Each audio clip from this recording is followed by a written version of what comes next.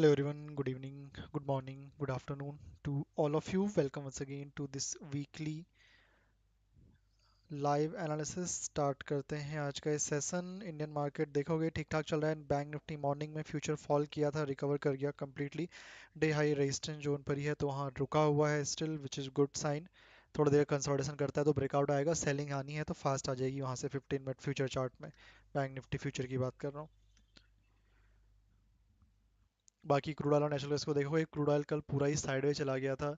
Exactly नीचे भी नहीं आया लेवल पे, ना ऊपर गया। तो it is completely sideways in a range bound. आज भी वही रेंज के अंदर ही फंसा हुआ है तो कुछ खास करने लायक है नहीं।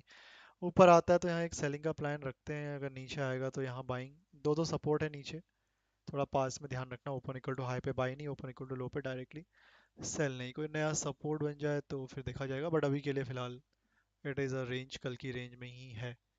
12:30 लंदन सेशन ऑलरेडी ओपन है, 5:30 न्यूयॉर्क सेशन की ओपनिंग होगी। Then 7 PM US market open, 7:30 existing home sales का डेटा, ये भी गोल्ड और सिल्वर को इम्पैक्ट करता है। और 8 बजे क्रूड ऑयल की इन्वेंट्री। फोरकास्ट देखोगे, लास्ट टाइम -3.9 था, इस बार -1.4 है। मतलब लास्ट टाइम से थोड़ा सा ज़्यादा एक्सपेक्ट कर रहे हैं। तो अगर ये ज़्यादा आता है -1.4 से कुछ भी, तो it is negative for crude oil price. तो फोरकास्ट प्राइस के लिए बेयरिश है। अब देखते हैं एग्जैक्टली डेटा कितना आता है। बाकी नेचुरल गैस को भी देखोगे, कल थोड़ा सा मैं नीचे और एक्सपेक्ट कर रहा था, वहां तक आया नहीं। फिर फॉरेक्स में वापस आया नीचे और फिर ऊपर चला गया था सपोर्ट लेके। तो वो सपोर्ट कल वाला ऑलरेडी ब्रेकडाउन माना जाएगा। तो एक ये रीटेस्ट जोन है, it is kind of a retest zone, you can consider it.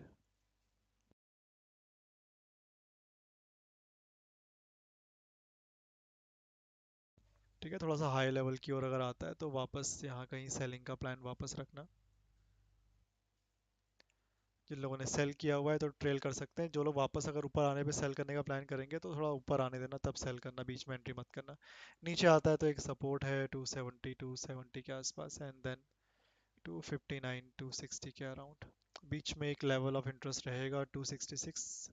देखना पड़ेगा वो कितना और अभी मूव करता है। ठीक है, तो इसका हाई लेवल के आसपास यहाँ कहीं वापस एक सेलिंग का प्लान रख सकते हैं। ज़्यादा बड़ा एसएल नहीं। बाकी नेचुरल गैस की एक्सपायरी भी है 2-3 दिन में, 2 दिन में है फ्यूचर की, ऑप्शन की। तो थीटा डी के बहुत ज़्यादा हो रहा है तो उसका भी ध्यान रखना। थीटा डी के इज ऑल्सो देयर।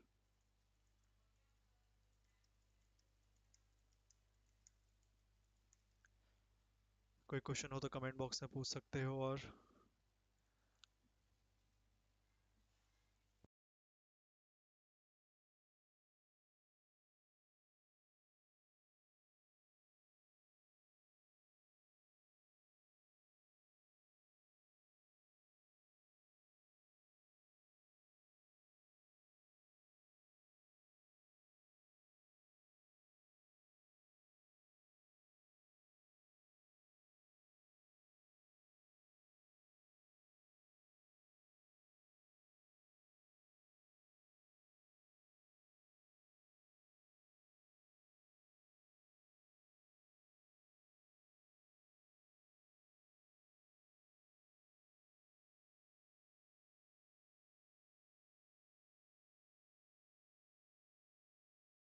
बाकी और कोई डेटा तो नहीं है जिसका कोई डायरेक्टली इम्पैक्ट पड़े मार्केट पे। मॉर्निंग पे मार्केट, एशियन मार्केट्स काफ़ी अच्छा पॉजिटिव ओपनिंग हुए थे बिकॉज ऑफ जापान की जो डील है वो हो चुकी है यूएस के साथ, तो उसकी वजह से।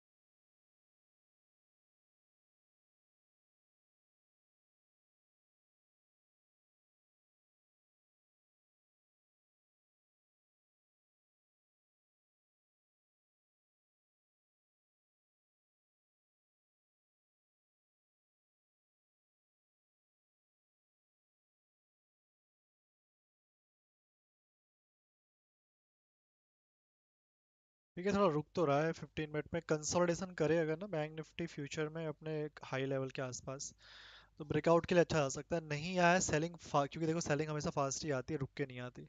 तो अगर सेल ऑफ में आना है तो बहुत फास्ट ही गिरेगा, रुक के नहीं गिरेगा।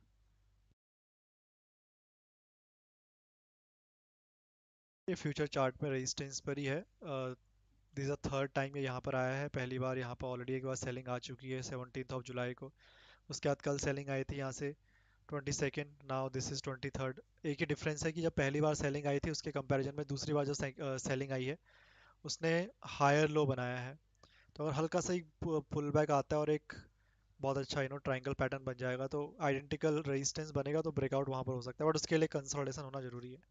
नहीं तो हो सकता है अगर सेलिंग आनी होगी तो गिरेगा बहुत फास्ट, और उस केस में अगर स्विंग ब्रेक कर दिया नीचे 56,700 का, तो बहुत ही बड़ा एम पैटर्न के थ्रू गिरेगा। तो it is on resistance, natural gas on future 15 minute, third time.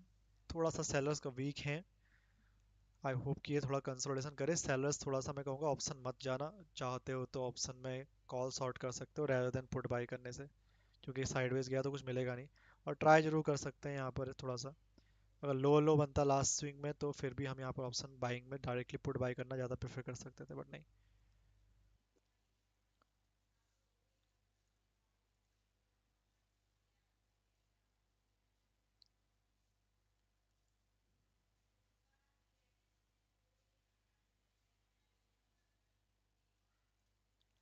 ठीक है, बाकी ये अगर नीचे आता है, कॉल शॉर्ट कर रहे हो यहाँ पर अगर।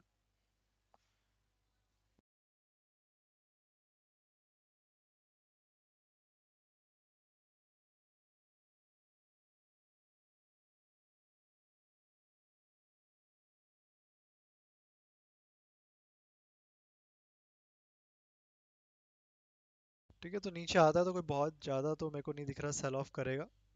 हाँ, नीचे डाउन साइड पे अगर आता है तो 56,900 टू 950 तक जा सकता है। तो अगर यहाँ से सेलिंग आती है तो अप्रॉक्सीमेटली एक्सपेक्ट करना कि अराउंड 250 पॉइंट से ज़्यादा नहीं। नीचे गिरा 56,850 के नीचे, तब कह सकते हो कि बड़ा फॉल आएगा, नहीं तो that is a level. But याद रखना लो लो नहीं बना था, तो थर्ड टाइम सेलिंग है, थोड़ा सा वीक हैंड में होंगे सेलर्स जरूर।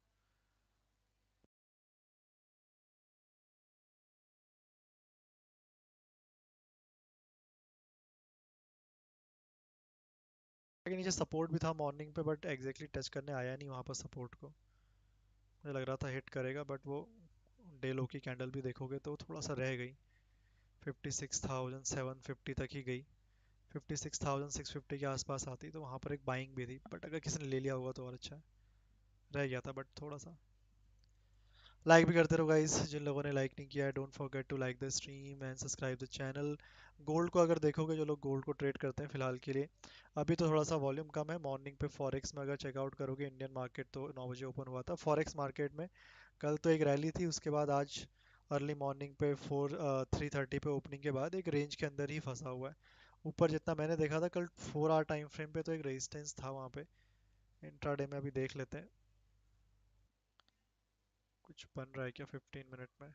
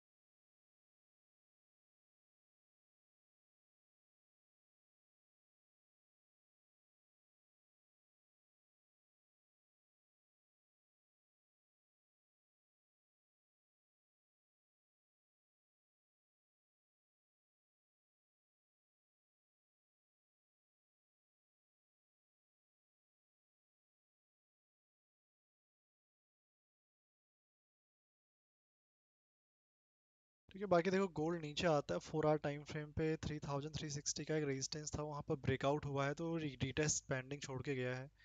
एक पुल बैक बनता तो है लॉजिकली वहां पर 4 आवर टाइम फ्रेम पे 3360 के आसपास वापस रीटेस्ट करने जाए। 15 मिनट में देख लेते हैं, इंट्राडे 4 आवर में देखना है कि सपोर्ट है अभी भी वहां पर इंटैक्ट।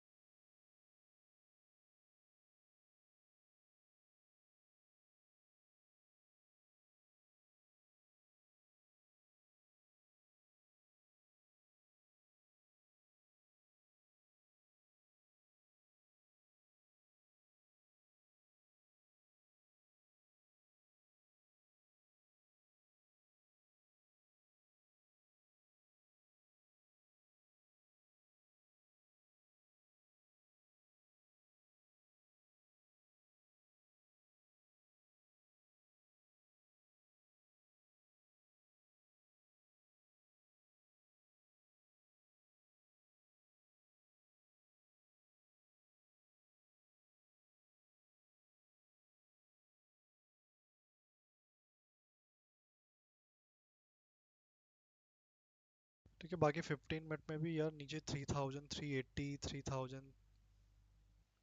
3375 से 3385 यही लेवल दिख रहा है स्ट्रॉन्ग सपोर्ट का। यहीं से मार्केट ने काफी बड़ा रिबाउंड लिया है। That is the resistance I can see, sorry support in 15 minute in gold.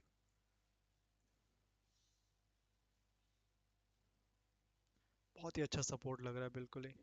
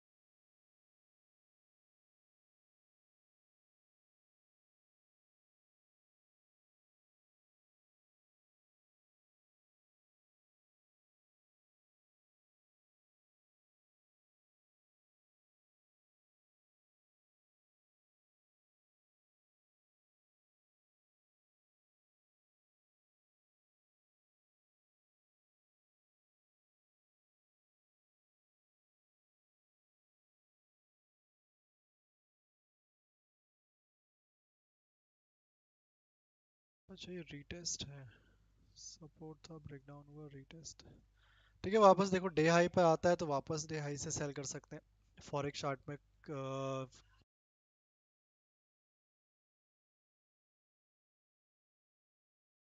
Gold में एक सपोर्ट था, डाउन हो गया था, काफी देर होल्ड करने की कोशिश करी, नहीं कर पाया 15 मिनट में। फाइनली ब्रेक डाउन किया था आपका 16 जून को, तो वो एज अ रेजिस्टेंस काम करेगा लेवल, तो we have that resistance day high, not Indian day high, forex का जो डे हाई बना हुआ है कल का भी है 3440 से लेकर 3450 के बीच में कहीं पर भी वापस सेल कर सकते हैं। वो एक रेजिस्टेंस है, रेजिस्टेंस क्या रीटेस्ट है, वो सपोर्ट सा ब्रेकडाउन हुआ है तो रीटेस्ट ही कर रहा है, कोई एग्जैक्टली रेजिस्टेंस फॉर्म हुआ नहीं है वहाँ पे।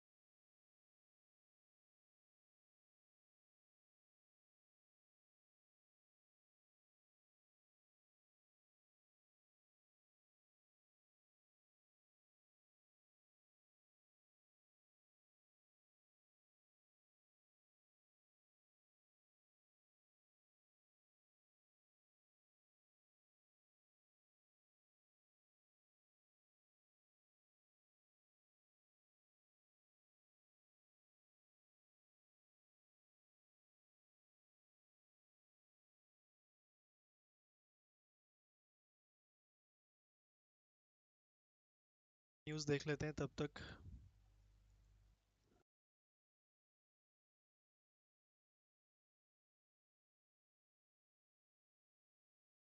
Qatar confirms 2036 Olympic bid in potential first for Middle East.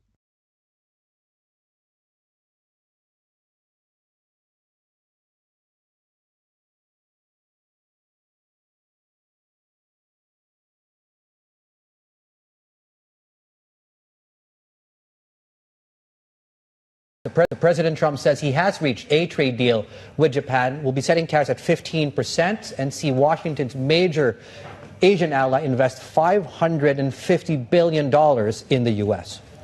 I just signed the largest trade deal in history, I think maybe the largest deal in history with Japan. We worked on it long and hard, and it's a great deal for everybody. I always say it has to be great for everybody. It's a great deal. A lot different from the deals in the past, I can tell you that. Sherry, I'll start with you. This seemed to be catching the market a bit by surprise. How positive is this news? Yeah, we have seen the Japanese yen gain ground and reverse earlier losses. We're seeing JGB yields rising, and obviously stocks. You mentioned some of those automakers. You mentioned Subaru, for example, that has more than 70% of its global sales going to the United States. We had Mazda as well. Toyota also seeing its best day since August of last year. So markets are pretty impressed with the deal so far, but the details are still pretty scarce. What we've heard from President Trump, as we heard from him earlier, is that this would be a historic deal. What do we know so far? That it will be 15% on Japanese goods going into the United States. Domestic media, NHK, reporting that that will include 15% tariffs on Japanese autos. That would be coming down from 25%. Those 25% tariffs were expected to have a $19 billion impact on major Japanese car makers. So that's a sigh of relief if we actually do get that confirmed. Prime Minister Ishiba coming out earlier today saying that even he needs to see the details of these agreements. So we're still watching out for that. We're also watching what happens to rice, because of course that's a very sensitive and symbolic sector here in Japan. And NHK also reporting that Japan is set to increase the import ratio of U.S. rice. Not necessarily talking about tariffs, because remember, if you bring down the tariff rate for rice, what is the competitive advantage of the U.S. could be a big question. So far, we know that, for example, last year, U.S. imports of rice were about 40% of total imports into Japan. So we'll be watching what this actually means when it comes to this very sensitive sector for the Japanese public. We also have some details about a $550 billion investment into the United States. And we heard from President Trump that that will include a joint venture with Japan for the Alaska LNG project. Sherry, how does he sell this now in Japan domestically as a win? It is going to be a net positive for the Japanese economy. I talked about the impact on the auto sector, and the auto issue was a big one because when it comes to the Japanese trade surplus against the U.S., 80% of that included cars. So including cars in this deal, that could mean bringing U.S. cars into the U.S. Although that could be a concession, it could also be just good news for the broader economy. Of course, Prime Minister Ishiba, as you said, needs to sell this because he's also just suffered a historic defeat when it comes to the upper house election over the weekend. And he is now preparing to have discussions with opposition parties about other key issues domestically, like bringing down the sales tax at the moment. Whether that's a temporary or permanent reduction, of course, is a key question. Will he need to make more concessions? Cost of living was a big issue. Rice is a big part of that. We will wait for details when it comes to those rice imports from the U.S., but we know that rice prices are still higher, about 60% already from last year. So what the implications are for the broader Japanese economy, that's how Prime Minister Ishiba will try to sell this to the domestic public. But of course, given his historic defeat, I had heard from my colleagues, for example, Paul Jackson, saying that this could be the leverage that the Prime Minister has to keep his job because he's vowed to stay in power, despite the fact that he suffered this big defeat for his ruling LDP. Now that there's a trade deal, what will happen to the Prime Minister is a key question. The last three LDP leaders that have lost the upper house election have had to quit in the next 2 months.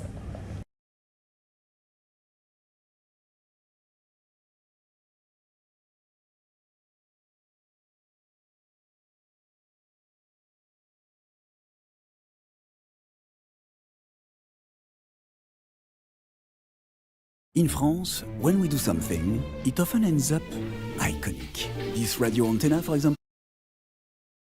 And we have a reduction in uncertainty. And the combination of those two things is obviously fueling this optimism.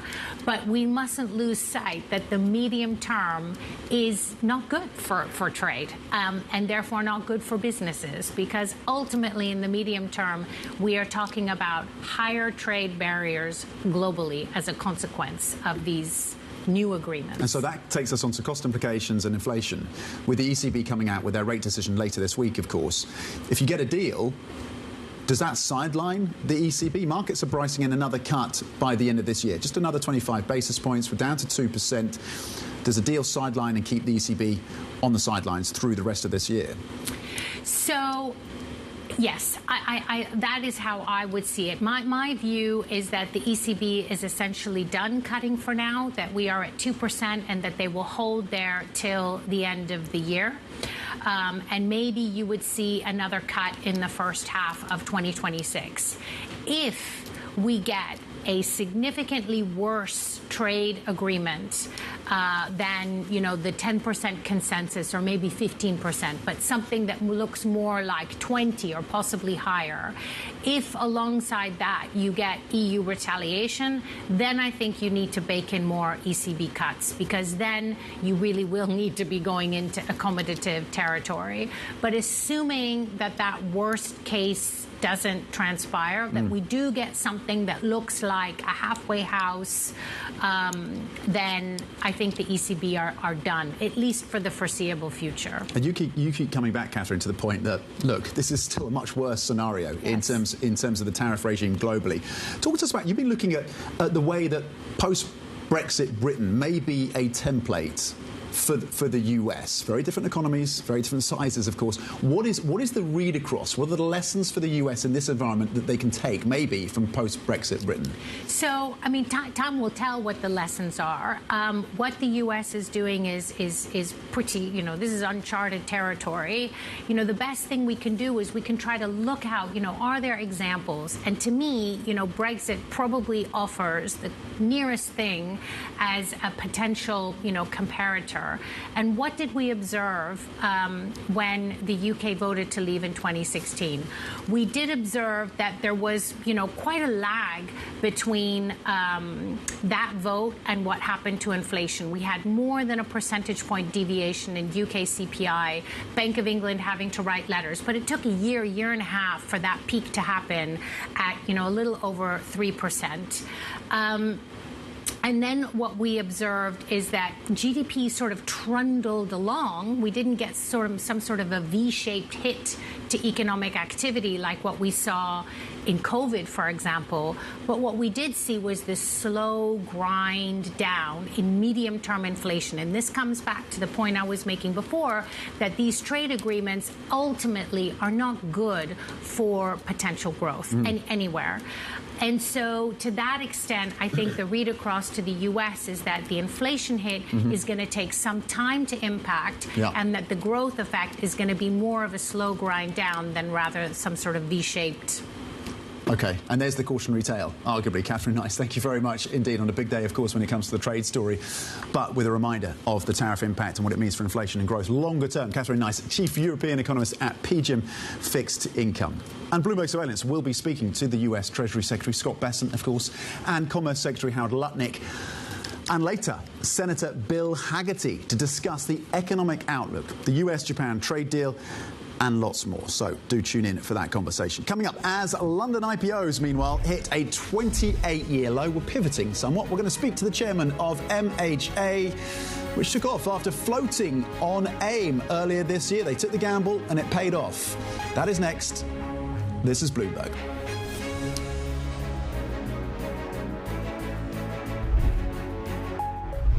In France, when we do something, it often ends up iconic. This radio antenna, for example, iconic. Or a gift to a friend, iconic. A little something for breakfast, iconic. When we aim high, when we go deep, when we make hearts beat faster, and when we make them beat again, when we search for something, and when we find it, when we triumph, even when we stumble, iconic. When we get people moving, when we get the world moving.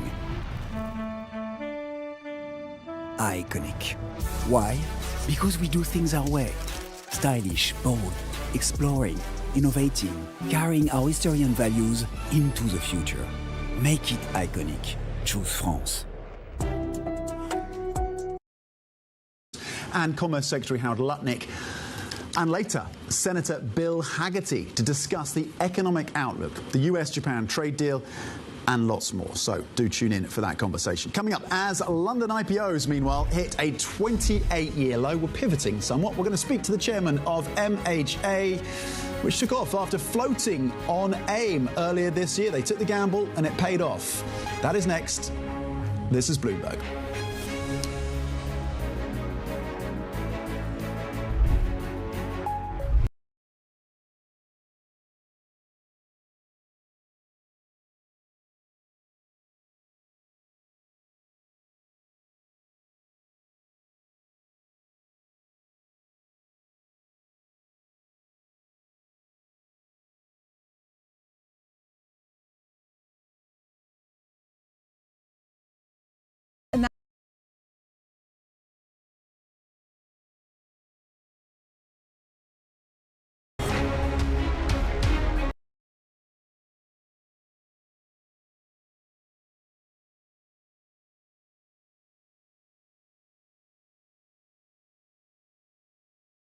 exchange. The shrink continues. The city saw its worst first half for IPO fundraising in 28 years, almost 3 decades, with a wave of takeovers and a string of defections to US exchanges. In response, the UK government has announced the creation of a task force to help bring new listings to the UK capital. But there are some voices and examples of optimism. Since its April IPO, auditing firm MHA has seen a significant rally in its shares. MHA's CEO, Rakesh Shaunak, joins me around the desk right now. Rakesh, you took the gamble, essentially, because this was just before the tariffs were put in place by President Trump, but there was a sense that they were coming. It's just before Liberation Day that you listed, and you took a chance on London's markets. You took a chance on AIM, and it's paid off for you and the team at the business.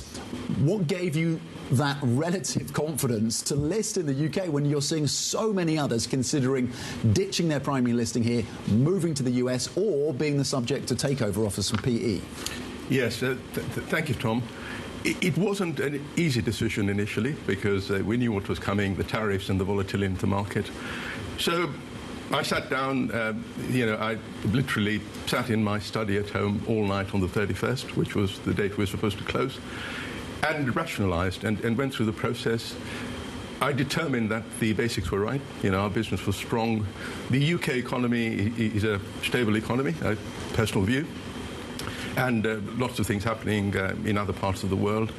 And I think we run the risk of talking ourselves down. We as a UK PLC run the risk of talking ourselves down. So having satisfied myself that the basics were right, we then discussed this as a board, and we came to the same conclusion and took it to our partners, and here we are. And how are the board and how are investors feeling right now? Very positive. A lot of interest. We're pleased we did it. It's a big differentiator. As you say, there's a lot happening in the market. There's a lot happening in our marketplace as well, the marketplace of professional services. And IPOing or listing under those circumstances, I think, should be an example to everybody, really. Hopefully it inspires a few more. And you're seeing that appetite then. Do you come back to the markets at some point with another offering? Is that something that you and the board are considering? We definitely will consider that because our strategy is one of growth.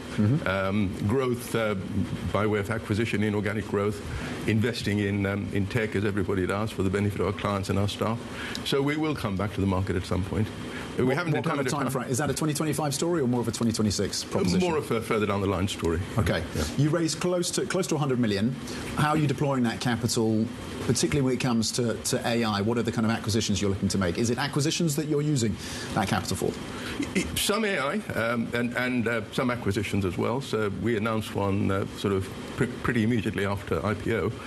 We have others in the pipeline, so there will be those. But in terms of AI, I mean, AI is not just one of those words anymore. It's something that's real, and we intend to leverage that, make sure that our clients benefit from that in terms of the quality of what we produce, and our staff benefit as well. Back to the London markets then. Look, we have some prominent names. Wise is in the process. There's some controversy here amongst owners and previous formers, but it's looking... previous founders, it's looking potentially to list in New York. It wants that liquidity. AstraZeneca's CEO has thought about this as well. We know that from the reporting. And of course, private equity, particularly US private equity, has played a role as well in acquiring UK-based companies. What is going wrong for those companies? What is the London market not providing those companies right now? What needs to change? I think, Tom, a lot is made of regulation, and I think that's a story that people have different views on. I think regulation is a piece, but the lack of liquidity, and it's a vicious circle, really. Lack of liquidity because liquidity isn't there because people aren't showing their faith in it, really. So how do you stem the flow? The only way you can stem the flow is basically show your faith in the UK markets, create that liquidity. The government's trying to inject, different ideas, and the government's certainly showing very positive signs. So hopefully they're showing positive signs. But what do they need to do specifically? Do you think, in your mind? I think easing regulation, if that's what people are saying, is a major driver. Things like stamp duty as well? Stamp duty is one. The regulatory piece, as I mentioned earlier, I mean, that's a cleft stick, really, but stamp duty is definitely one. Regulation and the general compliance associated with listings. Do you think the story of MHA and the relative success you've had since listing in April will be something of a catalyst? Have you spoken to other executives, other CEOs here in the UK who are considering listing? Do you expect the pipeline of companies coming to the market to start to improve next year? I do, Tom. There's been a lot of interest from our peers and from other, we act for clients who have ambition as well, and listing ambition. Some are listed already. So our story, I hope, will be an inspiration to others as well. And all the conversations we've had have been very positive. OK, Rakesh, thank you very much indeed. And we'll see, of course, if that is what transpires in 2026. We appreciate you coming into the studio this morning. MHA CEO Rakesh Shonak, of course, on the back of that listing back in April on the AIM market here in London, and the success of that listing, what it means for the broader London markets amid a broader downturn, of course, particularly when it comes to IPOs in the first half. Now, back to the earnings story. UniCredit raising its full-year outlook for profit and shareholder distributions after reporting second quarter net income that comfortably beat estimates. The results are another boost for the CEO, Andrea Orcel, after UniCredit dropped its bid to take over rival Banco BPM. Let's get more from Bloomberg's Italy bureau chief, Chiara Albanese. Chiara, does this mean we can expect UniCredit to continue its market-beating share performance? Before today, the stock was up, more than 50%? More than 50%. Year to date. Acquisitions are seen by Banco BPM off the table for now. Does the market performance for UniCredit, are there further catalysts for this stock going forward?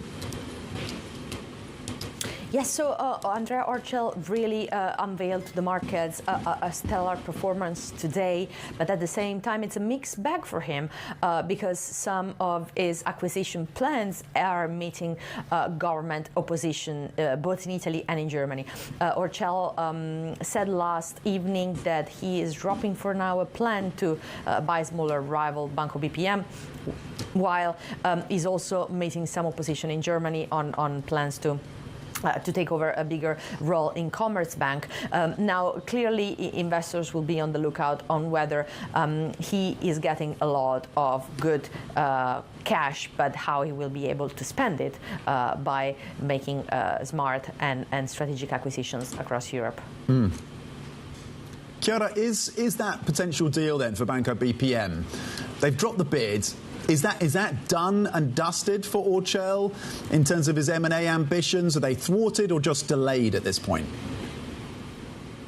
So he's done for now. He's taking definitely a break from the deal to reassess, but it is definitely not ruled out that he might come back to the table with the new offer for the same target or other targets in Italy. As we said, he has got a lot of cash that he can spend and deploy on acquisitions. OK, Bloomberg's Italy bureau chief, Chiara Albanese, on that beat coming through for UniCredit, and at least for now, temporarily at least, the end of those M&A ambitions. Thank you for the context. Coming up, a boost for Toyota and other Japanese car makers as President Trump agrees to a 15% tariff on autos imported from Japan. More details on the implications of that deal for the auto sector. That's coming up. This is Bloomberg.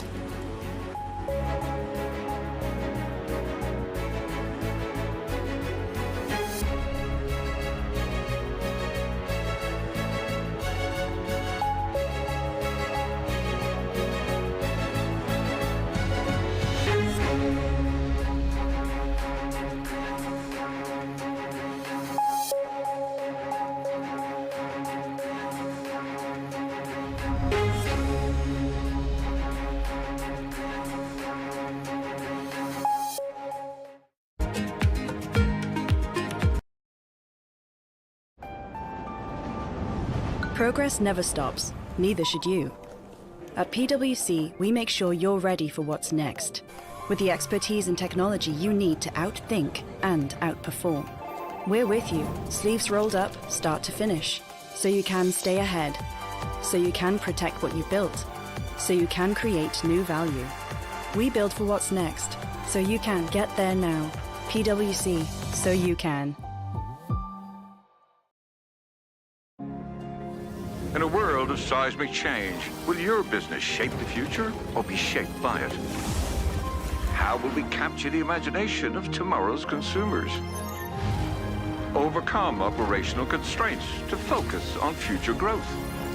And unlock economic and social prosperity through environmental responsibility? With EY's full spectrum of services across sectors, we're all in to shape the future with confidence. In France, when we do something, it often ends up iconic. This radio antenna, for example, iconic. Or a gift to a friend, iconic. A little something for breakfast, iconic. When we aim high, when we go deep. When we make hearts beat faster, and when we make them beat again. When we search for something, and when we find it. When we triumph, even when we stumble. Iconic. When we get people moving, when we get the world moving.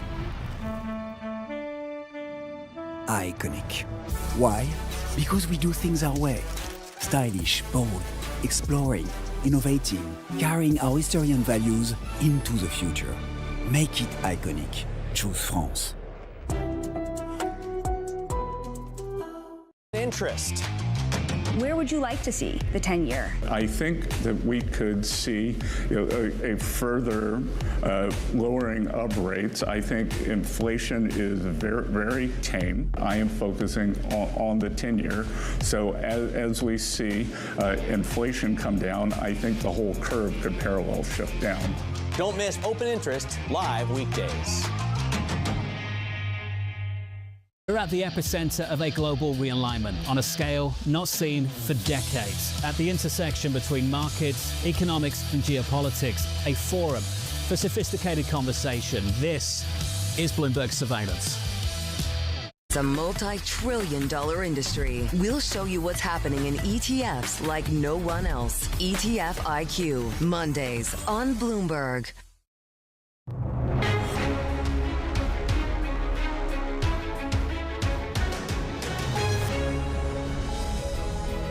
Good morning. Welcome to The Pulse. I'm Tom McKenzie in London. These are your top stories. Japan's embattled Prime Minister denies local media reports that he plans to resign. The speculation comes just hours after agreeing a deal to cut US tariffs to 15%. President Trump's latest trade deal gives the record-breaking global stock rally more fuel as traders turn their attention to big tech earnings. Plus, in corporate news, UniCredit looks to return more money to shareholders as it drops its bid for Banco BPM, while SAP flags tariff and FX concerns as cloud growth falls just short of estimates. In the auto space, Toyota shares have gained 14%, yes, 14%, after the US agreed to lower 15% tariffs then on autos imported from Japan, ending months of uncertainty. Tesla is expected to provide, meanwhile, updates on its outlook for the full year later today amid ongoing sales declines. So, a number of factors in focus for the auto sector. 15% now for the auto sector of Japan, which is a relief, clearly, for many investors. Bloomberg Global Autos editor Craig Trudell is here. Let's start on the upside that we're seeing for Japanese automakers. This seems to have been a surprise that they seem, Japan, at least from the reporting that we have, to have locked in 15% when it comes to that key auto sector. Yeah, I think this is all a matter of expectations, right? Where 25% was hurting, was going to keep hurting and was really going to be painful. 15% is not by any means pleasant for an industry that was used to 2.5% duties for imports into the U.S. And yet it's much worse than it's much better than the alternative, and gives these companies a slight bit of relief and also some more flexibility to work with in terms of what sort of long-term strategies they work out in the months to come. Yeah, and when you speak to CEOs, often they'll say it's less about the tariff rate itself, it's more about having some certainty as to what the tariff regime is longer term. So maybe that's part of the factor as well. But to your point, from 2.5% to 15% is still not insignificant. Tesla earnings coming up then. a focus on Elon Musk at a time when we're seeing the sales just continue to fall, not just in Europe, but also in parts of the US, in California. What are you and the team going to be scrutinizing from those Tesla earnings? I mean, I think consistently now we've seen, sort of yeoman's work on Elon Musk's part to take what are really, pretty crummy numbers and, like last quarter, it was even just, explicit where he said, don't look at those, think of this sort of shining city on a hill, these, autonomous vehicles that we have coming. I think the challenge for him is that even he is acknowledging that, this is not going to be a business that is a financial needle mover, in his words, until, next year. And this is someone who, year after year has been proven overly optimistic about the prospects for his, autonomous vehicle, business. Whether or not he's able to sort of make good on that, and also, just to sort of put investors at ease that there is going to be some reason for optimism in the months to come with the sort of here and now business. When are these more affordable models that Tesla has talked about actually coming to sort of save the day for a car maker now that is steadily and sort of firmly in decline? Okay, so the autonomous driving part for Tesla, but also the cheaper models as well, and maybe if we get any detail as to when they enter the market. Bloomberg's Global Autos editor Craig Trudell with a preview there, of course, of Tesla, but also digesting the impact across the Japanese auto sector on the back of these reduced tariffs from 25 to 15%. Now, sticking with Elon Musk, SpaceX has told its investors that the CEO could, of course, return to politics in the future. Elon Musk, of course, none other than. The company made the admission in paperwork sent to investors discussing its latest tender offer. SpaceX's most recent offer values the rocket and satellite maker at about $400 billion, which, of course, would make it the most valuable private company in the world. SAP shares are lower after reported second quarter cloud and software sales that fell just shy of estimates. Europe's most valuable company says it's been affected by insecurities over US tariffs, and the weaker dollar will potentially hurt full-year cloud revenue. I've been speaking to the CEO of that company, Christian Klein. It all depends how the currency, will develop. I mean, of course, if it stays like that, of course, we will gonna see a further currency impact, but we always guide at constant currency. I mean, this is, what we can control. And there, of course, we expect an ongoing strong business. The currency is hard to influence. If it stays like that, obviously, there will be, a further impact. But again, currency, fluctuates, over the last 5 years a lot. And what really is for us important, that the underlying performance of SAP obviously stays strong. Yeah. Is there more you can do to mitigate the FX effects in terms of hedging? Yeah. Yes. I mean, of course, we are hedging, obviously. And then, of course, second, what we also then, of course, are doing is, again, across the geo, I mean, we are closing contracts in all parts of the world. We have huge multinationals. We can also close certain contracts in local countries. There is, of course, certain things what we can do. Again, Tom, for us, it's very important that pipeline is strong. We actually see strong execution so far in the year, and that is, of course, our main focus. And then the currency, of course, there are certain things what we can mechanically do, and we're gonna do that. The CEO of SAP, Christian Klein, speaking to me earlier on the back of those earnings. Meanwhile, ASM International's second quarter orders have fallen 4%, missing expectations. Bookings of ASM's chip-making machines have flagged as the semiconductor businesses of some of its customers, including Intel and Samsung, cede leadership in the AI race. The Dutch company says the decline in orders was mainly due to lower advanced logic and foundry bookings, while sales of its leading-edge machines were robust. Staying on the tech space, but shifting focus to software. Alphabet earnings coming up later today. The parent company, of course, of Google. In focus will be the search business and to what extent they can reassure investors that that is defensible, as you see, of course, some of those competitors with that AI-infused edge nipping at the heels of Google search. The cloud performance as well seen by analysts as key, of course, in terms of the profit driver for Alphabet going forward and what they have to say about the strategy for their own AI platforms, particularly the Gemini model, whether or not they have any updates in terms of the progress on updating that particular piece of AI software for the Alphabet team. So those are some of the numbers. The revenue estimates then looking at close to $94 billion US. Those are the estimates for the second quarter. Those earnings later today stateside, we'll break those for you, of course. Meanwhile, Microsoft has warned that Chinese state-sponsored hackers are among those exploiting flaws in its SharePoint software to break into institutions globally. Bloomberg understands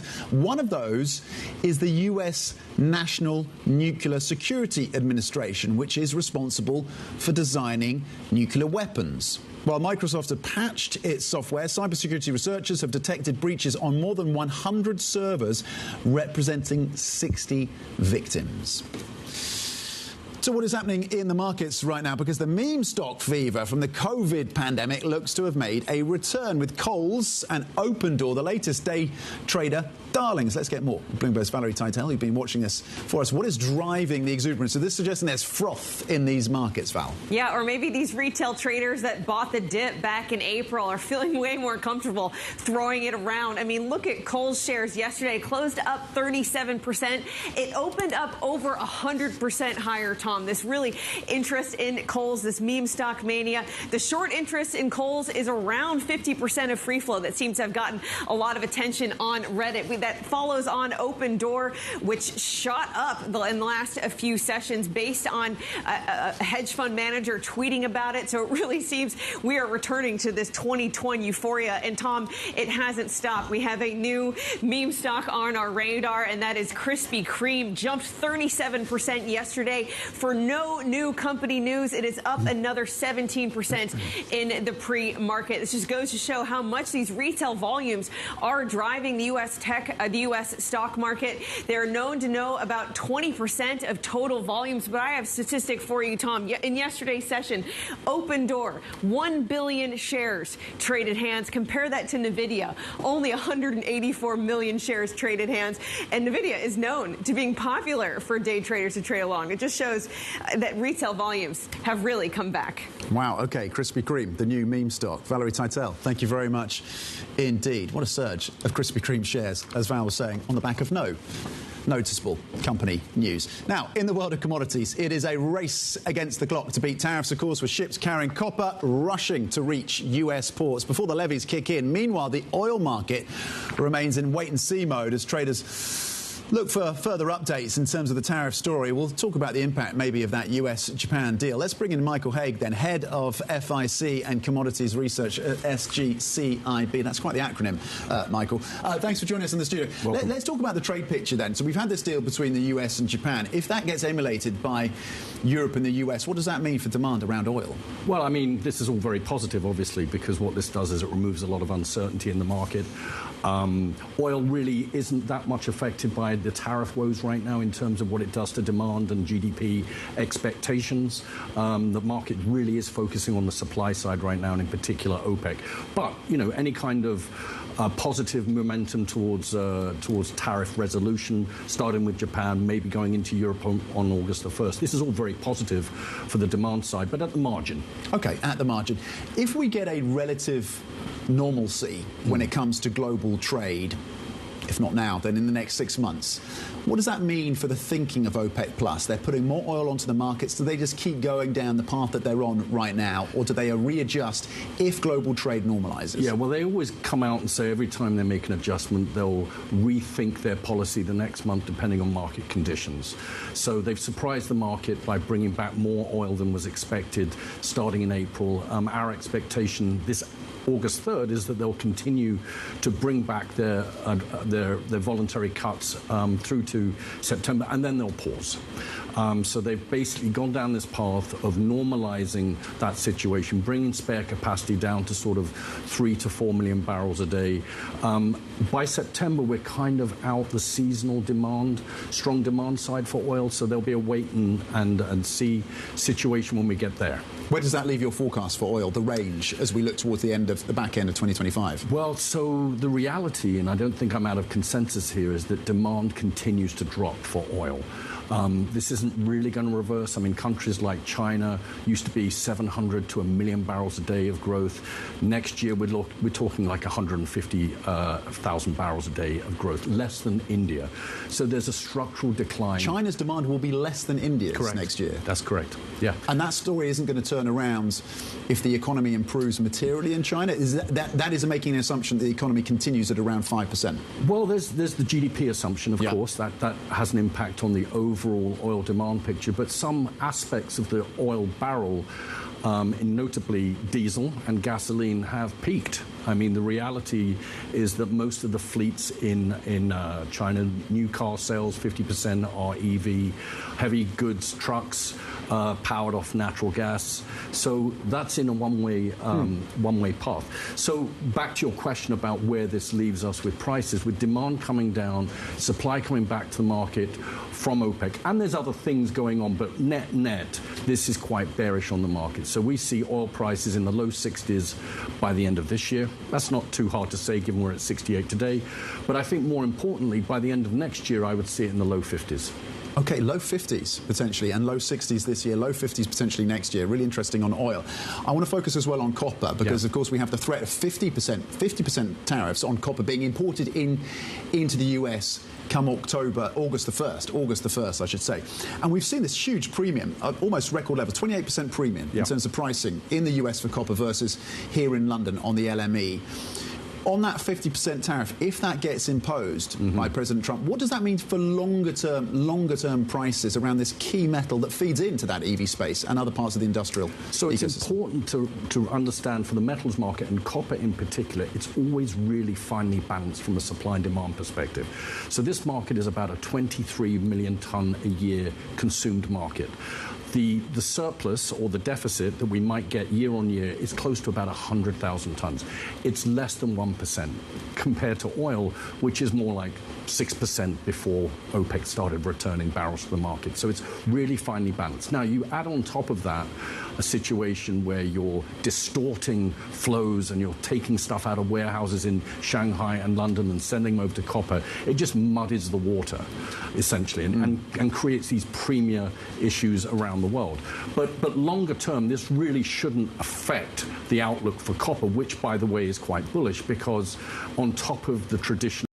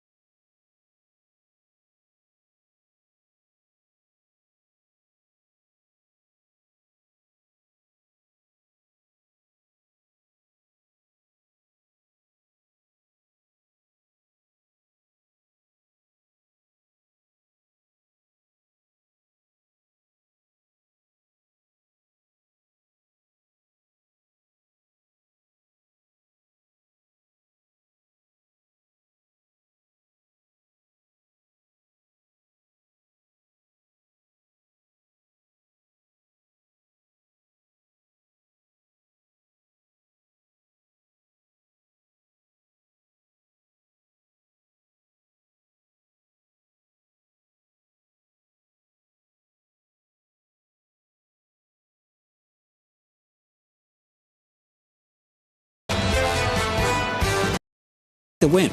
The EU, based on our reporting, is prepared to accept an unbalanced trade agreement here, accept that 10% tariff and walk away. But it seems like, based on what we're hearing over in Europe, that the Americans are pushing for more and pushing for more. And what you have right now is actually no movement, a ton of activity. Once again, you're going to have negotiators likely in Washington, D.C.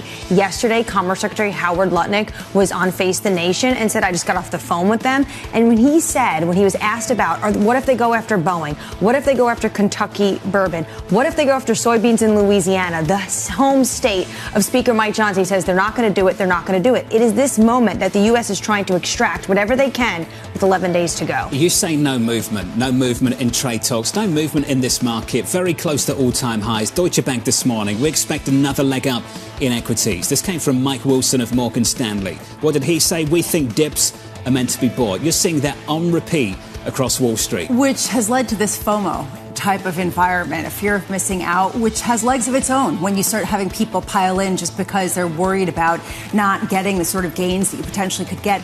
I just wonder if people are getting a little bit too excited about looking past the noise that we have seen throughout the year in terms of policy shifting under the hood and just looking to this industrial revolution tied to investing in new tech. And that, I think, is one of the things that's really driving a lot of optimism about CapEx, et cetera, even amid all of the headlines that we talk about every day that exhaust us. The data has been okay. Yes. Headline data, CPI, PPI has been okay. We can talk about the details through the programme. Retail sales and jobless claims last week have been okay. Corporate America continues to say all the right things. And there's still a strong bias of this Federal Reserve to cut interest rates. Even with that strong bias to cut interest rates, the tension continues to build between Chairman Powell and the President of the United States. And over the weekend, throw in the Treasury Secretary, Scott Bessent. President over the weekend came out with a Truth Social post following this Wall Street Journal article that said Treasury Secretary Scott Bessent laid out his argument on why the president should not even consider firing Fed Chair Jay Powell. And this is what Trump has to say, quote, nobody had to explain that to me. I know better than anyone what's good for the market. So basically, it's almost an acknowledgement from this president that he knows the negative impact on the market and the economy if he was to fire Jay Powell. So then the question is, why does he continue to bring it up every single day? Is Bessent out of the race now, based on those comments? Bessent's out of the race just simply because there's no one who can replace Scott Bessent, who's currently in Japan trying to smooth over whatever kind of mess is going to come from that election. And meanwhile, you have a situation where ultimately he is the only adult in the room. A lot of people think. I don't want to get there, but I just went there. I mean, there's a real question here about whether there will be credibility for the next appointee to be the chair of the Federal Reserve, given all of the rhetoric and given all of the political speculation, regardless who it is. Live from New York, welcome to the programme. Looking ahead to a quiet week, we hope. At least the schedule's light. Equity futures on the S&P 500 positive by about 0.25%. Coming up this hour, we'll catch up with Lori Calvasina of RBC, with stocks trading very close to all-time highs. Patrick McHenry, as the US trade team hardens its stance, and Angelo Zeno looking ahead to big tech earnings. We begin this hour with stocks trading near record highs ahead of a big week for tech earnings. Lori Calvasina of RBC writing, we're lifting our year-end price target to 62.50. We reviewed what we've learned from early reporters, which makes us think it's too early to start worrying about tariff impacts. Lori joins us now for more. Lori, good morning. Good morning. I was going to characterise this as a reluctant raise from you and the team. How would you describe things? Look, I just think at a certain point you realize investors are thinking a little bit differently than you are, and you adjust and move on. And that's what we did with our target raise last week. I was basically living on the road in June, talking to investors all over the country, and I heard time and time again, people felt like they paid the price for whatever economic wobbles we were going to have, whatever inflation, kind of challenges we were going to have back in April, and it was time to move on to 2026. And I'll tell you, the first few times I heard that, my jaw dropped. But as you start hearing it from more and more people, of different backgrounds, you realize you've got to bake that into your thinking. And so that's essentially what we did. And one of the things we did was we removed sort of our policy assumption. We had been telling people, we had been baking in sort of a business-friendly backdrop at the beginning of the year. We weren't baking in sort of 2018 type scenarios, to our more recent ones. We didn't feel like that was appropriate anymore. So we took that out, and we put in a test that evaluated how stocks perform ahead of the economic environment people think we're going to get next year. And the result of the math is that it pushed the numbers up. It's a big question, I think, for all of us around the table. How do you price in 26 without resolving policy issues in 25? Well, that's a great question, and I really pushed hard on that. And, I do think there is an issue. If you go back to April 8th, and we saw that growth scare low, that 18.9%, that was baking in some pretty onerous stuff at that moment in time. What we've heard from corporate America since then, I would say, is not off to the races by any stretch of the imagination, the same way the stock market, has been kind of off to the races. But I do think corporates are doing their best to manage through this issue. We need a lot more detail from them, especially on inventories going forward. But at this point, if I think back really to the first trade war back in 2018, companies have been tested time and time again, and they're taking a lot of pride in their ability to manage through. And so we have continued to hear that from corporate America. Now, I'll warn you, John, it's not all easy. I think this is going to be somewhat messy in this reporting season because not everyone is going to have that ability to execute. And some of the early reporters did not, and they got punished for it in terms of their stock prices. But I do think generally, if you're kind of zooming out, the S&P companies are really trying to manage through this best they can. You say you removed your attempt to quantify what policy can mean for the market. So what are you left with when you look at Washington? Do you just think it's so uncertain that you could absolutely ignore it? What's the risk in that? Well, look, I think, before we sort of had the typical kind of business-friendly environment, we had something more onerous before. The answer is something in between, and I'm not quite sure what number you put on that in between. But I do think, that there are different, what's the right word, crosswinds. Right, you've got some tailwinds, you've got some headwinds, and as investors, we're going to be battling that out any given day in the stock price. But we do know that investors are trying to take this long-term issue. And I'll tell you, Anne-Marie, the other thing that sort of cemented this in my head, and I think I was talking with someone on Bloomberg, it may have been all of you around this time, but looking at the Middle East situation, I didn't think that was going to necessarily tank the market, but I thought that we might have at least gotten a 5% drawdown. And what I really heard from investors, on some calls we did, was really a desire to look longer term on that issue as well.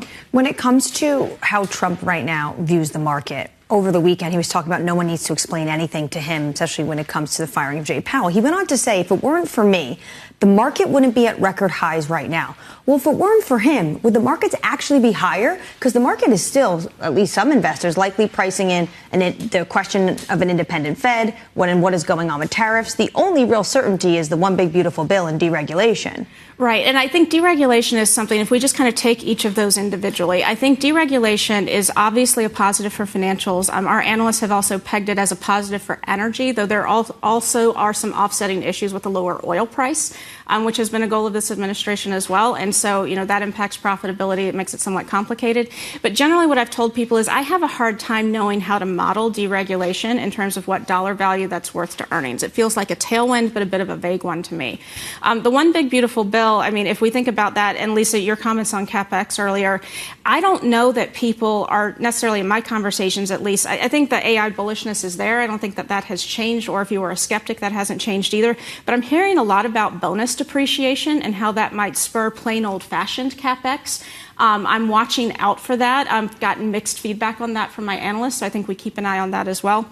If you think, though, Anne-Marie, and I think this is sort of one great lens to look at this through, if you look at consensus GDP forecasts, and that's a big driver of revenue on earnings, we're stuck in the 1% range, whether you're looking at RBC views or consensus views. Back at the beginning of the year, that was at 2%. So that's just not back to where it was. And inflation numbers are generally up as well, which weighs on your multiples. So I do think that we have endured some pressures here. And frankly, I got some questions even before this target raise. Why aren't you just going back to your 6,600 back in January? And I've been very adamant with people, this is not the same world that we were in back in January. I'm so glad you could make it in, because I know that around this time you typically have your head buried in all the earnings calls and just parsing through all of the transcripts. And what we're hearing from companies doesn't match what we're feeling in markets, something you pointed out. Yeah. Does that matter, or is that just a whole bunch of corporate executives sandbagging us until next quarter? So I think it matters in the sense that if I look at the soft data, and we always like the Duke CFO survey because it comes out right before earnings and it kind of gives us a good sense of the tone ahead of things. When we look at that, when we look at a couple of these other C-suite surveys that have come out recently, they haven't seen the same inflection that we saw in things like NFIB or the Conference Board Consumer Survey or the University of Michigan survey. So the stock market's been queuing off those kind of consumer small business sentiment inflections. But I think it's important to note that even in the data, if you're not just taking my word for it, right, in terms of reading all these things, even in those soft data prints, we haven't seen that same inflection. And I don't think investors realize that. Do you feel like we're all just exhausted about being bearish and being wrong, and so you're hesitant to really have anything that's below where we're currently at? I think that you have to listen to the market and you have to listen to kind of what people are telling you they're doing in terms of making decisions. And it was funny, I was doing a dinner with Elsa Linos, our FX strategist. I forget exactly what point this was. I think it was late June. And she sort of made the comment about, what can you forecast with any reasonable degree of confidence? And it seems like there's sort of, at the time, this dinner we were talking at, kind of general uncertainty. Can we forecast the next 3 months? That didn't seem to be like a high confidence level. But longer term, people tended to have more conviction on. So if you get these wobbles in the market and you have a stronger longer term view than shorter term view, why not go ahead and trade on that? That actually makes sense to me. We was an interesting word then. Are we all getting exhausted of being too bearish? We are tired from this debate at home every night. Yes, exactly. I think, look, there is a feeling that if you start worrying about certain things over and over again and people just start slamming you for it and you're wrong, you start to wonder, should I worry about anything? That's the drawing, the sucking in sound, right? That's the FOMO. That's where we're at right now. Laurie, it's good to see you. Good to see you too. Thanks for being here. Laurie Calvasino of RBC. Looking ahead to lots of earnings over the next week. It starts on Wednesday with Tesla and Alphabet. The following Wednesday, we'll hear from Microsoft and Meta. Then next Thursday, you'll hear from Amazon and Apple. Then, as Lisa said just last week, in 10 years' time, on August 27th, you'll hear from NVIDIA. They've got to fix that, haven't they? I mean, come on. They're like the key player here to give us a sense of AI investment. And they don't come until we basically started in Q3 earnings season. So at a certain point, you have to wonder, okay, are they really just trying to be different? Do they need to? Jensen Huang, come on, be the rock star, put on your yellow leather jacket and come out just a couple weeks By earlier. August 27th, we'll be pricing in 2028, won't we, in equity markets? Equity futures on the S&P, positive here by a third of 1%. With an update on stories elsewhere this morning, with your Bloomberg brief, here's Yahara Anand. Hey, Yahara. Good morning, John. President Trump and Xi Jinping are reportedly expected to meet at or before the APEC summit in October. The South China Morning Post cites sources saying Trump could make a stop in China on his way to the summit in South Korea, or they can meet on the sidelines. Sources telling us here at Bloomberg that Trump has been dialing down his aggressive tone with China in hopes of securing a meeting and a trade deal. Meanwhile, Stellantis shares are falling in European trading nearly 1.7%. The automaker reported a $2.7 billion net loss in the first half due to restructuring expenses, weak sales, and the impact of U.S. tariffs. Analysts had expected a small profit. And because of the trade uncertainty, the company has not yet issued financial guidance for this year. And Microsoft server software was exploited by unidentified hackers. The U.S. Cybersecurity and Infrastructure Security Agency said hackers accessed file systems and internal configurations. In response, Microsoft said it released a new security patch to mitigate active attacks. That's your Bloomberg Brief. John? Yahara, thank you. More from Yahara in about 30 minutes from now. Up next on the program, pushing for a deal. Look, the president and the European Union, these are the two biggest trading partners in the world talking to each other. We'll get a deal done. I am confident we'll get a deal done. Up next on the program, the former Republican Congressman Patrick McHenry, live from New York City this morning. Good morning.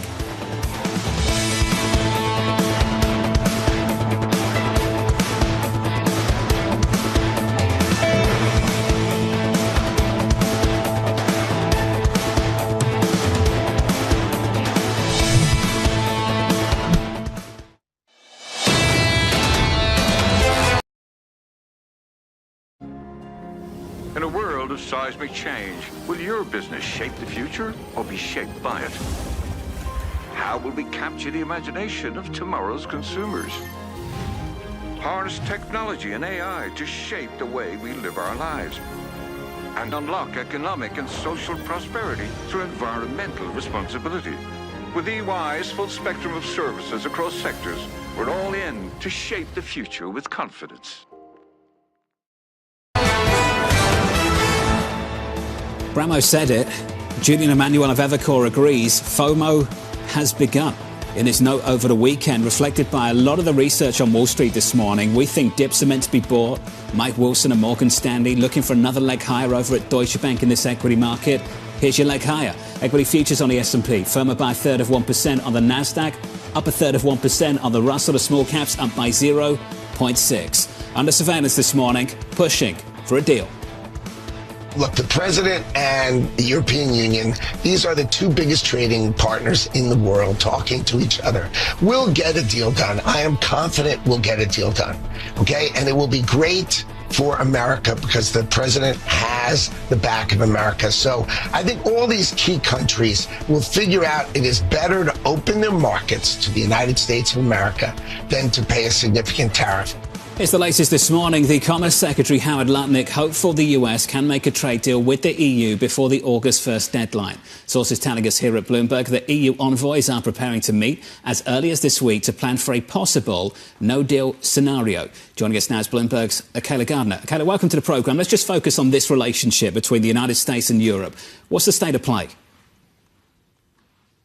Well, the EU was one of several countries that was surprised to receive these letters from President Trump, despite the fact that they've been in the midst of negotiations for weeks, if not months here. The president wrote to the EU saying that they will face a 30% tariff. And now we're 2 weeks away from that August 1st deadline. And these two counterparts, this bloc, which includes, of course, many countries that have different perspectives and making this a lot more complicated, frankly, for the bloc, and the U.S. are going to continue to meet going into this week. But some of the things that the EU is looking for is really restrictions on certain sectors like steel, aluminum, aviation, some manufacturing equipment, medical devices. But before this letter, they had assumed that potentially that they could see a 10% tariff.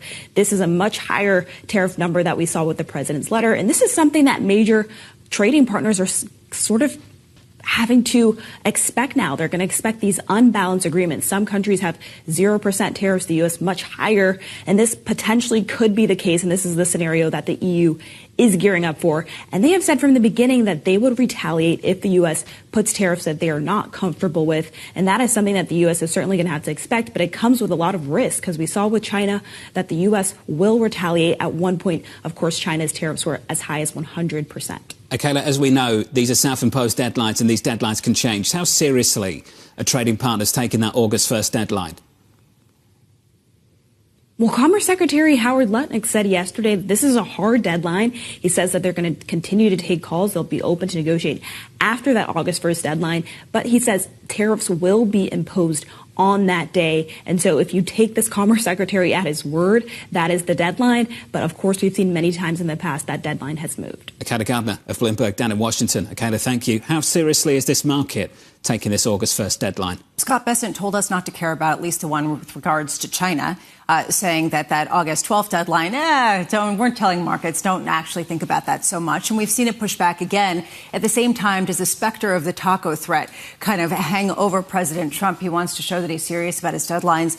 And this is the reason why the market's just numb and going on vacation. Well, if you are negotiating, you have to stick to your guns in order to get the most out of the negotiation. But what I would say is that what I've heard from trading partners, they say if they are at the tail end of these talks, they are basically being told by this White House, stay in good faith and we will let you extend, which basically means that every deadline that this White House comes out with is fluid. Joining us now to extend the conversation, the former Republican Congressman Patrick McHenry, also the former chair of the House Financial Services Committee. Patrick, welcome to the programme, sir. Let's just talk about these deadlines and the posture of the White House right now, negotiating with trade partners all around the world. How seriously should we take that August 1 deadline?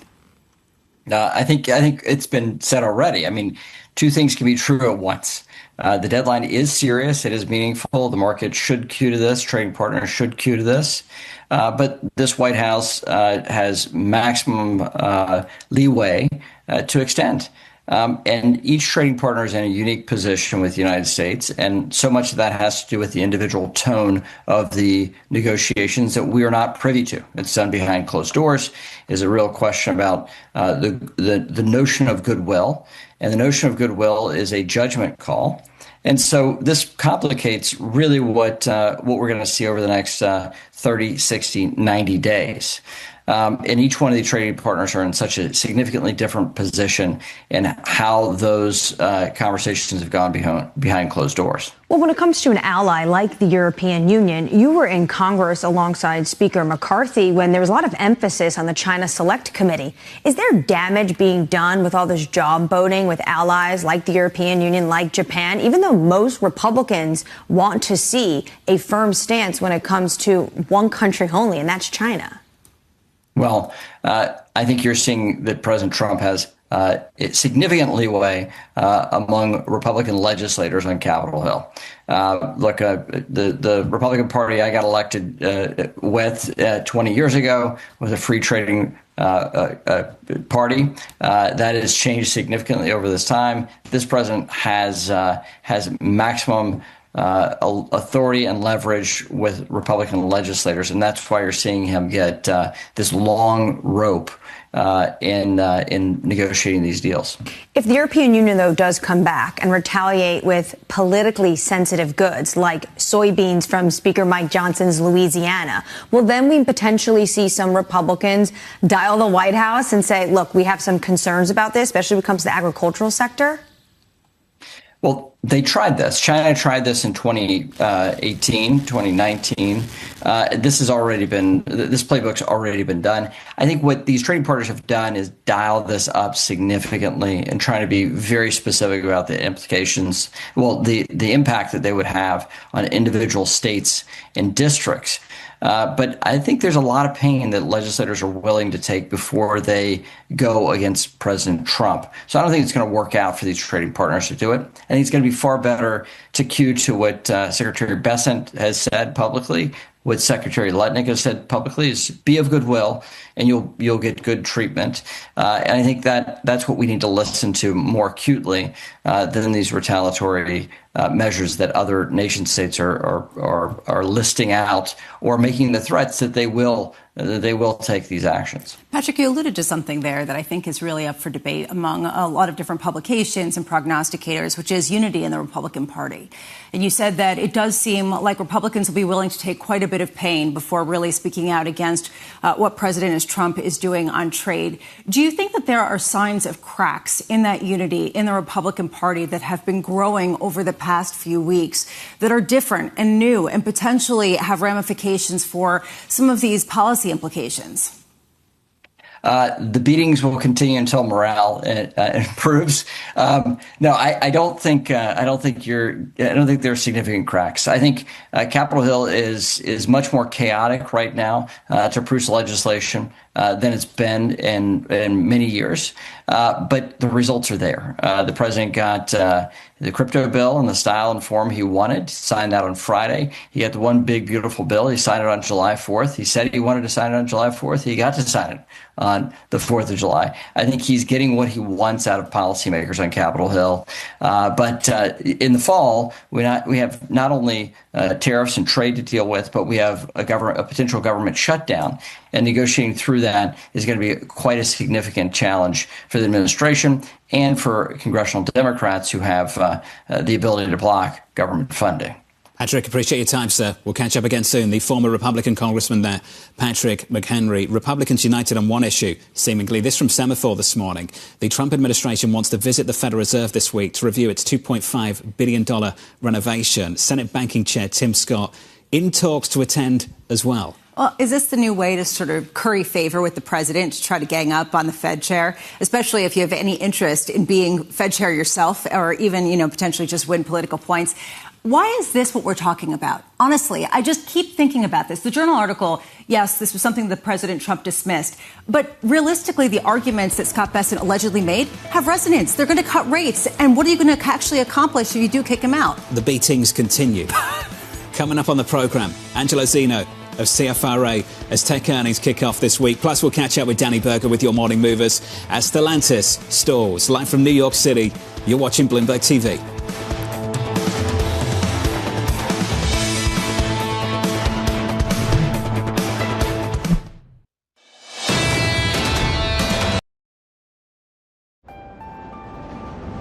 Progress never stops, neither should you. At PwC, we make sure you're ready for what's next, with the expertise and technology you need to outthink and outperform. We're with you, sleeves rolled up, start to finish, so you can stay ahead, so you can protect what you built, so you can create new value. We build for what's next, so you can get there now. PwC, so you can.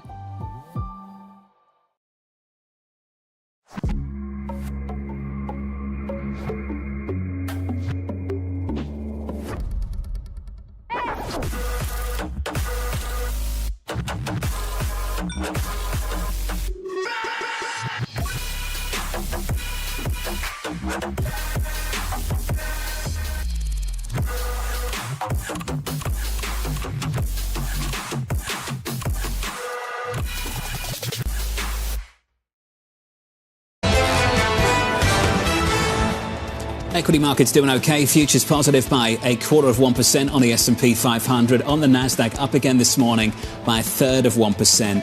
Banner Buwaiter of UBS with some pushback. It's the wrong reaction to look past these tariffs and move on. When the inflation impact comes through, hits real disposable income, that's when I think markets will begin to see this. There isn't much of it, but there's some pushback out there. And it's coming at a time of valuations that are resonant of levels and types of speed that we haven't seen since 1999. We haven't seen it in the data yet. And a lot of people expected to see it by now. And because they haven't seen it by now, they're dismissing it as fiction. And that, I think, is one of the reasons why we have FOMO once again. Will we see it in the earnings? More earnings still to come this week. On Wednesday from Tesla and from Alphabet. We'll talk about that in just a moment. 3 hours away from the opening bell. Let's get you some morning movers. Let's cross over to Danny Berger. Hey, Danny. Hey, John. We have a new entrance to the S&P 500, and that is Jack Dorsey's tech firm Block. A lot of passive money goes into stocks that are added into the index. You can see those shares up 9% in the pre-market. It will be replacing Hess, which finally, after 20 months of drama, was acquired by Chevron. Elsewhere, a little bit of sell-side action. Morgan Stanley upgrading both Etsy and Pinterest together this morning. Both those shares rallying 4.3% for Pinterest, 3.5% just thereabouts for Etsy, saying that valuations for both of them look attractive and trends are favorable for them for this earnings season, and that should be a catalyst for shares to go even higher. Now, the same can't be said for Stellantis in terms of good earnings. Was this the kitchen sink moment for the new CEO, booking a first half loss of nearly $3 billion, to be specific 2.7. Analysts had expected at least a small profit. That's not what we got. We got a glimpse into what the new CEO has to deal with going forward, everything from tariffs to expensive cancellations of some of their EV programs and lesser demand there. So those ADRs down 1.6%, John. Too many brands, not enough focus. Danny, thank you. More from Danny in the next hour. Every single time we talk to the company, we had that conversation. Everything's on the table. Everything's still on the table. Well, I was driving this weekend.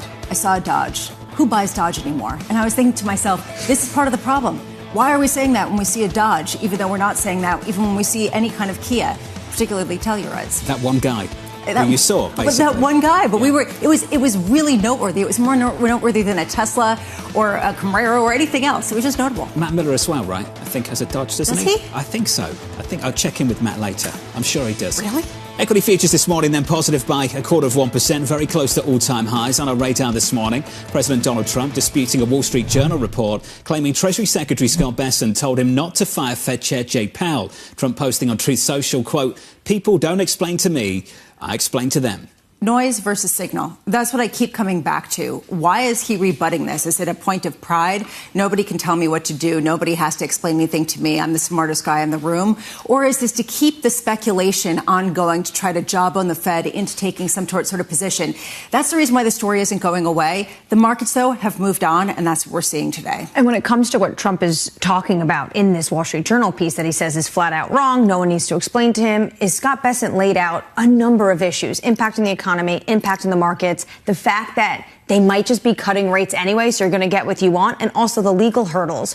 One thing, though, the president potentially wants to do is he wants a scapegoat for the fact that there was a poll over the weekend that about 70% of Americans do not think they are focused enough on inflation and bringing affordability back into place. This market has moved on, to Lisa's point, moved on to looking ahead to 2026, according to Laurie Calvasino of RBC. How can you look to 26 without resolving the policy issues of 2025? Here's one right here. The EU is heading into another week of trade negotiations with the US, but gearing up for the worst. Sources telling us here at Bloomberg, the bloc is preparing a retaliation plan to respond to a possible no-deal scenario. And what you have right now in Europe is a lot of mixed feelings. You have France, which basically wants to say we're going to go as hard as using this anti-coercion measure and do some of the biggest retaliatory measures we can, put them on the table. Others, according to our reporting, are prepared to stomach an unbalanced agreement just so that they can get agreement in place, stop the uncertainty, and get numbers in place. What the U.S. is looking at right now is potentially even higher than 10% and less carve-outs. Can Europe stomach that? That's the big question for the next 11 days. The win is available to the U.S. and to the White House if they want to take it. Europe is ready to take something, accept something they weren't willing to accept only a few months ago.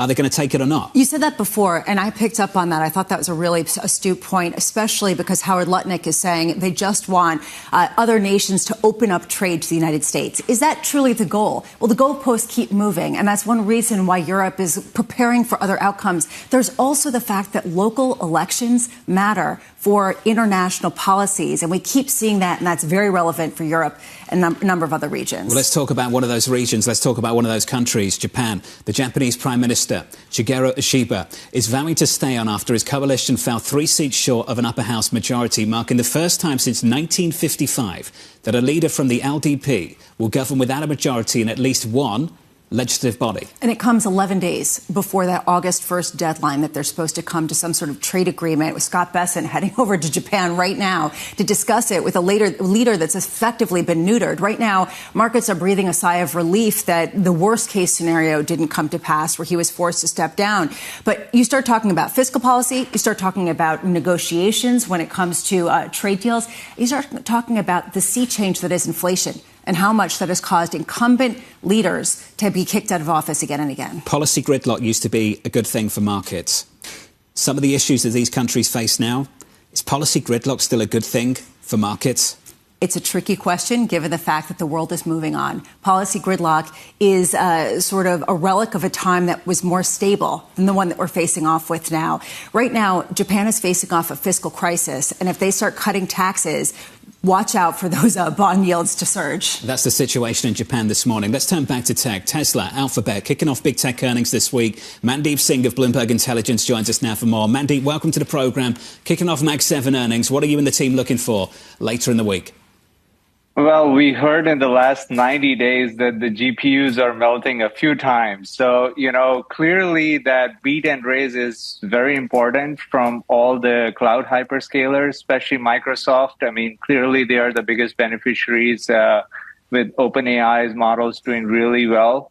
At the same time, the CapEx increase. So our framework now is, if the cloud revenue grows by, let's say, mid 30%, then they will raise their CapEx by a similar amount, 30 to 35%. But from this point on, you will see a matching of revenue growth with CapEx growth. And that's the framework we apply to all of the hyperscalers except Meta, which doesn't have a cloud business. But you want to see that inferencing show up in the cloud revenue. And that's where I think Microsoft will do really well. Mandy, when it comes to Alphabet, there's a word that pops up all the time: existential risk. And what that company is facing at the moment, it's down on the year. It's had a big rally off the low. I think we're on an 8-day winning streak going into earnings at the moment.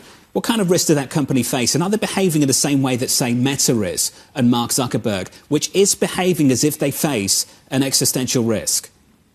Well, look at the numbers. So ChatGPT is now doing 1 billion queries a day.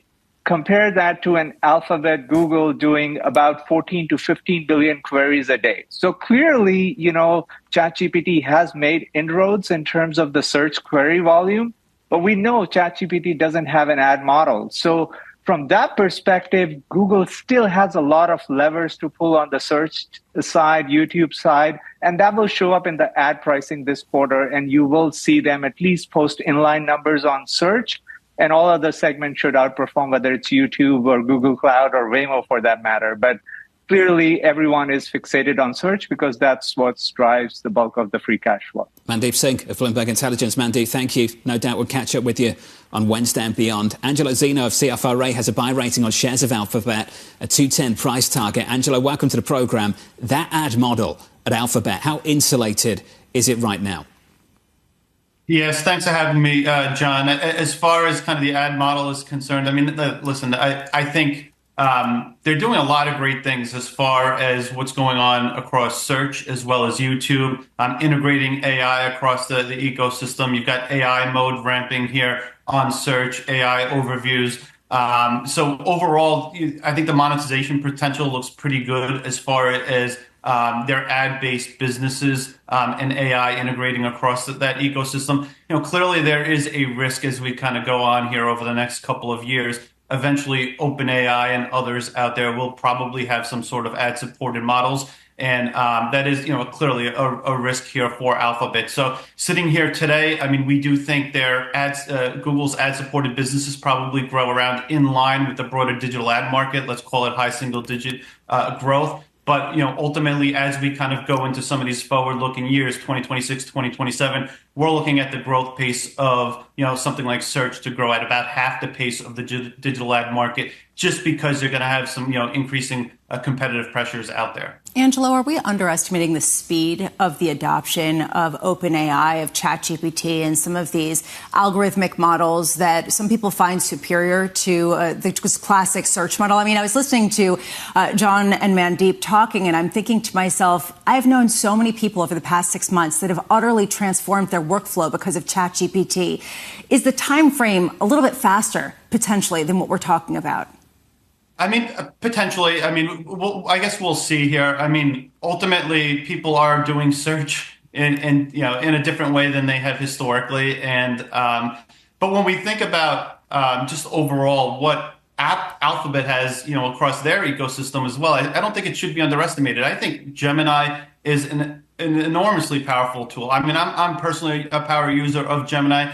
I do love the fact that it's across their entire ecosystem out there. There is an advantage out there to that. I think that Alphabet's getting extremely smart with Gemini. So, I don't think you can completely dismiss Alphabet specifically and what they're doing across the AI ecosystem. Not to mention their infrastructure, I think, is better than just about anyone else's out there. But again, that being said, I mean, maybe to your point with what OpenAI is doing with ChatGPT and others out there as well, there are going to be more options out there in the market. And that is something that I think, as an analyst, you can't underestimate, and you do have to factor that into your future assumptions. But we do expect, ultimately their ad-supported businesses to continue to grow. It's just not going to be at the pace that, maybe you're seeing from, the market here over time because of the broadening out and greater competitive pressures. A couple of months ago, there was a skepticism on Wall Street about the amount of money that hyperscalers were spending on R&D, on CapEx. And there was this question of,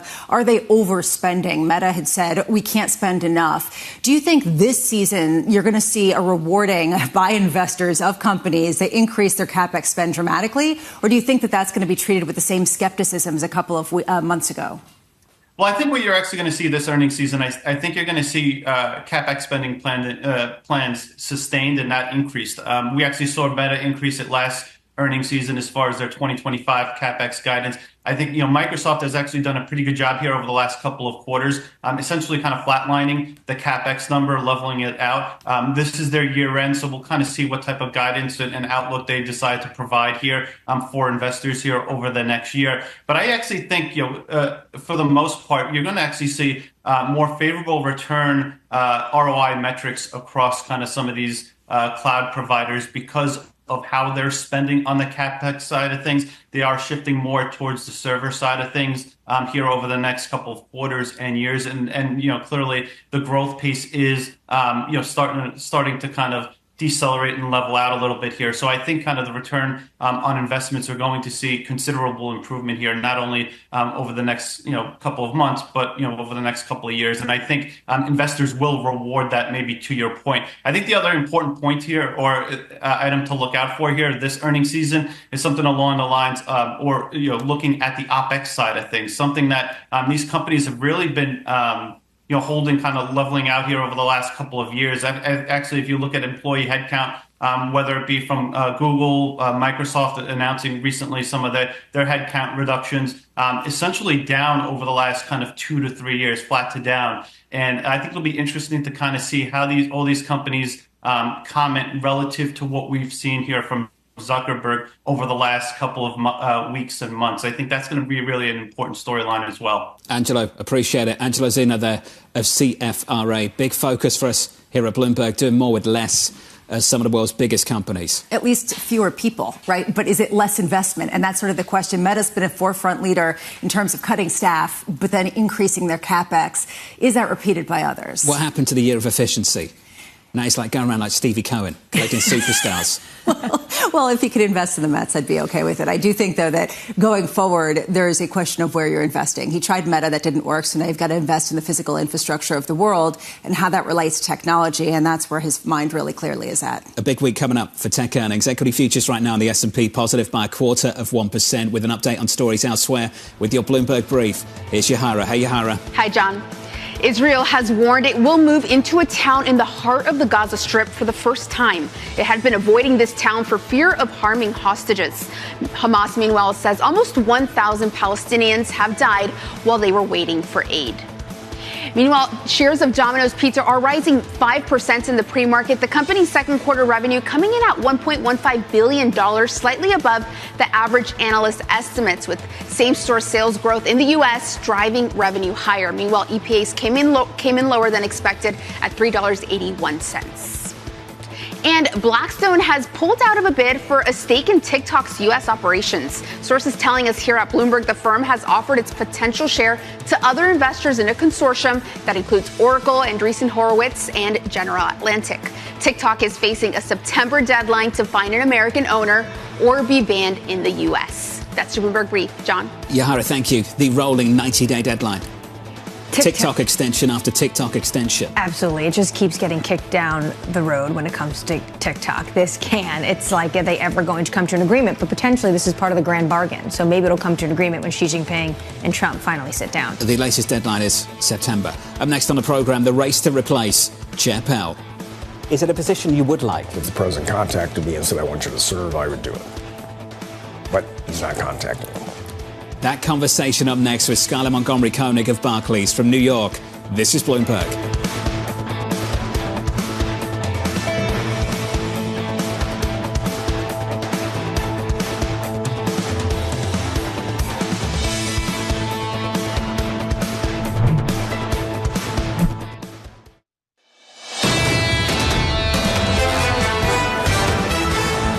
It's a nice, quiet summer Monday. Don't say that. What's wrong with that? It's just that we're so used to, this hyper-stimulation that you're trying to sort of dare the market into having some. You're jinxing it. The second you say it's quiet. I'm trying to do anything. It's a nice, quiet summer Monday. You know what you're trying to Hopefully do. we get a nice, You know what you've done. summer week. You're trying to poke the bear. Taking Friday off now. Just put that in the diary. You are? I am. Oh. I also Equity asked futures for on the Friday S&P look like this. Futures are positive by 0.25%, up a third on the Nasdaq 100. Under surveillance this morning, it's the race to replace Chairman Powell. Is it a position you would like? Is it something you would like to do in the future? If the president contacted me and said, I want you to serve, I would do it. But he's not contacting me. We'll see if he does. If he says, Chris, I want you to do the job, I'll say yes. But he's not talking to me, so that's it. It's the latest this morning. Fed Governor Chris Waller in the mix to replace Fed Chair Jay Powell. Skylar Montgomery Koenig of Barclays writing an early start for a more dovish shadow Fed added to the greenback's woes. But in the last couple of weeks, there are signs of consolidation. Skylar joins us now for more. Skylar, good morning. Good morning. Thanks what for are having those me. signs of consolidation that you've got your eye on? Yes, absolutely. So I think what markets were very worried about when you got Liberation Day was you had an unnatural correlation with the dollar and risk. I think the other part of the picture was there was this worry that tariffs would be very negative for the U.S. relative to the rest of the world because the U.S. was picking a fight with everyone. Everyone would fight back. What we've seen instead is that countries have not retaliated, so that's less of a U.S. growth impact. And if you think about what economies will be most under pressure from tariffs, it'll be your small, open, export-oriented economies. And Europe is not small, but it's very open. And so I think now we're having more of a normal correlation where tariffs are seen as more positive for the dollar than maybe previously. And you see good reason for that to continue? Yeah, I think so. I think part of it will be a reevaluation of what we're seeing from a growth perspective in the U.S. So I think we had a lot of front-loaded weakness in the dollar in the first half. That looks like it's hard to continue.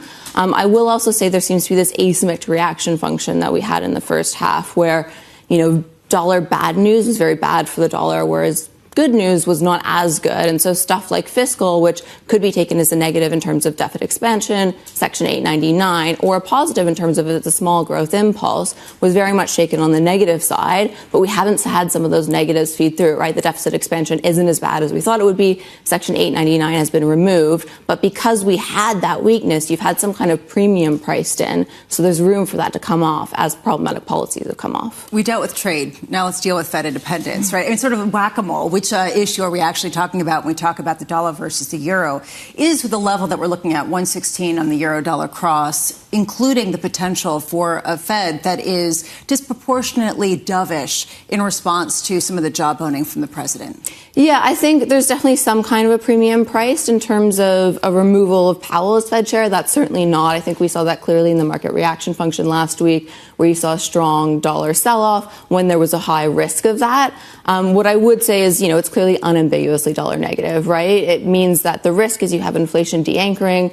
Buying the dollar, buying U.S. assets is a commitment to buy something that will likely only devalue by 2% per year, which is what the Fed mandate means that you're getting from that. So it is clearly negative. I think the issue is it's hard to actually remove Powell legally, as well as there are 12 Fed governors. So the market's very aware that if Powell's removed even, which seems low likelihood, then you have 12 other or 11 other governors who might not turn that way and likely won't if the data doesn't support it. Are we close to the threshold of people getting sick of being bearish in the dollar? This idea of the consensus trade, the one consensus trade in the first half of 2025, maybe coming under some pressure. I think absolutely. And we've seen that in positioning data. So we look at both CFTC, options, and then sentiment. And that had this massive roller coaster this year where it was very bullish, then very bearish. And it's kind of neutralized now. I think part of the story, too, is that there's not a good alternative. It's not like Europe has this great growth story going behind it. If you think about the optimism that was priced in on fiscal, that's largely gone away, especially when you consider that for our 2026 growth forecast,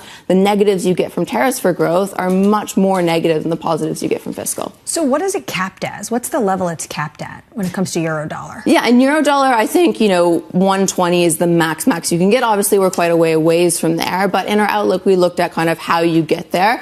And what I will say is we haven't seen flows broadly move away from the U.S. There's not been this mass exodus from U.S. equities. There's not been a mass exodus from U.S. fixed income. What you have seen is hedge ratios have adjusted.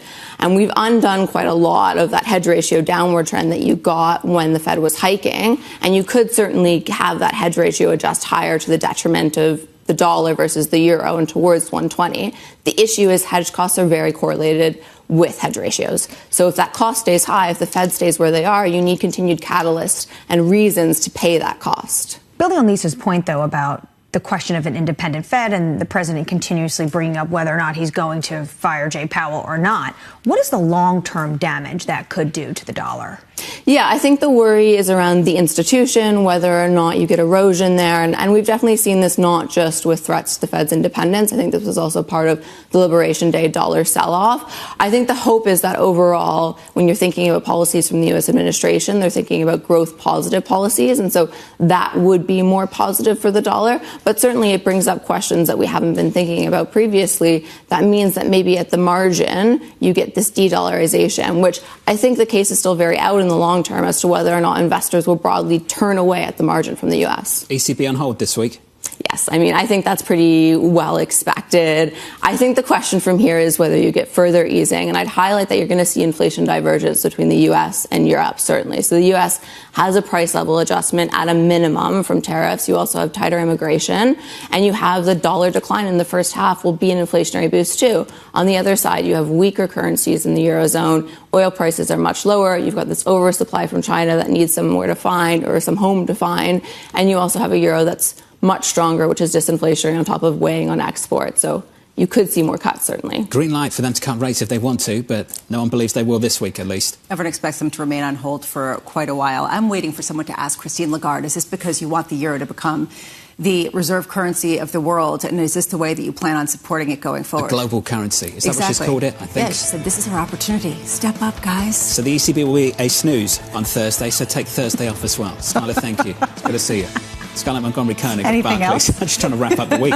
See that story about 24/7 trading? Yeah, No, exactly. thank you. I know. Absolutely not. Yeah. Bob Michael of JP Morgan Asset Management joins us shortly, alongside Charles Mars of Signum Global Advisors, Eric Mogoloff of KKR, and a whole lot more.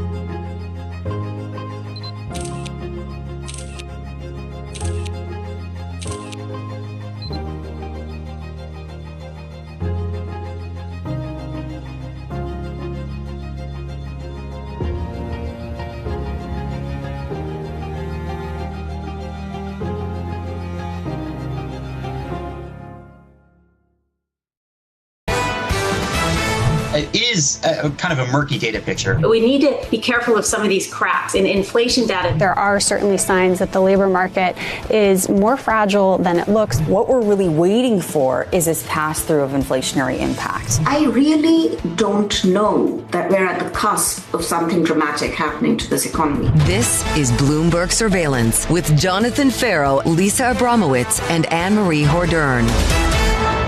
Live from New York City this morning. Good morning to you all. The second hour of Bloomberg Surveillance starts right now, and this rally resumes. Equity futures on the S&P 500 up by 0.25%, building up to the gains on the Nasdaq 100 up another 1/3%. Through the week, a sprinkle of economic data and 2 earnings reports to keep your eye on. This coming Wednesday, Tesla and Google kicking off earnings for the Mag 7. And this really will be the key week, the second fastest week or the second most active week for earnings reports on the S&P 500. We get a sense of how well the big tech giants are actually doing.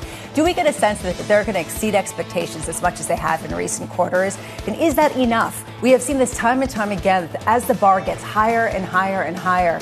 Their projections that blow it out of the water still are not good enough. We saw that with some of the banks. Do we see a similar type of reaction from the tech giants? Tech, AI in its own world. American Airlines later this week. You spoke to United Airlines just last week.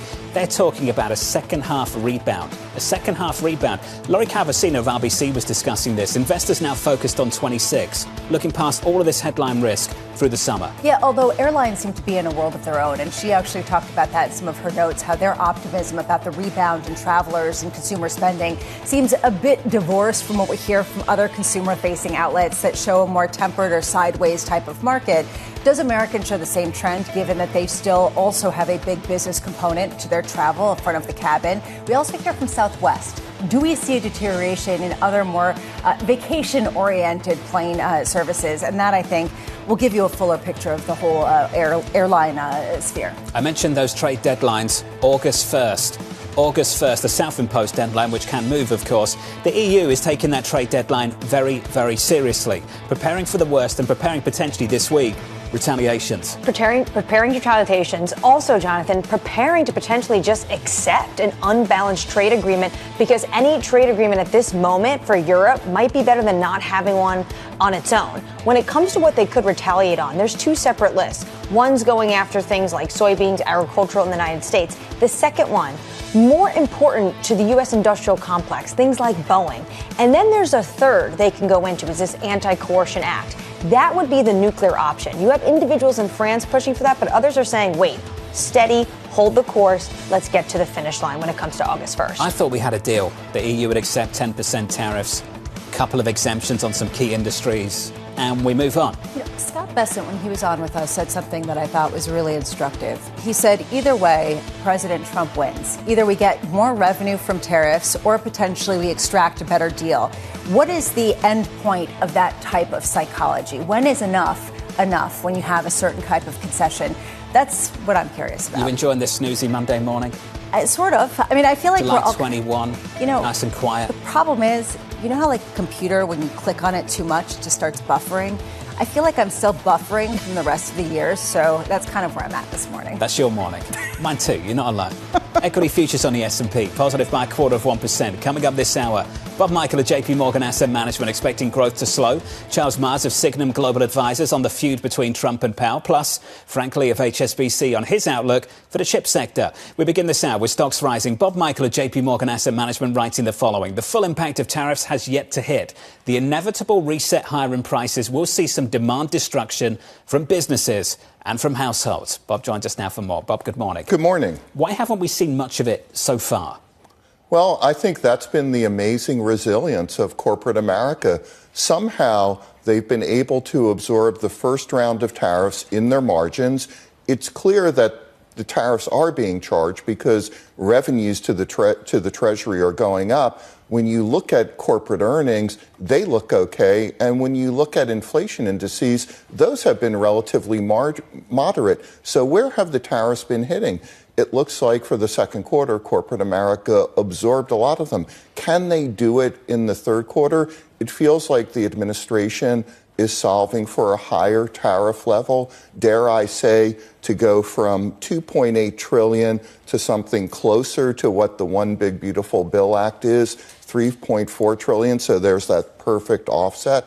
Probably, I think corporate America has a lot more difficult decisions to make this quarter. Is that positive for bonds or negative for bonds?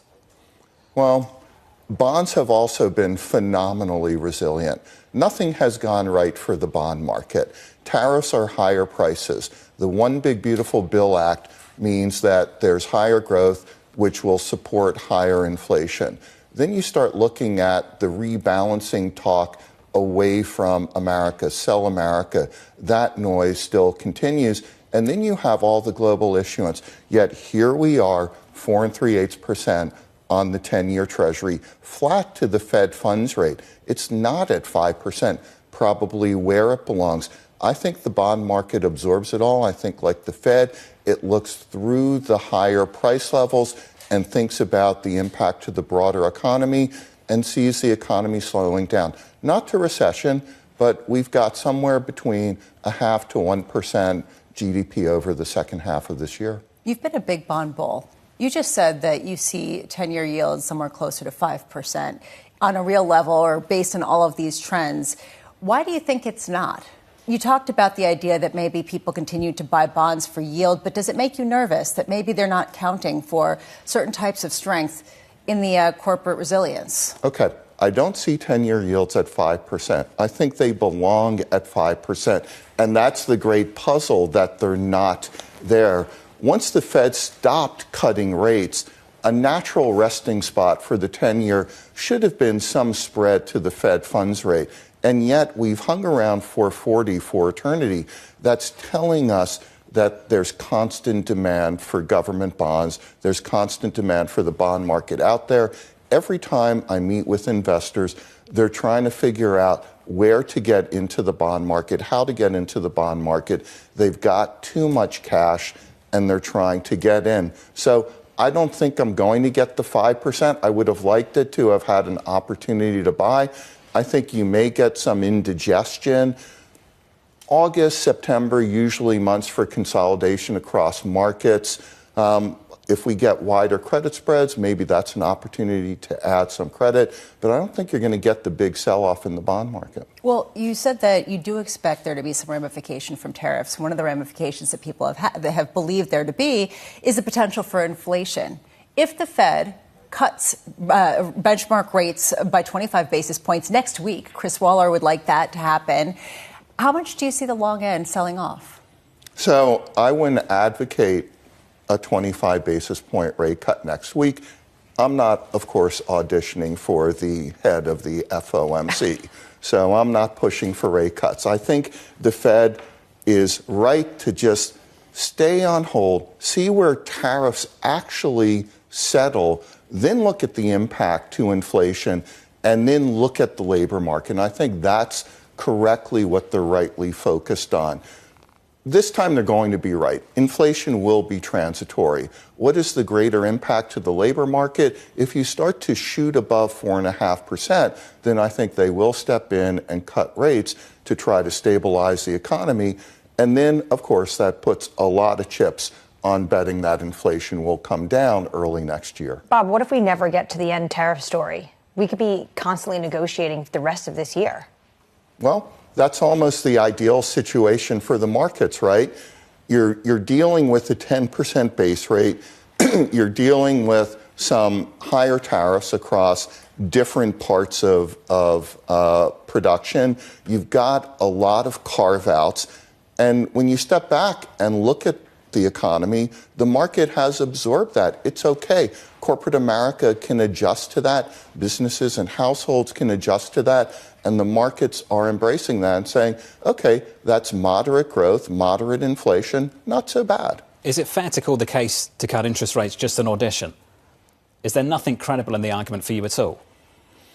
The only thing credible for me, the only weakness that I see, and the labor market I think you can put to the side a little bit for now because there's a lot of anecdotal evidence. Well, that's the epicenter of the argument coming from Governor Waller. It's the weakness in the labor market that's coming together. Okay, that can be his argument.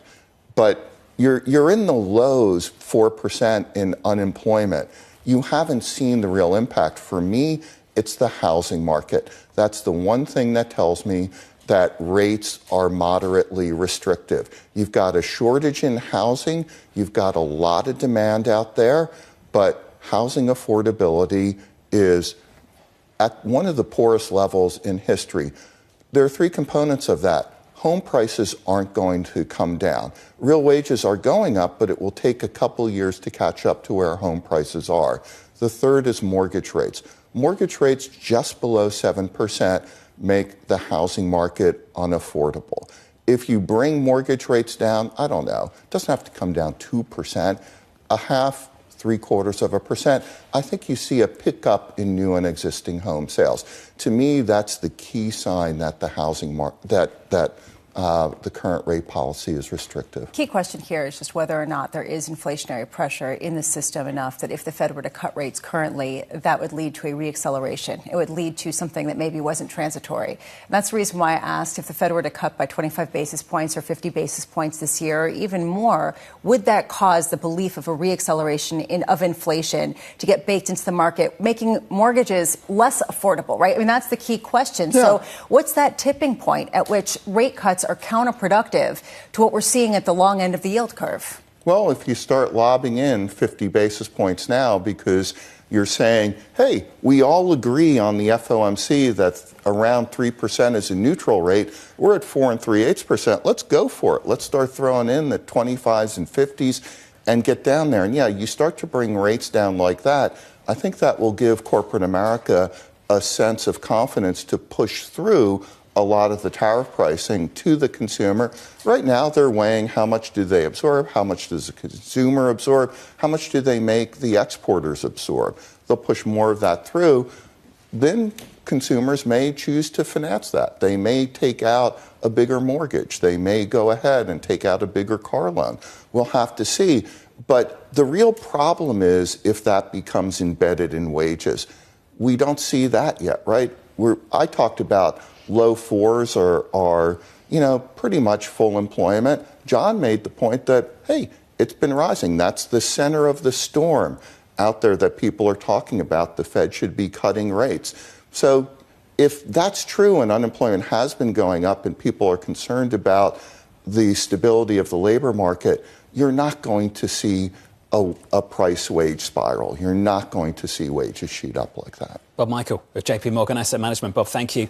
Pleasure to be here. A nice, quiet summer Monday. Next Wednesday, if this week's going to be a snooze, and I think it might be, based on this morning so far, next Wednesday won't be. A week on Wednesday, a Federal Reserve decision, and that one could be interesting. Expect dissents. I think that's what we heard from Fed Governor Chris Waller, that he is ready to dissent on the consensus position that they're going to hold steady and prepare for a rate cut in September. He'd like to cut as soon as next week. And the why is going to be important. How do they justify how this is not political and this isn't just an audition to be the next Fed chair? Equity futures on the S&P positive here by 0.2%. With an update on stories worldwide with your Bloomberg brief, here's Yahira. Hey, Yahira. Hi, John. President Trump is pushing back on a report that Treasury Secretary Scott Bessent warned him against ousting Fed Chair Jay Powell because it would be bad for markets. But in a post on Truth Social, Trump called the Wall Street Journal, quote, typically untruthful, and went on to say he knows better than anyone what's good for markets. Meanwhile, a Delta Airlines jet was forced to abort landing to avoid a mid-air collision with a B-52 bomber. The incident happened last week in North Dakota near an Air Force base. Citing the pilot, ABC News reported the plane had to make an aggressive go-around maneuver as the other aircraft became visible. ABC News says afterward, the pilot apologized to passengers. And sticking with the airlines, Alaska Air has resumed operations after an IT outage temporarily grounded its fleet on Sunday. The grounding lasted about 3 hours. It's the second time in just over a year Alaska Air has had to ground its fleet because of IT problems. That's your Bloomberg Brief. John? Yahira, thank you. More from Yahira in about 30 minutes' time. Up next on the program, the feud between Trump and Powell. The president is an amazingly transparent person. When he thinks something, he says it. So he said, look, this guy's doing the worst job. We have interest rates the same as Gabon. Whether he decides to let Jerome Powell stay in the job or not, I'll leave that to Donald Trump. Rate differentials are important. I'm not sure about that rate differential, but rate differentials are important. Charles Mars of Signum Global Advisors joins us next, live from New York City this morning. Good morning.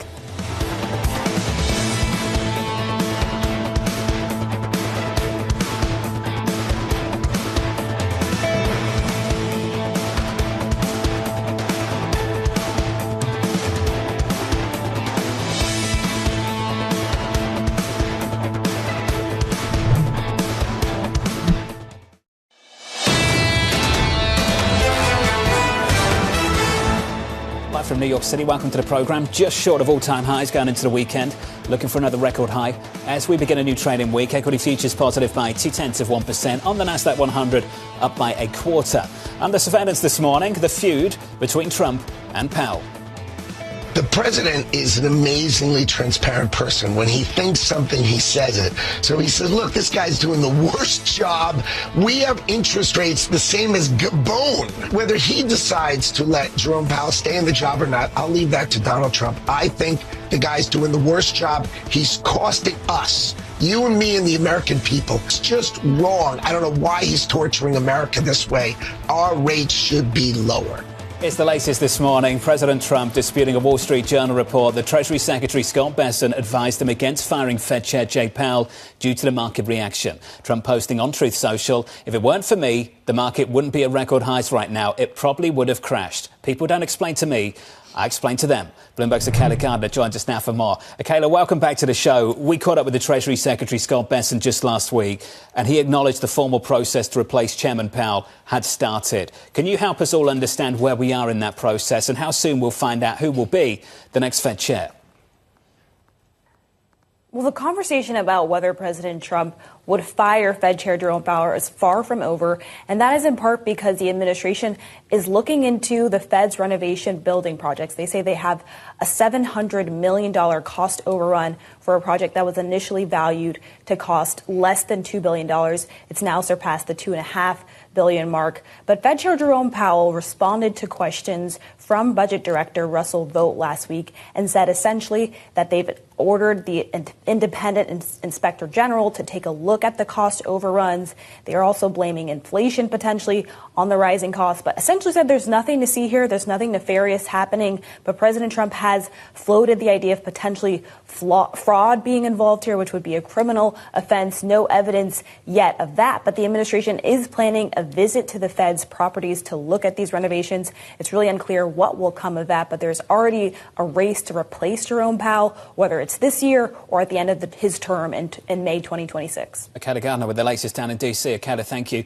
Akela mentioned that visit to visit the Federal Reserve HQ. Senate Banking Chair Tim Scott also in talks to attend as well, according to reporting from Semaphore earlier this morning. Yeah, to me, it's sort of the political hot potato. Who can you blame? You know, I got sucked down a rabbit hole looking at Gabon and the national parks in Gabon. Is that how you spent the commercial break? 4.5% interest rate? 100%. They've got 4.5% interest rate. And I have to say that they've got gorillas and dolphins.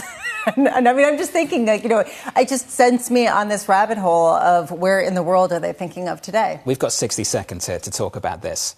The administration has a rather unique way of thinking about interest rates in ways that maybe central bankers don't. They think of it like credit risk, the Microsoft or Apple's. If you have an incredible credit worthiness, you should pay lower rates. While the rest of the world looks at it as a measure, some sort of approximation of growth and inflation. If that's the case, the interest rate should be higher. In the developing world, it's credit. In the developed world, it's sovereign. Do you really want to flip that on its head? It's an interesting point of tension that isn't going anywhere anytime soon. Charles Myers of Sygnum Global Advisors has this to say. Our base case has been and remains that US President Donald Trump will not dismiss Fed Chair Jerome Powell, at the very least until after the September FOMC meeting. Charles joins us now for more. So, Charles, you've given us the best case, 2 months. What happens after that if they haven't reduced interest rates?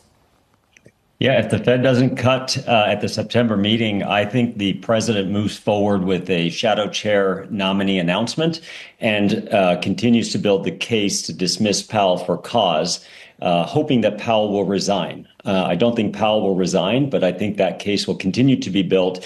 What the president really wants is for the Fed chair to resign. And, Powell's not going to do that, most likely. And the other part of this process is the president really trying to socialize with the markets this idea of replacing the Fed chair. The only guardrail working in the United States today in terms of a check on executive power is the bond market. And I think that's what they're most worried about. So the September FOMC meeting is critical. And we'll see what the Fed does. Otherwise, we have a shadow Fed chair. Well, wouldn't it be even harder, though, for the collective body of the FOMC to cut if he was to get rid of the Fed chair, or say he was going to fire him after the September meeting? Absolutely. I think, everyone in the markets understands that it's a 12-member FOMC vote. It's not just the Fed chair.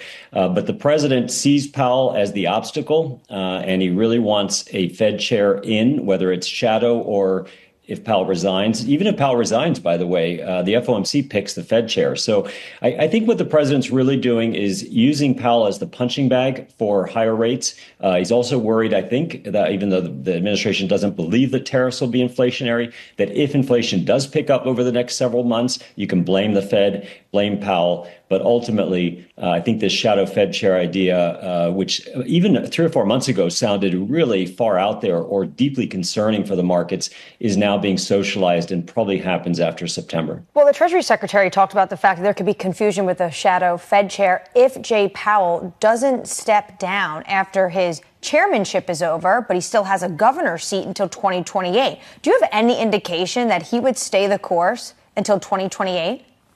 Absolutely. I think Chair Powell will stay on the board after his chair term ends, and he stays on the board until the end of his term in 2028. But wouldn't that look very political, Charles? Charles, that would look incredibly political. Most chairs step down. Absolutely. But I think it would be a really strong statement by Chair Powell, encouraged by some of the other members of the FOMC, perhaps, as a statement of very strong independence. And that's why I think he stays on. Charles, there's a question of what happens if, let's say, Chair Powell is fired. And for cause, gets mired in all sorts of legal disputes. There's this issue of, does Congress confirm whoever President Trump nominates to replace him? How much unity is there right now among Republican Congress members? Well, I think, whoever is nominated has to be confirmed in the Senate. The Senate, including the Republican caucus and the Republican leadership, do take Fed independence very seriously. So whoever's nominated will be a very respectable and acceptable and very positive person for the markets. It'll be one of the folks that are auditioning very publicly for it. But in the end, I don't think that's going to be the issue. That person will get confirmed. The issue is, will they try to sway the FOMC to be more dovish?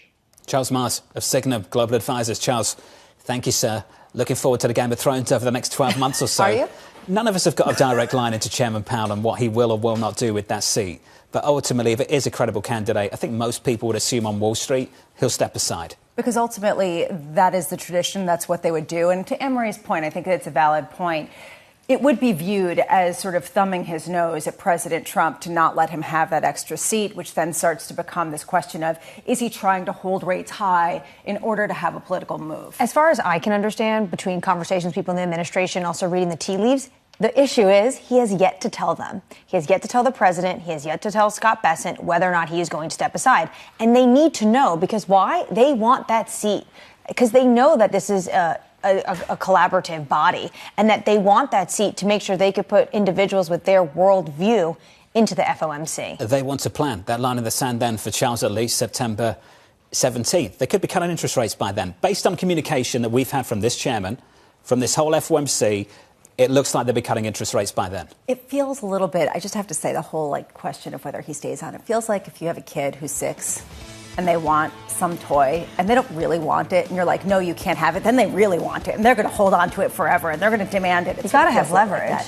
Well, for what, the toy? It's got $1 million speeches to give. After this. Yeah, you're not exactly keep that seat. Whipping out the violin. I wouldn't, but hey, all right. Up next, Eric Mogilov of KKR saying 401ks investing in private equity would be a game changer. That's next.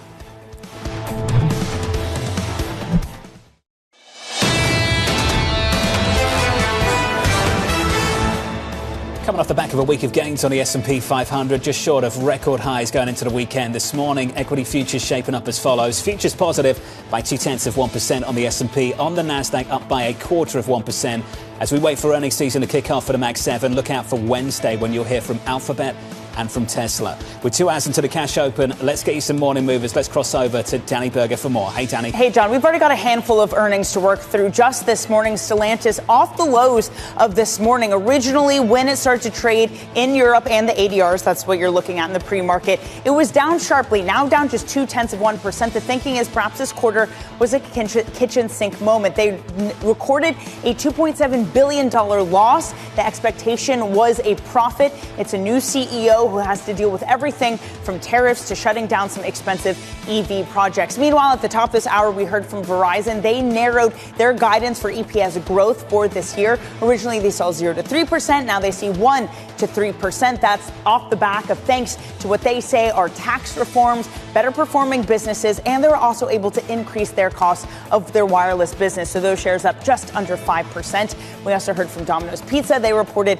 at the top of the last hour, those shares are up 6%. They beat on same-store comparable sales for the second quarter. They also opened up more stores, both in the U.S. and internationally. The CEO saying that they are a value offering. And right now, as there are macro uncertainties, that's what customers want. They also apparently launched a stuffed crust pizza, which I didn't realize they didn't have one. So maybe that helping things in the second quarter too, John. Corporate America getting it done in many ways. Danny, thank you. Bramo's face then on the prospect of a stuffed crust pizza from Domino's. That was special. Stop revealing what I do when you're not looking at me. That was special. Okay, on our radar this morning. I'm going to move on. Does that sound good to you? It's not something I would eat. Okay, well, let's see your face. No, I'm not pulling faces, though. President Trump denying a Wall Street Journal report that Treasury Secretary Scott Bessent talked him out of firing Fed Chair Jay Powell. Writing this on Truth Social, people don't explain to me, I explain to them. Basically saying the Treasury Secretary didn't have to come in and explain to me the impact of what firing Fed Chair Jay Powell would do, almost admitting that he knows the implications could be negative when it comes to the economy and the market. Still, to this point, the president is going to continuously go after the Fed. First, it was about Jay Powell and cutting of interest rates. Now it's about the renovation projects we've been talking about all morning. They're making a field trip over to the building, some Republicans and probably Ross Vaught, to see exactly what those renovations look like that actually are over budget, but the Fed says are in line basically with what's needed from this building from the 1930s. Unpopular view. I'm sick of this story. I'm really sick of this story. I think it's going to be. I mean, I know, but it's just what makes long you think days that's ahead. An unpopular view? Well, I feel like that's overwhelmingly popular. Just move on, and ultimately, we know that he's trying to find some excuse because he wants interest rates to be lower. President Trump is a real estate developer. What a shocker. There is an unconventional view of why he should lower rates. You can blame inflation then. You can blame potentially any kind of slowdown. You can blame everything on this guy. Okay, this is what we're going to be talking about. Also an argument out there over the last week that it's just one big distraction from other news dominating Washington at the moment. Yes, exactly. Well, this is something that people have talked about, the Epstein files and what that actually does. Also, I cannot get over the polling over the weekend. 70% of Americans say they want this administration to focus on affordability. Well, when you're talking about inflation, there's one prime suspect that you can blame if you're not going to blame this White House. You can blame the Fed chair, and that's what they're doing. That's the latest stateside. I just want to fold in some news out of China. China reportedly stopped an American citizen who works for the U.S. Commerce Department from leaving the country for several months. The Washington Post reporting the Chinese-American individual had traveled to meet relatives in the country. And this is something that we saw with the Wells Fargo employee recently as well. And it raises a question about what type of travel bans end up being used as some sort of negotiating chip ahead of a Trump-Xi meetup. The idea that in the United States, if everything is on the table, well, in China, everything could be on the table, too, including potentially preventing exits from travelers from the United States, raises questions about international companies and how they do business in the region. Programming note, if you're about to fly this morning before we move on to our next story, might be flying to China, I've got no idea. Just cover your ears for a second. A Delta Airlines jet forced to abort landing to avoid a mid-air collision with a B-52 bomber in North Dakota on Friday. This is shocking. ABC News reporting the pilot called the go-around manoeuvre aggressive and then apologised to passengers after landing. Yeah, it sounds like it was just a nosedive and then a spike upward to try to avoid this military plane, Minot, in North Dakota, which is where this plane was flying to. Kind of separated from anything. That whole region is pretty much separated from anything, home to a huge U.S. Army and Navy base. And it raises a question about how much there is cross-communication. Again, the idea of traffic control, getting it up to speed and the investment that's necessary, that's something that we're going to be talking about on an ongoing basis. Incredibly scary and shocking. And there was a video posted on TikTok, and the pilot can be heard saying, basically going through what happened. He said the aircraft was, quote, kind of sort of coming at us. Nobody told us about it. This is scary stuff. Can you imagine being on that plane and this pilot trying to navigate this? And once again, center stage, headline news for Americans is whether or not it's safe to travel. All I can say, congratulations to the pilots. They did a great job. Big time. True. Yeah, Here. I think that's pretty impressive. Because hard pass from all of us, that's for sure. Let's turn back to markets. President Trump finalising an executive order that would pave the way for 401k retirement plans to invest in private equity. We've heard a lot of input from both the investors who want access to the private markets and to those sorts of products, and obviously from the people who are producing the products who are out to meet that demand. So, but we have to do it carefully, I think, because of course the private markets are a lot different than the public markets. Eric Moguloff of KKR calling the move a potential game changer. I'm pleased to say that Eric joins us now for more. Eric, good morning. Good morning. Thanks so Why much would for having this be me. such a big move from your standing? Look, obviously we'll need to see what happens, and we'll need to see whether we see the executive order, whether we see legislative and regulatory changes happen. But if we do, it could make a meaningful difference to the U.S. retirement market. Look, we have to acknowledge the fact that the U.S. has a real problem in retirement. There are millions of Americans that are relying exclusively on 401k plans. And the good news is they're living longer, but the challenge is they have a limited toolkit to enable them to retire with enough income. Conversely, if you look at other millions of Americans that are covered by defined benefit plans, they've been benefiting from private markets for decades. We at KKR, we manage private assets that benefit over 21 million retirees across public pension plans. And so our view is, why wouldn't you want all Americans to have the ability to have that full toolkit so they can retire with dignity?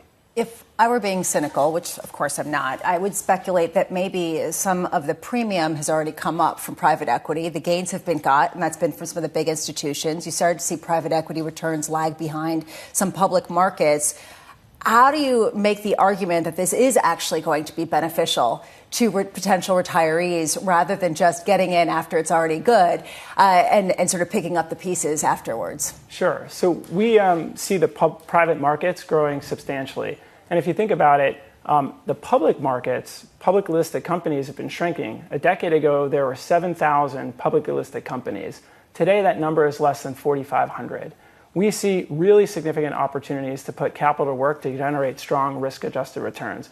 And in fact, we see tens of thousands of financial advisors allocating to the private markets to enhance returns, diversify risk, and gain exposure to parts of the market that they otherwise wouldn't have access to in the public markets. We've heard a lot about the potential looking outside of the United States, especially as some of the policy headlines that we're talking about just moments ago continue to percolate. How much is that true of private markets as well? Sure. So as we look across our client base, across institutional investors, insurance companies, family offices, and wealth investors, we are seeing investors diversify across the globe. As it relates to our institutional clients, we are seeing them allocate more to infrastructure, both here in the U.S. as well as abroad. As it relates to insurance companies, as an example, we're seeing them massively increase allocations to private markets, in particular private credit, both here and in Europe. And so we do see investors slowly start to allocate across not just the United States, but outside as well. What's the most popular when it comes to other areas outside the U.S.? Sure. It really depends upon the underlying investor and what they're trying to accomplish. So, for example, within the institutional space, we are seeing more and more pension plans, sovereign wealth funds allocate more to infrastructure. And there it's in the developed markets, in particular, U.S., Europe, a little bit of Asia. As it relates to insurance companies, there we're seeing the focus in asset-based finance as well as private corporate credit. And there it's primarily in the U.S. and Europe. We keep talking about infrastructure. This speaks to the sort of industrial revolution 2.0 that a lot of people keep talking about. What type of infrastructure? Is this just tied to tech? Is it bridges and roads? Is it the air traffic control stations that we keep talking about? Sure. Look, the two areas we see the greatest demand from our investors are in digital infrastructure and energy transition.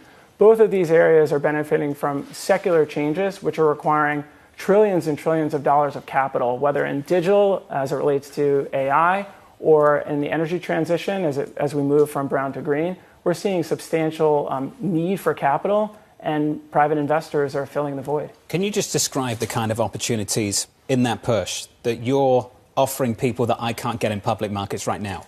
Sure. If you were to look at, broadly speaking, in the private markets, there are certain areas of the market that you otherwise are not getting exposure to. So just take, for example, in the public markets. Most investors that are gaining exposure to public markets, they are significantly overweight a small number of companies. Whereas in the private markets, you have a much broader array of both asset classes and in particular sectors of the market that you can capture returns. Well, let's take one theme, which is what I'm asking about, say AI and the big push to develop energy and everything around it. Can I just get exposure to that in public markets right now and several massive companies, pick out some utility firms doing the same things? What is so special about what you're doing? Look, what we are finding is more and more companies are choosing to stay private for longer or forever. And so the challenge is you might want to gain exposure to a part of the market that otherwise there aren't public companies available to invest in. Why is that happening? Look, there are many reasons why. I think first is many CEOs and company management teams, they recognize the challenge about being public. There is a lot of pressure on quarterly earnings. There is a lot of pressure on the immediate. When we work with companies and when we purchase companies, our focus is trying to find good companies and help them be great and give them the opportunity to build out a robust multi-year strategic plan that where they're not encumbered by the idea of having to worry about quarterly earnings every single day. How hard is that when the technology is changing so quickly and multiples can change so quickly in terms of what the competitive landscape is and what the profit opportunity looks like? Sure. Look, at the end of the day, what we're focused on is using a value creation toolkit to help good companies become great. And so our view is we worry less about the volatility of multiples, we worry less about the day-to-day, and our focus is on whether it's helping a company expand internationally, whether it's helping a company go into a new market. Our focus is trying to help these companies essentially take their business models and expand and grow. Private credit has kind of eaten private equity's lunch over the past couple of years. A lot of people have gravitated toward the idea of getting your money back and then some. Do you think the pendulum is starting to shift back to the equity side of things? Look, when we work with lots of different clients, and what I would say is all of them are continuing to allocate across the private market spectrum. We certainly have seen in the last couple of years increasing demand for private credit. This is a part of the market that, again, historically, many investors haven't had access to. What I would say is this. We see our clients allocate to the private markets on a strategic basis. So that incorporates private credit, infrastructure, and private equity. And so, we see value across each of these markets. Can I ask you why you don't think this has happened? Just to go back to the start of the conversation, opening this up to 401ks. What stopped it from happening up until this point? Look, I can't speak to the regulatory changes in market environment, but what I can say is private markets offers investors three really unique opportunities. Number one, to enhance returns. The second, to diversify risk. And the third, ultimately, to get exposure to parts of the market that clients otherwise wouldn't get exposure to. If you think about it, today, the correlations between stocks and public stocks and public bonds has increased. And so today, there's a real need for investors to find diversifying assets. and the private markets are a place to go. Eric, appreciate your time. It's good to see you. Thank you so much. This is going to be an ongoing conversation for sure. Eric Mogulof there of KKR. Yeah, you asked the question, and I think it's a really important one about what's been the obstacle. And there have been speculation about potential mismatches in duration, about liquidity. The issue is that you've seen ETFs and other instruments manage to slowly eat away at that. You also have this feeling that companies don't want to be regulated to the extent that maybe you have to be listed on the S&P 500. So they're staying private, and that sort of opened up this whole ecosystem. And I think that that's what you're seeing really come to the fore with this recent legislation. Mark Rowan's talked about this issue so many times. Why do you need the daily liquidity if it's for an investment that ultimately you're not going to withdraw for, say, 40, 50 years? It's about retirement. You've got an ultra-long time horizon. Yeah, and how many times have you seen companies being forced to make decisions that aren't in their long-term interests simply because they have to meet that quarterly earnings or the investor preference of the moment? And I think that that's one thing that people keep speaking to as well. Futures this morning, just about positive by 0.2%. This from Peter Cheer. Can we just skip to next week? What's wrong with this week? It's nice and quiet. Peter. Hey, good morning, Peter. I think you're listening to us this morning. There we go, Pete. Nice note this morning. Let's give you an update on stories elsewhere this morning with your Bloomberg brief. Here's Yahira. Hey, Yahira. Hi, John. Apple will debut its first foldable iPhone next year, entering a product category dominated by its rival Samsung. But Apple is aiming to address some long-standing issues with foldable gadgets, like making the inner display crease less visible and improving the hinge mechanism. The phone is expected to cost at least $2,000. Meanwhile, President Trump is threatening to block the Washington Commanders' bid to build a new stadium in D.C. The president says he won't make a deal unless the team changes its name back to the Redskins, a term considered offensive to Native Americans. But Trump claims there's a big clamoring from them to restore the old name.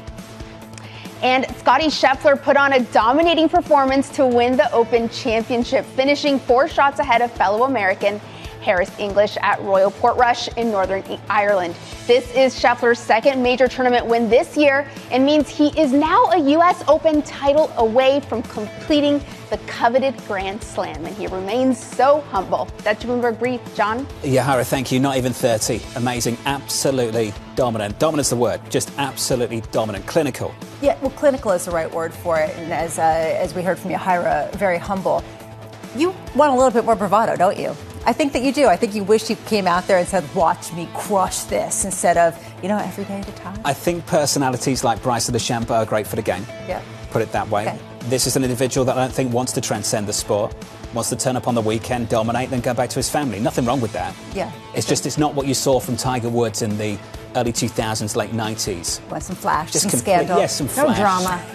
Don't ever need the scandal, but it's the Trump world. Some personality. I don't want to be too brutal about this. But I He's a fantastic golfer. No, you need to cast it a little differently. Exactly. Okay. Up next, a make or break moment for earnings. I think technology companies driven by artificial intelligence is going to be where you get your earnings growth this quarter. And that's what's going to make or break this earnings cycle. Up next on the program, we'll catch up with Frank Lee of HSBC.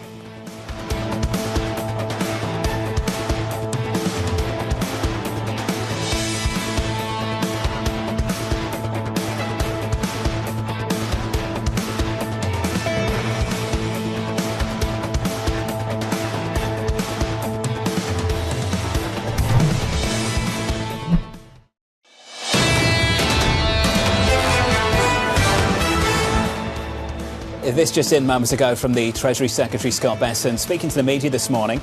The latest in his words to the press: we're more concerned with high quality deals than getting the deals done by August 1st.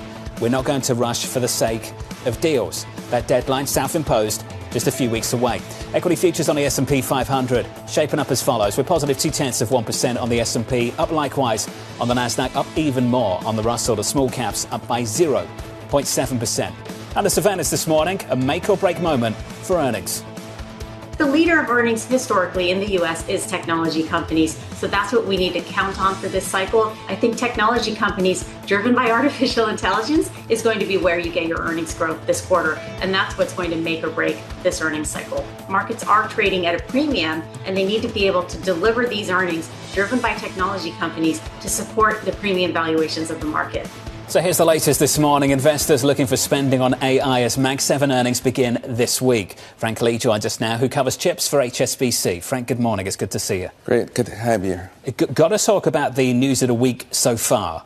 The news of the last week for the chip sector, just dialing up and dialing down restrictions on what they can and can't sell into China. How difficult is it to cover the names you cover when the policy changes from month to month? Yeah, I think it's clearly a challenge is that, it's much more unpredictable. I think the focus, though, is the long-term narrative is unchanged. The spending, I think at the beginning of the year, there was a more of a concerning narrative whether the spending on AI, especially from hyperscalers, would start to slow going into next year. And, monetization is still an issue. But as we come into the middle of the year, it seems pretty clear that the spending will continue. The hyperscalers continue to give the right messaging, and we don't see any slowdown. And also, we're seeing more of a focus on enterprise and sovereign AI, which we didn't really quite see so much at the beginning of the year. Do you have a sense of why the administration made this U-turn on the H20 chips? I think, it's something that, I think China is something that the market of AI is going to be significant there. And whether the U.S., I think they come to the conclusion that they're going to have to continue to be part of the story. They can't completely, avoid it. And I think, if you look at what NVIDIA was doing, they're already planning to focus on another potential chip that was going into China, an RTX chip.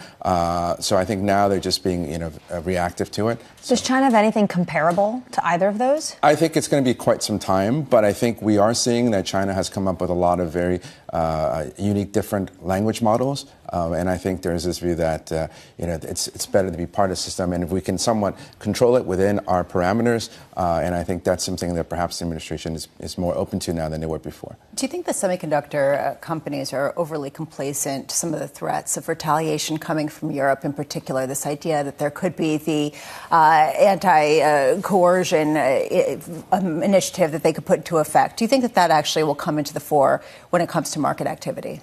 I think that there's going to be a lot of discussions, but ultimately I think everybody wants access to these chips. And right now there's only a few number of companies in the world that can develop it. And I think that ultimately people will look for ways to compromise and open it up. So I don't think there will be as much rhetoric. I think the rhetoric will continue, but I don't think it will be as much of a significant impact. What are you looking to learn in this earnings season as we hear from some of the majors? I think basically the reassurance that the spending will continue, and that we're still in the early stages of this AI boom, and I think that basically will get reaffirmed through these earnings season as we progress. Why do we have to wait so long for NVIDIA earnings? Frank, can you help us answer that question? It's based on, I think, their product, their calendar year. But I think even before that, we're going to get indications from all the other companies and the hyperscalers that this investment cycle will continue. Right now, he can do whatever he wants. He seems to have a line into the White House that no one else has. It used to be Tim Cook. Now it's Jensen Huang. What's changed in 8 years? I think it's the importance of where they stand right now, right? I mean, they are at the center of AI and the chips. And right now, there isn't any real competition to them. So in a way, it's almost a monopolistic nature. I mean, we are seeing some companies like Broadcom and AMD coming back, but still, he is still a leader of the entire AI. He seems to be able to convince the administration, though, of his arguments, particularly with selling into China. And I think we saw that in the last week or so. Absolutely. You had an export demand on the H20s in April. Then there was another meeting between Jensen Huang and the president. And a week later, he's off in Beijing announcing on his blog that the H20s are coming back. But this is someone, though, who's spent a tremendous amount of capital with this White House as well. Remember, he was at every leg of the Middle East tour. Tim Cook was not. Can you think of a CEO or a company right now that has more power than NVIDIA and that man? I think, he has been very good at communicating with the importance of AI, right? And I think this is something that he continues to pound on, whenever he has an opportunity. And I think part of it is that, when he talks to all the leaders, political leaders, I think they understand that more after speaking to him. Frank Lee of HSBC. Frank, appreciate it. Thank you, sir. As Lisa has said repeatedly, got to wait another 10 years for earnings from NVIDIA, August 27th. Well, he does it on his own schedule. He holds the keys to American exceptionalism, so he can do whatever he wants. Apparently he does, and he will. Coming up on the programme, Eric Friedman of US Bank Asset Management, Anisha Sherman of Bernstein, Claudia Sam of New Century Advisors, and Chris Harvey, the biggest bull on Wall Street, joined us about an hour from now from New York, the third hour of Bloomberg Surveillance. up next.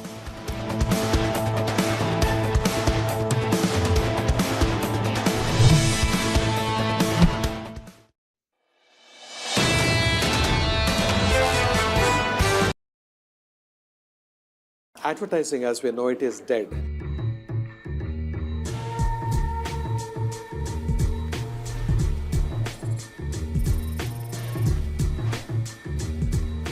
Consumers don't want brands to come and keep on bombarding them with advertisements. We need to keep experiences frictionless and seamless. We keep saying, oh, attention is the new currency. No, it's trust which is the new currency.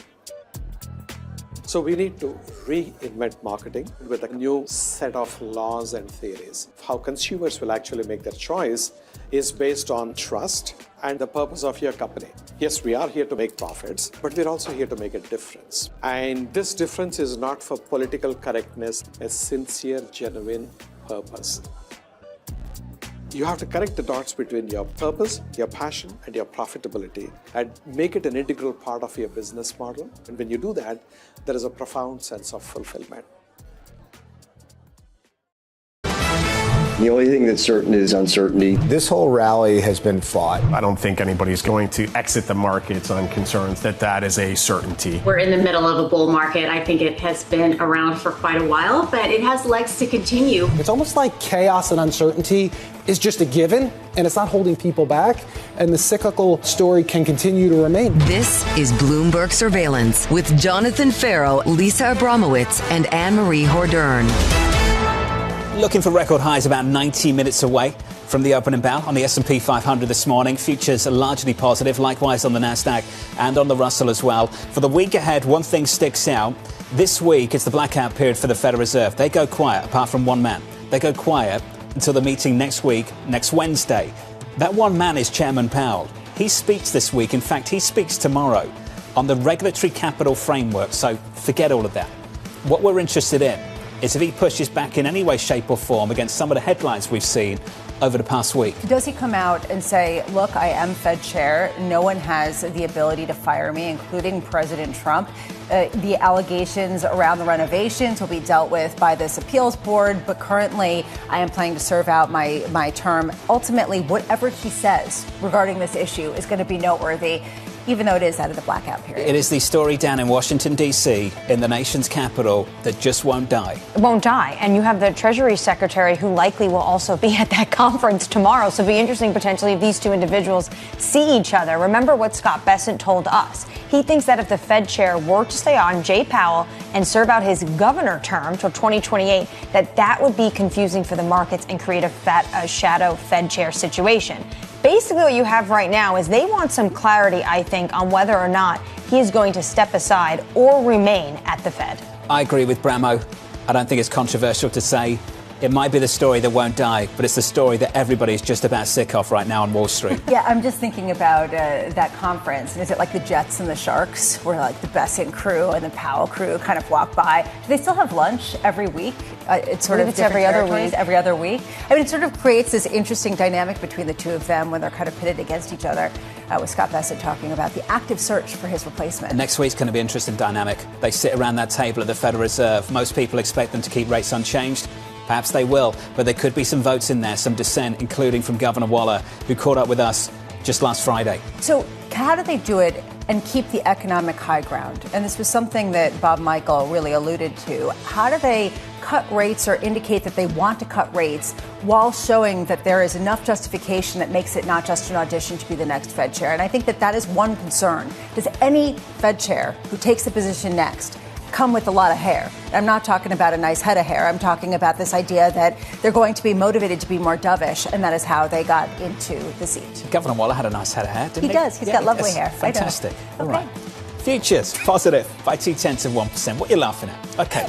Coming up this hour, Eric Friedman of US Bank Asset Management with stocks climbing, Anisha Sherman of Bernstein as consumer sentiment hits a 5-month high, and Chris Harvey of Wells Fargo with the most bullish S&P 500 target on the street. We begin this hour with stocks rising ahead of big tech earnings out this week. Eric Friedman of US Bank Asset Management writing the following. Markets are front-running positive outcomes with earnings, tariff outcomes and capital expenditures. We still see some upside ahead of us. Eric joins us now for more. Eric, welcome to the programme, sir. Since we last spoke, we started to get some earnings. And since we last spoke, we got those earnings, and this market didn't do much in response. What do you make of the underwhelming response to some pretty decent earnings on Wall Street and beyond? Yeah, to your point, Jonathan, it has been underwhelming. I think if you look at the thought process for investors like us, we're still waiting to see what the employment market will look like. And number two, what happens with CapEx. Those for us are the two big variables that we think need to happen to kind of push the markets higher from here. We have a target for this year at 63.25. That assumes, a little below consensus on earnings for this year, a little below next year as well. We start turning the page on 2026 in about 5 or 6 weeks. That's the way we kind of think through this earnings cycle. So in general, I think the thought process is simply this. This economy is supposed to slow down this quarter. We think it actually won't be as sharp a slowdown as consensus thinks. But we also think the bounce in Q4 and Q1 of next year will be positive. That being said, what we need to have is a bit more clarity on capital expenditures. That for us is the ultimate stir in the drink at the moment. Eric, it's one of my favorite questions. Can you price the recovery to the slowdown we haven't had yet? Can you? Yeah, I think it is something where the slowdown, Jonathan, is really in the eyes of what happens with consumers as opposed to businesses. Businesses are still in a really, really good spot in terms of flush balance sheets. Cash flows are generally very strong. But what we are seeing is still a hyper promotional environment to get consumers off the couch and actually out spending money. If you look at the elasticity of demand right now, not to go into microeconomics, but there's a lot of consumers who are looking for deals. That's not new. It just continues. And so the slowdown, what we think will happen if either companies become less promotional, in other words, they actually decide to pass through more of their tariff costs, if you will, or if businesses just stop hiring. And so those would be the two things that thwart our glass half full perspective. But in general, we think the slowdown has certainly been falsely predicted for some time. Eric, your view on markets is sort of pro-risk, but sort of also a little wary of the valuations and wanting to sort of adjust things in real time to try to capture that valuation mismatch at any given time. How would you describe this investing environment, this sort of very nuanced, kind of grinding higher, sort of vaguely positive, but also wary moment that's very different from some of the either all the way up or all the way down that we've seen over the past few years? Yeah, Lisa, I think you nailed it. I mean, it is a very nuanced environment. And so the way that we're approaching this as investors is that, look, we're paid to beat benchmarks. And so the way we think we're going to do that is by out yielding them. And that's true across both our equity portfolios, but also what we're doing within fixed income. So in this environment, we had the opportunity, like every investor, to flinch during the post tariff announcements, post the very back and forth episode with tariff negotiations. We didn't, but we really sold into strength. And so now the question for us is, at more of a neutral equity posturing, what do? We think that we want to own more carry in terms of fixed income. We also want to try to out yield an equity portfolio. So again, favoring financials.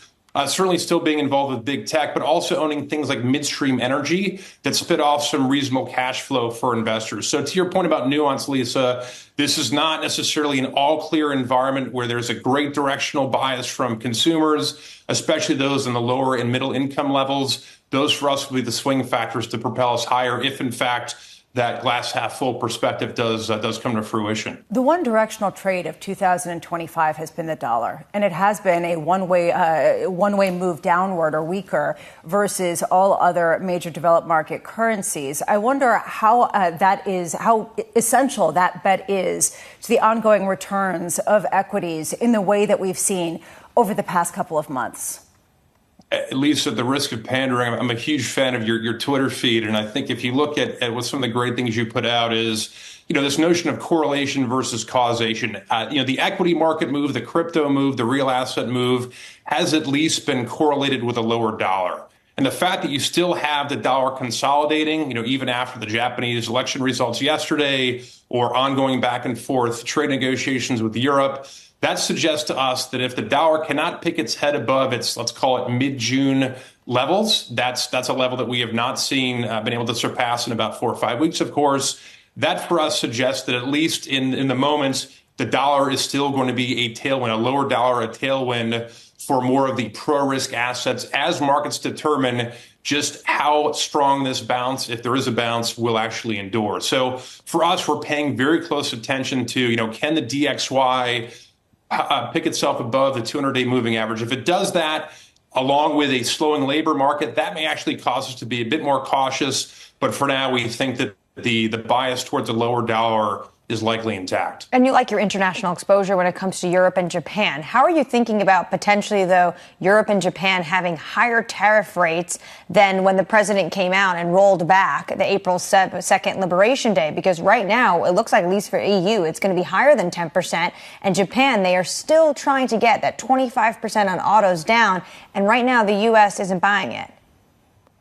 Yeah, Anne-Marie, it's a great point. I mean, the fundamental picture, if you look at the average company in Europe, for example, look, we're seeing an improvement in labor laws. We're seeing a little more mobility of labor. That's a good thing. But to your point, there's only so much that a company can traverse if tariff costs go up above their ability to actually either endure them or pass them through to customers. So these next couple of weeks, we think that August 1st deadline, we'll see if it actually holds. But, the fact, if you look at some of the negotiations, again, you've done a nice job of reporting on this, we're really into the microeconomics of European-U.S. trade right now. That, for us, is a bit of a concern just in terms of the, again, at some point, perhaps there's just a throw the hands up in the air and say, we're done with this micro look. We're just going to increase the effective tariff rate above some really high hurdle. That for us would be a negative. So we think that for now, the fact there is still more back and forth on micro is a good thing. The average company fundamentals we think are actually solid. But that being said, a higher effective tariff, something, 15, 20% on a gross basis across the board,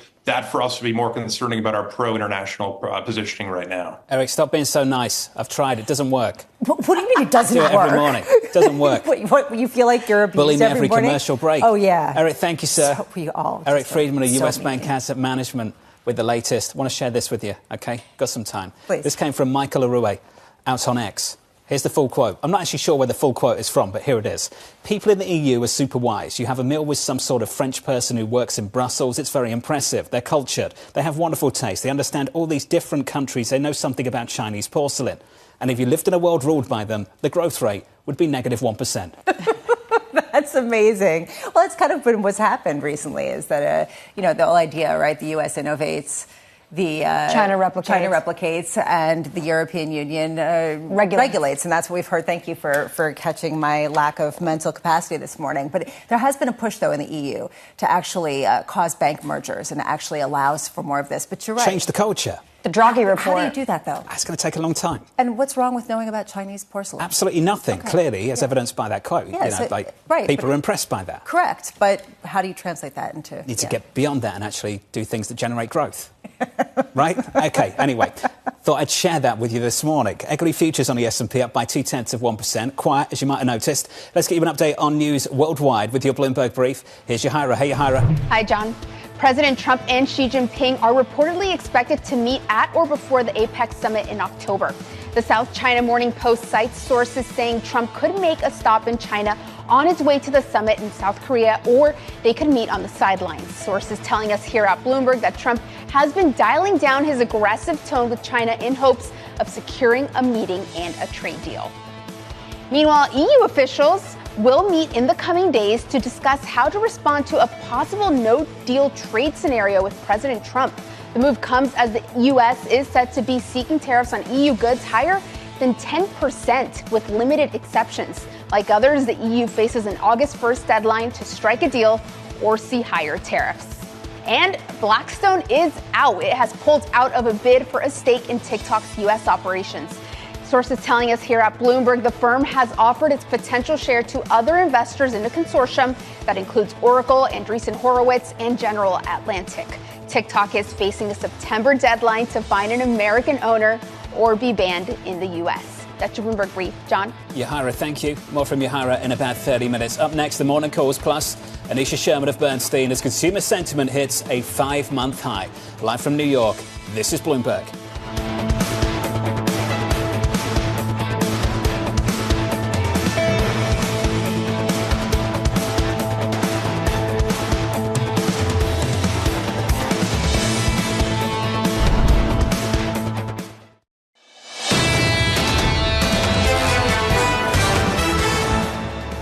At a certain point, you realize investors are thinking a little bit differently than you are, and you adjust and move on. And that's what we did with our target raise last week. People felt like they paid the price for whatever economic wobbles we were going to have, whatever inflation, kind of challenges we were going to have back in April, and it was time to move on to 2026. As you start hearing it from more and more people, of different backgrounds, you realize you've got to bake that into your thinking. And so that's essentially what we did. Tons of respect for Lori Calvasina of RBC. Joined us on the programme a little bit earlier. All of a sudden, this market has shifted its emphasis and focus beyond these deadlines around trade, what could happen, what might not happen with the Federal Reserve. It's focused on earnings in 26 and beyond. If you can't measure it, why even think about it? If we're going to play headline roulette every single day and get whipside and be wrong, why not just ignore it all and move on to what you do know, which is the earnings and some of the investment that we keep seeing? Lori raised her price target. We'll speak to a man who hasn't moved his price target at all year. Chris Harvey of Wells Fargo later on the show, the most bullish on the street, north of 7K. And he's been right. This is the amazing thing. The question is, are we getting to pretty lofty levels where we have to see some of the earnings come through, and we are embarking on a pretty massive earnings season where maybe we get a little bit more color other than just headline roulette? So far, so good.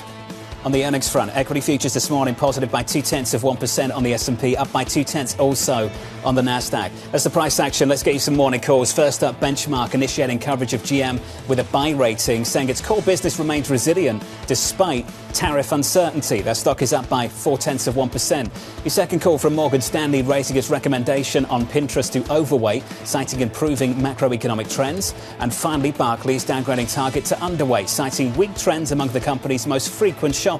That stock is down by about 1.6%. Let's stick with the retail and the US consumer. Consumer sentiment hitting a 5-month high as the outlook for the economy and inflation continues to improve. Joining us around the table, Bloomberg's Emily Cohn. Emily, good morning. Good morning. Things have started to turn around for consumer sentiment and the outlook for inflation as well. We saw that in the data on Friday. What's driving that? So I think this is a little bit of a consumers are not going to hold out spending forever type thing. So consumer sentiment peaked, was its worst after Trump made his worst tariff threats.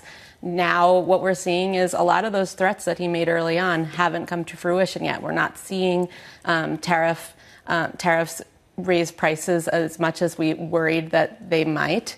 Some of the more tariff-sensitive categories, prices are up, toys, furniture. But for the most part, consumers aren't going to hold back spending forever. They're feeling a little bit more comfortable. They're spending again. I think the key here is we still haven't seen the worst that might come. And consumers, we just don't know, it might get worse. This is what we're trying to figure out as well. Yeah. Just how much of these companies have been working through pre-tariff inventory, how much of this is about corporate resilience, or whether it's just the result of extensions and exemptions, and we haven't really seen the tariff hit just yet. And depending on how you believe this to be shaking out, you'll get a sense of whether you see it to be inflationary. I think the thing that you pointed out there, though, is really key, which is the idea of contracts in place that set certain shipping rates. So you haven't seen those trickle into the actual pricing for companies in a large scale. All of these things offsetting just marginally in each particular corporate story. Is this a risk for Q3, Q4? How are you thinking about the balance of risk for the remainder of the year? I think you're 100% right. I think a lot of these companies bought a lot of their inventory months ahead. So a lot of the inventory that we're selling right now, maybe they had before the tariffs were in place. I think what we're going to watch is back to school shopping, holiday sales. Those are the types of inventory that these companies have to get a hold of or had to have gotten a hold of April, May, June, when the tariff threats were at their height. And we'll have to see if they begin to start passing those prices along to consumers more than they have to date.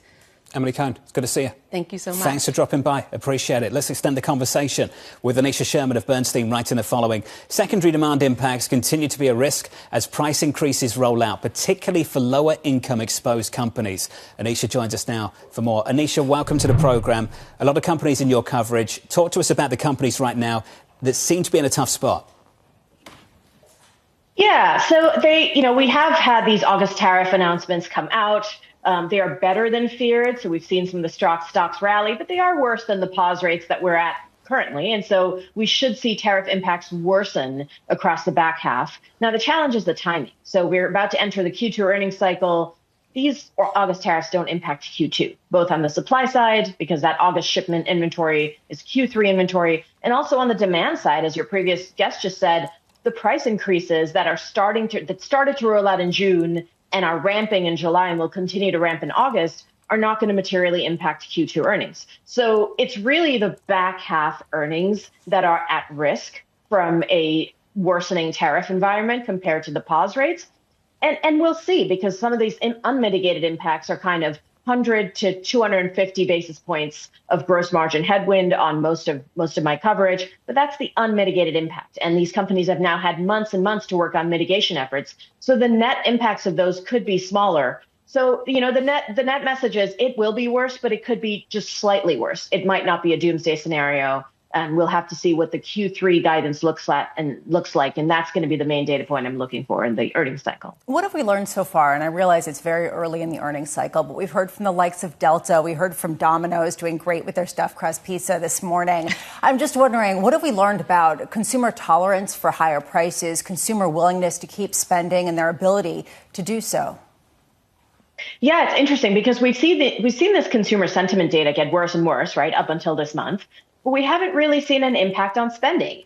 And really what's going on is it's an anticipatory sentiment decline, where our consumers are reading the news and the headlines in the media. They're worried about tariffs hitting the price points, but we haven't seen that happen yet. And so we're seeing a deterioration in sentiment. And even now, July has gotten a bit better, but it's still far worse than it was at the start of the year. But we haven't seen that translate into a spending pullback yet, particularly for higher income consumers who tend to be lower beta anyway, and they are less impacted by a change in price points.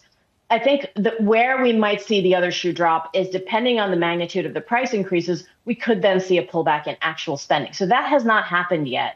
And I don't think it happens in Q2 either, because like I said, those price increases have barely started towards the end of Q2. So late June and July is when those price increases are going to start to ramp. So we could see it in Q2 exit rates for some of the retailers that end their quarter at the end of July. But really where we're going to see it is in early Q3. So the commentary around quarter to date, Q3 trading, Q3 guidance, and data points around most recent consumer trends, that's where we're going to start to see the demand impacts we haven't seen yet. Governor Waller was on Friday, and he was talking about the impact of tariffs. And he said it's a third across the board. Suppliers hit a third, firms hit a third, and the consumer absorbs a third. Is that how you view how it's distributed across the supply chain? Not yet. So far, what we've seen is suppliers have borne the brunt of it. And we've talked to many suppliers that sell to some of the big general retailers here in the U.S., and they've said those retailers have just pushed back on suppliers and said, you guys need to bear the brunt of this. And remember, the retailers are in a much better bargaining position here. They have diversified supply chains across multiple markets, across thousands of suppliers, so they can't afford to do that. As those tariff rates now increase, so comparing the August 1st rates versus the pause rates, that next leg up is going to be borne by retailers and consumers. So far, it's been disproportionately pushed to suppliers as companies have tried to do cost side mitigation and not pricing side mitigation. That balance is going to shift. So I don't know if it will be fully a third absorbed by retailers. I think the retailers are going to try to pass them up and down the supply chain and onto consumers. But I do think that rough proportionate split is right. So far, it's been very supplier absorbed. That's going to shift. Anisha, always a clinic with you. Appreciate your time this morning. Thank you. Anisha Sherman there of Bernstein, reflecting what many expect later this summer, which is prices firming up. Got a hint of it in CPI just last week. A lot of people think it will continue. The debate is whether it continues to beyond that, whether it just fades beyond that. And I'm pleased you brought up Governor Waller, because he makes two assumptions. One, a large share of tariff increases won't be passed through to the consumer. But two, increases would fade over the next year or so. And that's the ultimate call for the Federal Reserve. Do you look through it and carry on your business? And a lot of it hinges on wage growth. And that's what we heard Bob Michael talk about. And if you don't see that labor market pressure and the tightness in the labor market that leads to that kind of wage growth, you aren't going to see consumers really doubling down and accepting those higher prices. I just look at Domino's, and pizzas are, $10. So if you buy more of them, what's the only thing that could make a perfect pizza even more perfect? There's better pizza in New York. I'm going to take you to Arthur Avenue, but the Michigan survey on Friday, I know Governor Waller just calls it that thing, that Michigan thing, but actually the sentiment was up even on that thing. And he makes this case that you can just look through this tariff impacts. Even if it hits a consumer, it's just going to be a third. Is that your favorite pizza, Arthur Avenue? Well, it's the best Italian food in New York. Okay. It's good, but, across stuffed full of cheesy goodness. All right. It's good. Me. All That's right. it? It is. It's great. Excellent. Quite basic. Amazing. Ruby Rosa, Mulberry Street. Ooh. Yeah. They have gluten-free pizza. Yeah, It's fantastic so it is pizza. good. Okay, good to know.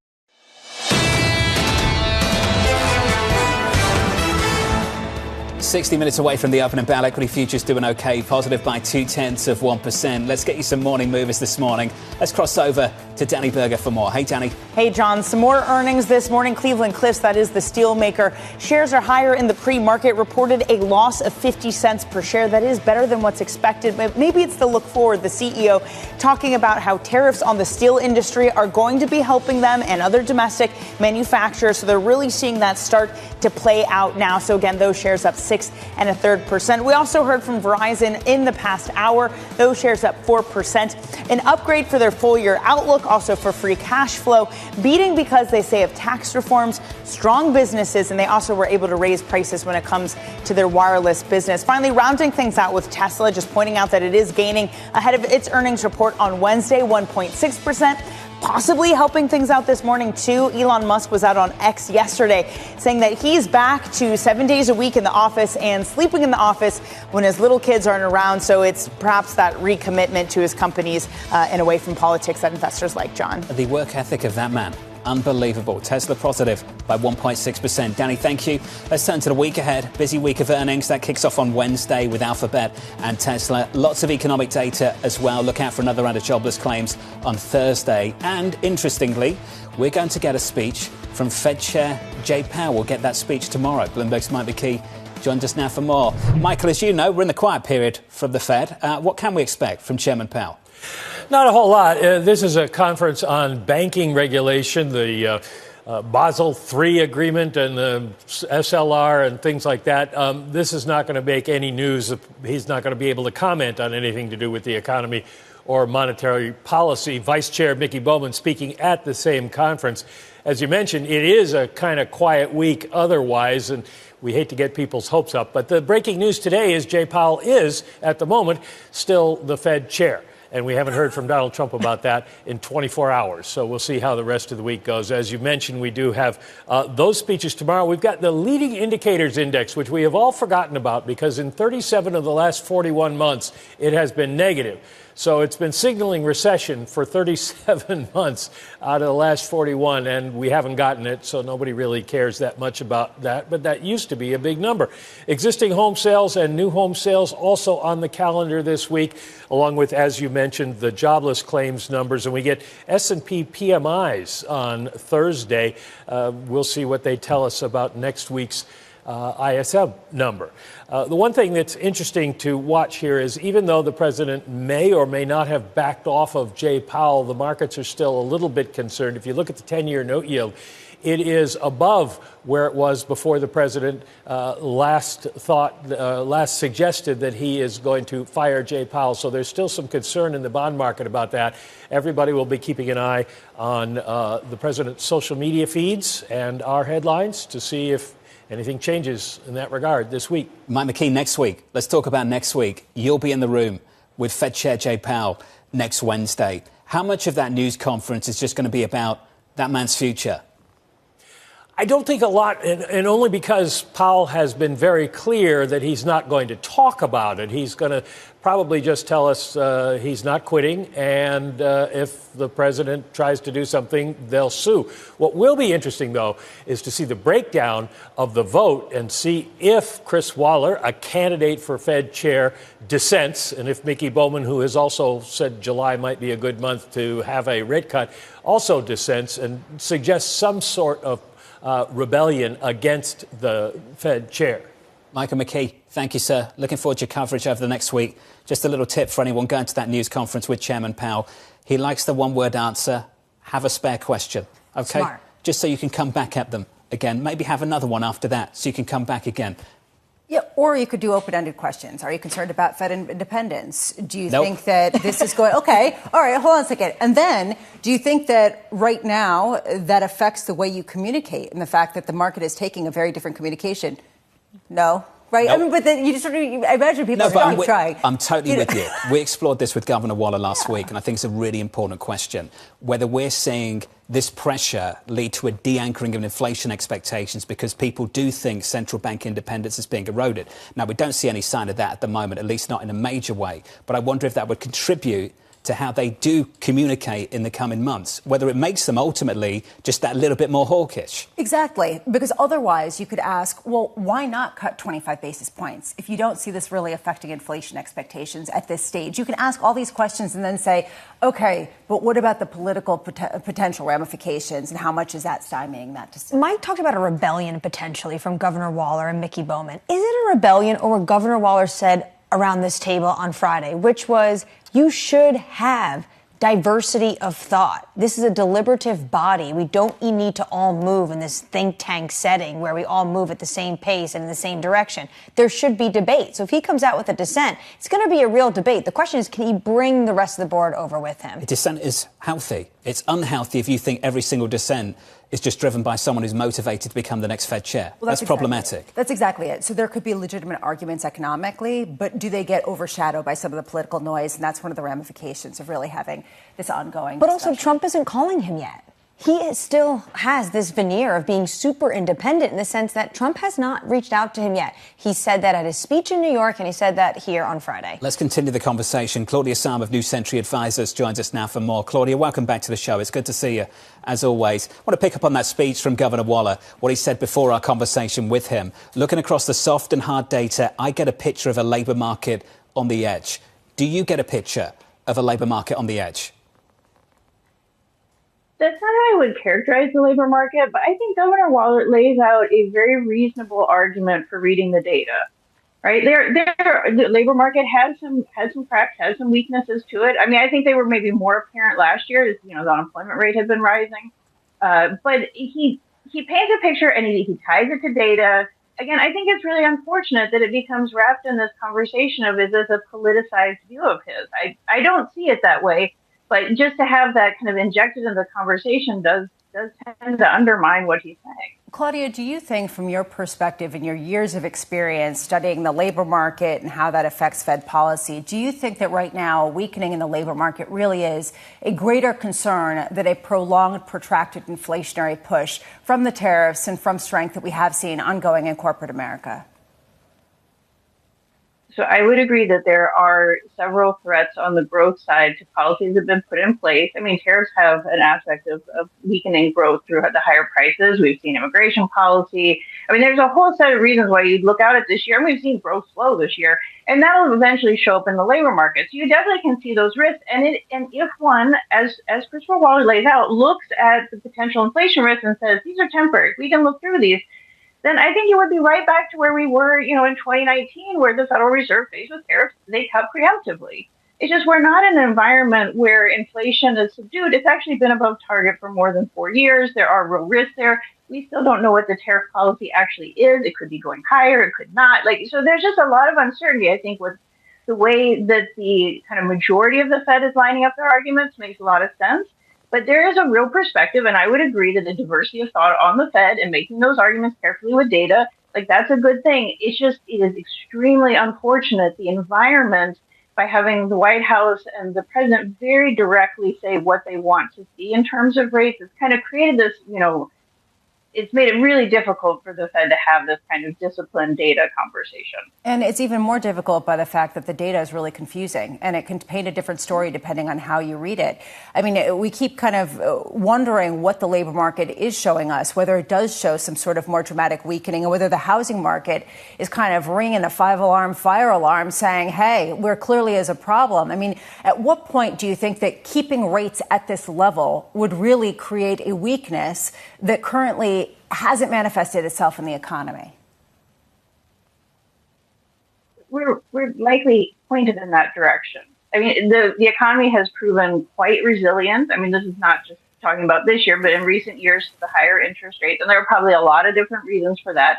But eventually, we do see in interest rate sensitive sectors like housing, we do see these rates weighing down. The reason that the federal funds rate is elevated is because it is trying to push down on inflation. Once the inflation issue is taken care of, well, then there's no reason to have the rates as high as they are, and you should see them coming down. And the Fed tells us that's the direction they're pointed in. They're just not ready to take that move. But there are costs. There are costs in the economy to the Fed having interest rates as high as they are. And we will see those costs build as interest rates stay higher. So, but we're not looking at some dramatic falling off a cliff. We're looking at more of a slow grind, and it does impact certain parts of the economy, certain consumers, people trying to buy homes. Like that is where the effect is. But the goal is to get, inflation down. Unfortunately, we've gotten data that it's moving in the wrong direction. That may be temporary, but there's a reason that rates are where they are. It's not. But there are costs. Governor Waller, though, is looking at these cracks in the labor market. Even individuals like Mary Daly is talking about it's reasonable to expect 2 cuts this year. Claudia, when do you expect the Fed to first move? So it will absolutely depend on the data as they go forward, but there is certainly a case. And I think, keep an eye on the inflation data that's not connected to tariffs. I mean, I think that's actually been part of the encouraging cases that we've seen some weakness in some discretionary spending areas, and housing has certainly shown some cooling off. So I think they're building, the data are building the case as long as, the tariff risks don't really move much higher, things really go dramatically sideways.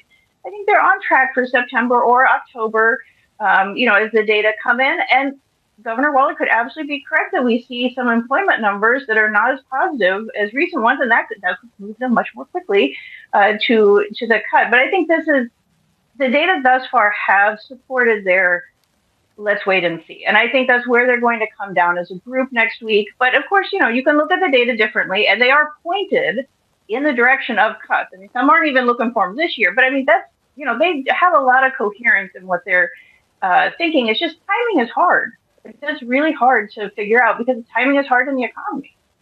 Claudia, appreciate your time. As always, Claudia Sam there of New Century Advisors. Just to echo everything Claudia said, particularly at the end there, the bias is still to reduce interest rates at the Federal Reserve. That is still the direction of travel. And that would have been even without the pressure from the White House. And I think that's really the important point here. How do you message it now? And how much does it get complicated by the political overlay that currently exists? I agree with her also that it's super unfortunate that this is where we are. The credible arguments for lower interest rates are just being basically accused of ambitious goals to become the next Fed chair. Yeah, especially because a lot of economists on Wall Street have been making the same arguments for quite a while. And that, I think, really goes to the heart of the legitimacy behind a lot of these arguments. Let's see if we get some healthy dissent at next week's meeting. Let's get you an update on stories elsewhere this morning with your Bloomberg Brief. Back with us, here's Yahara. Hey, Yahara. Hi, John. Microsoft server software was exploited by unidentified hackers. The U.S. Cybersecurity and Infrastructure Security Agency said they accessed file systems and internal configurations, while Microsoft said it released a new security patch to mitigate the attacks. The Washington Post is reporting U.S. federal and state agencies are among those affected. Meanwhile, a Delta Airlines jet was forced to abort landing to avoid a mid-air collision with a B-52 bomber. The incident happened last week in North Dakota near an Air Force base. Citing the pilot, ABC News reported the plane had to make an aggressive go-around maneuver as the other aircraft became visible. ABC News also says that afterward, the pilot apologized to passengers. And President Trump is threatening to block the Washington Commanders' bid to build a new stadium in D.C. The president says he won't make a deal unless the team changes its name back to the Redskins, a term considered offensive to Native Americans. But Trump claims there's a big clamoring from them to restore the old name. That's your Bloomberg Brief. John? Yahara, thank you. Thanks for this morning. Up next, we'll set you up for the day and a week ahead. Plus, we'll catch up with Chris Harvey of Wells Fargo with the most bullish S&P 500 target on the street. That conversation up next.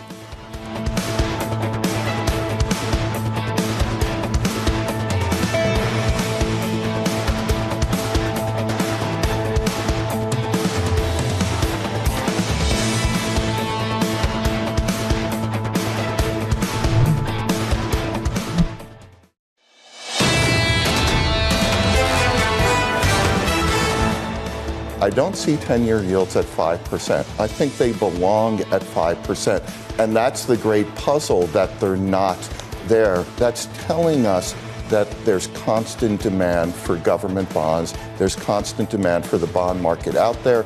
Every time I meet with investors, they're trying to figure out where to get into the bond market. Bob Michael of JP Morgan Asset Management on the program a little bit earlier this morning. In the market right now, equity futures positive, bonds are too, yields are lower. Futures are up by 0.2%, and your bond market looks like this: 2s, 10s, and 30s. Your 30-year yield is south of 5%. We're down 6 on the session to 492.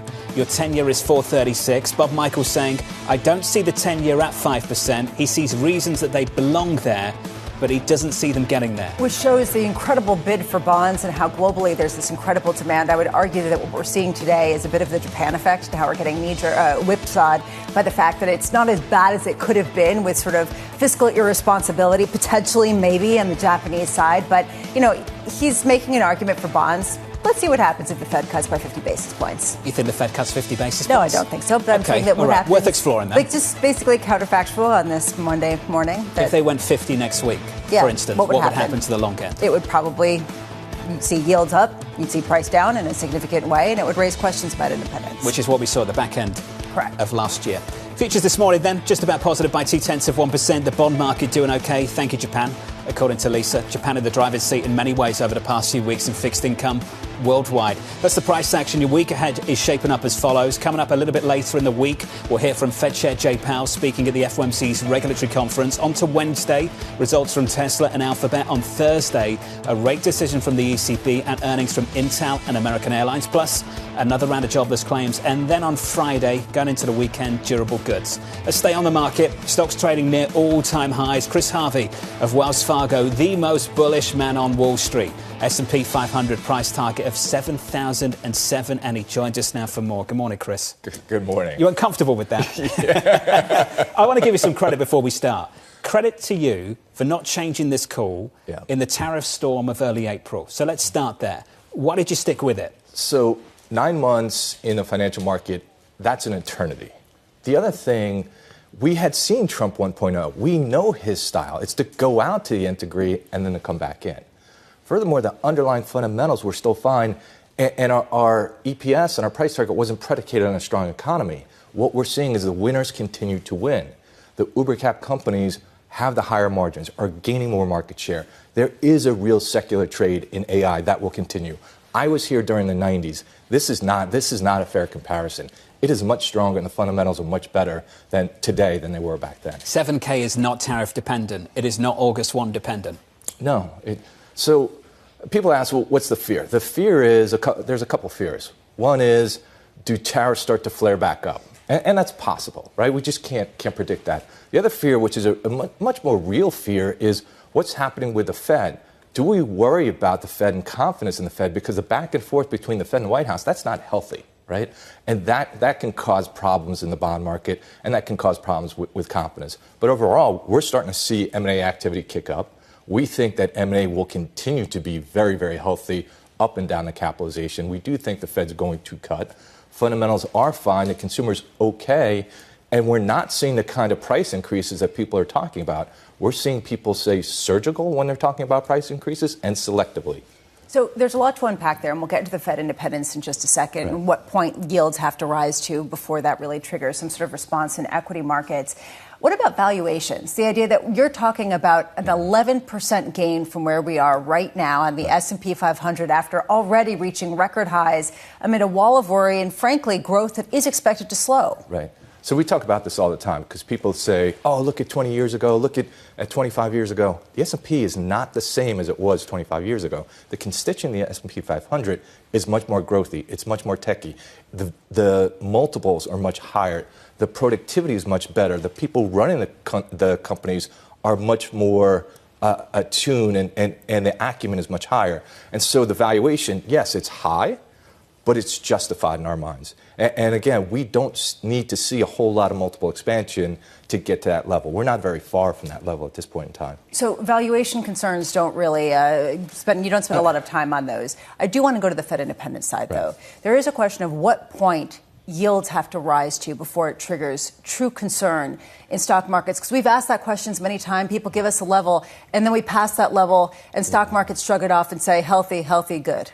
Yeah, it's hard for me to really answer that question.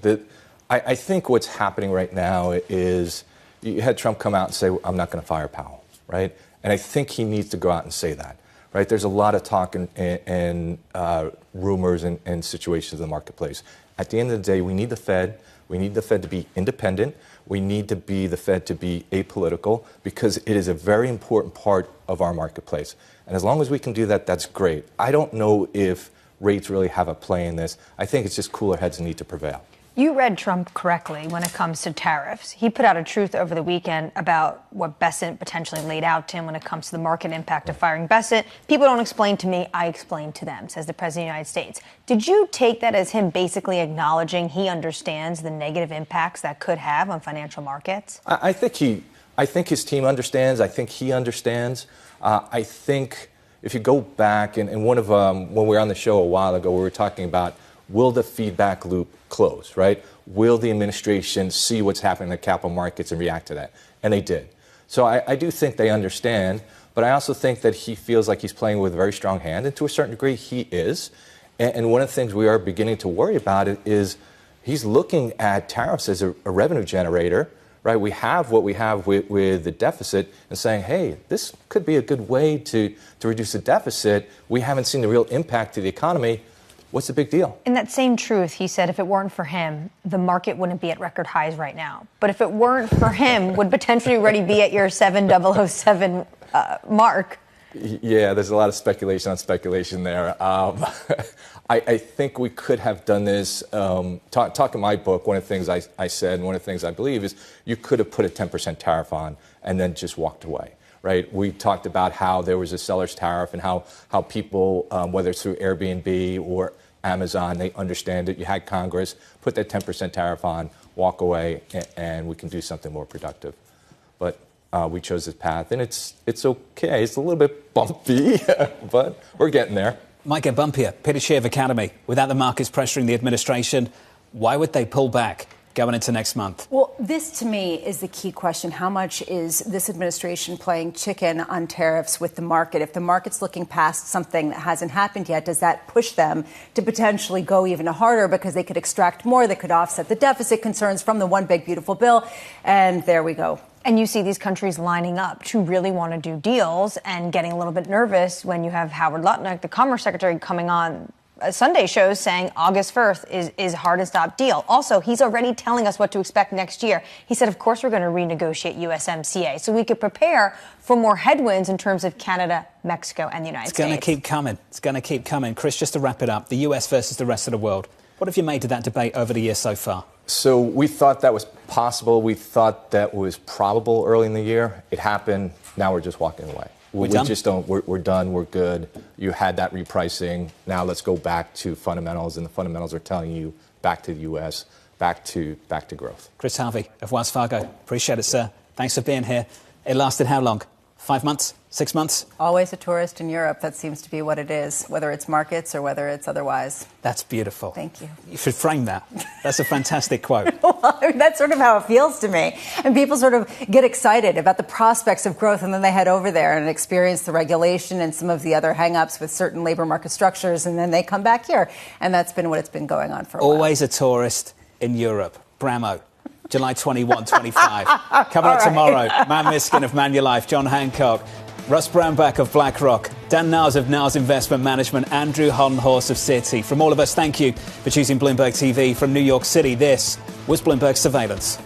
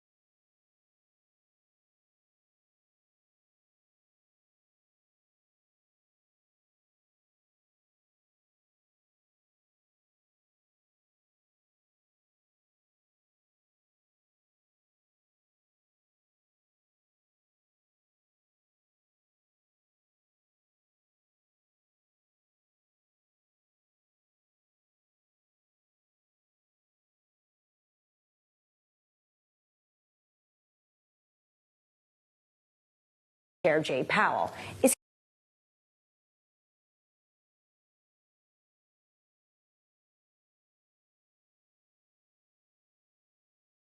including several who are on the main board and perhaps regional bank presidents. So are there other names outside of Kevin Hassett, Kevin Warsh, Christopher Waller, and you yourself has been circulating?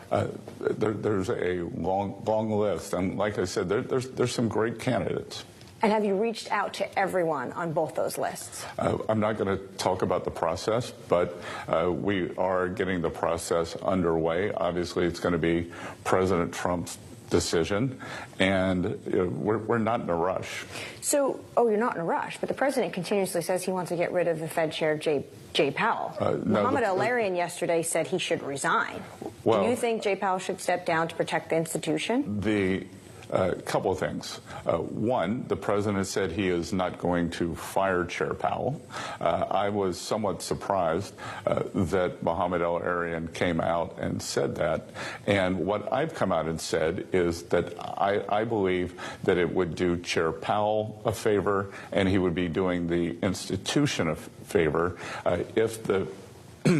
if he did an internal review, separate monetary policy from everything else, and this is something that Larry Summers and I agree on, is this mission creep from the Fed is endangering their independence of monetary policy. So all these other things that they're engaging in could threaten monetary policy. So it is a big, sprawling institution. The central budget for the board is up 4x since 2004, and every institution needs to examine themselves. But you want the man that you guys don't think is doing a good job to run that review?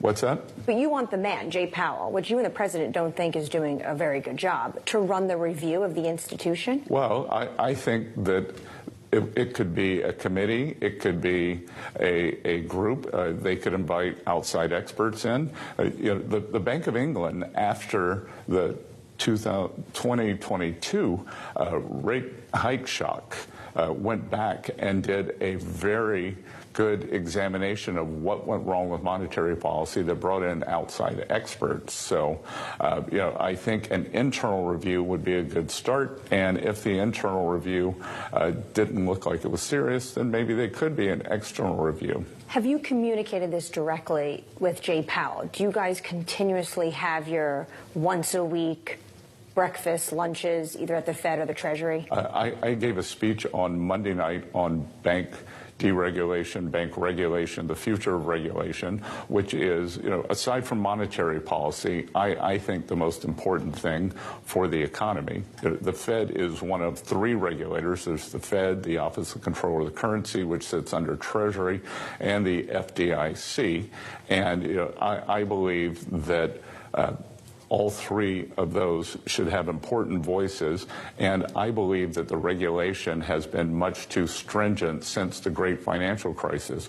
We are seeing this big buildup outside the regulated financial system. I think I saw something 2 days ago, the private credit is up 10x.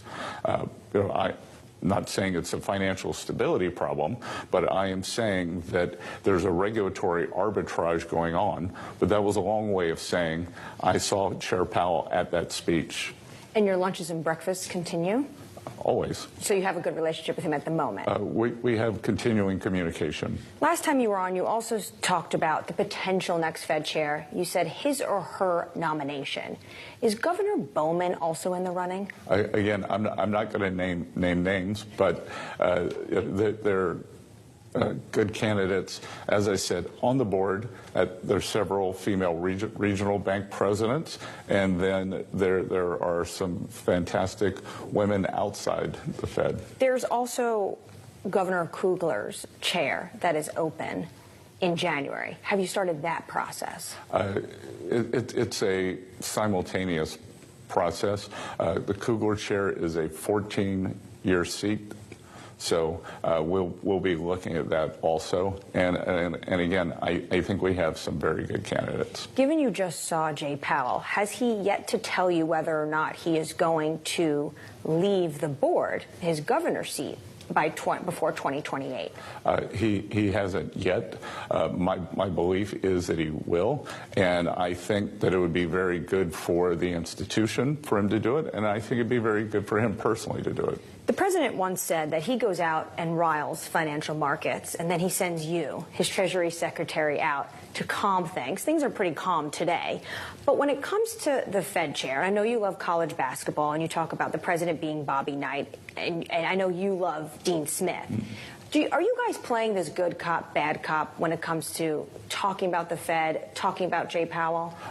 Not at all. Anne-Marie, the reason I think that I'm, to the extent I'm able to calm the markets, and that doesn't always happen. I was in the investment business for 35, 40 years, but I think more importantly than that, I understand what President Trump is doing. And a lot of times he's 1, 2, 3 steps ahead of the market. And as you know better than anyone, the market wants instant explanations. They want clarity. They want immediate gratification. So I think that I'm able to, as a former practitioner, I think about when President Trump tells me what his goals are, I think about what is the best way for me to give good framing to market participants, for them to understand what he's doing, because he always has a plan. It's not always obvious. So you are communicating almost the strategic ambiguity that he likes to operate from. Well, and I'm also trying to explain that there is a plan, because look. These letters went out. Everyone was, oh my gosh, these are high rates. And I think the president created maximum negotiating leverage, and the market actually took it pretty well. Took it pretty well. Just to finish on that final point then, do you think he's more emboldened to go for higher rates with trading partners now, given the market is not pushing back? Well, I think he's created a lot of leverage, because he's created an A-B situation. He is able to go to the trading partners and say, look, I am happy to take in this tariff income if you don't want to negotiate. This is a high rate, but the U.S. is taking in massive amounts of tariff income. We had the first June budget surplus since 2015, last month.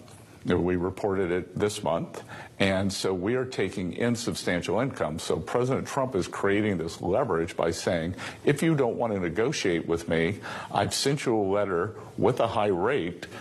Have at the high rate, or come and negotiate in better fashion. Because I'll tell you, what was fascinating for me, and this was President Trump at his best, was the Indonesians came with what I thought was a very good offer out of the blocks. President Trump kept pushing them. He raised the reciprocal rate when he sent them the letter, and 5 iterations later, the Indonesian trade deal was greatly improved, turned into a great deal for both sides. Secretary Scott Bessent, thank you so much for your time this morning. John, Lisa, of course, the U.S. Treasury Secretary Scott Bessent this morning on the heels of that deal with Japan. Anne-Marie, great work, as always. Anne-Marie there on that agreement with Japan. To unpack the other things in this, I think 2 main features here. One on a deal with the Europeans, a potential agreement down the road, and the other on the Federal Reserve. On the Europeans, talks with the EU are going better than they had been, just turning down the temperature just a little bit, saying that the EU's retaliatory preparation is a negotiating tactic. I would do the same if I were in their place. That's the European Union. Then on the Fed, the president has said he's not going to fire Chairman Powell. Disagrees with them on the analysis, but we're not in a rush to nominate a new Fed chair. And he threw in regional Fed presidents as well, which I thought was a new bit of information there too. Given the fact that we've had a pretty limited slate, this sort of opens the door not just to Mickey Bowman, who's a governor, but also to some others who potentially have come out with more dovish tints. So everyone could be running. I mean, that's sort of my takeaway, the idea that they're really broadening it out. Maybe that list is longer than we thought. Exactly. Longer than just the 2 Kevins, yeah. for instance. Up next on the programme, James Pickeriello Costello of BNP Paribas as the US and Japan agree to a 15% tariff on Japanese autos.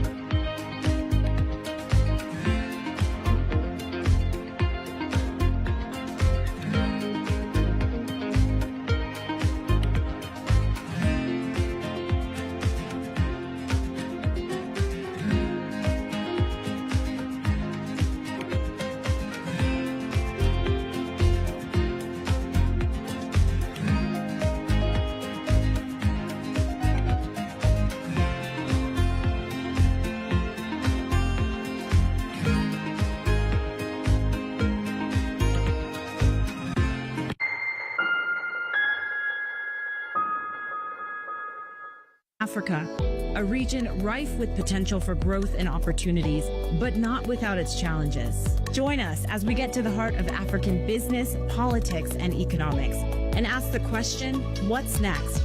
On this episode. If you look between the age of 18 and 60, 53% of South Africans has got a Capitec card in their wallet. But how do you optimize those clients? Premieres July 25th, only on Bloomberg. What is going to be the consequence for U.S. markets? We are basically deep in the European earnings season. Take a look at how we're faring when it comes to Asian markets. Bloomberg loves earnings. I know it's like your Super Bowl, right? I can't wait. It's like opening presents in the morning. All right, it will be exciting. Nobody covers earnings like Bloomberg. In case you missed it, on Bloomberg Open Interest. Where would you like to see the 10-year? I think that we could see a further lowering of rates. I think inflation is very, very tame. I am focusing on the 10-year. So as we see inflation come down, I think the whole curve could parallel shift down. Don't miss Open Interest live weekdays.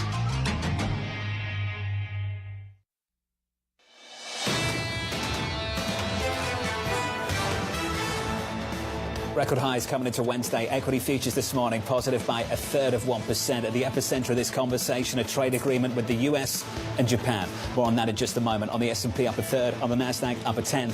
With your morning movers, here's Danny Berger. Hey, Danny. Hey, John. We got AT&T earnings about an hour ago, and across the board, the metrics were good. They beat. They also outlined, much like Verizon, that they're going to save a whole lot of money from the one big beautiful bill. For them, it's $6.5 to $8 billion worth of savings that they're going to reinvest into their network. Even so, check out what shares are doing. They're down 3.5% in the pre-market trade. Maybe after Verizon's really stellar set of earnings, this was a market that was expecting maybe perfection and then some, maybe a rise in guidance, which we didn't quite get from AT&T. Meanwhile, the energy players, they are rallying. The energy providers like Constellation Energy and Vistra. That's because there was an auction yesterday for power supply on the grid, and the prices there hit a record. It really underscores how this AI boom is creating more demand demand and keeping prices elevated to benefit these players. So those shares up around 5%, 5.3% for Vistra. Finally, we also had Capital One earnings after the close yesterday. Again, another solid set of reports that shows that this is a consumer that is doing fine. They lowered their loan loss provisions to lower amount than was expected. Really healthy there when it comes to credit card and debit spend. They also recently acquired Discover Financial, so they had higher costs as they integrate that, but analysts noting that the integration is going well. So shares up 2.6% in the pre-market, John. Danny, thank you. Thanks for the update. More from Danny in the next hour. On our radar this morning, President Donald Trump announcing a trade deal with Japan. The agreement imposing 15% tariffs on imports, including autos. The Treasury Secretary, Scott Bessent, speaking with us just moments ago.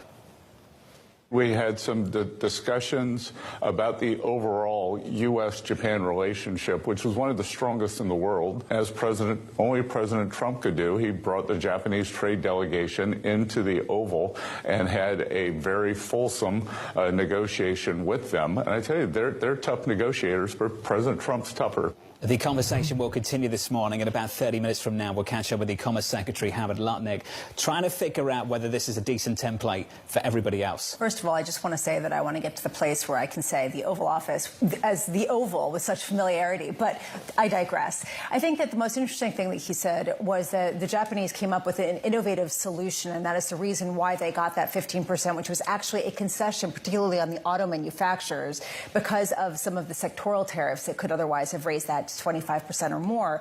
And this raises a question of whether it is a template for the likes of the European Union or whether it really is bespoke. And it is nation by nation or nation by region and how they negotiate and what types of solutions they come up with. That's trade. He also had some things to say about the Federal Reserve. Secretary Bessent really likes to try and take down the temperature on a range of issues, including the Fed not going to fire him, not in a rush to select his replacement. So there goes that shadow Fed chair conversation just for the moment. And then the president will speak later on.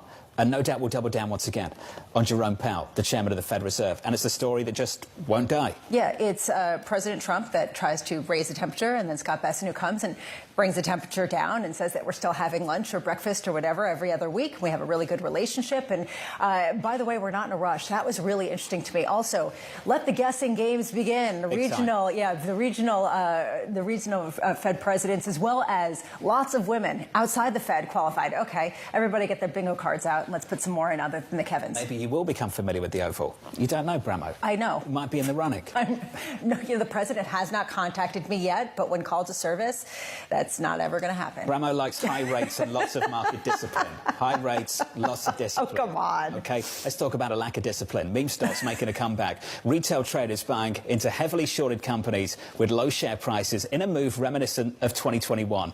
GoPro and Krispy Kreme, the latest targets this morning. Maybe people just really like donuts. Look, I'm really struck by this idea of what happened with GameStop and how much it's a template for a lot of the Redditors going forward. You look at the stocks that are most shorted, that have the lowest price, and you try to win against the hedge funds. That behavior coming back. Is this the stupid money, the dumb money, or is this the smart money in terms of playing a new game and indicating a new player in a market that, yes, might be getting frothy, but might have more legs because of this FOMO type behavior? To that point, does it speak to broader froth? So Jonathan Levin of Bloomberg Opinion put a great column out yesterday. Just selected this paragraph from him, this quote. Only 61 of the stocks on the S&P currently trade above their consensus 12-month price targets from Southside analysts. The 20 to 2024 average was around 64.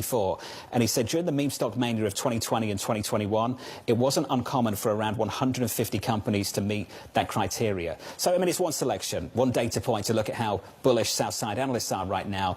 But I think it's a decent piece of data just to say there's not crazy FOMO froth taking over the whole of Wall Street just right now. You said it really well before. Just because you find a pocket of gambling doesn't mean that the whole thing's a casino. And I thought that that was a really astute comment. And it really does speak to how this might just be a pocket and a trend and a fad and some games on Reddit, but not necessarily something that speaks to a broader move.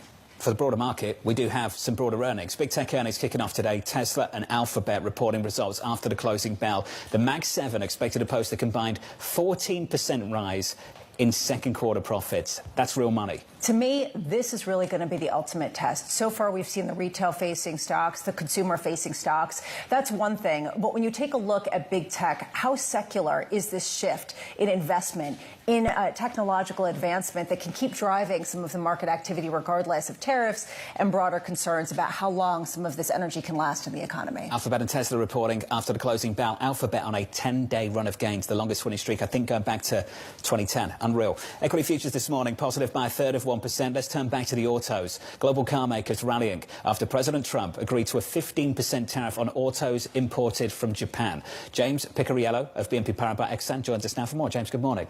Thanks for having me. I think the good news is 15 is not 25. The bad news is still 15. What does it mean for these guys? Yeah, I mean, look, we import, the U.S. imports about 4 million vehicles from Japan and Korea. So, let's just round numbers, say 2 million vehicles from Japan. I think we're going to talk about GM. And GM imports 400,000 vehicles from South Korea. And, that's if we were to go from a 25 to a 15% tariff rate, GM's looking at an immediate $1 billion annualized benefit in terms of tariff reduction. Is that your top pick right now? Is that why you like GM? You think this is ultimately the direction of travel? Yeah, there's a long list of scenarios as to how tariffs get better and a very short list as to how they get worse from here. And GM has, one of the highest tariff exposures, right? They import 1.2 million vehicles in total. And, the stock, I've got the full tariff impact without any relaxed, scenarios. And I would say 2026 represents trough earnings because of that tariff impact, and the stock trades at a trough multiple. Usually when the market has confidence in trough earnings, you see stocks trade toward a peak multiple. Not the case for GM. Well, this raises the question exactly how they're going to absorb it and the potential that they could be facing higher tariff levels than even Japanese auto manufacturers on some of the parts that they import from overseas, because they'll be subjected to more of the sectoral tariffs that Japanese auto manufacturers have been exempt from.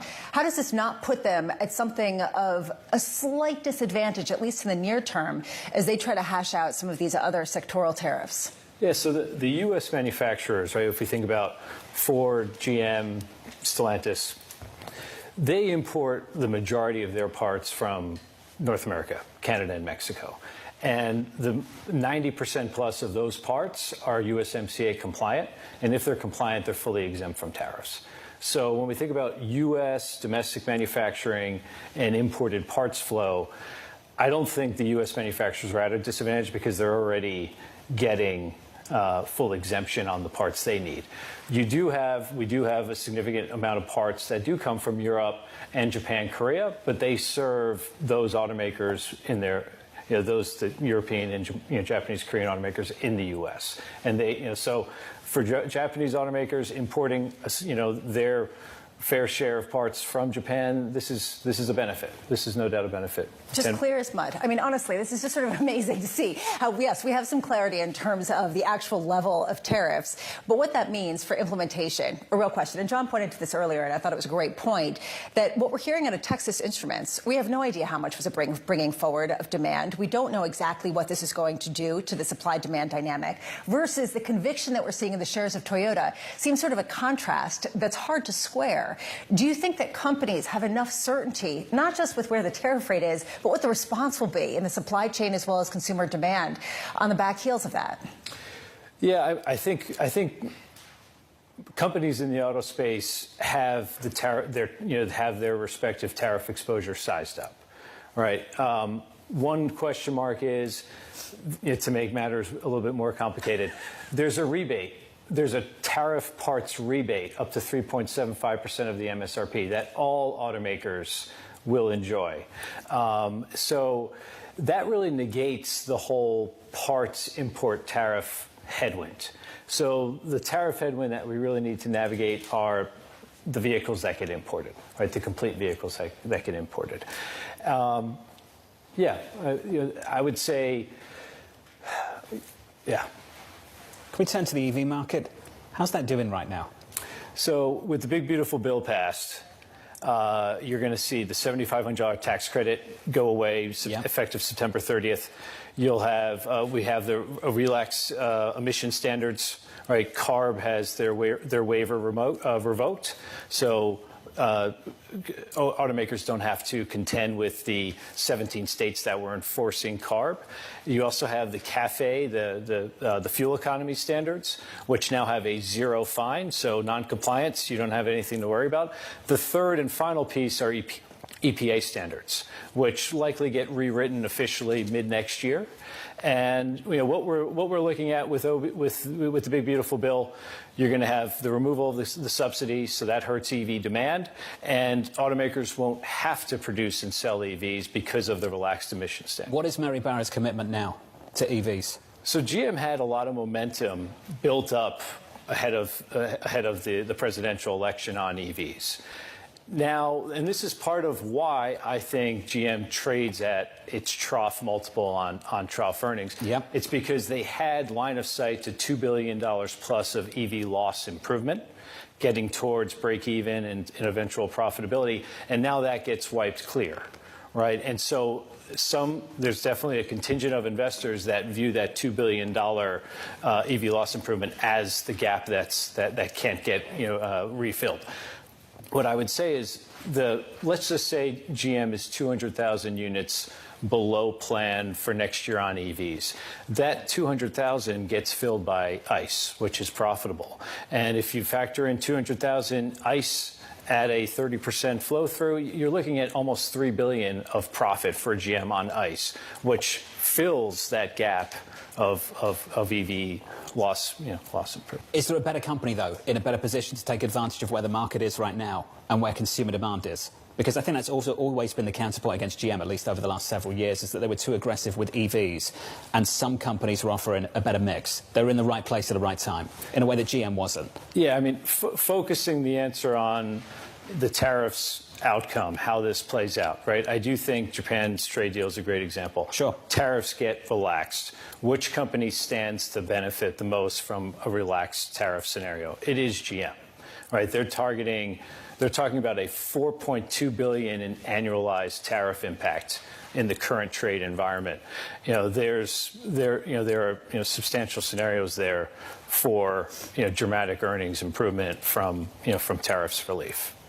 James Picariello there of BNP Paribas. James, appreciate your time. Thank you, sir. Top pick is GM as it gets that tariff relief, some more relief this morning potentially if we get more deals like the ones we just got between Japan and the United States. Let's get you an update on stories elsewhere this morning with your Bloomberg Brief. Here's Yahira. Hey, Yahira. Hi, John. Staying on trade, the European Union is preparing to impose 30% tariffs on $117 billion worth of U.S. goods. The tariffs will be implemented if a deal is not reached by August 1st and the U.S. implements its own levies. Sources telling us here at Bloomberg, U.S. industrial goods such as Boeing aircraft, cars, bourbon, and whiskey would be subject to the tariffs.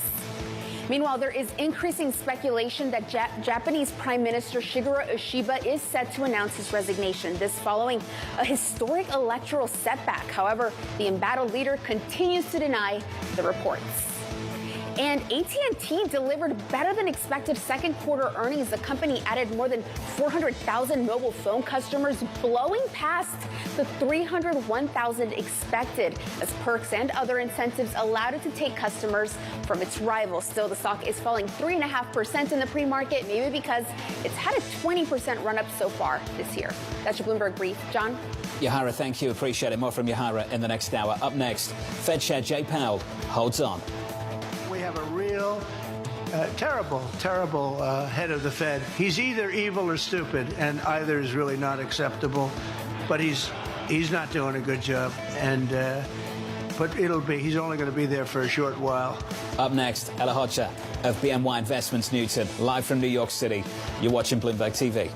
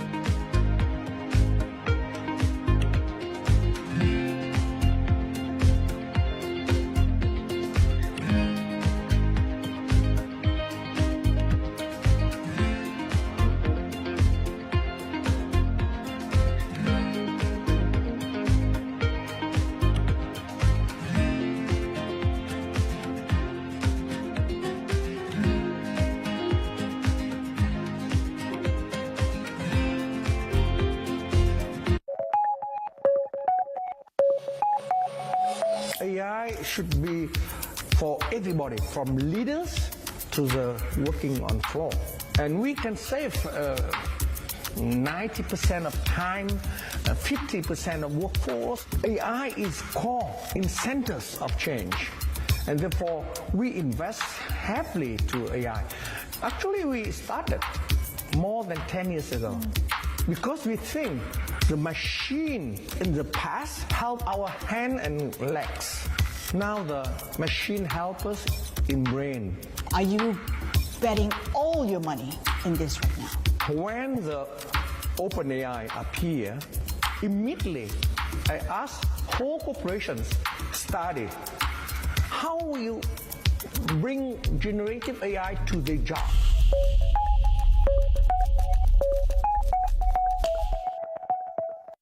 In case you missed it on Bloomberg Surveillance. They say you're in your right if you use Section 122. Why didn't you guys do that from the beginning? Well, Section 122 only gives you 150 days. In Section 122, if you use this now for 150 days, would it be a bridge to 301 or a bridge to 232? What are you thinking more long term? You can be the strategist on that. So just got to tell you one thing. You're not allowed to hire Anne-Marie. She's with us, all right? Don't miss Bloomberg Surveillance live every weekday. Asia is at the forefront of some of the world's biggest stories. And we're here, where the action starts in Sydney. And in Tokyo, get ahead as the global trading day begins. The Asia Trade, weekdays only on Bloomberg. Bringing you up-to-the-minute news whenever and wherever it happens. I'm Matt Miller, the Circuit de la Sarthe in Le Mans, and this is Bloomberg.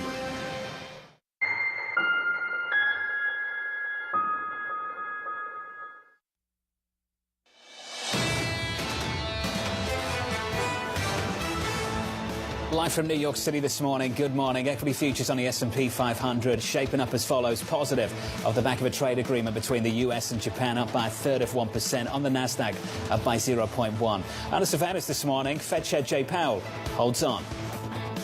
We have a real terrible head of the Fed. He's a stiff. He's a knucklehead. He's hurting people that can't get houses because they don't have mortgages. And I don't know if he knows it or not. He's either evil or stupid, and either is really not acceptable. But he's not doing a good job. And but he's only going to be there for a short while. It's the latest this morning. President Donald Trump continuing to bash Fed Chair Jay Powell as the Treasury Secretary Scott Bessent doubles down on Fed scrutiny. The president said he is not going to fire Chair Powell. What I've come out and said is that I believe that it would do Chair Powell a favor, and he would be doing the institution a favor if he did an internal review, separate monetary policy from everything else. This mission creep from the Fed is endangering their independence of monetary policy. Joining us now here in New York, Ella Hodger of BNY Investments Newton. Ella, good to see you. Good morning. Welcome over from Europe. So please, share the European perspective. You've been watching this playing out in the United States. What's the view over on the continent? Well, I mean, concern, worry, and obviously trying to figure the sort of environment we're navigating and what happens going forward. As we know, the news flow has been pretty heavy, which is, I guess, good for newsmakers, but for markets, creating quite a lot of uncertainty for our clients as well. Do you see an erosion of operational autonomy of the Federal Reserve, or is this all just noise? I mean, it's important to distinguish the signal from the noise, and I think from an investor's stance, there's quite a bit of signaling here of potentially the desire to lower interest rates and potentially looking at lower real rates in the future. Good news for some asset classes, but perhaps for fixed income, my natural home, less of a benign setup. So you have to think about it in that dimension, I think. And we'll get into just Fed policy rates and inflation in just 1 second. But I'm curious from the European view, how many of your clients are less interested in buying treasuries as some sort of base or are looking for ways to diversify, haven't yet pressed the button, but have plans to over the next 6 months, 1 year, 2 years? I mean, it's not substantiated by evidence right now, so we're not seeing that sort of sell flow that we're discussing. And in fact, actually, European clients, Asian clients as well, hold far more U.S. equities, in fact, than fixed income. So it's perhaps more of an equity question, I guess. So what happens going forward? Do you continue to buy at the same pace? Do you hedge your exposure to the dollar? Those are probably some of the questions our clients are asking us. But we haven't seen the dynamics of flow that are suggesting things have flipped over, but there's certainly more uncertainty on the future path. Well, for the United States, but globally for fixed income, there was this real question raised implicitly by the auction overnight in Japan of 40-year government debt that was the weakest performance since 2011, led to record high yields, and it led to this real question: are we seeing the bill really come to the fore for all of those years of borrowing to fix all the fiscal problems? Do you see this as a sea change that isn't going away, that yields are just going to be structurally higher for developed markets? Absolutely, yes. We're definitely in the camp that believes at some point we have to face this debt crisis. Maybe it's too early to do so now, but you do see the dynamics of what's happening in the long end of a lot of the bond markets. You mentioned Japan. Japan absolutely is the case in point. Technically, it's broken to the upside. Something similar happening out of Germany in the long end, and in the U.S. we are also flirting technically with that level as well. So this is a global phenomenon. It's a concern around who's going to finance these large deficits across the world. You used the word crisis. What makes it a crisis? I should have probably stayed away from that word, but big mistake. No, I mean, look, I've lived through the European crisis, so we've seen a debt crisis play out, and we traded it, those of us who were around. It's a worse setup in some ways, right? Because since the pandemic, the debt levels across the world went up, and I think everyone understands that, at some point you have to pay those bills, and, the difficulty is we cannot probably afford to do so. And so you're looking potentially, that's why this discussion around the much lower borrowing costs for governments come to the fore. And what that means is potentially you are looking at that setup, but the bond investors will demand more premium across the curve, right? So you could probably suppress the short end of maturities, but the long end still will stay elevated. And you also bring ramifications for currencies to the forefront as well. Are some of these nations already falling into a so-called doom loop? And by that I mean they've raised taxes, it's hurt the economy, that's damaged tax receipts, they're raising taxes, it hurts the economy, that means tax receipts go down again, and they keep going and keep going. And I'm thinking of the UK. Is it just the UK, or is it other countries too? And does that make you hesitant about holding those nations' bonds? Yes, the UK has been super interesting, and it's a great example to bring to the forefront, because actually whenever the market puts pressure on gilt yields, you see pressure on the currency as well. And we saw something similar in Japan as well recently. Perhaps you could argue even in that turmoil of April with treasuries and the dollar, there was some dynamic. So those are probably early signs of exactly this point. I don't know, I'm not keen on timing things, but the future direction seems to be more clear that we potentially are headed for something like that.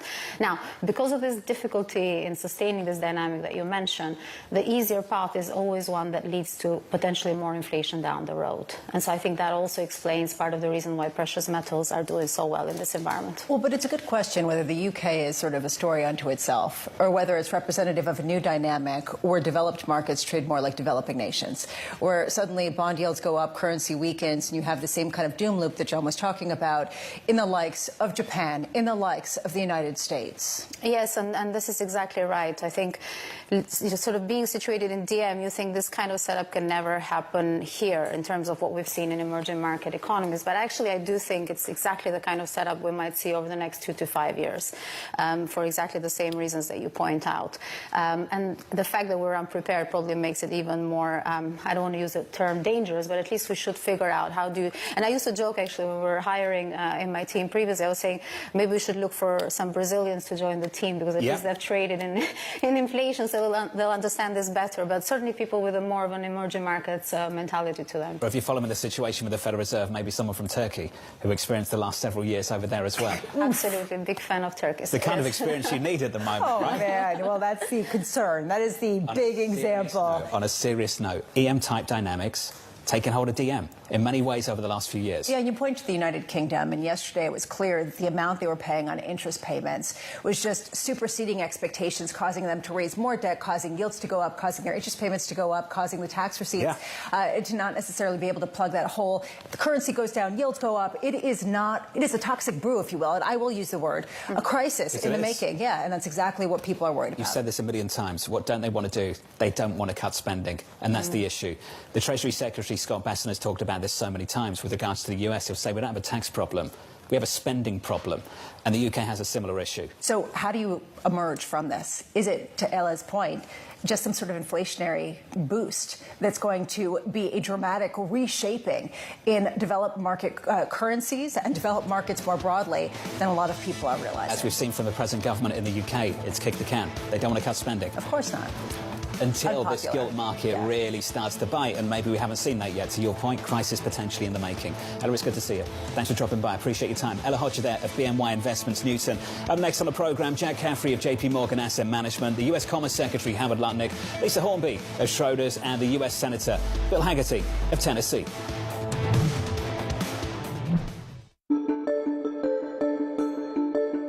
We're building another art museum called the Guggenheim. Now, Louvre's big enough. Why do you need a Guggenheim as well, right next door? I think it's a great question. I think the beautiful thing about the UAE and Abu Dhabi is we live with over 200 nationalities. And in doing so, they have become a part of the country's and the city's fabric. And we need to celebrate that. So we need to celebrate everybody's identity, everybody's background, everybody's heritage, everybody's history. And what a beautiful way in doing so in these beautiful institutions. These museums are educational institutions and they're community institutions.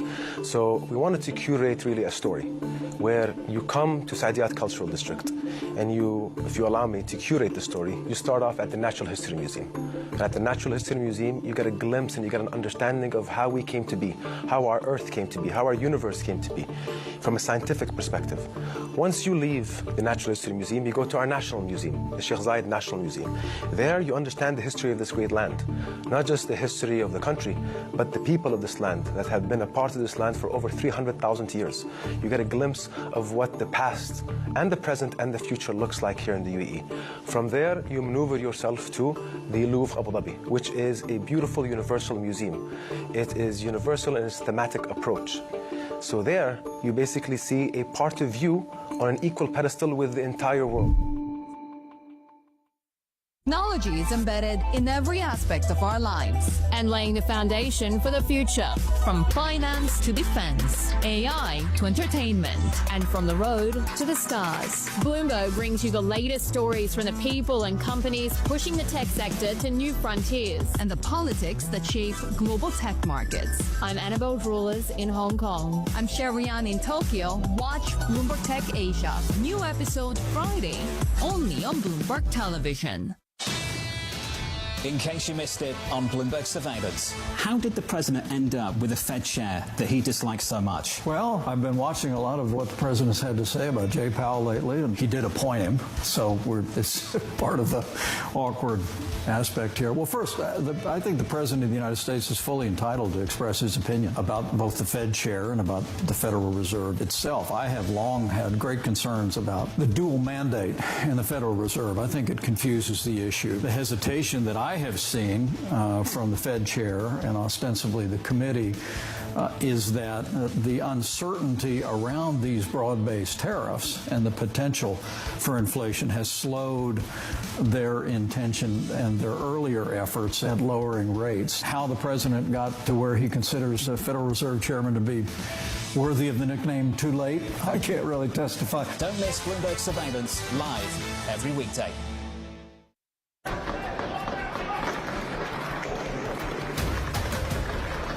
Foi ela mais serviu que eu passei na minha vida. Porque no final, tudo é dinheiro. I think she's a scam up to now. I am a winner. I didn't really understand what I was getting myself into. Money can really transform people's lives, but it can also hurt them. Join me each week on Wall Street Week for stories of capitalism from business, markets, economics, tech, and climate. More than what you need to know, it's what you need to think about.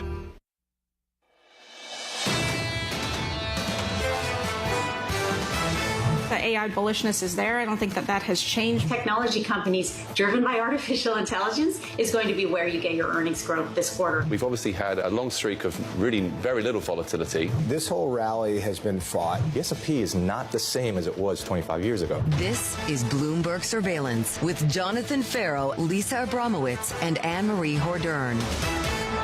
The third hour of Bloomberg Surveillance starts right now, live from New York City this morning. Good morning, good morning. Equity futures on the S&P adding some weight to the rally, up 1/3 on the S&P 500 after closing at all-time highs in yesterday's session. On the Nasdaq, up by 0.1 as we get a deal between the United States and Japan. Coming up later on this afternoon, two earnings reports in focus. Numbers from Tesla, numbers from Alphabet, kicking off Mag 7 results after the close. And this really is going to be the most important aspect of earnings season, which really is heating up this week, the second busiest week for earnings for the entire quarter. A question of just how much optimism do big tech companies have at a time when they have been thought to be the secular gainers that have driven the entire market higher despite some of the noise around tariffs, despite some of the uncertainties that still remain. And as we get some deals with Japan and other countries, how forgiving will we be of potential bad news further down the road? Because people might just say that's a reflection of all the volatility, policy volatility of the last several months. We've got the details now. Focus on 2026. It depends. And this is sort of what we're learning company by company. We're hearing, for example, General Motors talk about $1 billion hit to their bottom line because of their absorption of some of their tariffs. At the same time, Texas Instruments comes out yesterday and says we don't know how much of the really robust demand we already saw in this quarter came from bringing forward demand ahead of tariffs, and their stocks are falling out of bed. Go figure. What do people want to tolerate? It is unclear, and it kind of does feel like it's a stock-by-stock story. Stock is getting hammered. It's down by 9% in the pre-market. We've brought up this dynamic a few times on this program. Just a bit of tension between what's happening there with Texas Instruments and what's happening with the euphoria around the global auto market stocks throughout this morning. Yeah, and just to put some context into that, Texas Instruments produces some of the components for cars. And that was one of the questions about how much those were brought forward to avoid some of the tariffs and the tariff impact going forward. So do we have the clarity from auto manufacturers, even if you do have a tariff rate? Is that enough to understand the clarity of how that gets transformed in terms of company demand, in terms of corporate demand, in terms of just how they really access certain components? You can understand something on paper, and I still don't understand it on paper, and I don't think ChatGPT does either, because I've been trying all morning. But to really play that through the market is another story. Futures positive by 0.4%. Coming up this hour, we'll catch up with Jack Caffrey of JP Morgan following a fresh record high. We'll speak to Aditya Bharve of Bank of America on the impact of tariffs on earnings, and U.S. Commerce Secretary Howard Lutnick with the U.S. striking a trade deal with Japan. We begin this hour with our top story. President Trump reaching a trade deal with Japan.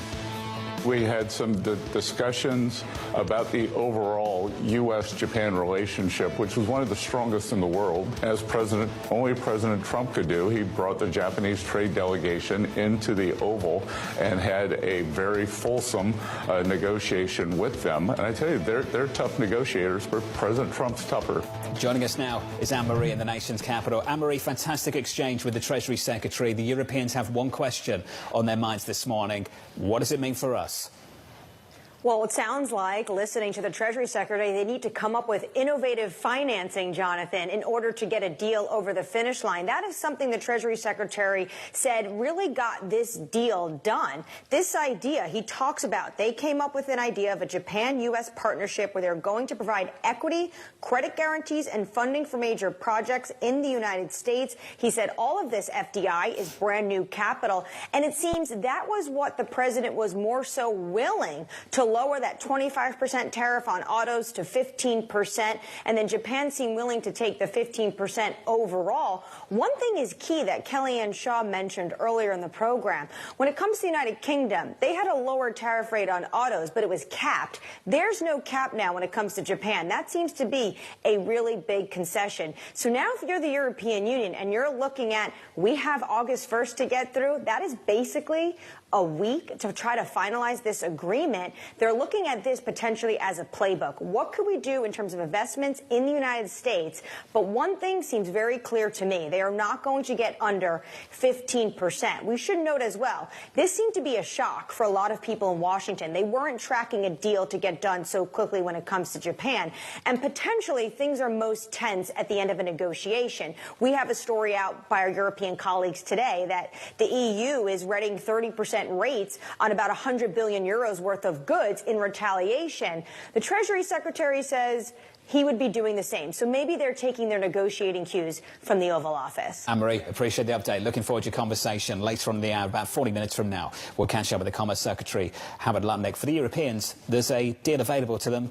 LNG purchases. Just write the cheque, come out and say you want to buy X amount and move on, accept the 15% and get it done. Oh, you want to go negotiate it for them? You want to come up with this innovative deal that Japan Isn't that did? just like the door's wide open? Is it? Like, just like walk through it. You know, that's a question. I wonder whether it is or whether there's some sort of other type of gripe that is at the heart of this. It's personal. Chickens, cars. Why don't you like our food? I think it is. I think that there is an element of chlorinated chickens. Why don't you like our chlorinated chickens? Why won't you eat them? Great. Why won't you eat our eggs? Let's have a purchase agreement around chlorinated chickens. We have a purchase agreement around rice. Have a big bonfire in the middle of Berlin or something. All right. I'm telling you, this is seriously. It feels more personal. It feels like you have really pinpointed us as the evil players, and so tell us that we're good. And I'll stop joking around. I agree. Actually, I do agree. When you listen to the president carefully, the kind of things that he says about German automakers and how many he sees in America and how few he sees of US cars over there, this is a point he's been pushing for a long time. Yeah, it's sort of this feeling that maybe there's a superiority complex that he's trying to kick into. I don't know. I'm not going to get into the psychology. I'm just going to say it does feel a little bit different with Europe than it does with Japan. Worth pointing out, a lot of German autos are produced in America. I know. Made right here. One of the issues. Here's the view on Wall Street this morning. Jack Caffrey of JP Morgan writing the rally suggests traders are expecting another positive quarter of earnings and sales upside against forecasts. Jack joins us now for more. Jack, good morning. Good morning. How low is the bar? As you were talking right before you got to me, it's very almost stock specific. I mean, earlier this week we heard from, a semiconductor company that sells to the auto industry. They were down 6%. Last night we heard the update from Texas Instruments. Good numbers, weak guidance. They're down 9% this morning. Which doesn't feel like it's supposed to be shocking after what we'd heard earlier in the week. And at the same time, you're seeing names, but the average company's up 1% the day after their report. So on the whole, things are quite nice, but the fact is there are a lot of potholes and seeming landmines that people are still stepping on as we work our way through this. And I think at some point over the next month, we're going to be spending more of our time talking less about 2025 and the very modest expectations for 2025 and talking about how things accelerate so dramatically into 2026. That hope for we get policy certainty at some point or policy consistency. Is that all you want? Just consistency? I just want to know what the rules are. And then I think ultimately U.S. companies are exceptional at driving profitability once they understand what they're going to operate under. If we went back to the first Trump administration, a lot of focus on trying to get tax policy, and then you created a trade war within days later, and for the most part, companies sat on their hands in terms of thinking about their investment. Today, now we actually have some tax clarity. That's the good news. Ideally, we'll get some trade clarity that might lead to actually understanding where investments go. But at the same time, I think I and other investors thought that perhaps when you looked at where prior budgets were allocating capital in terms of trying to think about subsidies and goals, a lot of that's now been thrown up as you've ripped up parts of the goal of electrification, say, in the One Big Beautiful Bill. So I don't know if the battery complex of Georgia makes as much sense, if the EV manufacturing in Tennessee makes quite as much sense on a go-forward basis, if the cost structure underwriting those investments is as durable as we initially thought. On a broad market basis, have we priced in the certainty before we've gotten it?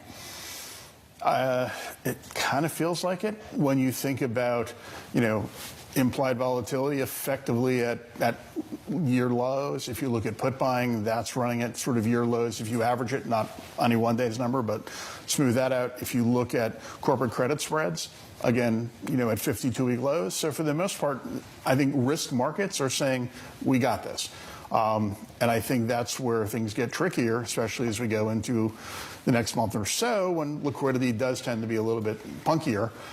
overall, and people try to go on vacation. Right. Well, this is sort of the buy the rumor and sell the news, and a question about whether you agree with Julian Emanuel over at Evercore ISI when he came out earlier and he said he sees the next move in equities to be something like 7 to 13% lower. Do you agree with that? Having not read the note, I'm not sure what he was looking to. I think on a theoretical basis, do you agree with the lower? I think now next, call it 60 days, I think it's going to be hard to get a big rally unless you get something truly dramatic in the way of blowout sorts of news. I think underpinning that, though, we're looking for a mid-teens growth in earnings coming out of the Mag 7. I think the trick is that the forlorn 493, we're supposed to have earnings growth of like 3 or 4% for the course of this year. That accelerates to 12% next year. So actually the momentum in earnings is shifting away from the Mag 7 into the forlorn. And I think that speaks to a stable, growing economy. And ultimately, I think maybe we spend too much time talking about the economy does this. Look at the consumer. The consumer continues to work. The consumer continues to spend. And I think that's really the flywheel that people really need to pay the most attention to, because it's that stable consumer spending that's driving the earnings and cash flow that underpins the transition to AI. When you think about who the capital spenders are versus who the capital providers are, it's the consumer keeping working and spending every dollar they get. I'll buy Lisa. That 7% call of Julian, 7 to 15, whatever it was. 15, yeah. There's a common theme, I think, for a lot of the analysts who are making this call at the moment, is that they want to buy it. So they'll say, like, I expect the equity market to have a drawdown of maybe 10%, but ultimately I want to buy the dip. Heard the same thing from Mike Wilson of Morgan Stanley. Exactly the same. So the same thing from Goldman Sachs. They said, we anticipate a less favorable growth inflation mix in the second half, challenging the Goldilocks scenario. Still neutral, and still moderately positive on stocks over a 12-month time horizon. I see that on repeat across Wall Street. Yeah, how pessimistic can you get when ultimately you're talking about a drawdown that's going to be a great opportunity? Please sell off so that we can buy it. It raises this question. I mean, let's remember also that we also have a Fed that's planning to cut. The debate might be, do they cut in July or are they cutting in September? But the Fed is trying to be our friend. They are actually moving in a direction that tends to be risk supportive. And so, having started as a strategist and having to live by trying to get the timing right, I appreciate being a portfolio manager and getting to step a little bit away from the noise and be like, what's the main thing? And let's focus on the main thing. The direction remains, a growing economy, growing earnings, and cash getting returned. Less cash probably gets returned to us as investors going forward when you think about the massive investment demands that we're starting to try to underwrite. And I think that's going to make things, perhaps a bit trickier, and where you have to deliver versus it would be nice if you delivered. And a bias to reduce interest rates, as you say. Jack, appreciate your time. Jack Caffrey of JP Morgan. The Fed's still a friend of this market, and maybe the president gets his friend in the Federal Reserve next year. You're going to see even bigger rate cuts. Yeah, which friend? I mean, I think that's going to ultimately be the question. Is it the Kevins? Scott seems like he's kind of on the outs just because he's doing a really good job running the world. I mean, ultimately, come on, it's almost like a downgrade for him at this point. He doesn't sound interested, does he? I mean, well, you could call it the Oval. No. Listening to him talk about that situation, though, that list is longer than I thought it was, maybe. Regional Fed presidents, Fed governors in the mix. Strategic ambiguity? Don't know. Yeah, I mean, is it trying to just... the biggest takeaway to me is they're not in a rush. And that means that they can consider all these potential other candidates rather than to rush into the Kevins or rush into the Waller. And that, I think, is the real big takeaway, which is in direct contrast with what we're hearing from President Trump. Just calming things down. As he always does. For this morning, at least. Equity futures positive by 0.4% on the S&P with an update on stories worldwide. With your Bloomberg Brief, here's Yahara. Hey, Yahara. Hi, John. The European Union is preparing to impose 30% tariffs on $117 billion worth of U.S. goods. The tariffs will be implemented if a deal is not reached by August 1st and the U.S. implements its levies. Sources telling us here at Bloomberg, U.S. industrial goods like Boeing aircraft, cars, and bourbon and whiskey would be subject to the tariffs. Meanwhile, Qatar says it will bid for the 2036 Summer Olympics. It wants to become the first Middle Eastern nation to host the events. Qatar is facing competition from other countries, including Turkey, Indonesia, and Chile. The nation says it is well positioned to hold the Olympics in its capital, Doha. And Starbucks opened free study rooms in some of its China stores to try and boost traffic. The company is taking a different approach in China, where customers won't have to buy anything to use the spaces, unlike here in the U.S. Sources telling us here at Bloomberg, Starbucks China has also expanded its drinks menu to lure Gen Z customers. That's your Bloomberg Brief. John? Hara, thank you. More from you, Hara, in about 30 minutes. Up next, the Morning Calls Plus. Aditya Bhavev, Bank of America, on the path for interest rates. Live from New York. You're watching Bloomberg TV.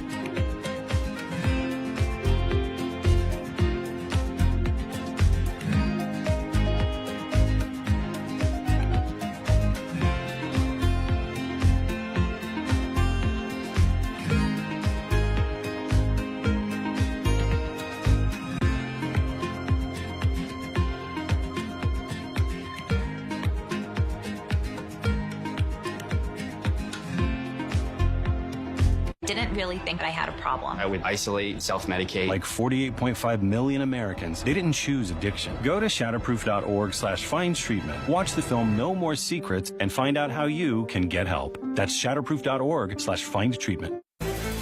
In case you missed it on Bloomberg Insight.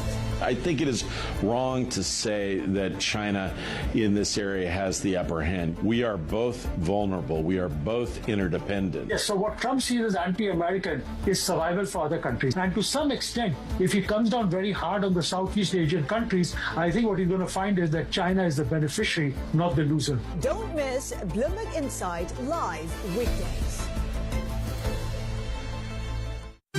Good morning. This is Bloomberg Surveillance. Welcome back to the opening trade. Watch Bloomberg Tech. This is the Asia Trade. This is Wall Street Week. Welcome to Balance of Power. This is Bloomberg Television.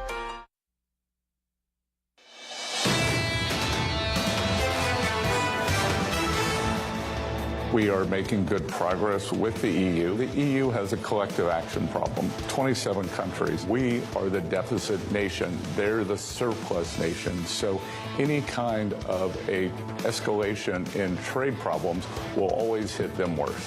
The Treasury Secretary, Scott Bessent, on the potential for an agreement between the United States and the European Union following the trade deal between the US and Japan, igniting this move in the equity market.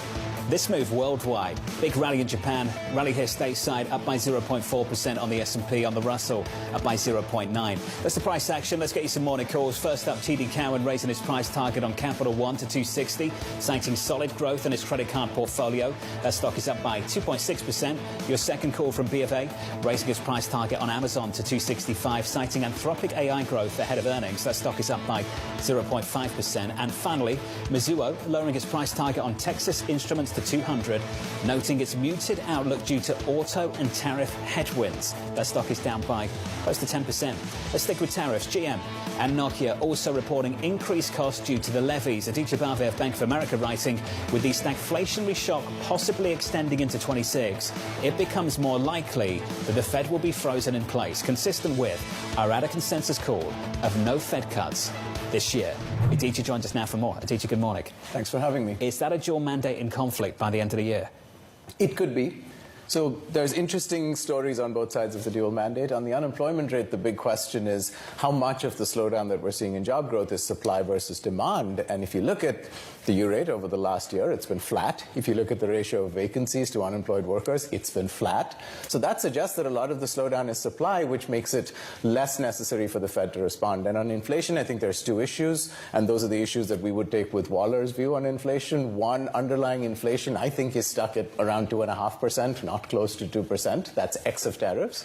And two, there's a question about the persistence of the tariff shocks, especially the pass-through of tariffs, particularly as you get these continued kind of ratcheting up of tariff rates. 2 points there to address the dual mandate. Do you have a higher conviction view on one side versus the other? That's a good question. I think probably higher conviction on inflation. The labor market is very much in flux right now. At this point, can we really say that we have certainty and that we can start pricing in the actual effective tariff rates in a way that we didn't have the capability of doing, say, 2 weeks ago? We certainly don't at this point, because we at least need to see how the 1st of August plays out. But even as you get past that, I think there are certainly risks that we could continue to see, threats of tariffs or actual implementation of tariffs that are a little bit higher than expected. I mean, after the 9th of April, we assumed that 10% was the baseline rate, but now higher rates are on the table. There's 15% or 19% as a baseline for many countries. You said that you have more conviction about inflation being higher on the backs of tariffs, but also some of the other influences in the economy. Is that okay? I mean, people talk about it like it's a negative, but maybe we need to have a higher inflation rate given the fact that we have a lot of debt. It used to be inflate ourselves out of that, right? That used to be the mantra, and we see that on a global basis in developed markets. Why isn't this actually the cure to a lot of those problems? It could be. I don't think 3% inflation is disastrous for the economy, and I don't think 4.5% policy rates are disastrous for the economy either. It's just that the two go hand in hand. Do the threats to independence right now make it harder to reduce interest rates? That could be the case. I think most of the Fed is probably just focused on its job. And again, I mean, instead of thinking about that, I think it's easier to just think about the fundamentals. And I don't see the fundamentals on inflation right now supporting rate cuts. So the idea would be, okay, we had these April tariffs. There's views from the Fed, like New York Fed President Williams, saying just the April tariffs could continue to affect inflation into early next year. Now you have this additional round in August. When does that fully play out in prices? Is that the middle of next year? At what point do we stop saying this is a transitory shock? Why wouldn't it be a transitory shock, even if it continues into next year? What's the time horizon for transitory, I guess, is the exactly. That's the question, right? And if tariffs keep kind of ratcheting up over even a couple of years into the midterms, then when does transitory stop being transitory? Is it 2026, 2027? I don't know, right? And again, underlying inflation to us looks like it's around 2.5%. It's not 2%. So if the Fed wants to maintain its credibility, I think it makes sense to stay where they are right now. You talk about how you're not as concerned about the labor market. You're more concerned about the inflation aspect, and that's something that they should combat more. I'm talking about the Federal Reserve. I just wonder what you're looking at in particular. Is it the ramification from the One Big Beautiful Bill and the stimulus effects of that? Is it the Industrial Revolution 2.0, where you're seeing a huge capital expenditure influx in corporate America? What exactly gives you that faith that there will be that strength on an ongoing basis, even in the face of inflation? Right, so I should clarify what I said about the labor market. Our view is that job growth is slowing down, but we see that more as a supply story rather than a demand story.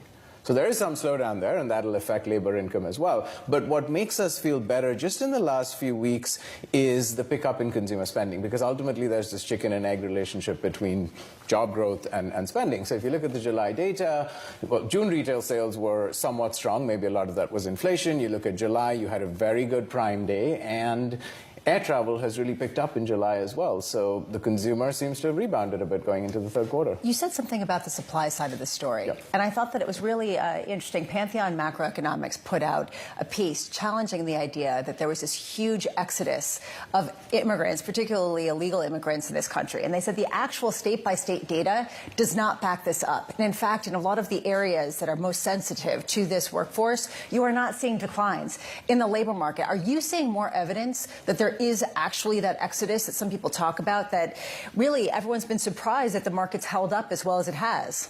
So two things to say about that. I haven't seen the notes, so I can't comment on the details. But again, if you look at the bigger picture data, the best indicators of the balance between supply and demand in the labor market are the unemployment rate and the V by U ratios, vacancies to unemployed workers. And both of those have been flat for a year, even though job growth has been somewhat tepid. So that suggests a supply story, right? And then the other thing to keep track of is that some of these measures have recently been green-lighted by the court. So you could see a bigger slowdown starting even in the next jobs report.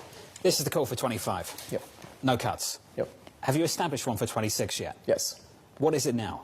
We think they'll cut by about 100 basis points next year, but there's a lot of risk around that number. Just help me understand the 100. Yep. Where does the 100 come from? Is that because there's a new Fed chair? That's part of the story. So you believe it's just the individual. That's what matters here, not the economic backdrop. It's part of the story, but I think by late 26, you're also going to have a little more confidence on inflation, right? So right now, the Fed is sitting there and thinking, okay, we really don't know. I mean, what they said in April was, let's get some clarity on the tariff picture, and then we can move. Going into the July meeting, they're not going to have that clarity because the April 1st deadline is 2 days later.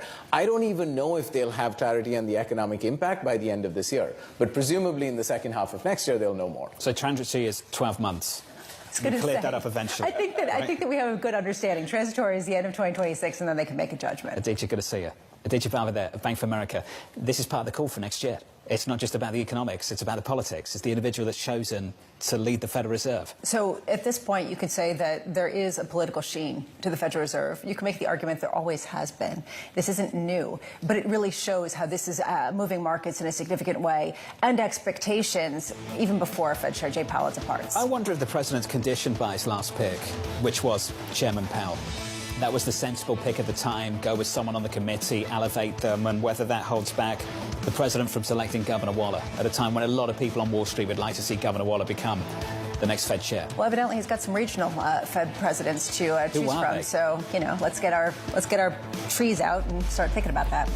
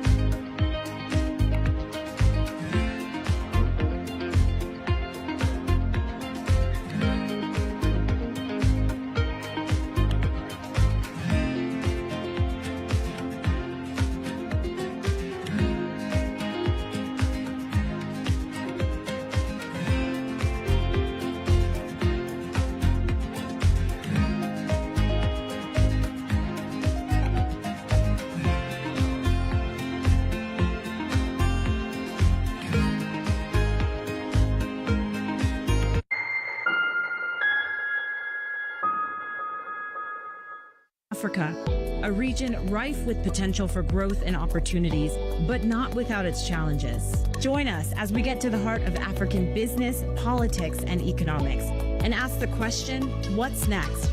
On this episode. If you look between the age of 18 and 60, 53% of South Africans has got a capital card in their wallet. But how do you optimize those clients? Premieres July 25th, only on Bloomberg. At a time when policy in Washington is driving Wall Street, we draw a distinction between the rhetoric and the action, bringing you market-moving guests and original reporting. This is Bloomberg Surveillance. Bringing you up-to-the-minute energy news whenever and wherever it happens. I'm Joanna Bersecci in Vienna, and this is Bloomberg. In case you missed it, on Bloomberg Open Interest, Where would you like to see the 10-year? I think that we could see a further lowering of rates. I think inflation is very, very tame. I am focusing on the 10-year. So as we see inflation come down, I think the whole curve could parallel shift down. Don't miss Open Interest live weekdays.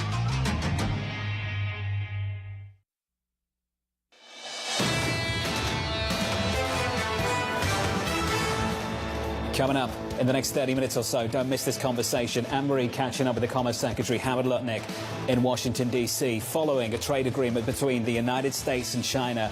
A deal struck overnight that's unleashed quite a rally in Japan and a decent rally stateside too. From New York City this morning, good morning and welcome to the program. Equity futures positive by 0.4%, a two-day winning streak into Wednesday, all-time highs. On the Nasdaq, up 0.1%. The next stop for this market, Alphabet and Tesla after the closing bell. Check out fixed income, 2-year, 10-year, 30-year, 10-year bond yields falling for 5 consecutive sessions coming into today.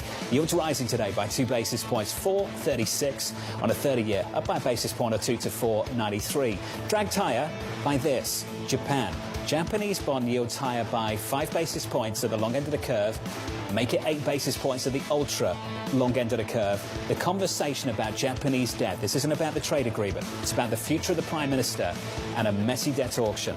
There is a rumor, it's been reported by local media, that Prime Minister Shiba is going to resign, is going to step down after the disastrous election for him and his loss of popularity. Who gets in that seat? Is it somebody who wants to cut taxes in the face of higher debt spending and concerns about a slowdown? That is not what bond vigilantes want to hear, and they are protesting this morning. Protesting this morning, and maybe that bleeds over to the United States at exactly the wrong time. Well, this to me is really the question. Do we have a bond vigilante issue on our hand, or don't we? Are they on the sidelines, or do people, actually really like the income and they're going to come into these developed markets regardless? And that is one of the big conundrums heading into 2026, the remainder of this year, simply because yields are high, but then people say, okay, but we want them. And we hear that from Bob Michael all the time. I was thinking of Bob, exactly. That's who was in my mind earlier this week. Bob Michael of JP Morgan Asset Management, who just talked about this wall of money coming into fixed income. That's the global debt market with 60 minutes until the opening bell. Let's get you some morning movers. We can catch up with Yahara for that. Hey, Yahara. Hi, John. We start with the toy and game maker Hasbro. Shares are now down 4.4% because apparently good is not good enough. The company gave a strong second quarter and said that it's boosting its full year's outlook. The company cited ongoing cost cuts and saying that it had record results in its Wizards of the Coast unit, which I just learned makes the games like Dungeons and Dragons. Analysts say that the quarter beat even bullish expectations, with JP Morgan calling the updated forecast conservative, yet shares are still lower. Next up, we have the auto stocks. They are having a bit of a relief rally here after the U.S., of course, struck a trade deal with Japan, with tariffs not as bad at 15%. But the reason Stellantis is rising so much, 6.5%, is it imports a significant portion of the vehicles it sells in the U.S. from overseas. And what this U.S.-Japan trade deal does is it provides some clarity for the automakers, and some analysts say it could be a blueprint for any EU-U.S. deal. And we're starting to see the knock-on effects from Texas Instruments' weak outlook. Take a look at ON Semiconductor, NXP, all falling since, like Texas Instruments, they make chips for the auto and industrial sectors. The worry here is what Texas Instruments has to say, that it still sees no signs of recovery in the auto sector. And it doesn't know how much of a pull forward, as we've been talking about, due to tariffs contributed to those strong results it saw in the second quarter and what it means moving forward. John? Yahara, thank you. I've done a question this morning for the equity market. What do you believe in more? The sell-off in Texas Instruments or the rally in global automakers? Put perfectly. Do you sort of hinge your bets on the ability to plan for the future, or the reality that in the near term we've already brought forward so much of that demand, so it's going to be maybe tepid for the next 6 months? Some interesting movers for you this morning. More interesting ones after the closing bell. We'll hear from Alphabet and we'll hear from Tesla. Let's turn back to fixed income. The U.S. 10-year Treasury yield rising on weaker safe haven demand as U.S. strikes a trade deal with Japan. Joining us now is Lisa Hornby of Schroders, who writes the following. The curve has moved a long way and could be due for a pause. Lisa, good morning. Hi. It's good to see you. That trade agreement with the US and Japan, is that good or bad for bonds? That's an interesting question. By itself, I guess you could say it potentially maybe is bad for bonds. I mean, yields are moving up higher. I think the bigger picture is that yields in Japan are moving higher. And so we're in a global world. And I think you have to think about if yields elsewhere are moving higher, that potentially reduces the demand from overseas investors for U.S. fixed income. Now, I'll note, everybody was super bearish on demand for U.S. fixed income a few months back. Nobody wanted anything in the U.S. We'd see a buyer strike. The tick data has showed and other data has showed that that's not happening. But sure, higher yields abroad potentially reduces some incremental demand for the U.S. You took it to Japan, so let's stay there. You took it to Japan. The move in Japan, is that because of what we've seen with the trade agreement? Or is that because of what might happen with the Japanese Prime Minister and what happened with the debt auction? I think it's a combination of things. I think it also potentially moves policy back towards maybe a more hawkish position than it would have been outside of a trade deal. So I think the confluence of factors suggests bond yields in Japan can continue the rise that they were doing previous to this last couple of months. There is this dynamic that seems to be evolving where investors are getting skittish about the unwillingness of governments to pay their debts. And we've seen this in the United Kingdom, we've seen this on the margins in the United States, and we certainly are seeing that in Japan. How far does that go, right? Because at a certain point, if people are getting income that they haven't gotten in the past decade, they're going to like it, akin to what Bob Michael of JP Morgan Asset Management keeps saying. I mean, I was listening to your comments before, and I think this is an amazing time in bond markets, right? It's probably the first time, maybe not the first, the last couple of years, it's been exciting to be a fixed income manager because we have income, we have yield.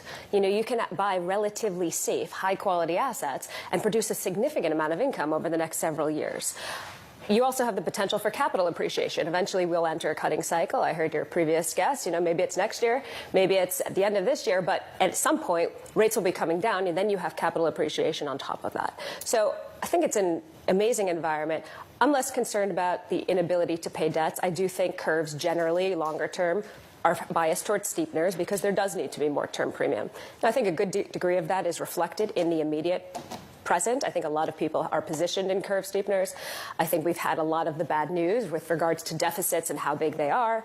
So I do think there could be a tactical pause there. But longer term, yes, I think you need to embed some higher inflation risk premium. I think you need to embed some you need to demand a little bit more yield to buy the long end. And I think broadly, that's what we've seen in markets. I remember 2 years ago, people would have said that when we got yields at this level, there would be people who would say, why should I own stocks? I'm going to go into bonds. I'm going to get that income. You're not hearing that as much anymore. Now people are saying it's an inflationary environment. You're pegged to this sort of industrial revolution, the AI outcropping. I mean, at what point do you start to see stock investors go into bond investors, or is that relationship just totally broken down?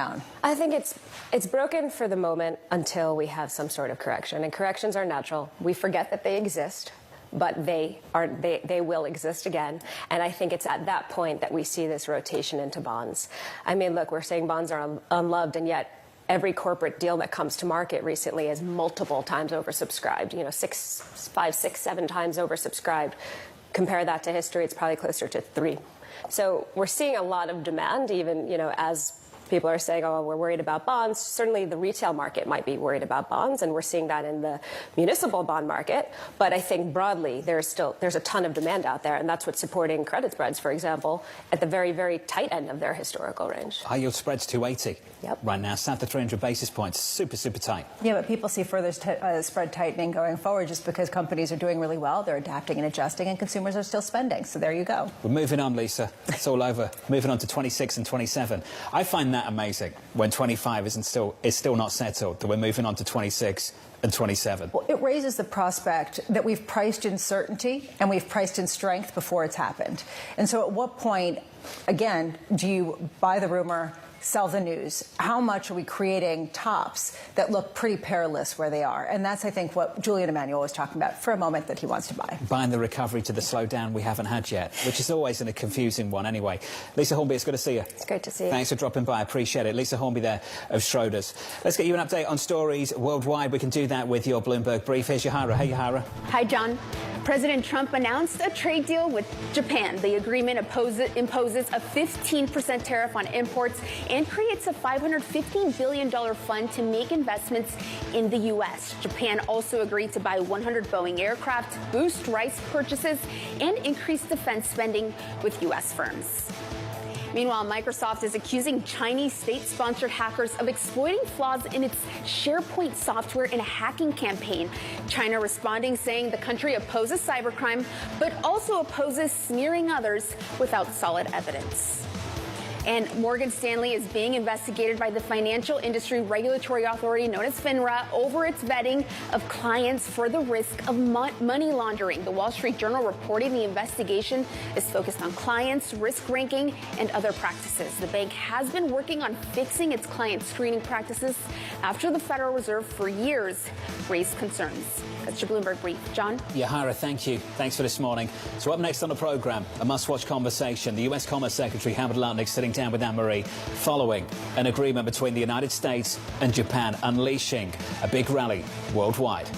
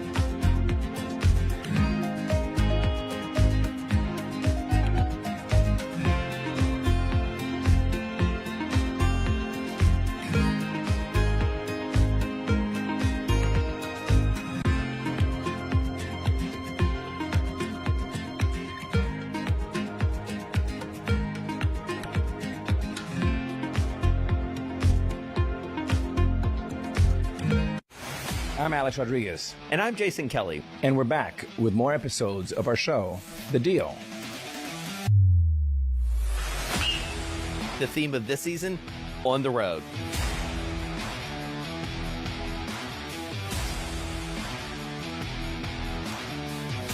We're bringing you more behind-the-scenes conversations with the biggest names in sports, business, and culture, like Melody Hobson. I started to study women's sports like an 11-year-old studies baseball statistics, and I got dangerous in seeing up arrows. Susie Wolf. When you're competing, you're not thinking about any fear or any worries of what could happen. Josh Harris. You can't do a good deal with a bad person. Jay Batt. At the end of the day, there's never been a better time to be a student athlete. And more. Stay tuned.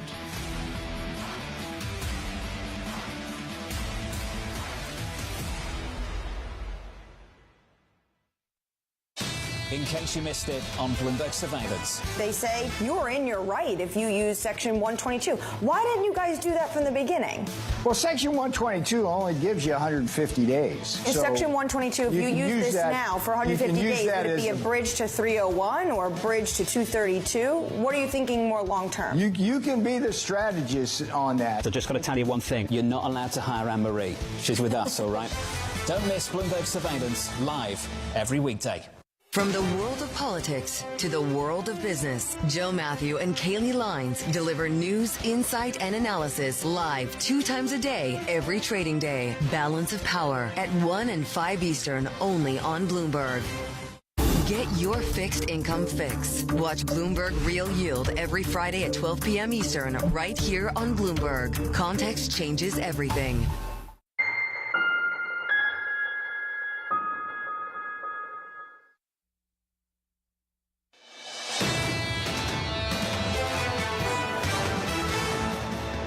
$15% for Japan for reciprocal tariffs for autos. That is a different kind of deal, but because the Japanese proposed a very innovative solution. We've been working with them for months, the trade team, myself, Ambassador Greer, Secretary Lutnick, and they came to us with the idea of a Japan-U.S. partnership Some good news. We're making some progress. That was the Treasury Secretary, Scott Bessent, speaking to Bloomberg Surveillance a little bit earlier on this morning. Signs of progress are moving this market. Equity futures positive by 1/3% on the S&P. On the Nasdaq, up by 1/10%. It's our top story so far this morning. President Donald Trump reaching a deal with Japan, imposing 15% tariffs on imports. Trump also saying Japan will invest $550 billion into the U.S. Anne-Marie joins us now with a special guest. Hey, Anne-Marie. Good morning, Jonathan. That's right. I'm with another negotiator that was at that table with the president last night, Commerce Secretary Howard Lutnick. I want to pick up on this idea, and good morning. Thanks for joining us. I want to pick up this idea of innovative financing mechanisms and this $550 billion fund the Japanese are going to be investing into. What exactly is that fund going to look like? So the Japanese are going to give America the ability to choose the projects, decide the projects, and execute the projects. So let's say we want to build generic pharmaceuticals, right? We don't make antibiotics in America. So the president says, let's go make antibiotics in America. The Japanese will finance the project. They will finance the project, and then we'll give it to an operator who'll run it, and the profits will be split 90% to the taxpayers of the United States of America and 10% to the Japanese. So they basically bought down their tariff rate by this commitment of we will back what you, the president, want, and you, America, want to build in America that are key to national security concerns. We'll back that, and therefore we'll be on your side. The Prime Minister, Ishiba, says these are loan guarantees. Is it more than that? Of course it's more than that. It's equity, loans, and loan guarantees. They have to deliver the project. So we say, let's build semiconductors. We want to build $100 billion worth of semiconductor fabs, is what you call them, because we want to make those chips in America. The Japanese will finance that whole project. They've got to put down equity, loans, whatever they want to do. They have to deliver the $100 billion. Or Japanese companies? Oh, no. Anybody does it. It's the Japanese are the financer. They're the banker. They're not the operator. It's not Japanese companies. So when people get confused, this isn't like a Japanese company like Toyota coming in and building a factory. No, that's Toyota. This is literally America saying we want to build generic pharmaceuticals, semiconductors, critical minerals here. Does anything like this exist now? Like, what could we think of and model after That's why you have someone like me who joins the government. I mean, this was my idea in January. So I started, because the Japanese are never going to really open their market the way Donald Trump wants them to open it. I mean, open it. You know, so what happens is they had to come up with another way to really make it work and the tariff model work. So I suggested to them a $400 billion fund where they would give to the president and they would give to America the financing to go build out your whatever you think for national security, go build it, we'll back you, and that's the model. The reports the Prime Minister, though, may be resigning. Could this deal transcend domestic politics in Japan? Of course. I mean, it's vital. You saw what happened to their car companies. They were all up more than 10% today. So a 25% tariff delivers what Donald Trump said. Build it in America. Okay guys, ये natural gas में book कर लेना, ठीक है। Natural gas में selling का trade हो गया है। देखो यहाँ पर भी सपोर्ट है, ये भी सपोर्ट है और ये भी दो सपोर्ट एक साथ ही बने हुए हैं, ज़्यादा डिफरेंस नहीं है। प्राइस दोनों में से कहीं पर भी रुक सकता है, नीचे वाले पे आए तो बेटर है। वैसे ये भी एक सपोर्ट ही है। एक काम कर सकते हैं यहाँ पर, देखो नीचे आ जाए डायरेक्टली तो वेल एंड गुड है। अभी इस पर डायरेक्टली मत बाई करना क्योंकि ये open equal to high candle है, करंट कैंडल। तो यहाँ पर हो सकता है प्राइस यहीं से सपोर्ट लेके ऊपर चला जाए, तो यहाँ पर एक काम कर सकते हो, यहाँ पर कम क्वांटिटी में ट्राई कर सकते हो। अगर यहाँ पर थोड़ा सा नीचे आ जाता है तो फिर नीचे बड़ी क्वांटिटी ले लेना, बट नॉट ओवर हियर, ठीक है। तो बोथ एरिया आ जा सपोर्ट जोन, ये भी सपोर्ट है, ये भी सपोर्ट है, बट ऊपर वाले में थोड़ा क्वांटिटी कम ही रखना। अभी तो candle open equal to high है तो अभी मत लेना, वेट करना, ओपन इक्वल टू हाई पे डायरेक्टली नहीं करते हैं। बाकी क्रूड ऑयल का मैं क्या ही कहूँ, साइडवेज ही है, तो कुछ खास करने लायक है नहीं, कम्प्लीटली साइडवेज। मोमेंटम ही नहीं है क्रूड ऑयल में बिल्कुल।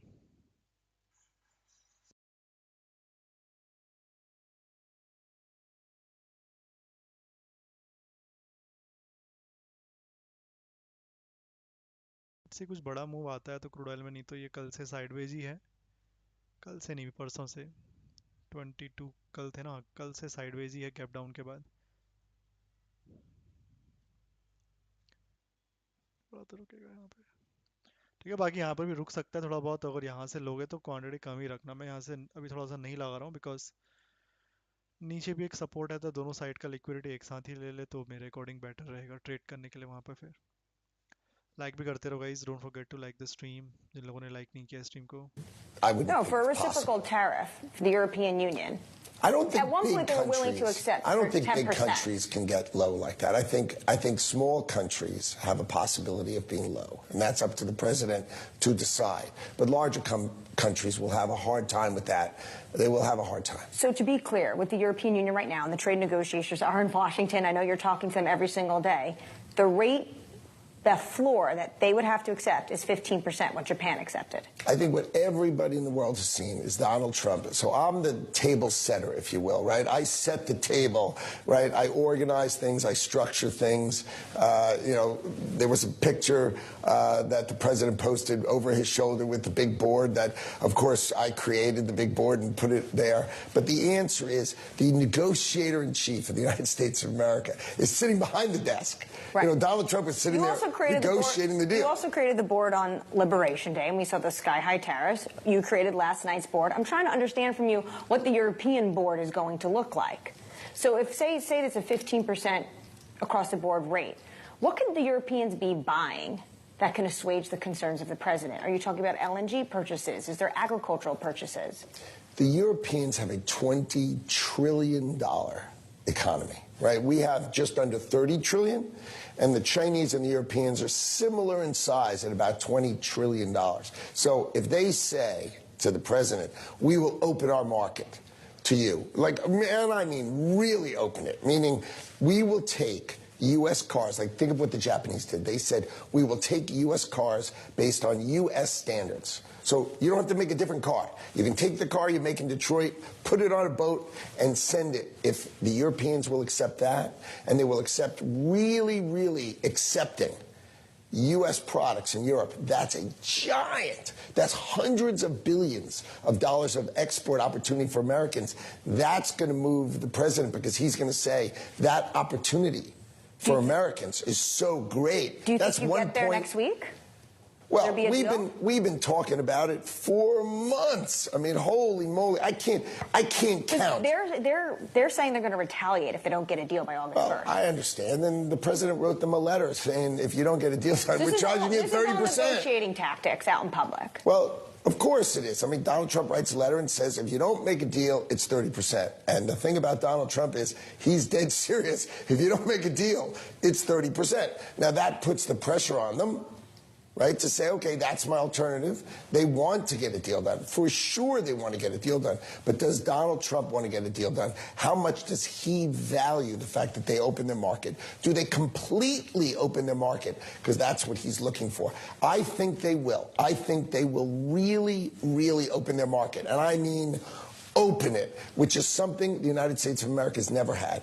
The idea that Donald Trump is opening the world's markets for Americans, the ranchers, the fishermen, right, our farmers. I mean, these are amazing opportunities that no one in the world has ever seen. We have Stockholm Syndrome, right? The world has so held us off for so long. We can't even imagine a world where we can export freely the way everybody else exports to us. And that world is coming. That's what Donald Trump calls the golden age. That's what he calls it. Our ability to export to the world the way they treat us, we can now finally treat them. You're going to have to step away from the Europeans, though, potentially for a moment next week, because I believe you're going to be headed to the Stockholm talks with China. Yes. So what we saw with China in this administration, Jensen Huang had a conversation with the president. I imagine you were there when it comes to NVIDIA H20 chips. What did Jensen Huang say to you and the president that gave him the green light to start selling those H20s back into China? Well, the H20s were open during Biden. So Biden said, really, they were developed during Biden because but they were sold to China. Compliant. They were actually sold to China. And then we came in and we said, whoa, whoa, whoa, that's a pretty powerful chip. In April. And we held that back. And that was then held back. And now we had the whole magnet thing, which is very exciting. We're trying to make sure that magnets are being delivered to our producers, which was the deal.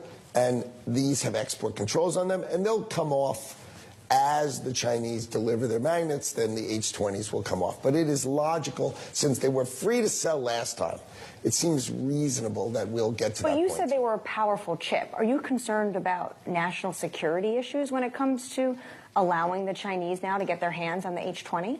Well, the H20 was the third best chip in the world, and now it's the fourth best, right? Because the Blackwell is the best. There's an H200 and H100, so an H20 is the fourth best chip. And I think the president has decided that if things are going well with China, that they can buy them. So I think that decision's been made. We are putting on the licensing mechanism, and we are getting that going. But the president has decided that the Chinese can buy them, but that's in a balanced way, with the Chinese delivering on the deal that we made with them, and they're delivering rare earths to American manufacturers. So when you sit across from your Chinese counterparts next week, what do you plan to discuss with them? Is loosening export controls, more export controls on the table? I think what we talk about is there's a line, right? Below the line, we are giant economies. We should trade with each other, right? They want to buy our produce. They want to buy our vegetables, right? They don't grow everything. They don't have the breadbasket of America. Open the market down here, right? We're never opening the market up here. And what do we discuss? We discuss that line of what's over it and what's under it. But do we want more of this? Them selling it to us and us selling it to them? The president and President Xi from China agreed that they would like to do more business there. So we're going to talk about opening their market more for things that make sense to open it. And we're really going to discuss the areas that maybe we should really be addressing. Is that yes or is that no? One area, I just want to finish on this. I'm curious if you're going to address directly, because it's the Commerce Department. An employee of yours is facing an exit ban right now from China. Do you have any update on this? It's unbelievable, right? So he has, there was an employee of ours who's a Chinese national who was working in the patent office, and he went home and he was arrested, and they're holding his passport. I mean, so I give that to the State Department, and the State Department deals with that. But it is outrageous behavior. It's just outrageous behavior. Secretary Lutnick, thank you so much for your time this morning. Of course, Jonathan, Lisa, Commerce Secretary Howard Lutnick has been integral on all these trade deals, especially when it comes to Japan. He says this was his vision, $550 billion when it comes to that fund. Anne-Marie, appreciate the update. Great word this morning. Fantastic conversations. We've made some progress. The market, as always, wants to see more. How much progress can we make? And next up are the Europeans. Yeah, and this becomes a very fraught conversation. Is this a template? Well, this is innovative financing. Well, can the Europeans come up with innovative financing, or is the bar going to be higher? I think the most interesting takeaway from this week has been that 15% is the new 10%, and 50% is very well adjusted by the market, adapted to, simply because certainty is better than really dealing just even with tariffs at this level. We don't like policy volatility. We saw that through April. Don't like these self-imposed deadlines either. They're all over the place. And I think for the time being, they're not that important either. For the Chinese at the moment, mid-August is the next line in the sand. Secretary Besson's already told us that doesn't matter anymore. He basically came on the programme again and doubled down on that. They're going to meet in Stockholm next week. Kick the can just a little bit further down the road, and I think the market's comfortable with that idea too. Yeah, so the question is just, does that really go for the other countries as well, and the other regions? For the European Union, is that August 1st deadline ultimately fungible if you have some ongoing progress? Sort of the will they, won't they, the taco kind of question. It seems like this market's moved on. They're looking at 2026. And I think that increasingly we're going to have to try to understand how well companies really can map out consumers' response to this, the inflationary response to this, how their supply chains will adapt and adjust as we do face off with tariffs that are at their highest levels going back to the 1930s. How many times have you said the economy's not the market's not the economy? Later, we've got a big name, Alphabet. Once you kick off Mag 7 earnings, we're talking about something very different. Microsoft, Amazon, Google, Apple. Very different trends. There has been a secular shift with investment in technology that some people say will be more revolutionary than the internet. And this has been fueling the optimism in equity markets. Have people been conflating that optimism that really is specific to a technological advancement with broader economic strength? And that, I think, is one of the key debates on Wall Street. A fantastic lineup of conversations found only on Bloomberg Surveillance with Anne-Marie down in Washington, D.C. Thanks for watching this morning. Coming up tomorrow, Andrew Sheets of Morgan Stanley, Dan Ives of Wedbush, Libby Cantrell of PIMCO, and Pooja Kumra of TD Securities. From New York City, thank you for choosing Bloomberg TV. For our audience worldwide, this was Bloomberg Surveillance.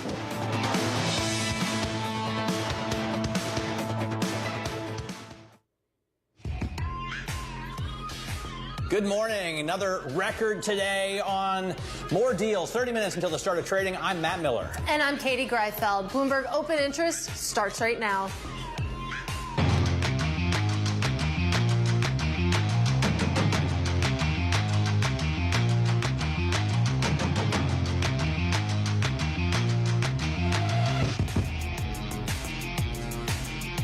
Coming up, one more deal. Tokyo and Washington strike a trade agreement imposing 15% tariffs on Japanese imports. Meanwhile, Tesla prepares to report results following a turbulent quarter for the stock and its CEO, Elon Musk. And Alphabet also in the earnings spotlight today. Shares nearing their longest winning streak ever ahead of those results. A lot of movement in stocks today. Katie, what are you watching? I'm watching the meme stocks because apparently it's 2021 again. You have the meme era back in full force with stocks like GoPro, Krispy Kreme, and Beyond Meat moving not really on fundamentals this morning. This just seems to be good old-fashioned retail exuberance. Take a look at some of these pre-market numbers, Matt Miller. Wall Street bets.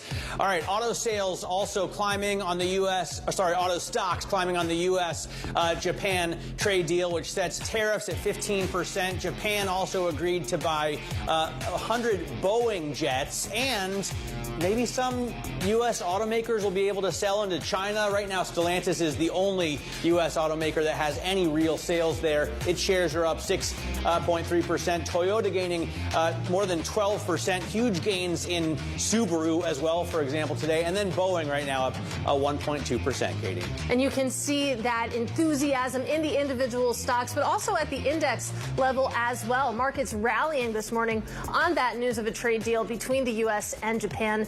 Treasury Secretary Scott Bessent joined surveillance earlier this morning.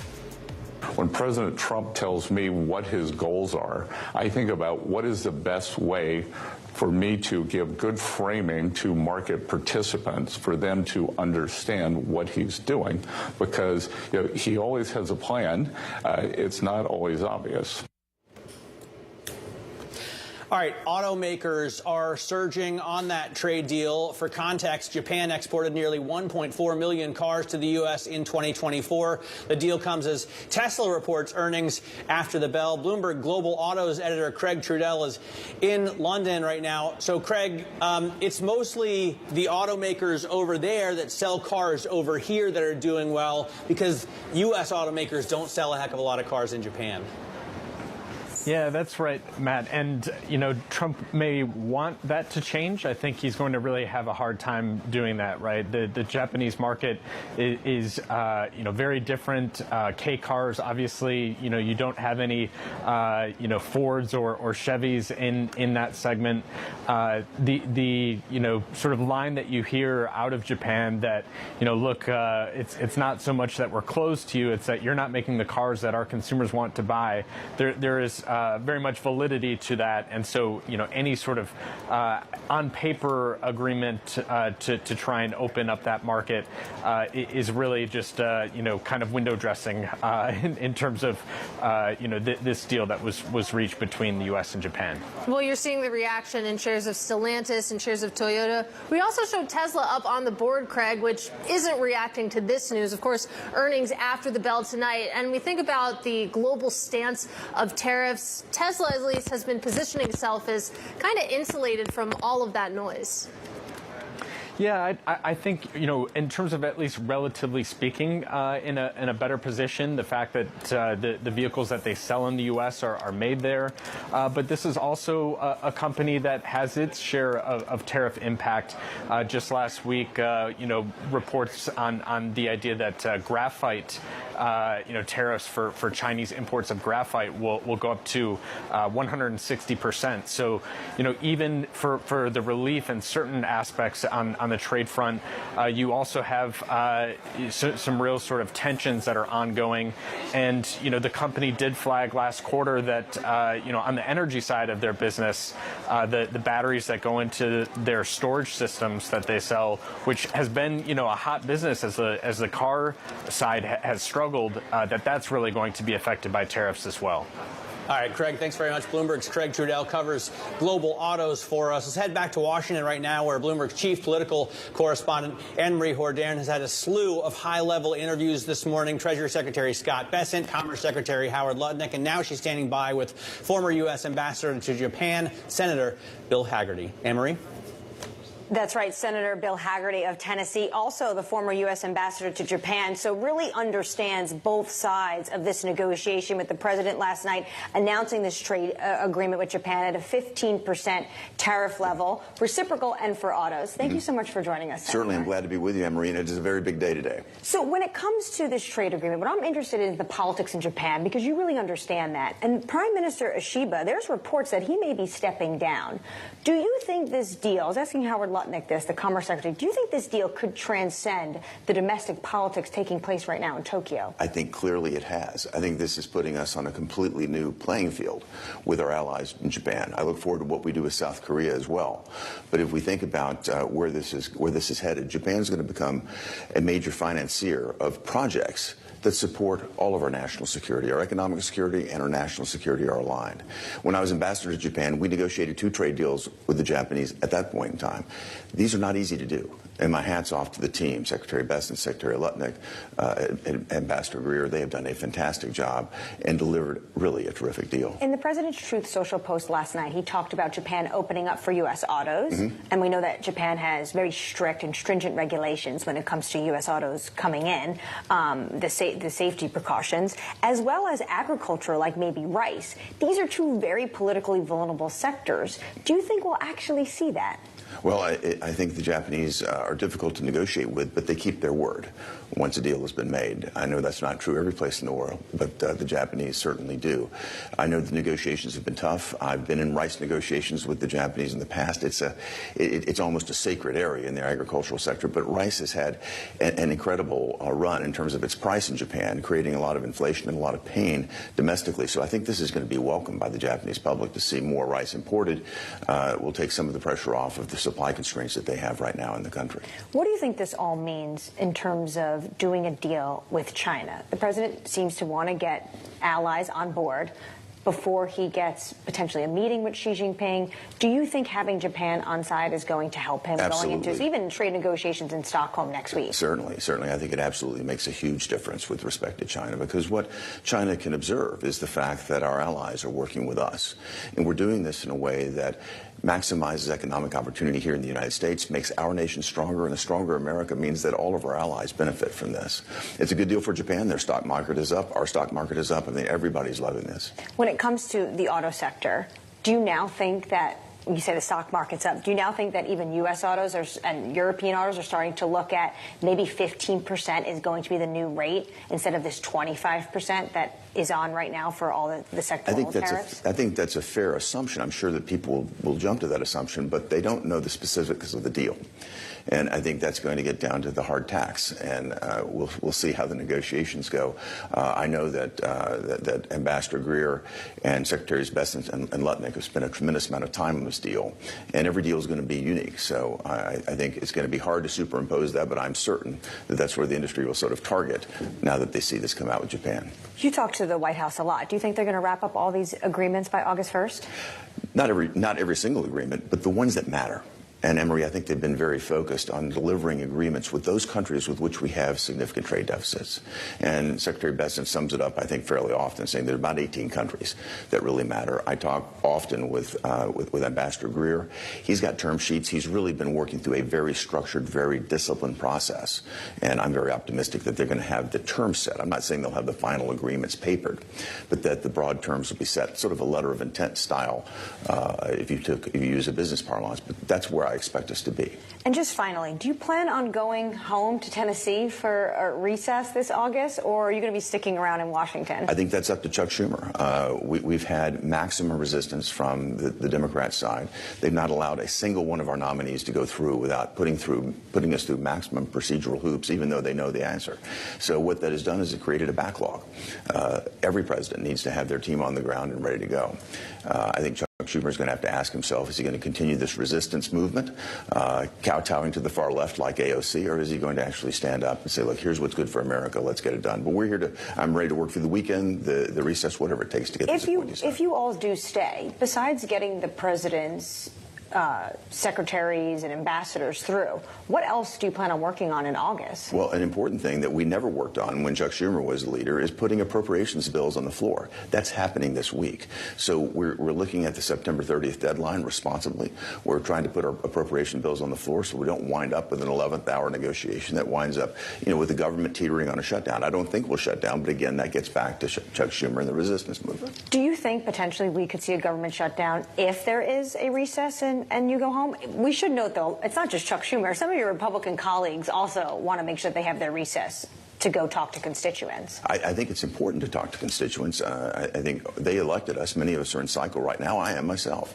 But at the same time, we have an obligation and a duty to our constituents to make certain the government is functioning. And this resistance movement that tries to deprive the president of the team that he needs to execute is really harmful to the economy. It's harmful to our national security. So we have to address it. I hope that we'll be able to come to terms with the Democrats. They have not been willing to negotiate so far.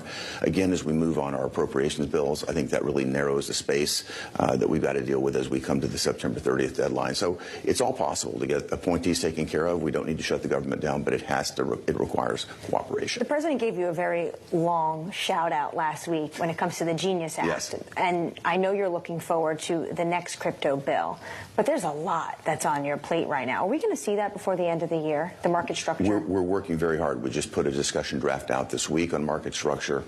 Very proud of my legislation, the Genius Act, that basically opens the door for digital assets in America. If you think about where we are today, Anne-Marie, versus where we were a year ago, it's a sea change. Now the U.S. markets are open to digital currencies. The U.S. markets are going to be open to innovation on the blockchain. I'm really excited about where we're going, and our goal is to have this market structure bill move through expeditiously, get it done this fall. This fall, Yeah. so before the end of the year. That's the goal. Senator Bill Hagerty, and of course the former ambassador to Japan, thank you so much for joining us this morning. Matt and Katie, of course, he has a very interesting perspective when it comes to this trade deal. He's been at the table with Japan a number of times as the U.S. ambassador, especially when it comes to these very politically vulnerable sectors like autos and rice. Absolutely, and as a result of that deal being signed, that's why you're seeing some of those sectors rally this morning. A great conversation between Senator Bill Hagerty with our own Anne-Marie Hordern in Washington. We will bring you more from Anne-Marie's interviews with Treasury Secretary Scott Bessent and Commerce Secretary Howard Lutnick throughout this show. That deal that we were talking about between Japan and the U.S. giving a lift to the broader market as we really enter the heart of earnings season. So let's go there now, because Texas Instrument shares, they're actually plunging right now after its forecast failed to impress due to tariff costs on the business. Bloomberg Tech co-host Caroline Hyde has the details. And Caroline, it's interesting. You actually heard from the company that they're not sure how much of the 16% jump that they saw in revenue was due to tariff-related pull-in. So even on the numbers that are being reported and the look ahead, there's a lot of uncertainty here. Because this company's posting growth. It's saying, look, revenue, the midpoint in the next quarter is going to be about 11% growth. It was, as you say, 16% growth for their fiscal second quarter. But they said, look, we've got 100,000 customers. We don't know if they did a pull forward, if they stocked up their inventory ahead of the tariffs, or whether or not this was normal business. They did say, the CEO really articulated that China was running hot. We thought that that might dial back. Remember, that's important when China is about 20% of their overall revenue. So this is a company that is hugely exposed to global tariffs and also has so many customers and a very broad reach of product. This is about analog chips. This is turning sound and audio into electronic signals. And this, therefore, is exposed to every single industry group. So there just wasn't enough clarity, as we saw with NXP yesterday and the plunge that we saw there, because they couldn't signal enough bullishness going forward. Same thing happening in Texas Instruments. If we hold these losses, if we see 10% losses, that's the worst day since about March 2020. It could wipe out almost all of the gains that they made this year. They're up 15% year to date. They're a $200 billion company, so nothing to sneeze at. But we have a $2.4 trillion company, I should say, with a T, coming out with earnings after the bell. Alphabet, Google, what do you expect? Actually, things have got a lot brighter in terms of optimism for this company. As you were saying yesterday on the show, look, 10 straight days of gains for Alphabet could be put on a pause just today, but 10 straight days would be the longest winning streak for Alphabet since 2010. Maybe we could push forward to an 11th day. And the optimism is that, look, for now there is resilience in the search business. For now they can shake off the anxiety around ChatGPT and other generative AI competition and actually be lucrative in this moment. They're managing to pass on costs, make advertising ever more promising, particularly in the YouTube space. Remember, they're dominant in TV now. Yes, there is worry, particularly around antitrust. That's what they've got to shake off, because come August, we get that view from Judge Mehta as to what they have to do to push back on the idea that we're a monopoly in search. Will they have to break apart? Will they have to sell off Chrome? Will they have to start sharing more of their data with competitors? This is the anxiety that has held back, I think, the valuation on the stock. Look, it trades at what, about 18 times future earnings. Now, this is far below its average over the last 10 years and far below other competitors in the space. But we're just starting to see a break positive for year-to-date in performance on the shares. That's the thing, that even with that winning streak, 10 straight days of gains, it's only higher by about 1.3% year-to-date. So it really tells you about some of the questions that are plaguing this stock. Hopefully going to get some more answers after the bell. That is Caroline Hyde. She is the co-anchor of Bloomberg Tech. You can catch her at 11 a.m. But coming up on Open Interest, Wendy's just joining the 2025 meme stock party, suddenly spiking. Krispy Kreme and Beyond Meat also there as well. So what a meal. We'll take a look at the names that the retail traders can't get enough of next. This is Open Interest.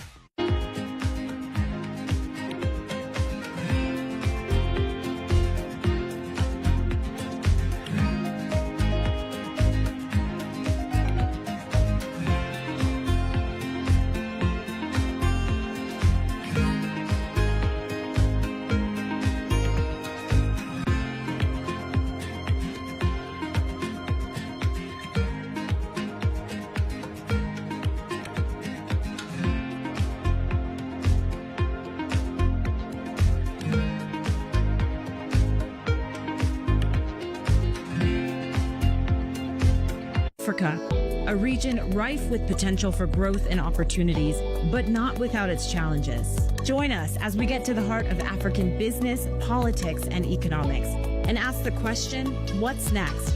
On this episode. If you look between the age of 18 and 60, 53% of South Africans has got a Capitec card in their wallet. But how do you optimize those lives? Premieres July 25th, only on Bloomberg. In case you missed it on Bloomberg Surveillance, you said previously the interview process would begin later on in the fall. Has a formal process already started? Well, look, there's a formal process that's already starting. There are a lot of great candidates, and we'll see how rapidly it progresses. It's President Trump's decision, and it will move at his speed. Back in the 90s in English football, there used to be a concept of player managers. There used to be certain managers of football teams that also put themselves on the field, and they played too. Effectively, they had two jobs. And I'm wondering from your perspective whether that's something you'd be interested in, both the Treasury Secretary and the Fed chair. I think I have the best job in town. I will do what President Trump wants. Has he asked you? Are you part of the process? I am part of the decision-making process, but again, it's the final decision is going to be President Trump's. Don't miss Bloomberg Surveillance live every weekday.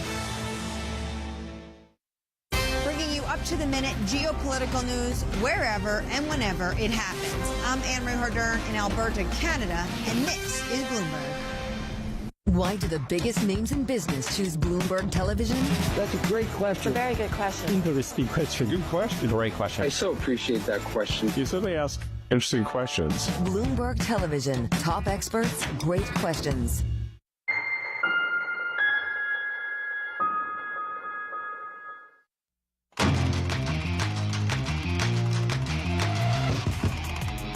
Let's get now to high interest and look at what's making headlines around the world. AT&T is reporting second quarter results that beat Wall Street estimates, including faster than expected growth in cell phone subscribers. More than 100,000 more than Wall Street expected. And yet, The shares are down 3.4% because maybe investors are worried they're not taking advantage of the changes in tax rules enough to gain, like rival Verizon.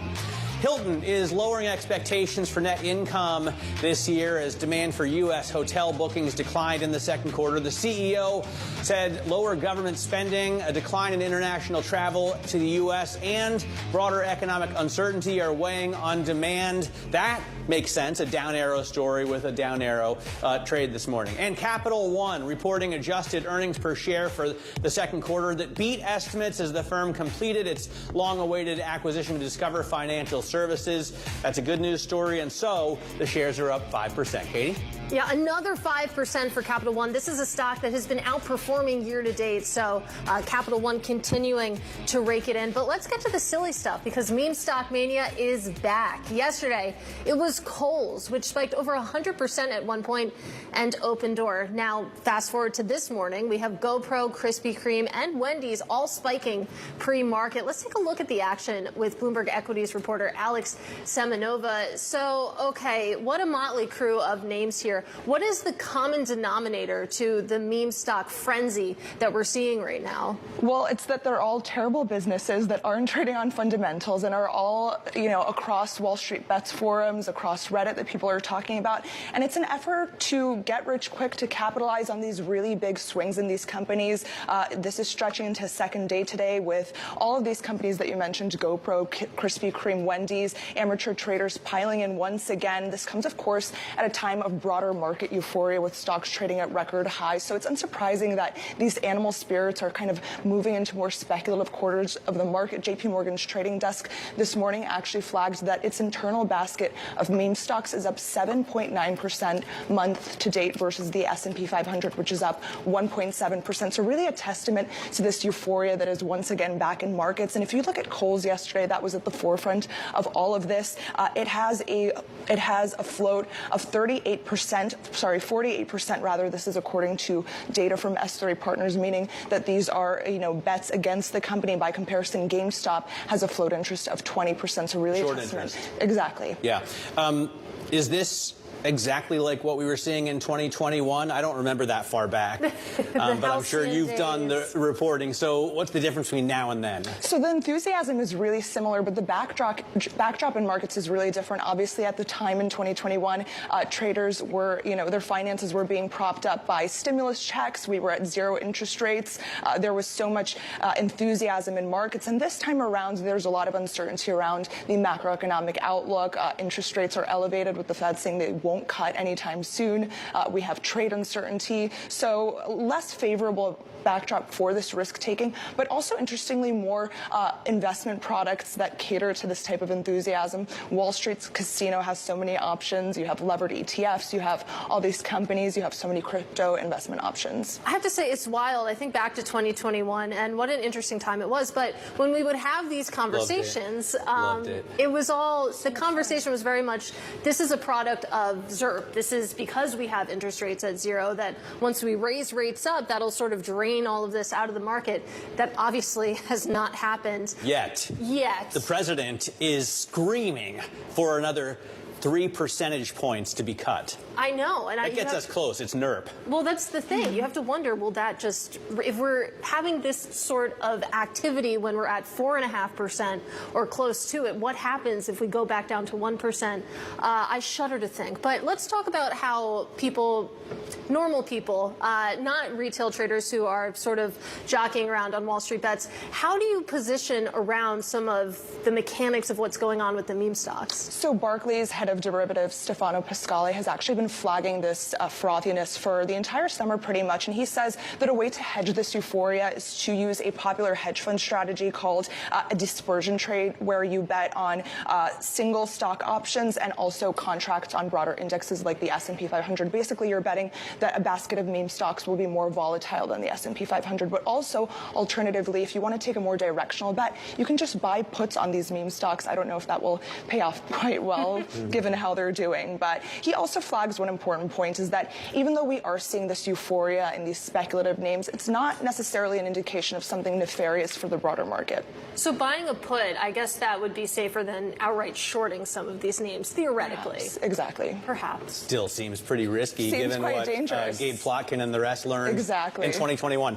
Alex, great story, great reporting. Thanks so much for joining us. Alex Semenova there from our BN Equities team. Now, tech stocks are going to lead the way as U.S. equities shrug off tariff risks and get a boost from this round of earnings reports. That's at least according to the MLive Pulse survey, which drew over 100 respondents in a poll conducted earlier this month. For more, we're joined by Bloomberg Markets Today managing editor Christine Aquino. So, Christine, what else did we learn from the survey that I guess favors tech stocks pretty highly?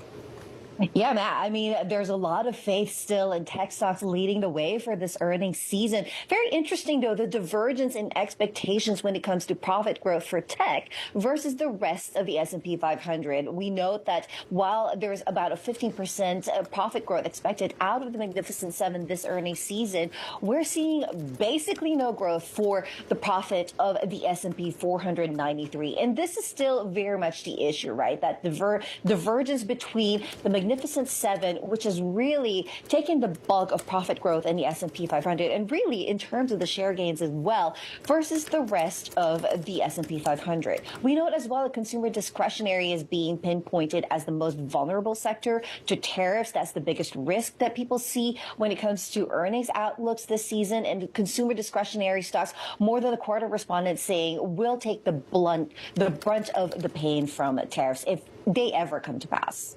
And really quickly, Christine, before we let you go, what did we learn about how folks are thinking about hedging here? We were just having that conversation a little bit with Alex Semenova.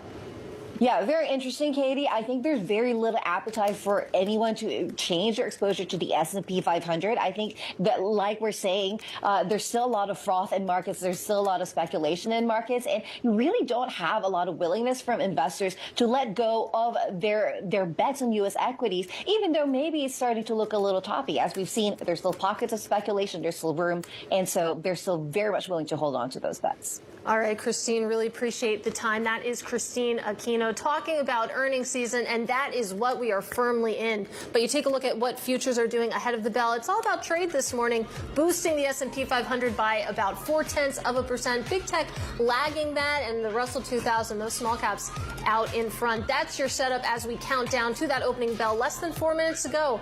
We're back at the open up next. This is Open Interest.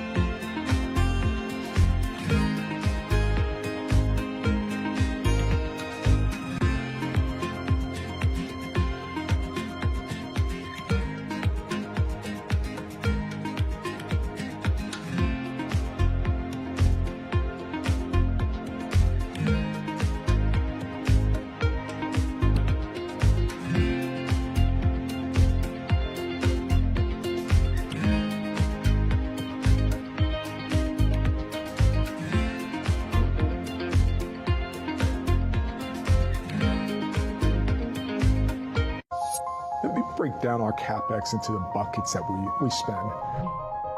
Big part of it is to expand our reach of fiber. You cannot wait until there is certainty to build that. These have long lead times that require you to have conviction about where demand is going. Another bucket is, as more people are on our network, we also have to add more coverage and capacity. It's almost like a variable expense. Third, we are modernizing our wireless network right now. Through the investments we're making, we are driving down our unit costs over time and providing more capacity to serve the demand that we think is coming. Do you have less confidence in that 3-year plan now than when you first came out with it, given that some people are having trouble deciding how things are going to look in the next 3 days? No, I really don't. I look at the nature of our business. It doesn't matter the economic cycle. This is a critical goods or service, and we have every confidence demand for it will remain. Will it be harder in a more challenged economic environment if that ends up being the case? Of course, but remember, we are investing at record levels. Slight moderations of that would allow us to deliver a lot more incremental cash to the bottom line. So I have every confidence we're going to be able to deliver our guidance. We're at the epicenter of a global realignment on a scale not seen for decades. At the intersection between markets, economics, and geopolitics, a forum for sophisticated conversation. This is Bloomberg Surveillance. Bringing you up-to-the-minute economic news whenever and wherever it happens. I'm Francine Lacqua in Sintra, Portugal, and this is Bloomberg.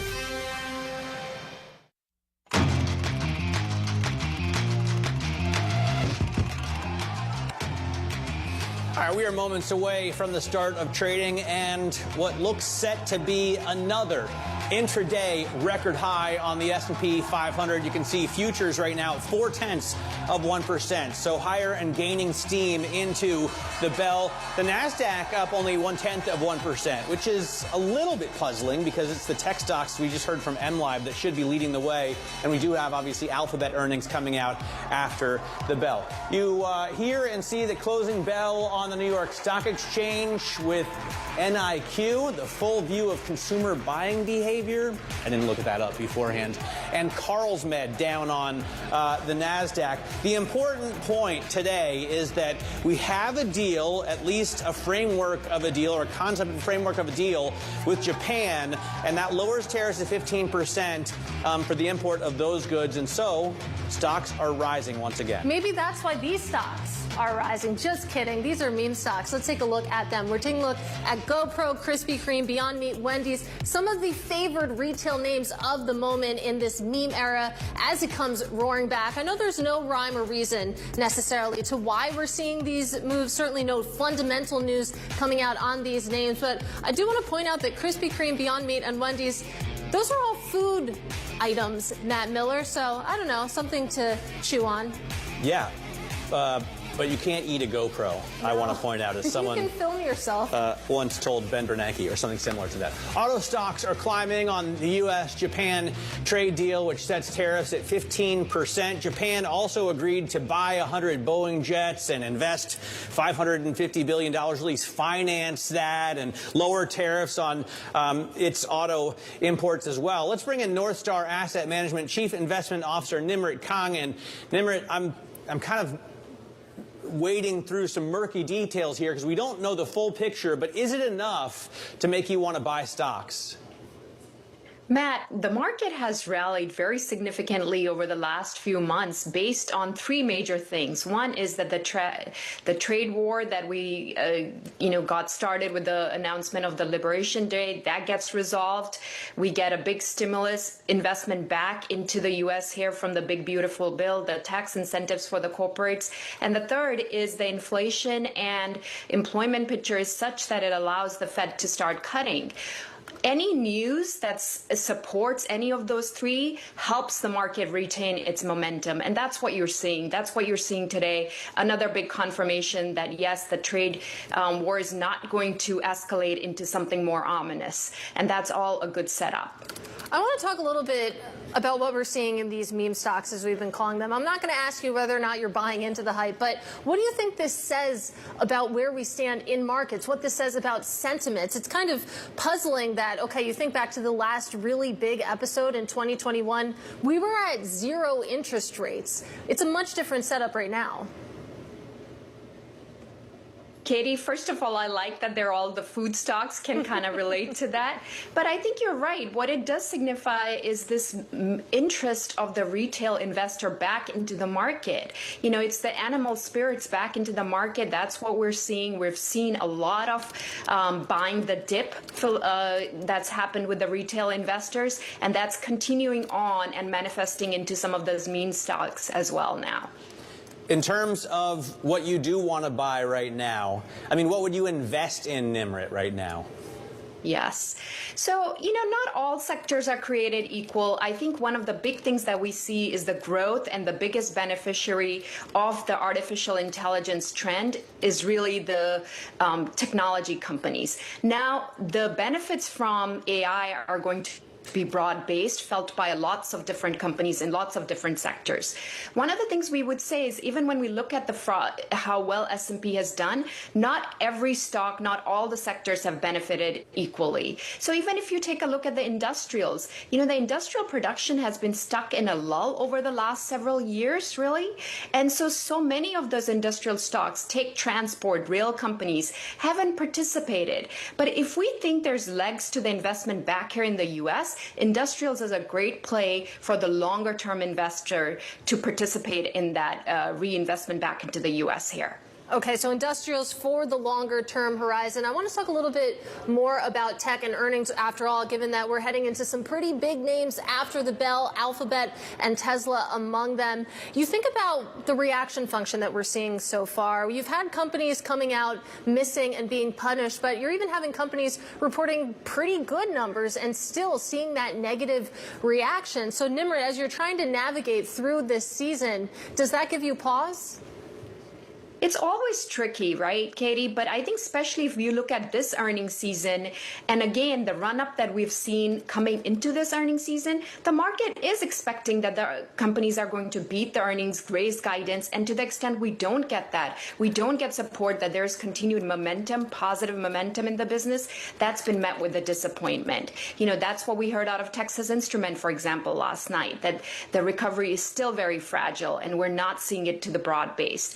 So I think that's the expectation that's built in. But again, it's going to depend very much earnings company by company specific. But overall, investors are looking for a bit more positivity than that's already baked into the estimates here. So do you expect that? I mean, we've had earnings estimates come down. Now they're bouncing back up a little bit. How much do you have to beat by to get your stock bid up? Yes.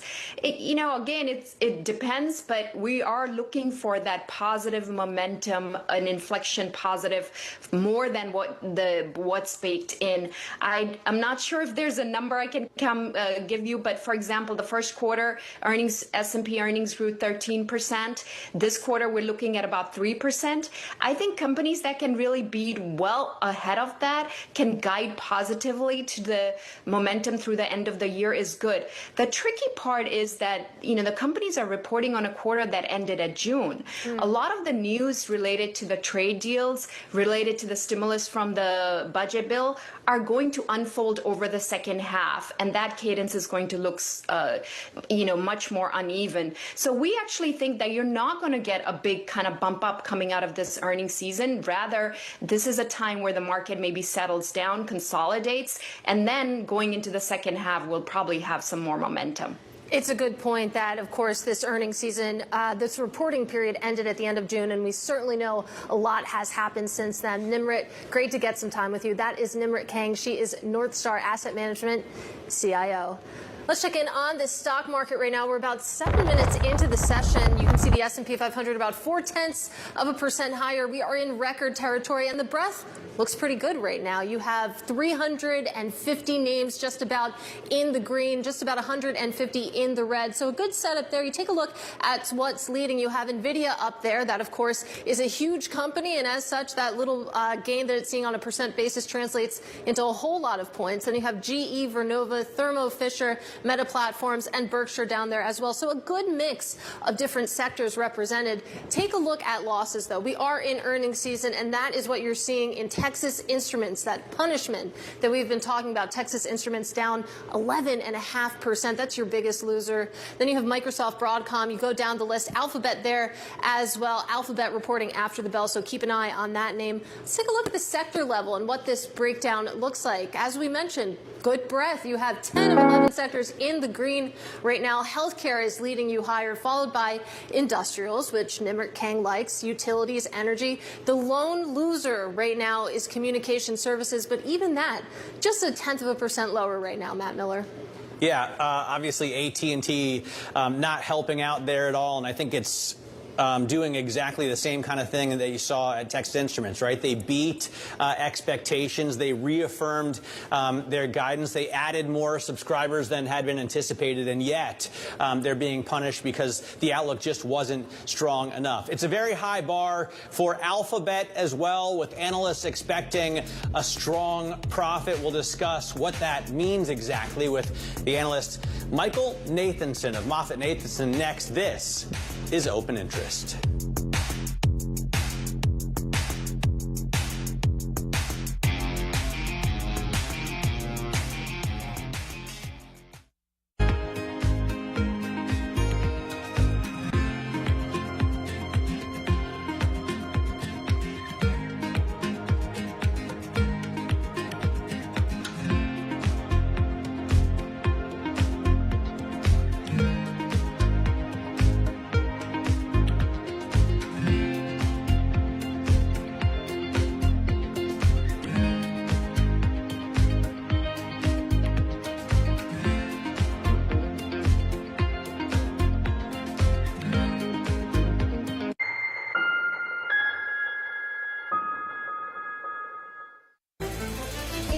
You missed it on Bloomberg Insight.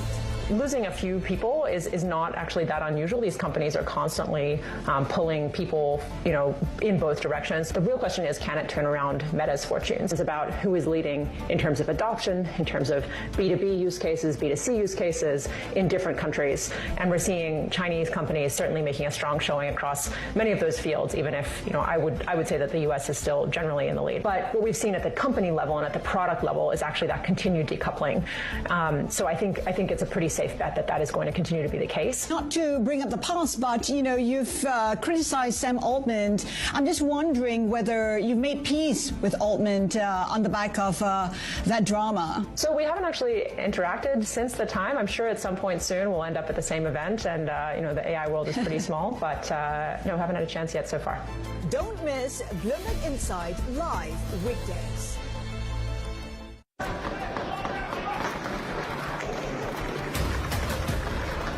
Foi a mais serviço que eu passei na minha vida. Porque no final, tudo é dinheiro. I think she's a scam up to now. I am a winner. I didn't really understand what I was getting myself into. Money can really transform people's lives, but it can also hurt them. Loves earnings. I know it's like your Super Bowl, right? I can't wait. It's like opening presents in the morning. All right, it will be exciting. Nobody covers earnings like Bloomberg. From the world of politics to the world of business, Joe Matthew and Kaylee Lines deliver news, insight, and analysis live 2 times a day, every trading day. Balance of Power at 1 and 5 Eastern, only on Bloomberg. In case you missed it on Bloomberg Brief. All these stock assets that were originated when too much money came in, bought at too high prices, and it's indigestion essentially. And this is going to have to work its way through over the next couple of years. It's one of the big themes we're seeing in investing right now. The solution could come in many forms. A lot of them, people have been hoping that some combination of growth and interest rates coming lower was just going to bail them out. Don't miss Bloomberg Brief live every weekday.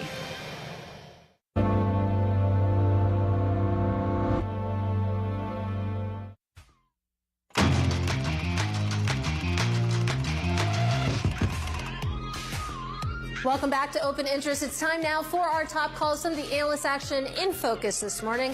And first up, Boot Barn getting downgraded over at Jefferies because of its elevated valuation. However, the firm remains confident in the company's fundamentals. Shares down 1.5%. Next up, Toll Brothers getting upgraded to a buy over at Seaport Research. The analyst expects that the bad news in the home building sector to lessen, or it will lessen rather, with declining new supply and margin stability. And finally, we end with drug maker Sarepta continuing its downward spiral. Bank of America is adding to a spate of Wall Street downgrades. Sarepta, for its part, said it will temporarily pause its treatment for muscular dystrophy following a request from the FDA. The company, remember, had initially refused to, which then drew backlash. Shares only down 1.3%, which looks pretty tame compared to some of the movement that we've seen in this stock. Yeah, absolutely. And some of the movers that we're seeing in general in this market. Alphabet earnings have a high bar to hit after the bell today. Investors are bullish, though, on the stock. Shares are on course for a record 11th consecutive session of gains, the stock's longest winning streak ever. MoffettNathanson senior research analyst Michael Nathanson has a buy rating on Alphabet with the $225 price target. He joins us now. Michael, thanks so much for joining us. I'm just getting a message here from a trader saying chances are you need to more than crush it on a forecast when the S&P is trading at 23 times forward PEs. Is Google going to do that today? Yeah, I would take the other side of that. And good morning, Matt.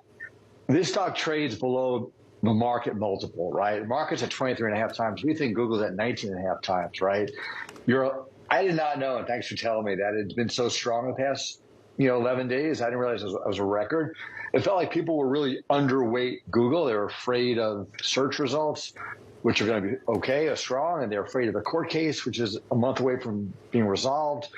So I look at this going, the stock has been a laggard for the past year. I don't think the bar is extremely high. I just think, search has to come in as expected, double digits yet again. They have to talk about the innovations they're seeing with their own AI development. And I think that the momentum should continue because it's been such a laggard up to this date, and it's cheap relative to the market. So I take the other side, whatever that trader's telling you. So are you saying then that sentiment is pretty low when it comes to Google, basically that the bar is so low that their likelihood of actually exceeding it is kind of good here? Yeah, I would say the 11-day action you talk about is an indication that people had left this one for dead, even though it's a Mag 7, it had been one of the laggards.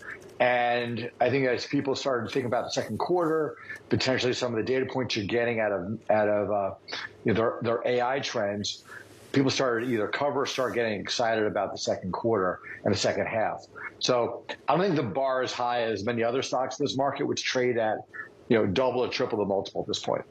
There's a great story on the Bloomberg about Elon Musk raising another $12 billion for XAI, and I know that's a completely different league than a giant like Alphabet. But is the amount of spending that they're going to have to do to stay ahead in this AI race one of the concerns for investors? Are they not doing well enough in this AI race? Is that a concern for investors? What's the problem? I don't think it's spending because they've been doing this for a long time. They've been investing in their own technology, their own chips, their own data centers for more than a decade. They don't have the catch up on the platform technology side. The worry is that AI-driven search, either through ChatGPT, Grok, Perplexity, even AI overviews, will take share from Google's search monetization, right? So there's a fear, and it's legitimate, that Google's 90% share of search traffic will go down as more people use AI or as new competitors enter the field. Yeah. That's legitimate. It's a question of speed, when that happens, and whether or not Alphabet's sleeping at the wheel, which I think they're not now. They've got more aggressive by rolling out some new products. That's certainly still the narrative that's haunting the stock price, though, that maybe that they've been, as you say, left for dead, sleeping at the wheel, and that's certainly an existential threat that you identified. But I want to talk a little bit about their other bets division. That houses Waymo, and certainly robo-taxis have been taking up a large share of the conversation recently. Less so around Alphabet, more around Google. But, I mean, how much does this matter for Alphabet, success in Waymo? Well, it's interesting. So Alphabet, call it a $2 trillion market cap. Waymo's, I think, valued about $100 billion as of late. There's about 5% of the enterprise value. But to your point, Waymo plus cloud plus YouTube shows that there's more in the portfolio at Alphabet than just simply search, right? So things like Waymo help people get a little more comfort that it's not all about one business fading into the into the future. So success from Waymo is actually really important to kind of reaffirm the company's technology is working. They have other innovation across the enterprise, and in itself, it's nice to have, but it doesn't move the needle. It's more of a reflection of this company has a ton of assets, a ton of strengths, and Waymo's just one of them. I know that your partner, Craig Moffitt, covers telephone.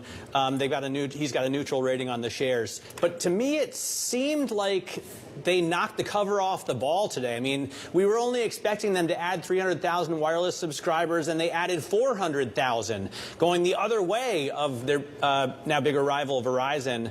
Why do you think the market reacts so poorly to, beating expectations, reaffirming your profit forecast, adding subscribers? Like, what's the problem at telephone? Well, how has T done this year relative to Google, right? So, T is, most of Craig's stocks have been strong because they're tariff proof, right? And they're, domestically focused. I just think it could be more a broader trade of, look, we're getting through the tariff wars. The dollar is getting weaker. Maybe we want some exposure now to more global companies that have the benefit of maybe having the tariff headwinds start to dissipate. So that could be it, because they've been very strong havens the past 6 months. Yeah, you can see that sell-off lessening a little bit right now. AT&T down about 1% as we get deeper into the trading session. Michael, it's great to get some time with you ahead of Alphabet earnings after the bell today. That is MoffettNathanson, Senior Research Analyst Michael Nathanson. Now, coming up, another big one after the bell, Tesla. Shares poised to move 6% in either direction following earnings, according to the options market. Can it defy the recent slump in sales? We'll discuss next. This is Open Interest.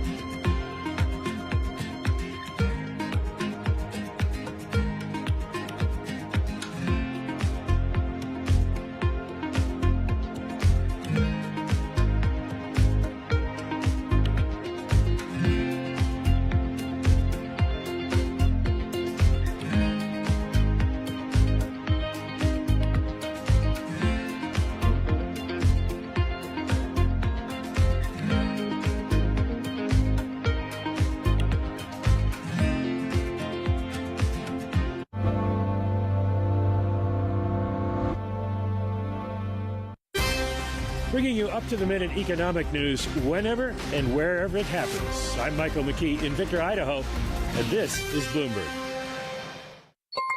Asia is at the forefront of some of the world's biggest stories.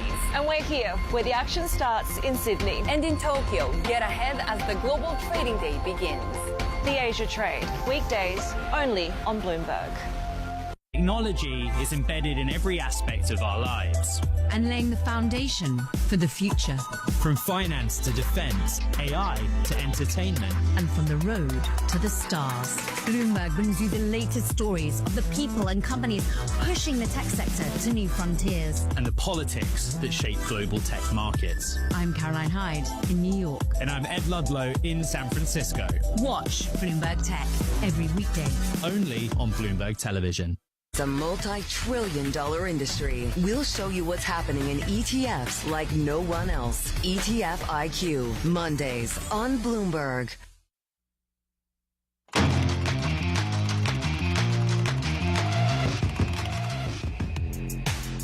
This is Bloomberg Open Interest. I'm Matt Miller. Quick check on what's going on in stocks today. We're looking at a new intraday. No, not an intraday record yet. 63.23 is the level here, and I think 63.36 is the intraday record that we reached earlier this week. Still, if we close here, it'll be a closing record. NASDAQ 100 actually down on the day, off about 0.1%. Obviously, very early in the trading session. We'll look to see if these numbers change throughout the day, very likely as we expect Alphabet earnings after the bell. NVIDIA coming, gaining 1.25% right now, but it had been higher earlier, so coming down a little bit from the highs that it hit earlier in the session. That's why we see the S&P doing that as well. Texas Instruments down more than 12% after it gave a positive earnings report, but concerned investors and saying that some customers may be pulling forward in terms of their orders. You can see these meme stocks here that Katie was talking about. Google over here right now off 0.5%, and it had been gaining actually 10 days in a row, but it looks like that's reversed into the earnings report this afternoon. And then Tesla right now pretty much unchanged, but you would think there's more action in Tesla, right? You would think, Katie, that Tesla sells a lot of cars in Japan, but it doesn't. You might think that, and we'll see if it moves after hours when we get those numbers, because the options market is suggesting a 6% move in either direction. So let's preview now with Bloomberg's Detroit bureau chief David Welch. An interesting comment from Nick Colas over at DataTrek Research saying that Tesla, more than any other large cap stock, relies on investor confidence in the company's long-term vision of the future. David, is that long-term vision enough to overwhelm what's expected to be the sharpest drop in revenues in more than a decade for Tesla? Look, that's the big question. I think that's why you're seeing a potential 6% swing either way. You have another year where sales are going to be down. Analysts are expecting that Tesla may even revise their goal for the year downward. That's not good. So do they have enough good news on robotaxi, which, you know, that was a pretty small sample of vehicles in a small geographic area that they started with. Do they have enough good news on that to overshadow that? And then, look, there's another variable here. Does Elon Musk say anything about his budding political career and whether or not that's still going to be in the center stage for him, or if he's going to focus on Tesla? So, you know, three different things here, and I think investors will be looking for news on all of that. And you do have, you know, will they come up with an affordable EV? What's the latest on that? When is that going to be out? And do they have any sort of forecast on what the sales will look like for that vehicle? David, I know we're focused on so many other things besides car sales since we're talking about Tesla, but just to get back to that business, I was surprised when I looked it up this morning and saw that they didn't even sell 5,000 units in Japan last year. Is this agreement with President Trump going to help any U.S. automakers? Because it looks like Jeep is the only brand that has a significant number of sales. It's really tough to see that happening. I mean, the U.S. car companies have never really had a very good presence exporting vehicles to Japan. They don't build them there. And, you know, so you'll still see vehicles coming in from Japan. I think the net impact of this with a 15% tariff could be a company like Toyota, which imports half the vehicles it sells here. They could end up adding more production here, which they've been doing for years anyways. But, you know, seeing General Motors exporting vehicles to Japan or Ford, they don't really make the small vehicles that, you know, in big numbers that Japanese motorists are going to want to drive around congested cities like Tokyo. It's, you know, you're not going to drive a Tahoe or a Ford F-150 in Japanese cities. They do apparently make a couple of hundred right-hand drive Corvettes. David Welch. I was looking into it. A couple hundred. Few hundred very lucky Japanese. That's not going to erase the trade deficit. No. But still, it's awesome if you have one. David Welch there in Detroit. He's our bureau chief, covers cars for us. Coming up in the next hour, Anastasia Amoroso explains why she is bullish second half of 2025. This is Bloomberg.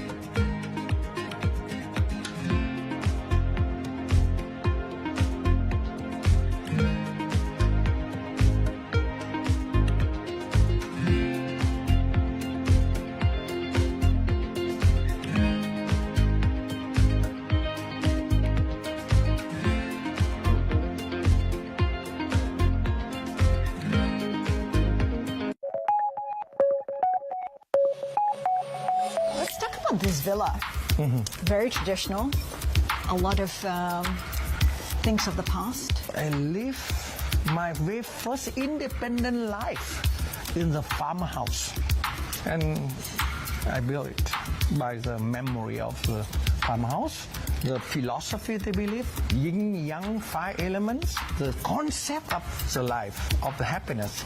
They build this kind of roof, like boat, and man and woman, and bowl of rice. Everyone should be happy if have somewhere to live, something to eat, and someone to love. So you're defined a lot by your past experiences. Yeah, actually, I'm a lucky man because not everyone should have the experience of the war and peace, poor and rich, technology progress. I changed during my life, rich by experience. There's an appreciation for what you have now. And therefore, peace is the most important thing for today, for Vietnamese, and I think for human beings, for the world.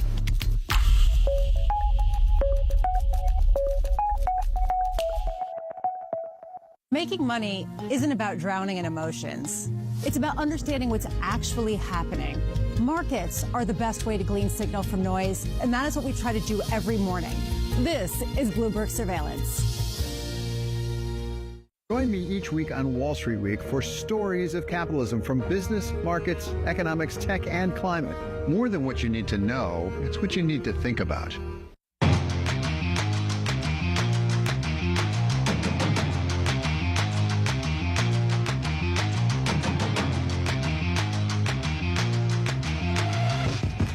We are 30 minutes into the trading day and looking to make another record close. Right now, 63.20, the level on the S&P. Welcome to Open Interest.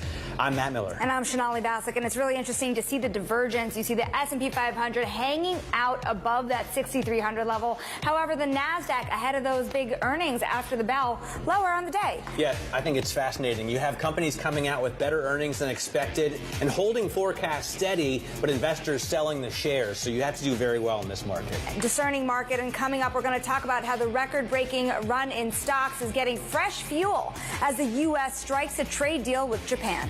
Meanwhile, Tesla prepares to report results following a turbulent quarter for the stock and its CEO, Elon Musk. And Alphabet also in the earnings spotlight, shares nearing their longest winning streak ever ahead of those results.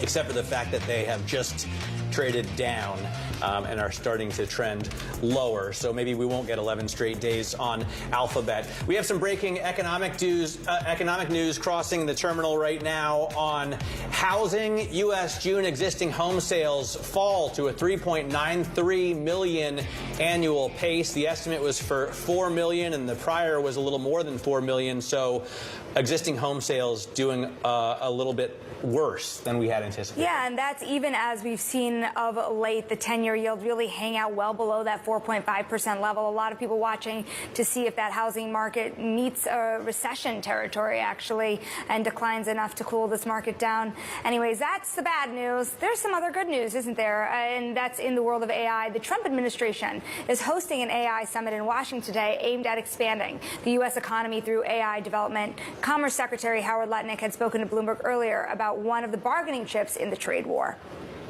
The H-20 was the third best chip in the world, and now it's the fourth best. The president has decided that if things are going well with China, that they can buy them. So I think that decision's been made. We are putting on the licensing mechanism, and we are getting that going. But the president has decided that the Chinese can buy them, but that's in a balanced way with the Chinese delivering on the deal that we made with them, and they're delivering rare earths to American manufacturing.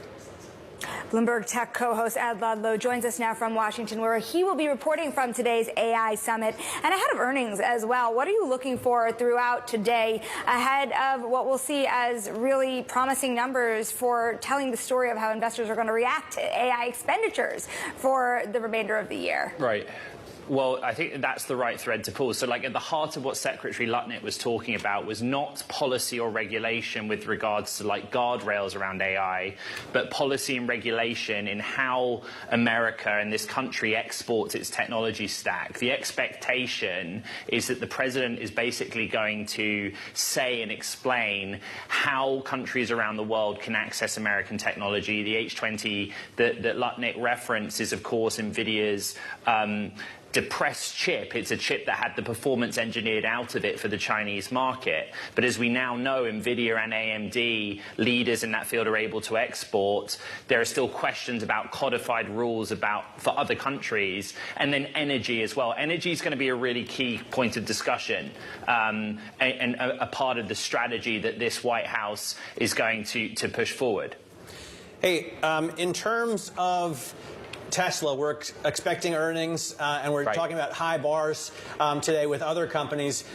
Elon Musk basically just has to tell investors that he's going to continue to focus, or maybe return his focus on that company, right? I think that's exactly right. You know, the consensus estimates are that revenue is going to drop by the most in about 10 years.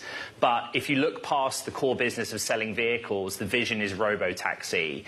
However, investors just want to hear that Musk is engaged. So the prior earnings call when he came out of Doge was, look, I'm going to reapportion my time back to Tesla. We broke this story last night that in the documents that SpaceX sent out to investors in its tender round, they've added in the risk factors section an acknowledgement that not only had Musk been involved at a deep level as a government advisor, but one of the risk factors going forward for that private company is that he may return to a role like that. And so Tesla investors feel exactly the same way. They just want to know that with all these big picture projects and 95% of the valuation based on a future where the business model is different and it is predicated on robo-taxi, that he's focused on it. And that's what they'll hope to hear from the call, irrespective of the print in the quarter gone.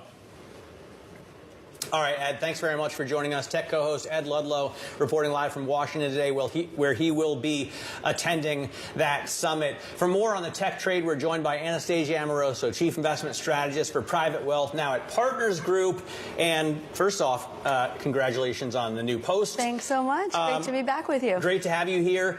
Tech is front and center, not only because of the earnings we're expecting after the bell, but also the majority of respondents in our MLive Pulse survey said that they expect tech to lead the charge in terms of earnings growth this season. Yeah. What do you expect from, the Mag 7 and co? Right. Well, that has been the case. The communication services and infotech has actually led the S&P in terms of earnings growth. And by the way, they also lead the S&P in terms of margins and how robust the margins are. The other thing, Matt, that I found interesting is everybody worried about margin compression this quarter. And it is true for the S&P that the margins took it down a notch from 12.7% to 12.3%. But that is not the case with tech. And that is not the case so far with financial. And it's not the case with communication services. So I think those companies should continue to deliver. And of course, the Mag 7 are expected to grow their earnings by 14% versus the rest of the S&P, which is about 3 or 4%. So I do still expect the tech trade will deliver. How much do you think investors have patience around CapEx spending? We saw a lot of love for investors who were willing to watch Microsoft, Meta spend more and more. But what about now with valuations at these levels? Do they simply want them to use their capital in a different way? I'm not so sure, because I think we're finally at this inflection point. We are starting to see some payoff on the CapEx that has been put in place. And if you think about some of the artificial intelligence tools, for example, they are getting increasingly adopted, and they are increasingly incrementally more useful to companies, and more companies actually use them. So I do think we're at this interesting stage where we start to see the payoff.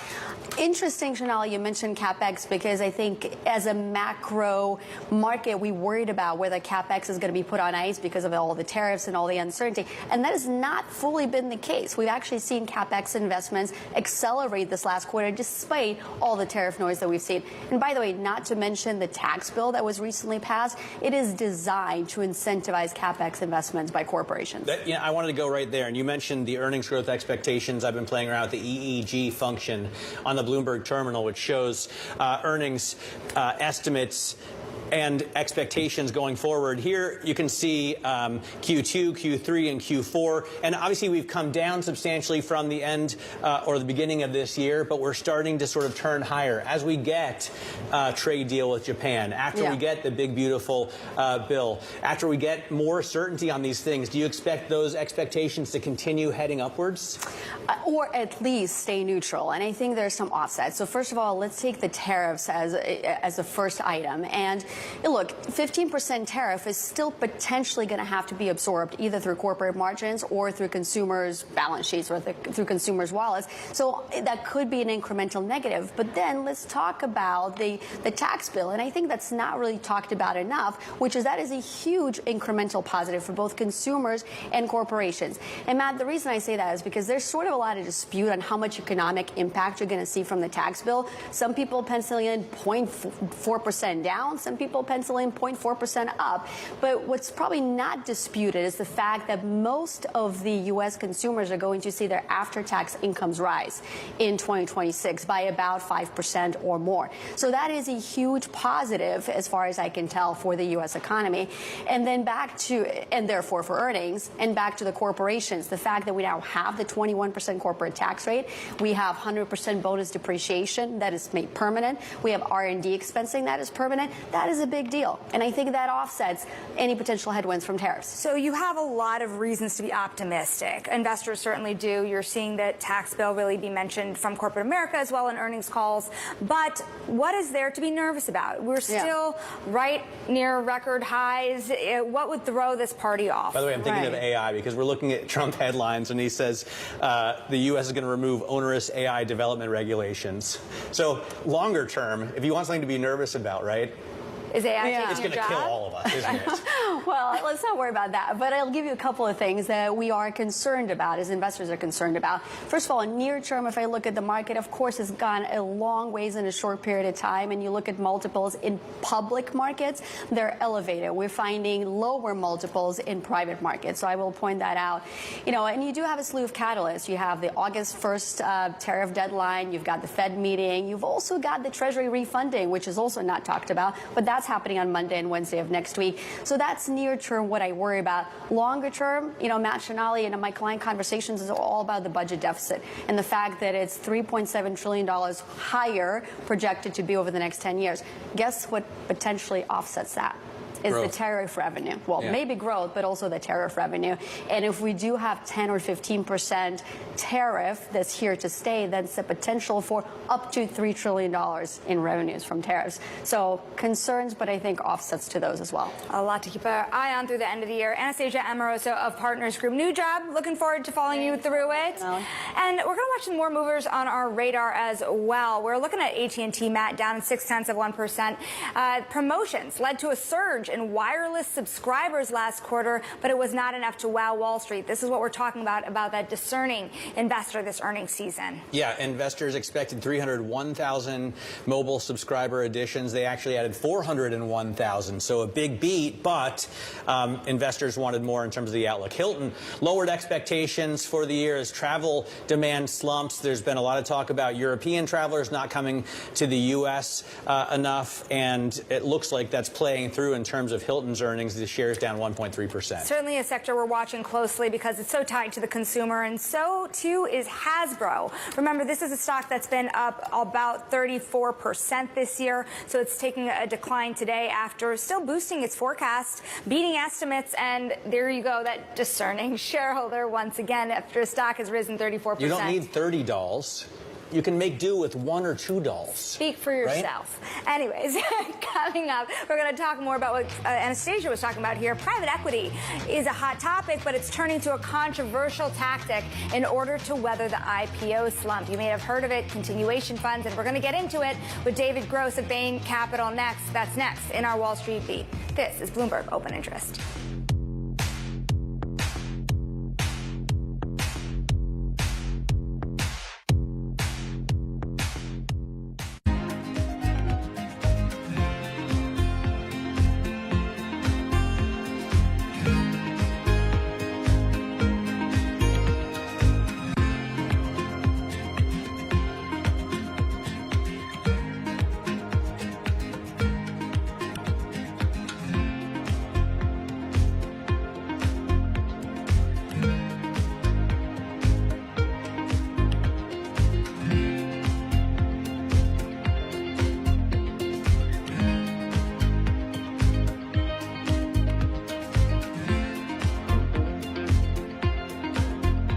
addiction isn't a choice. I would isolate, self-medicate, and fabricate to continue my use. I didn't really think I had a problem. Rachel and Pete are just 2 of 48.5 million Americans with substance use disorder. But 3 out of 4 people find recovery is possible with help.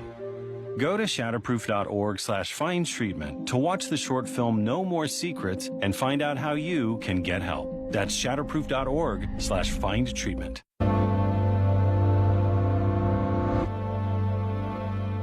It's a multi-trillion-dollar industry. We'll show you what's happening in ETFs like no one else. ETF IQ, Mondays on Bloomberg.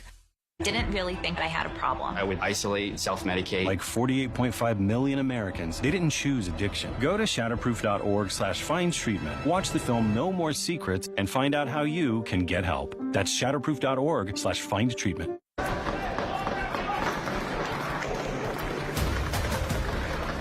Foi a mais terrível que eu passei na minha vida. Porque no final, tudo é dinheiro. I think she's a scam up to now. I am a winner. I didn't really understand what I was getting myself into. Money can really transform people's lives, but it can also hurt them. Why do the biggest names in business choose Bloomberg Television? That's a great question. It's a very good question. Interesting question. Good question. Great question. I so appreciate that question. You certainly ask interesting questions. Bloomberg Television. Top experts, great questions. Bringing you up-to-the-minute geopolitical news wherever and whenever it happens. I'm Anne-Marie Hardern in Alberta, Canada, and this is Bloomberg.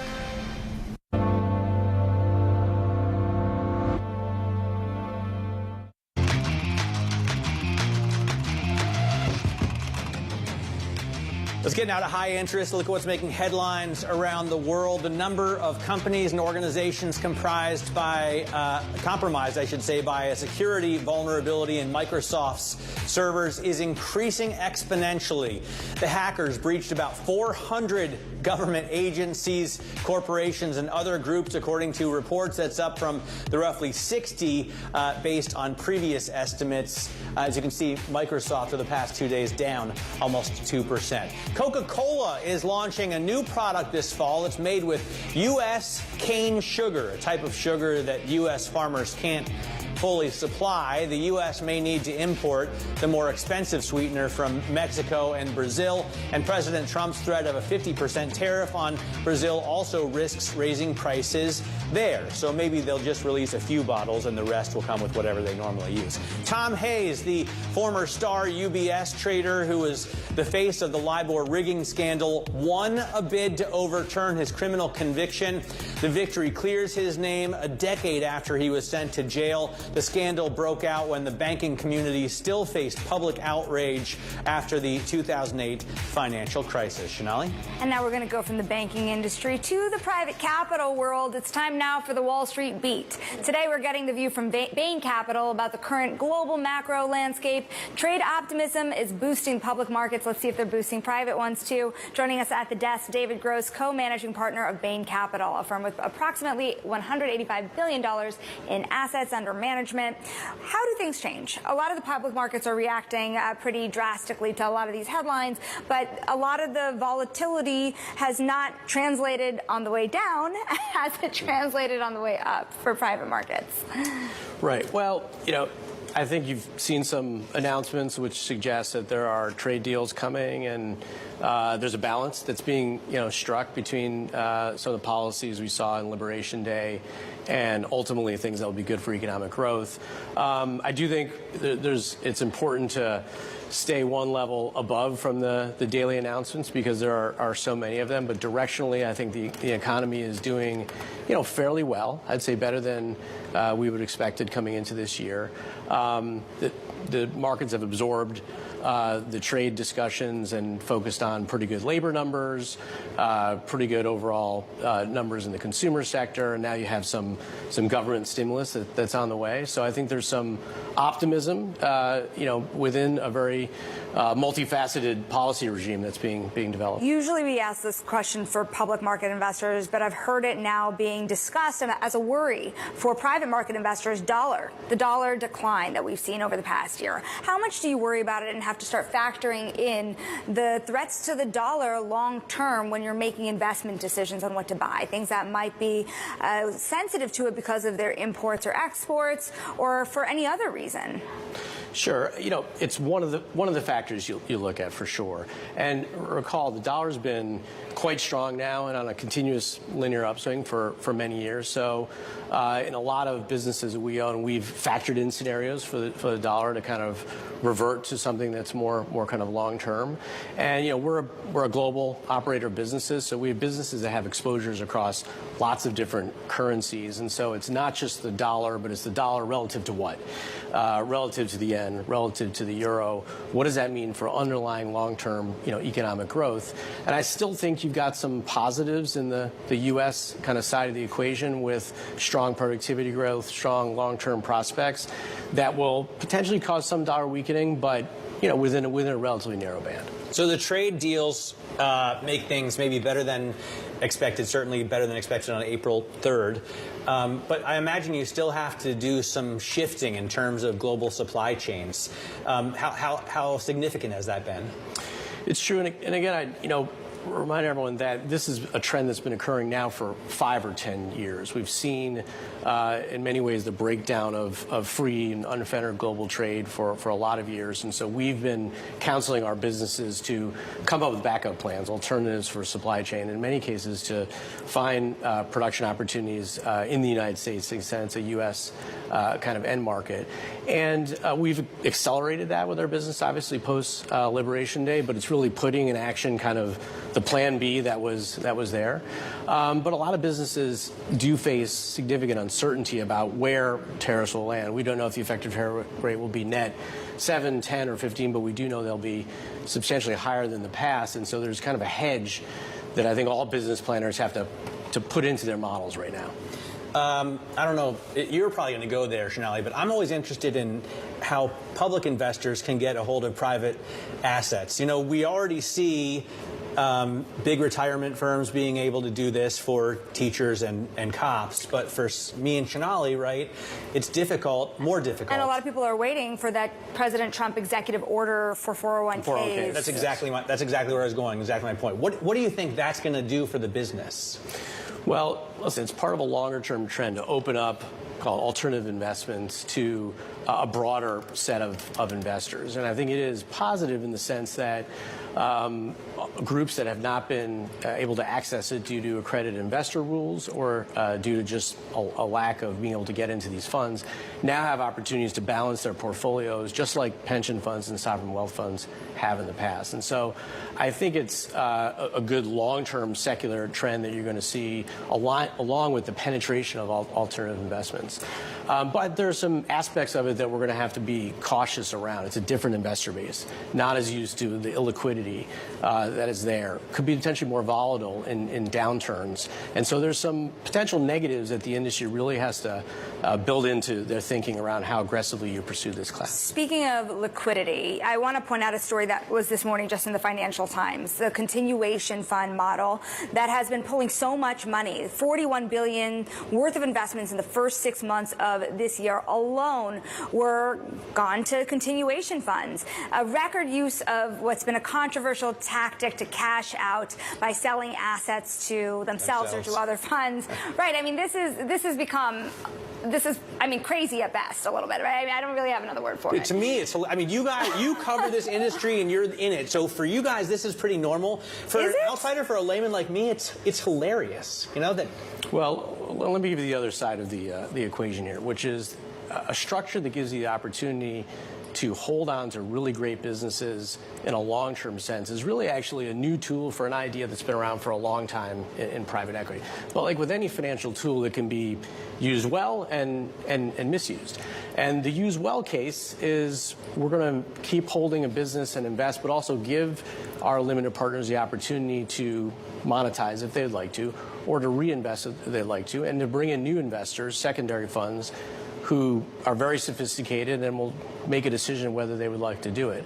It's misused if it's not a very good business or is a business that's hard to sell and you're not giving that choice to investors. And I think some have gone down route A and some have gone down route B, and I think a lot of articles about the route B, but I do think this is like anything else, it's innovation.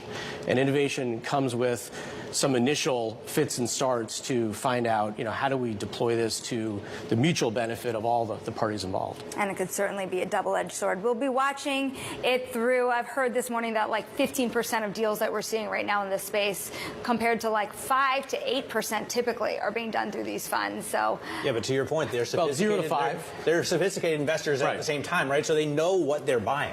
It's not like... Presumably. Yeah. But, sometimes the tide does go out. Anyways, Bain Capital co-managing partner David Groski, thank you so much for walking us through all the complexity. And coming up later this hour, we're going to be joined by tech investor Sarah Kunst to join the show to discuss her current strategy ahead of those magnificent 7 earnings kicking off. This is Bloomberg Open Interest.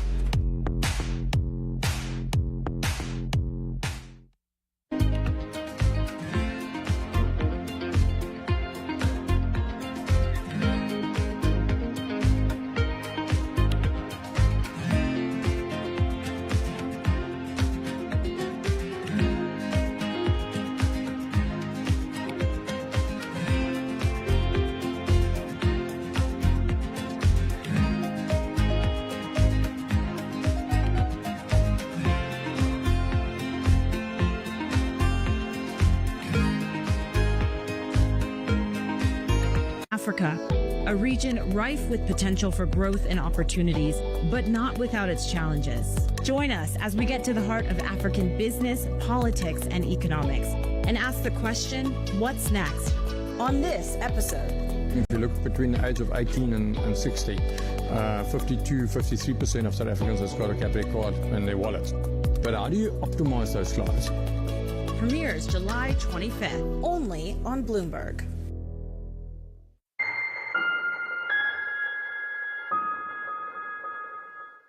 Get your fixed income fix. Watch Bloomberg Real Yield every Friday at 12 p.m. Eastern, right here on Bloomberg. Context changes everything. Our global headquarters in New York, I'm Danny Berger. Welcome to Bloomberg Brief. Let's set your agenda. Bloomberg Brief delivers the market news, data, and analysis you need. Live every weekday, only on Bloomberg. Context changes everything. Technology is embedded in every aspect of our lives and laying the foundation for the future. From finance to defense, AI to entertainment, and from the road to the stars. Bloomberg brings you the latest stories from the people and companies pushing the tech sector to new frontiers and the politics that shape global tech markets. I'm Annabelle Drulers in Hong Kong. I'm Sherian in Tokyo. Watch Bloomberg Tech Asia. New episode Friday, only on Bloomberg Television. Middle East and Africa. Vibrant resources and high-yield investment opportunities abound.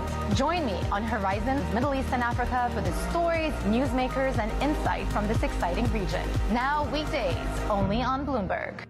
Bringing you up-to-the-minute economic news whenever and wherever it happens. I'm Francine Lacqua in Sintra, Portugal, and this is Bloomberg.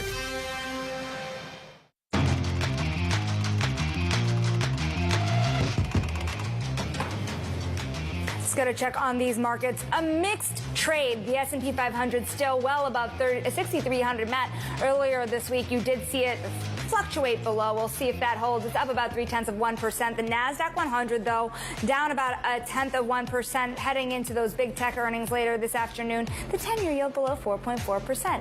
Coming up, we're going to talk about Google's Fusion future. Stick with us.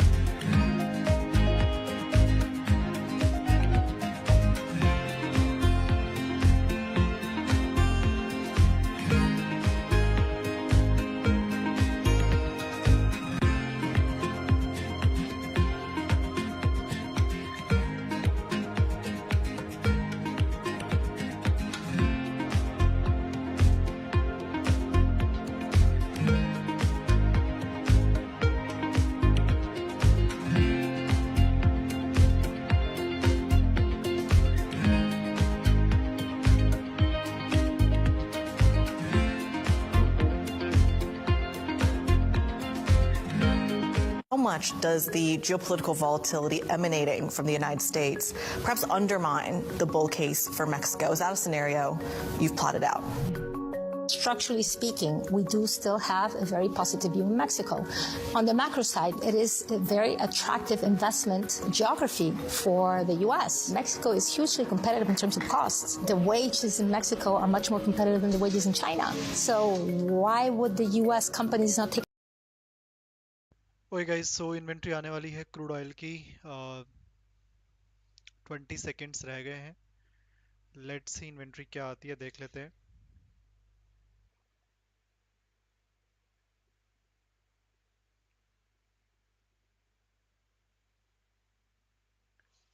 दस second left.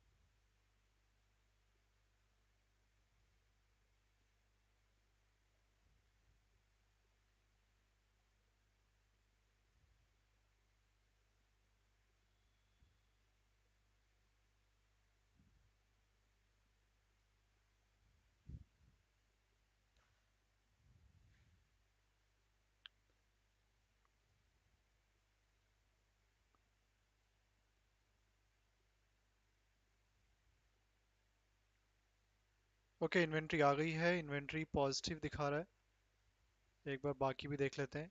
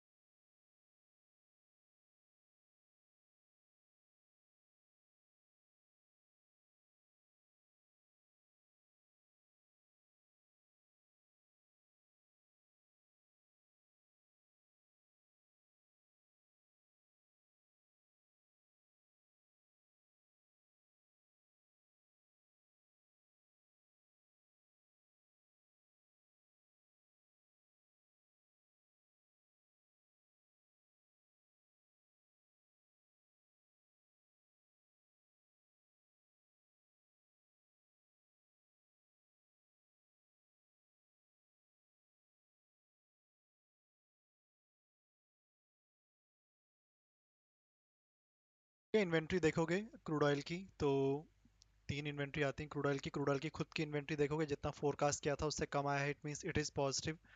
इसके अलावा 2 inventory और आती हैं, तीनों को combine करके देखना होता है, तो तीनों को अगर आप कंबाइन करके देखोगे इन्वेंट्री बेसिस पे, so you can see the actual picture of inventory and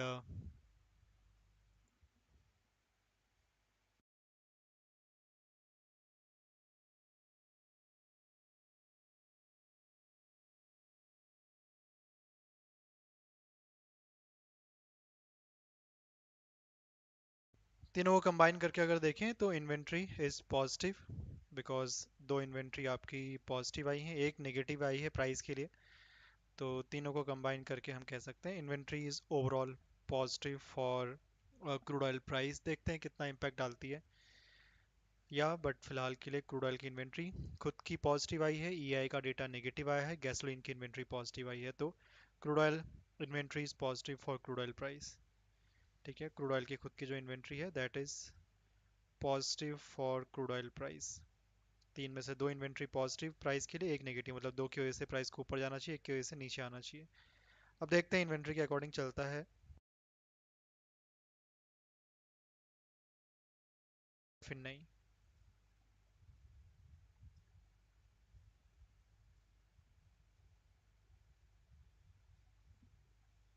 ठीक है, अब और कोई डेटा नहीं है आज के दिन, डेटा हो चुके हैं कंप्लीट आज के। एक आपका एग्जिस्टिंग होम सेल्स का डेटा आया था, वो भी आपका नेगेटिव था डॉलर के लिए, positive for gold and silver.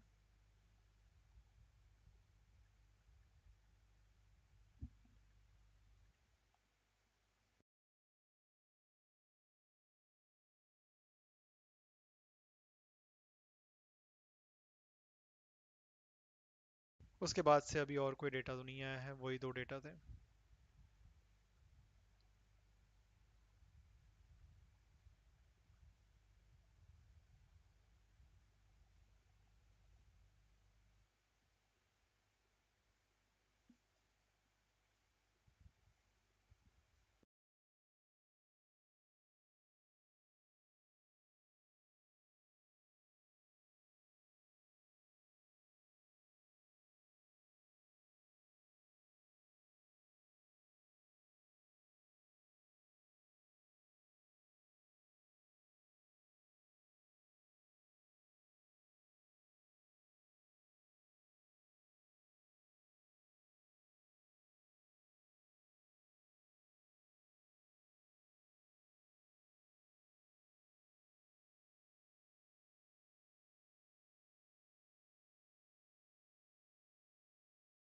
देखते हैं कितना और मूव करता है, ये तो कल से वैसे साइडवेज ही पड़ा हुआ है। अब तो मैं ये सजेस्ट करूंगा कि ये नीचे ही आ जाए, नीचे वाले लेवल से सपोर्ट लेके जाए, या फिर अगर ऊपर जाता है तो फिर थोड़ा सा क्रूड ऑयल की मैं बात कर रहा हूँ स्पेसिफिकली। ठीक है, इस लेवल पे भी अब मुझे इतना ना इंटरेस्ट नहीं लग रहा है इसके, क्योंकि जिस हिसाब से कंसोलिडेशन कर रहा है ना, जहाँ भी जाएगा एक बड़ा मूव ही आएगा। एग्जैक्टली लिक्विडिटी लेने आ नहीं रहा, खेल रहा है, बस ट्रैप कर रहा है प्राइनो बायर्स को भी सेलर्स को भी। ना बाइंग आ रही है प्रॉपरली, ना सेलिंग आ रही है, बट मुझे लग रहा है कि नीचे यहाँ आ जाए। This is area good area for now buying. इस एरिया को मैं अब थोड़ा सा कॉल्ड ऑफ कर रहा हूँ, क्योंकि अब यहाँ पर आने के चांसेस वैसे तो अब कम ही लग रहे हैं, बट अगर आता भी है तो मेरे अकॉर्डिंग थोड़ा नीचे ही गिरे तो बेटर है। तो अब नीचे वाले लेवल को देखना, इस लेवल को भी छोड़ दो अब। यहाँ पर भी मुझे लग रहा है जिस हिसाब से यहाँ पर रुक रहा है, रुक रुक के नीचे आ रहा है, बायर कहीं ना कहीं लिक्विडिटी देते जा रहे हैं ऊपर लेवल पर ही। ऐसा होता है तो फिर चांसेस कम है कि वो अपने लेवल पे वापस रोकेंगे प्राइस को।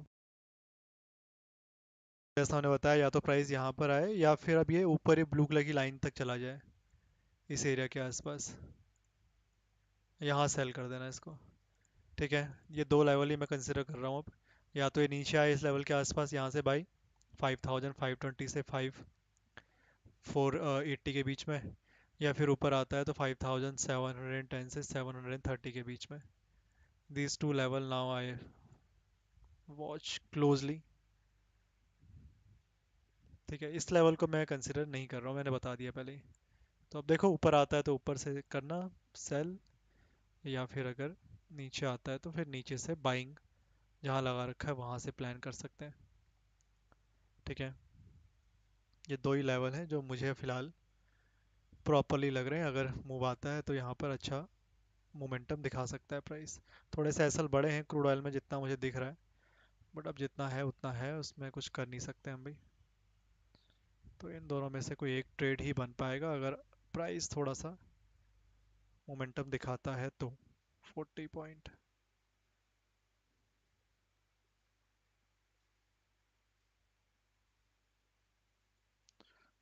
Ratio 4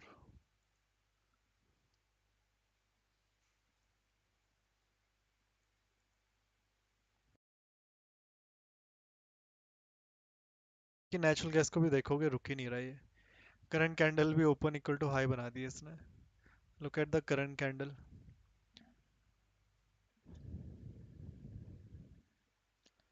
this candle is also open equal to high, not good. Last candle भी ओपन इक्वल टू हाई थी, ये भी ओपन इक्वल टू हाई है। जानबूझ के बनाई जा रही है ताकि सपोर्ट को ब्रेक करता चला जाए मार्केट।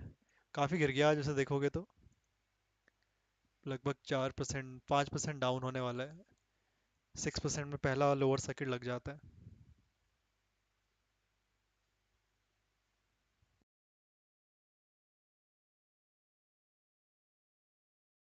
लेट्स सी यहाँ पर रुकता है नहीं रुकता। अगर यहाँ नहीं रुका तो फिर इसके नीचे एक सपोर्ट, ऐसे ये सपोर्ट ठीक ही है, यहाँ से थोड़ी बाइंग तो आनी चाहिए लॉजिकली।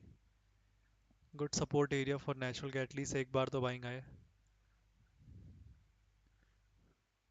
ये लेवल भी हो गया टेस्ट, मुश्किल हो जाएगा रुकना इसके लिए।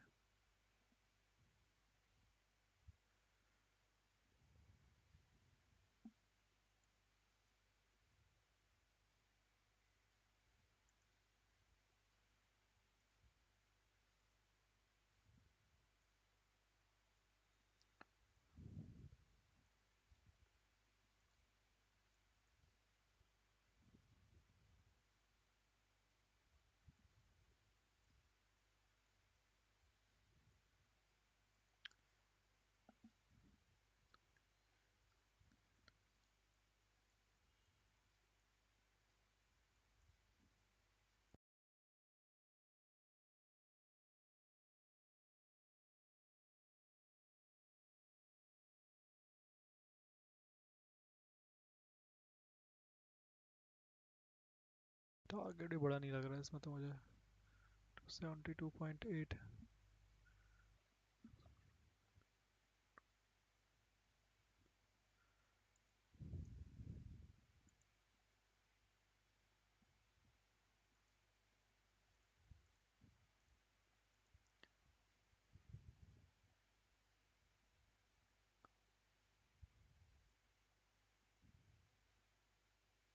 ठीक है, इसमें भी देखो ऊपर का टारगेट ज़्यादा लगा तो बड़ा रखा है, बट ये पहला टारगेट मान के चलना अगर यहाँ से बाइंग आती है। This is a first target 273.4, इसके ऊपर जाएगा तब ये सेकंड टारगेट रखना, नहीं तो इतना ही रहेगा। बाकी वेट करना, candle open equal to high है, सपोर्ट पे आई पहली candle, open equal to high बनी है। अगर ये सीधा नीचे चली गई क्लोजिंग होते हुए तो फिर एंट्री नहीं बन पाएगी। लास्ट कैंडल भी ओपन इक्वल टू हाई थी, बट वो हमारे लिए इंपॉर्टेंट नहीं है। ये कैंडल जो सपोर्ट पे आई है that is important. Let's see 30 seconds रह गए हैं कि नेक्स्ट कैंडल भी ओपन इक्वल टू हाई ना बनाए।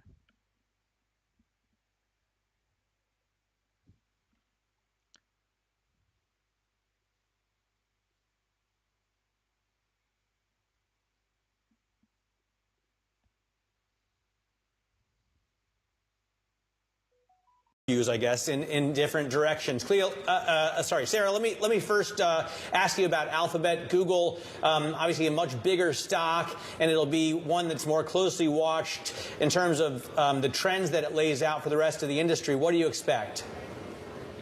I like Alphabet, and I think it doesn't always get its fair shake. I don't really understand it.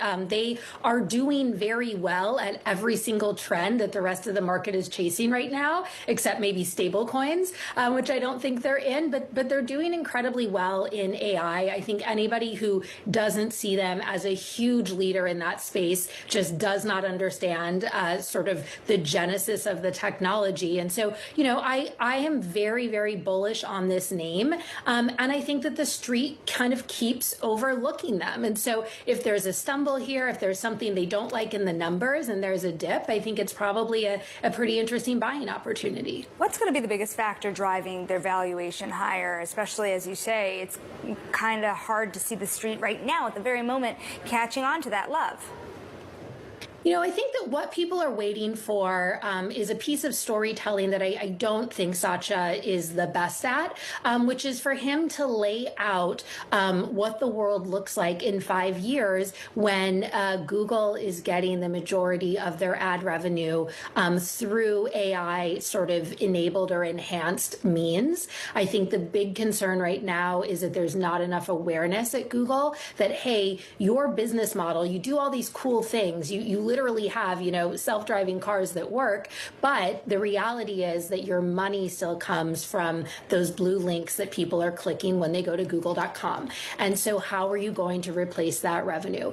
I doubt it's going to be particularly hard, but I think that the leadership needs to start really threading that needle and making it clear.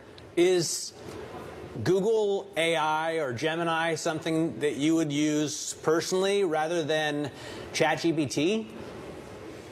I don't use ChatGPT. I use Google Workspace for my work. And so, you know, I figure since they already have my emails and everything else, my documents, keeping that data sort of all on one platform makes more sense. And then I also think that ChatGPT, we've seen repeatedly some of the all AI hallucinates. I think with ChatGPT, there's a question of, are they incentivizing sort of longer time on site by kind of glazing you, as it's called, and telling you things that necessarily aren't accurate. And I don't need an AI to tell me that, you know, I've discovered a groundbreaking new physics theorem and that I'm the creator of the universe. And I think that Gemini's a little bit better about not doing that. Sarah, I do want to ask you about Tesla as well. One thing that our colleagues here have reported on is the warning that was tucked into documents for investors who might be investing in SpaceX at pretty astronomical levels, right? And so the warning is such that Elon Musk may serve in politics again, essentially. Why is that not a bigger disclaimer when it comes to Tesla, or do you think that's already reflected in the price? I think it's already reflected in the price. I think that there are sort of with Tesla, everything's priced in. A hobby is to go onto some of the Tesla subreddits. And, you know, the joke always is no matter how bad the news that the stock is going to go up. And it tends to, particularly in the overnight. And so I guess there are some really passionate overnight traders of that name. And so, you know, Tesla's proven that it is absolutely immune to every sort of sane metric of how companies are valued. You know, we have some huge things coming up with Tesla in terms of those regulatory credits that were the only thing keeping them profitable in Q1 that are going to go away with the EV mandate cut from with the big beautiful bill. And so, you know, will some of that reality start to set in? The stock is so overvalued compared to its peers that I don't see a soft landing or a slow sort of realization of maybe it's a little too much. I think it's going to keep going up and to the right until it falls like a lead balloon, and I have no idea when that is. I mean, Sarah, people have been bearish on this stock ever since they first started selling shares. I remember Corey Johnson wanted to go short back when I had a full head of hair. Are you just sort of watching this with popcorn, or are you actively engaging in, you know, short selling it or selling puts because it's still worth over $1 trillion? I think probably the smartest, the easiest question to ask an investor to see if they're smart is, you know, are you a Tesla bull? And if they say no, I'm a huge bear, say, are you shorting Tesla? Because shorting Tesla is historically the easiest and fastest way to lose your shirt on the street. I am absolutely not going against that sort of fanatical fan base. That being said, my popcorn is out. I am curious to see how his diner does. I am curious to see how his new political party that he can't be president of goes. I think all of this is incredibly interesting, and none of it seems to impact the fundamentals of the company. Sarah, we got to leave it there. We're looking forward to seeing your reactions after the results all come out. That is Clio Capital Managing Director and Founder Sarah Kunst. Now, coming up, the U.S. strikes a trade deal with Japan, and who's going to be next? We're going to get the latest from Washington next. This is Bloomberg Open Interest.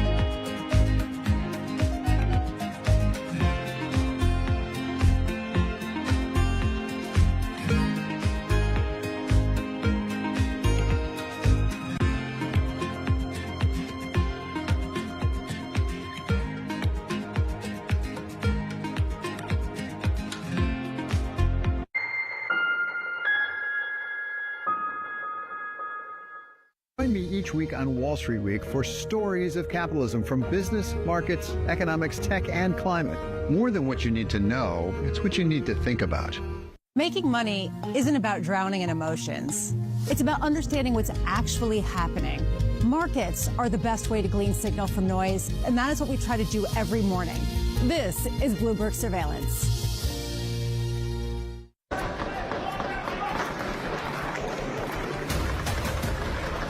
Foi a mais terrível que eu passei na minha vida. Porque no final, tudo é dinheiro. I think she's a scam up to now. I am a winner. I didn't really understand what I was getting myself into. Money can really transform people's lives, but it can also hurt them. I didn't really think I had a problem. I would isolate, self-medicate. Like 48.5 million Americans, they didn't choose addiction. Go to shatterproof.org/find treatment. Watch the film No More Secrets and find out how you can get help. That's shatterproof.org/find treatment.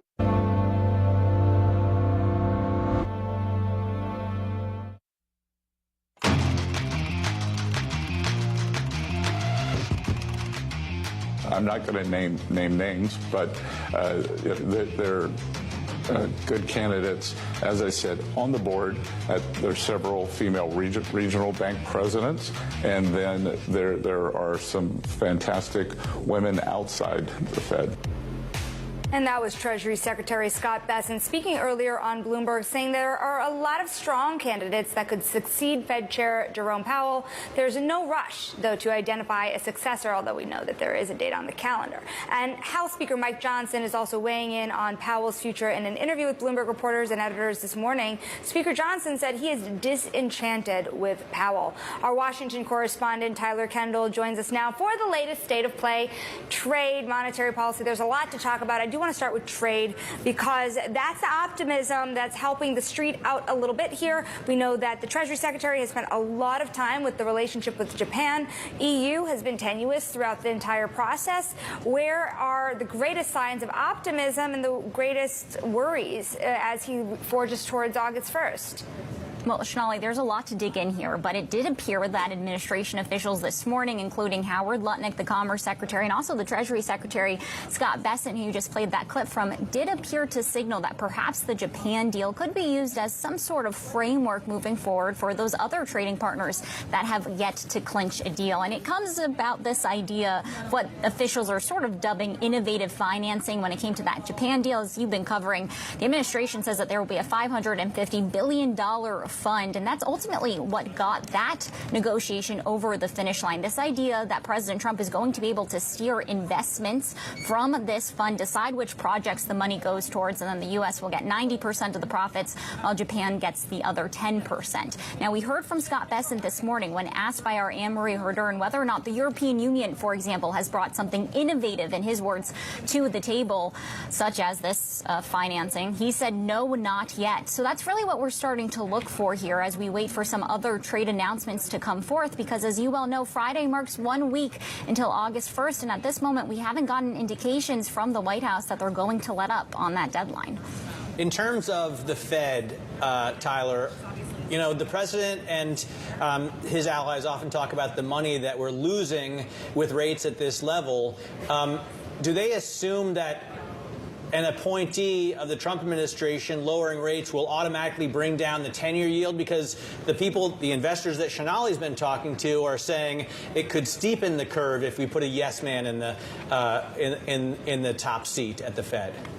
Right. Well, we've actually been posing this exact question to administration officials on balance of power, such as senior counselor to the Treasury Secretary Joe Livornia, who says that he doesn't think that this is going to risk any sort of market credibility because they feel so confident in the data that they are heading towards a lower rate environment. But that is something that is on the table here as we do look at the potential options. And you mentioned at the top there that House Speaker Mike Johnson joined us in our D.C. bureau today. And I was trying to press him on some of these questions when it does come to how the administration is pulling on allies to keep up the pressure on the Fed chair Jerome Powell. Maybe not so much that this is a question about a firing, but perhaps pressure when it comes to a resignation. I asked the speaker directly whether or not he has been in touch with the administration about a potential congressional investigation, because that would potentially lay the groundwork here when we're talking about that high legal bar. He said that it hasn't reached his level of leadership yet, but that he is confident that the House Oversight Committee will look into it if they do deem it necessary.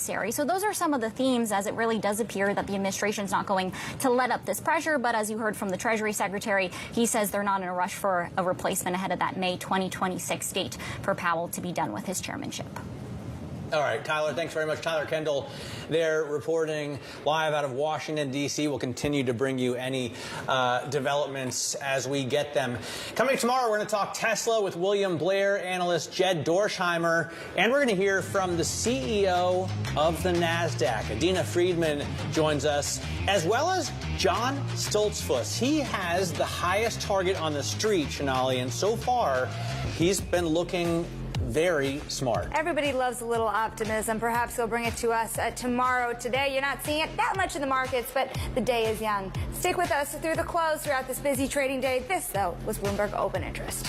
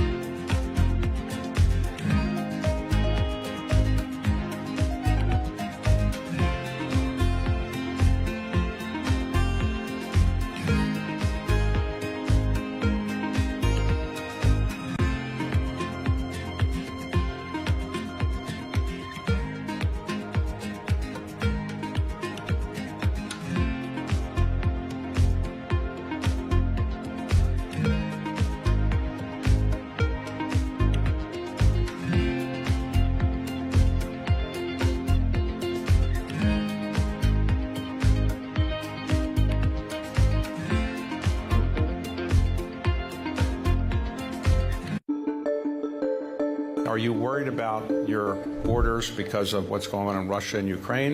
Is that something you worry about in terms of the impact of Russia-Ukraine on your investment appetite for things like that? I'm not worried about Russia invading Norway anytime soon. We are a member of NATO. We do border to Russia. But now, since Finland and Sweden joined NATO, we feel stronger than before. So today, what would you say your biggest investment concerns are? You're running $1.7 trillion fund. For the average person not managing that much money, what should they be worrying about, and what are you worrying about? No, I think you've got two things. One, you have the known unknowns, right? So, and there at the top of my list would be two things. One is inflation, because I think there is an argument in a tight labor market when you potentially decline the supply or reduce the supply of labor. In the US, you put on tariffs. These things can be inflationary, and there could be a moment where, given the high level of government debt, that the investors suddenly decide, you know what, we want a much higher coupon to lend to, to governments, and so you could see a step up in interest rates, which could be negative for financial markets. Then, of course, all the AI-related stocks. The epicenter here is Taiwan, so you need to watch that. The thing that really scares us when it happens is the unexpected.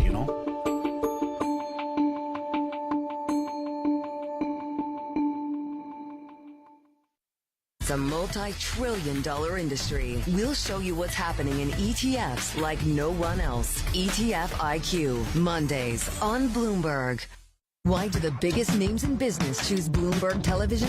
That's a great question. It's a very good question. Interesting question. Good question. Great question. I so appreciate that question. You certainly ask interesting questions. Bloomberg Television. Top experts, great questions.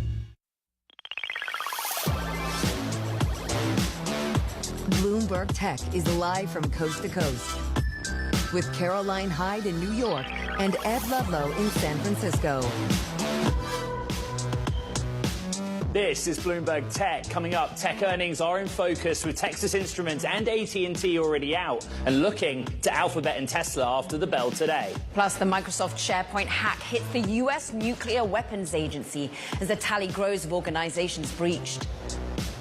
And the White House unveils its AI action plan, including the promotion of a rapid build-out of data centers for AI. Meanwhile, let's check in on these markets, because maybe the Nasdaq 100 is lagging some of the other key benchmarks today. The enthusiasm for the S&P, for the Dow post that Japan trade deal, not quite filtering through. We've got more anxiety around individual earnings that you're digging into. Currently flat on the Nasdaq 100 key tech benchmark. What are you looking at?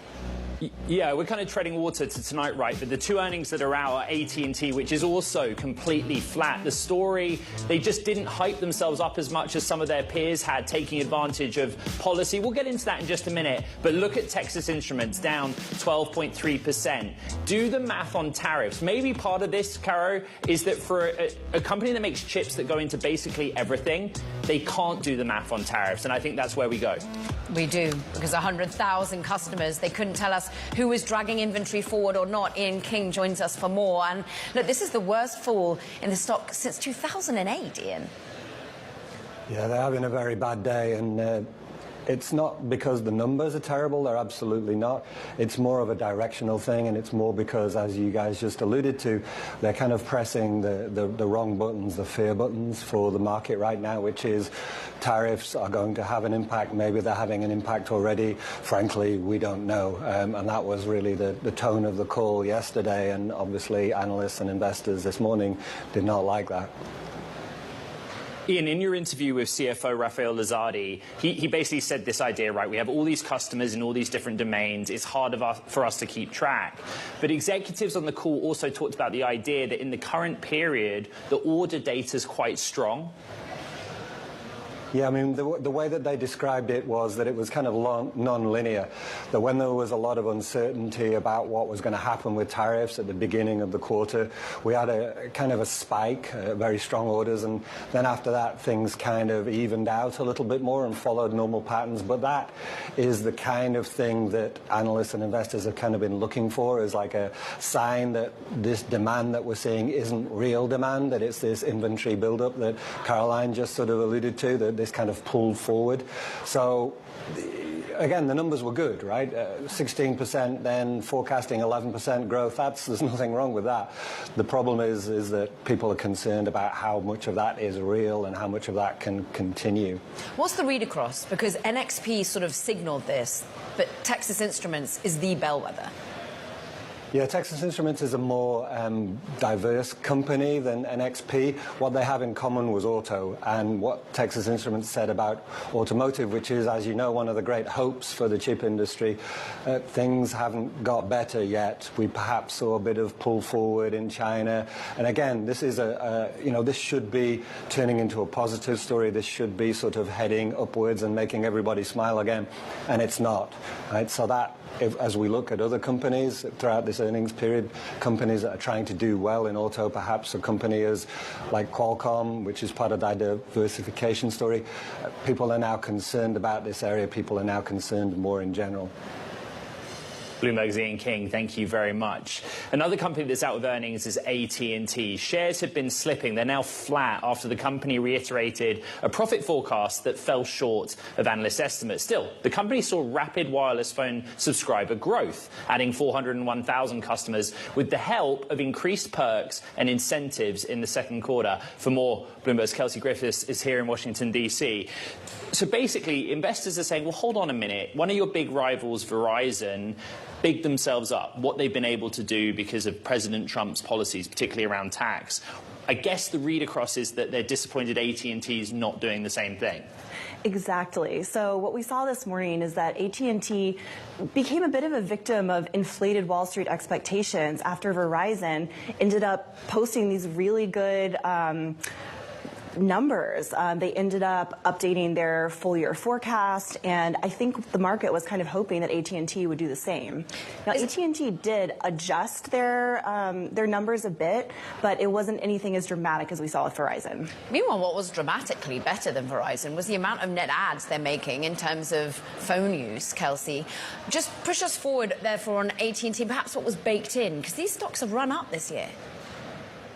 That's right. AT&T is on a really good growth trajectory, and they're seen as this pretty steady, growing business. They've been investing a lot of cash into their fiber subscriber ads, and although they were a little short of expectations this quarter, that is still an area where they're predicting massive growth. They were bullish about their commitment to investing in this country. This is a theme Caroline and I have discussed with AT&T in the past. What did the CFO say they're going to prioritize, and what's the kind of level of investment that they're talking about here? That's right. So in the wake of the big, beautiful bill, all companies, including Verizon and AT&T, are looking to really invest in their networks. They're looking at these tax savings and kind of thinking about how they're going to spend that. For AT&T, we've heard that they're going to invest an extra $1 billion or so in the fiber network, I believe, per year. And then we're also going to see some pretty big contributions to the employee pension plan. We'll keep an eye on it. Kelsey Griffiths, we thanks so much on the wrap-up on AT&T. But now let's get some other earnings context and what we expect to come after the closing bell today. Of course, it's Alphabet. Brad Erickson, internet analyst at RBC Capital Markets, joins us now. And look, you have got, I think it's about a $200 price tag, outperform on Alphabet. How can they live up to the, prior to this day, 10-day run-up, a longest winning streak for Alphabet that we've seen since 2010, Brad? Yeah, there's a couple of kind of cross-current things going on. I think first on the fundamental side, we're going to see really good numbers. Our checks through the quarter were fairly strong, and I do expect them to print upside tonight. So I think that's kind of why you've seen the market price that in a little bit and run the stock up here in front of the print. Offsetting that, maybe not quite as good from a forward setup perspective is net, once they print numbers tonight, say what they say, then we've got to sit around and wait 2, 3, 4 weeks for this regulatory decision out of the judge that obviously will scare some people. So. Yeah, and let's just think about that regulatory overhang. We love reading your notes, and really you were talking about how this is a strong fundamentally company but challenged thematically and awaiting regulatory wildcard. We await what Judge Mehta says in August. But when you think about the challenge thematically, any numbers that you're going to be looking at that would tell you that there is competition in terms of search, that ChatGPT is eating in to their breadwinner? Yeah, I mean, they'll obviously, again, they'll print the numbers tonight. I do expect them to be good. And so just objectively on that piece of it, I think they'll have a really strong case and story to tell on the conference call around why AI is good for their business. They're not going to directly address sort of the competitive threats, but they will definitely be, I think, in a good position tonight to position AI as sort of nothing but a good thing for the business. But yeah, I think the point of our note was the numbers will be good. They can say what they want, but the reality is, so long as, ChatGPT, Perplexity, Anthropic, there's a number of companies that are really making a lot of headway on the AI front, everyone's well aware of, that bear case, that AI narrative against Google's core business is not going anywhere for the foreseeable future. Brad, the technology story I see is quite simple. How does the Gemini model become more embedded across all of Google's business? But I guess I'd love to know where you want to see it show up in the financial results to give you faith that the payoff is there. Yeah, I think the most important piece, and it's not, I don't think it gets enough focus, is Gemini, the model, right? Partially it's just because of the brand, people have learned the name. it's obviously driving the Gemini app, and that is important. Where we're actually really focused is certainly on AI overviews, but bringing Gemini to AI mode. I call it my mom test, right? When my mom is suddenly using some of these tools, we know they're really hitting sort of broad-based. In fairness, my mom doesn't do a lot with technology, so there it is. But the point is that if you're spoon-feeding AI mode to people that would ultimately just be coming to Google for normal purposes, and you've got the power of a really solid set of Gemini models, that's where I think it becomes a bigger and bigger tailwind for these guys. Brad, we got the White House's AI action plan this morning, 23 pages. I printed it out for you, so for some light reading. Later in the program, we'll get into the details and the politics of it, but the simple question is whether or not Alphabet is going to be a beneficiary of what this administration wants America to do in AI. Do you think it will be? Generally, yes, but I do think there's going to be more and more attention paid to how sort of equitable the value distribution is of AI. I think that's something we spend a lot of time thinking about these days, which is, I think if you look at the parts and pieces of what we know of AI today, it would suggest that a lot of the value could accrue to only a very few number of companies, and I don't think that's going to work bigger picture from a regulatory perspective. And the reason we like Google in that perspective is Google is the distributor of traffic, right? The biggest one on the internet, and I don't see that changing. And so I actually think that plays quite well into the regulatory framework going forward. Let's go to regulatory overhang just for last case though, Brad, because that is the cloud you signal coming in August. What do you brace for? Yeah. Do you think Judge Mehta would break up the company? Short answer is we don't think so. I think that we ascribe kind of a lower probability to that. But there's sort of 2 or 3 things we think about. Number one is you're not going to be able to pay for placement on default search. We're pretty certain that is going away. 2, there could be some sort of opening up the kimono on data that Google has to competitors. We actually don't think that matters that much, but that could certainly play out. And then the third one is the divestiture potential of Chrome. And there are stances, Chrome's not a business, it's a product. I think maybe the DOJ comments sort of ignored that piece in their aspirations to have that piece of it removed. And so ultimately, they could force them to do that. It's certainly possible, but then you're introducing a whole other set of issues, as we've seen Perplexity, OpenAI, all these companies talking about opening browsers, right? It's clearly going to be very important for distribution. It seems incredibly arbitrary to sort of hand away Google's browser in the hands of another when they're saying that is going to be critical to the technology innovation here for the future. It would just be handing value away. So we see low likelihood of that happening.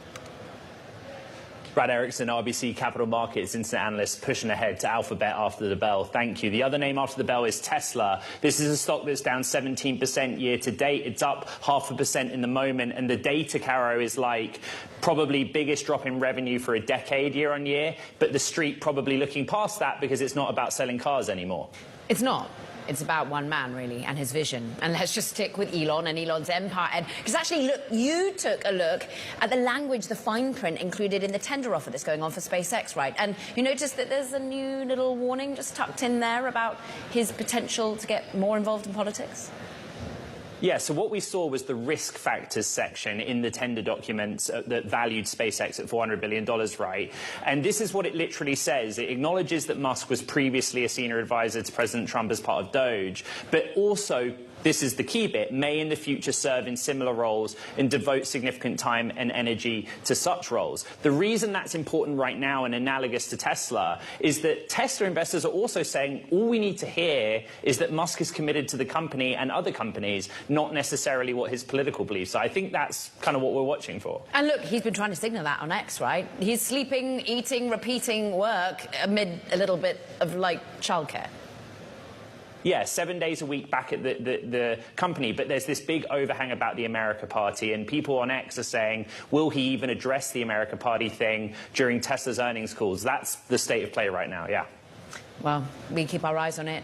More coming up right now on the Microsoft SharePoint hackhead. It's widening. Bloomberg is learning that a US agency responsible for designing nuclear weapons, they're among those breached. More on that next. This is Bloomberg Tech.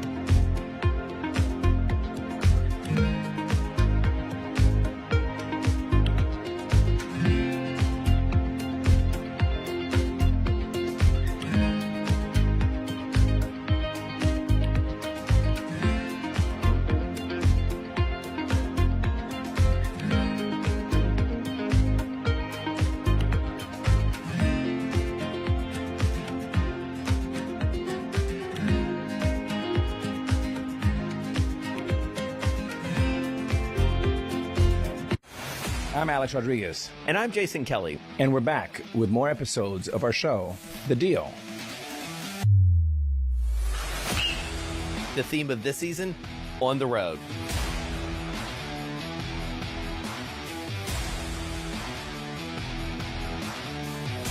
We're bringing you more behind-the-scenes conversations with the biggest names in sports, business, and culture, like Melody Hobson. I started to study women's sports like an 11-year-old studies baseball statistics, and I got dangerous in seeing up arrows. Susie Wolf. When you're competing, you're not thinking about any fear or any worries of what could happen. Josh Harris. You can't do a good deal with a bad person. Jay Batt. At the end of the day, there's never been a better time to be a student athlete. And more. Stay tuned.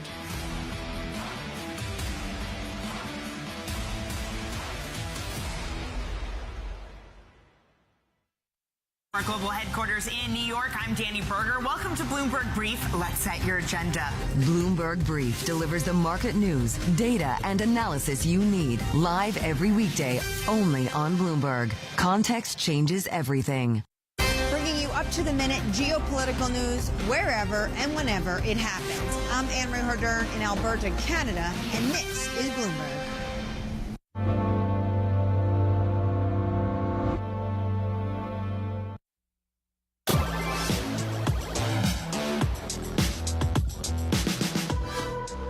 Now, the number of companies and organizations that have been breached by the hack on Microsoft's SharePoint has grown to about 400 entities now. It's according to Bloomberg reporting that this includes the U.S. National Nuclear Security Administration, which of course oversees the design of nuclear weapons. For more, Bloomberg's Jake Bleiberg joins us. And just how extreme are these hacks? What sort of information do we understand that they've managed to gather? So we're still learning about what they're gathering, and it's a hard question to answer in a lot of cases. The thing we know they've taken in at least some instances are sign-in credentials, usernames, passwords, other information that's used to secure systems. And that's particularly concerning because it means the hackers can potentially branch out from what the one system they got into here. Jake, when Bloomberg broke the story last night about this particular agency being hacked that is responsible for the development and disposal of nuclear weapons, understandably, loads of Americans on social media were like, what on earth, are we in trouble? Do we know the limits of what the hackers were able to gather? What is the agency's response? I think it's a time where we just like, here's the reality of the situation. So what our reporting shows so far is that there wasn't sensitive or classified information taken from this nuclear agency, and that the classified information within it and most other government agencies is sort of sectioned off from the type of system that was easily breached in this attack. However, as I just mentioned, one of the concerns here is that once the hackers get in, they may be able to branch out and burrow in elsewhere. Now, what's interesting is the number of agencies and companies and entities has been identified by a Dutch cyber company at the moment, this one being iSecurity. They're saying it's largely US-based, but actually very international. What has Microsoft been identifying? They've, of course, told us who potentially the hackers are, but how are they keeping us abreast of this? So Microsoft has told us that at least 2 Chinese state-backed hacking groups are behind some of these attacks, and that there's another group based in China that is carrying out attacks too. What we know is that the servers that were made vulnerable by this attack for the common Microsoft software SharePoint are spread out all over the globe, and that the number that were potentially vulnerable is in the thousands, not the hundreds. So the scope of this is really something that's still coming into view. And Microsoft up to now has not told us how many of their customers have experienced breaches. Jake, many Microsoft customers watch this program, many Microsoft employees watch this program. What has Microsoft told us in terms of their response and how they're handling it? So Microsoft moved quite quickly to roll out patches to this vulnerability. Once they became aware of it, they rolled out a patch over the weekend and more during the week to sort of try to close this door and keep it shut. But what we've heard from other security researchers is that once the hackers are in, you're still potentially vulnerable. Closing the door once they're in the house doesn't solve your problems. And that really requires sort of continuing to search and understand, did we get hit? Bloomberg's Jake Bleiberg with ongoing reporting. Thank you very much. Now, coming up, Apple's set to offer a new product insurance plan. We'll discuss what's behind that move next. This is Bloomberg Tech.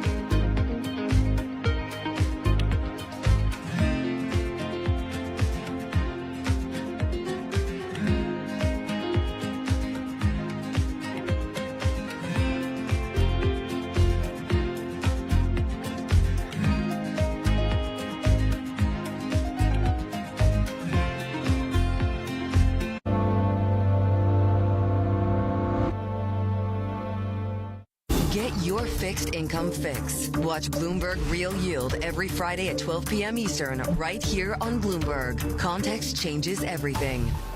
Middle East and Africa. Vibrant resources and high-yield investment opportunities abound. Join me on Horizon's Middle East and Africa for the stories, newsmakers, and insight from this exciting region. Now weekdays, only on Bloomberg. In case you missed it on Bloomberg Brief. All these stock assets that were originated when too much money came in, bought at too high prices, and it's indigestion essentially.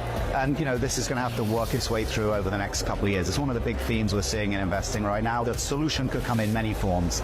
A lot of them, people have been hoping that some combination of growth and interest rates coming lower was just going to bail them out. Don't miss Bloomberg Brief, live every weekday. We're at the epicenter of a global realignment on a scale not seen for decades. At the intersection between markets, economics and geopolitics, a forum for sophisticated conversation. This is Bloomberg Surveillance.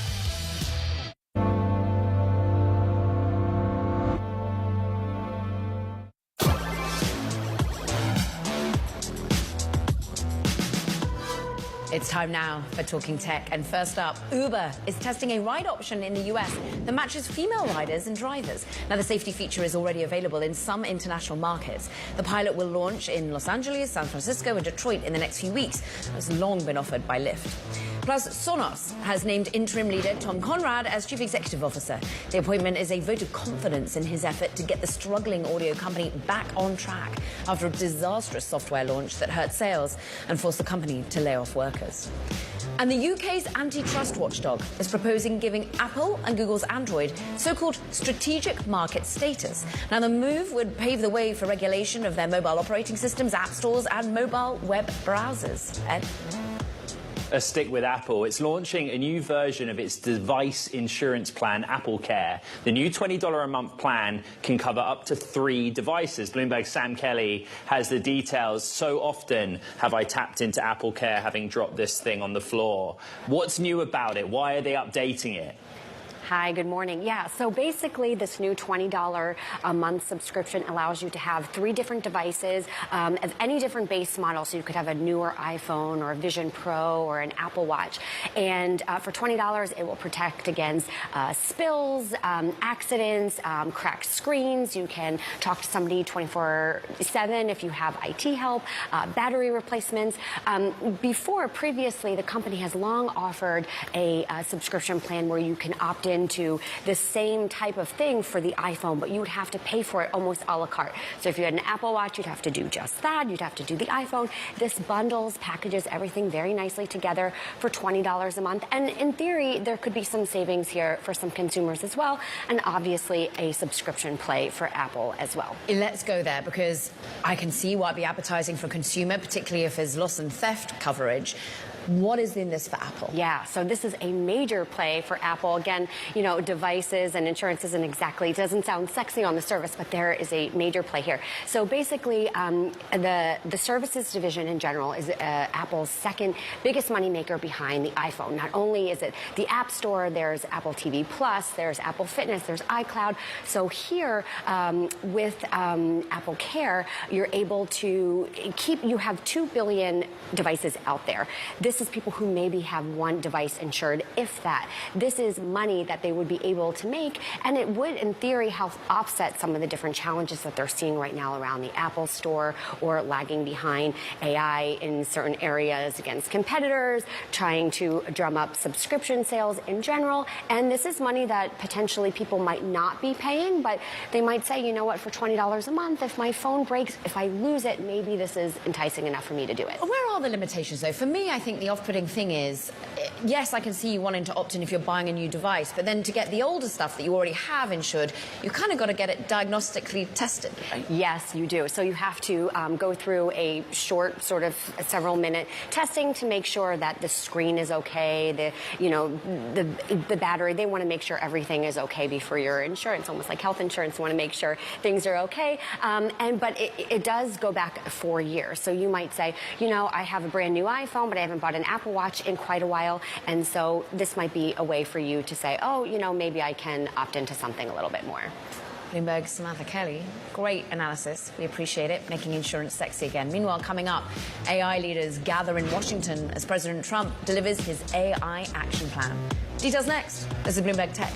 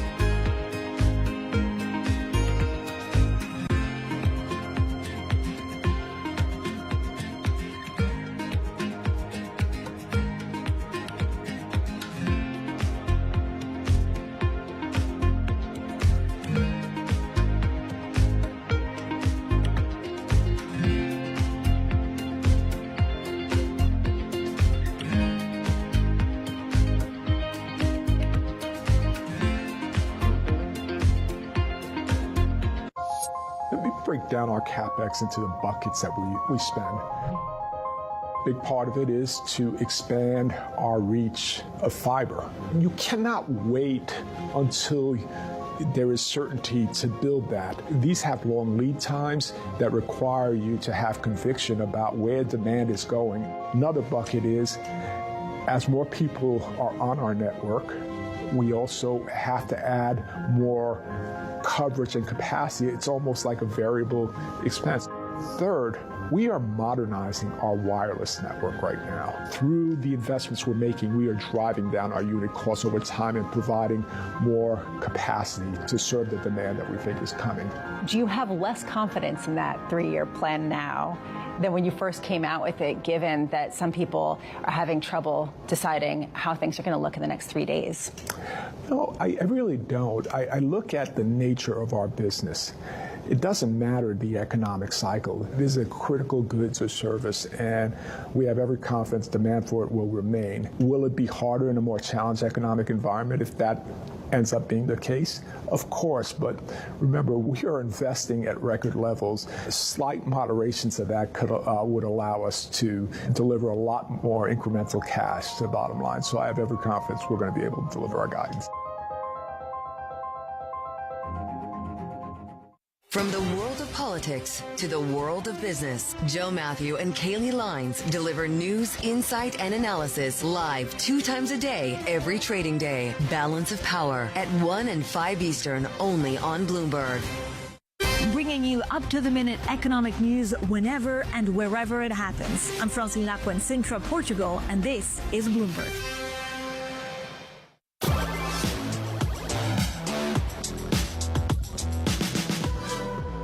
Welcome back to Bloomberg Tech. Let's check in on these markets because actually tech is kind of underperforming some of the other major benchmarks today. There is uplift and euphoria around the Japan US trade deal. Is there more to come? But on the big tech benchmark, we're flat on the NASDAQ 100. We had some key earnings that drag us lower from a points perspective. Let's dig into them. Texas Instruments, Ed, we talked about it at the top of the show. It is having its worst day since 2008. Clearly, global tariffs impacted the business, but the executives can't articulate how much there is a pull forward on the previous quarter, and it just didn't live up to the expectations of investors. Meanwhile, we're also down on SAP, and trading in Europe, we've just closed the market. We're off by 5%. Again, tariff headwinds, the dollar weakness impacting this particular software business, Ed. Okay, AI leaders are gathering here in Washington as President Trump is set to give an address on his AI roadmap for the United States. Details that it includes the rapid build-out of data centers and the removal of, quote, onerous AI regulations. Bloomberg's Michael Shepard joins us with more. We've both printed it out, all 23 pages. We haven't read the entirety of it. We skimmed it. But we've been talking for a while about how the focus of the document, it's infrastructure related, the American technology stack and the energy to support it. Is there substance to it on that side? Well, the substance will really bear out over time, Ed, as we see a lot of administrations, not only the Trump administration, but all of its predecessors have flooded Washington with these sorts of policy directives in the past. And the catch here will be to see whether they can actually gain some traction with this document, not only with industry, but also with Congress, with the federal bureaucracy, with the agencies that they currently oversee, and then at the state and local level, too. They have to make sure that a lot of this can be done. And it's an onerous process. They talk about removing onerous regulations, but they will have a lot of digging to do on it. That is to cut some of the red tape that they talk about right in the beginning of the report, to also try to pave the way, not only for the data centers, but for the energy needed to power them. It's a big deal. It's a big pillar of this. And then also, you talked about this, and we've talked about this on the program before, too, and it was in your conversation with David Sachs just last week. Building AI globally on the American tech stack. That's another pillar of this document, and it's something we'll have to watch to see how they implement. Yeah, sort of helping promote exports to an extent. Mike, dig into what they're looking at abroad right now, because yes, there's been anxiety about states going it alone. But meanwhile, Europe's on top of AI regulation. How do they counteract that? Well, what they're trying to do first is set the tone here in the U.S. when it comes to regulation of AI by pursuing what they consider to be a lighter touch, Caro. More importantly, though, they are focusing on deployment of technology and the infrastructure that is needed to power it abroad. And that is why, in part, you saw the relaxation of the export curbs on H20 chips from NVIDIA to China. And this is a step that the administration sees, and certainly one that Jensen Huang endorses, that's needed to be able to have American companies, especially NVIDIA, competing in China so that it doesn't make it so easy for China to be able to export its own technology perfected at home to other markets as well. And that's a really critical step for them. They've articulated here, and President Donald Trump will be signing orders later today to implement parts of this plan. Among them, we expect to see orders instructing U.S. export agencies to take steps that would enhance deployment of American technology and export of not only just the chips themselves, but everything that goes with it for it, the software and everything else too, Kara. Bloomberg's Mike Shepard with the latest on the report. We appreciate it.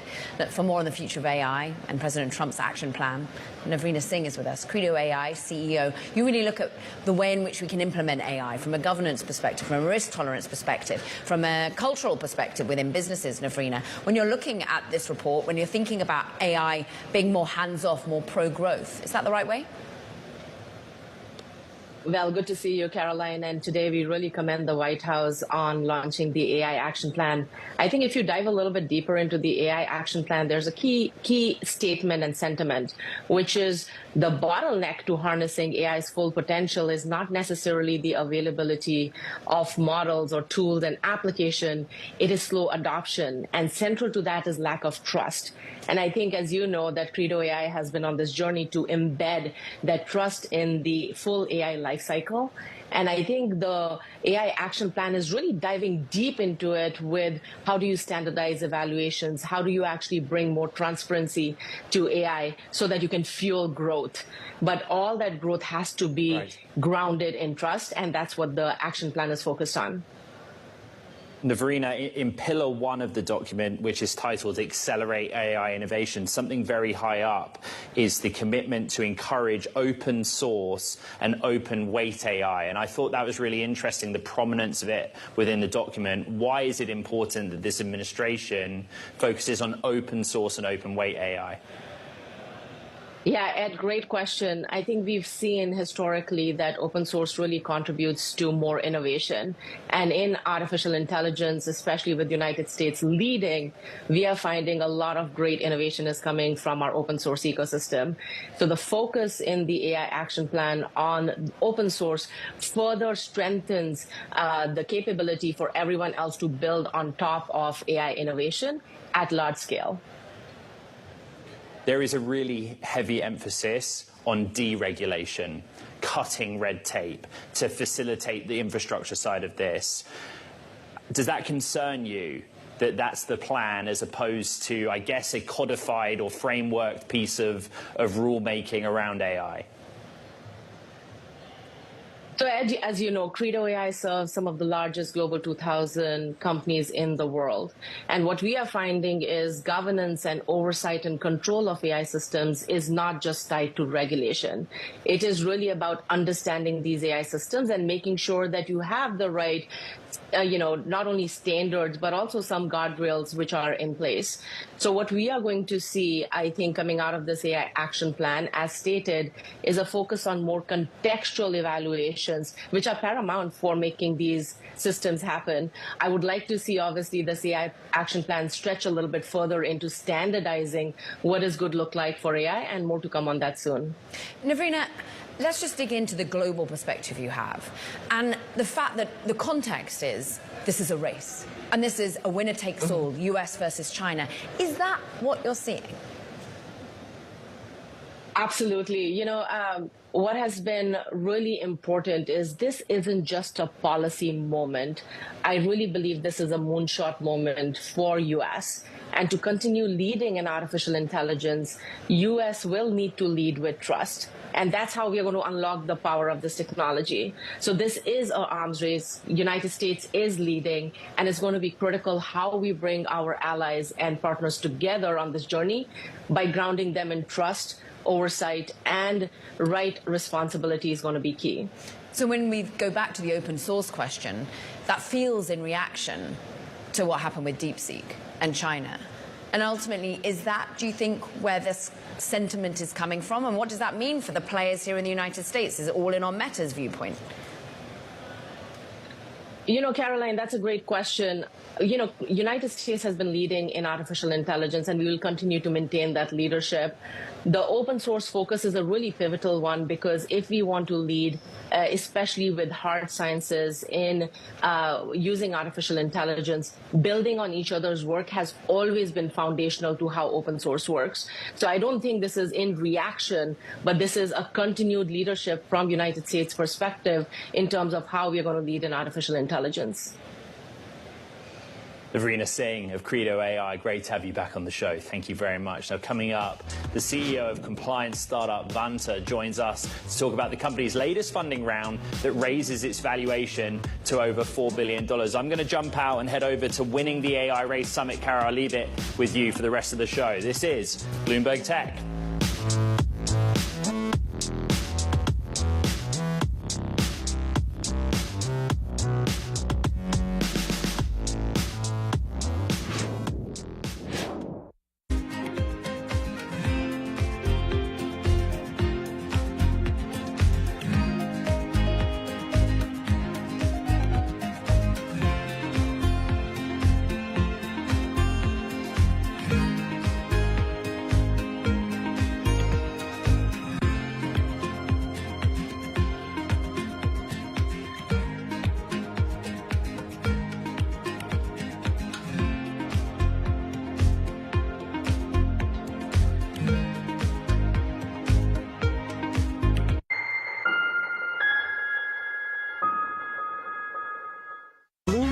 Loves earnings. I know it's like your Super Bowl, right? I can't wait. It's like opening presents in the morning. All right, it will be exciting. Nobody covers earnings like Bloomberg. Asia is at the forefront of some of the world's biggest stories. And we're here, where the action starts in Sydney. And in Tokyo, get ahead as the global trading day begins. The Asia Trade, weekdays only on Bloomberg. Technology is embedded in every aspect of our lives. And laying the foundation for the future. From finance to defense, AI to entertainment. And from the road to the stars. Bloomberg brings you the latest stories of the people and companies pushing the tech sector to new frontiers. And the politics that shape global tech markets. I'm Caroline Hyde in New York. And I'm Ed Ludlow in San Francisco. Watch Bloomberg Tech every weekday. Only on Bloomberg Television. In case you missed it on Bloomberg Surveillance, you said previously the interview process would begin later on in the fall, or has a formal process already started? Well, look, there's a formal process that's already starting. There are a lot of great candidates, and we'll see how rapidly it progresses. It's President Trump's decision, and it will move at his speed. Back in the 90s in English football, there used to be a concept of player managers. There used to be certain managers of football teams that also put themselves on the field, and they played too. Effectively, they had two jobs. And I'm wondering from your perspective whether that's something you'd be interested in, both the Treasury Secretary and the Fed chair. I think I have the best job in town. I will do what President Trump wants. Has he asked you? Are you part of the process? I am part of the decision-making process, but again, it's the final decision is going to be President Trump's. Don't miss Bloomberg Surveillance live every weekday. Addiction isn't a choice. I would isolate, self-medicate, and fabricate to continue my use. I didn't really think I had a problem. Rachel and Pete are just 2 of 48.5 million Americans with substance use disorder. But 3 out of 4 people find recovery is possible with help. Go to shatterproof.org/findtreatment to watch the short film No More Secrets and find out how you can get help. That's shatterproof.org/findtreatment.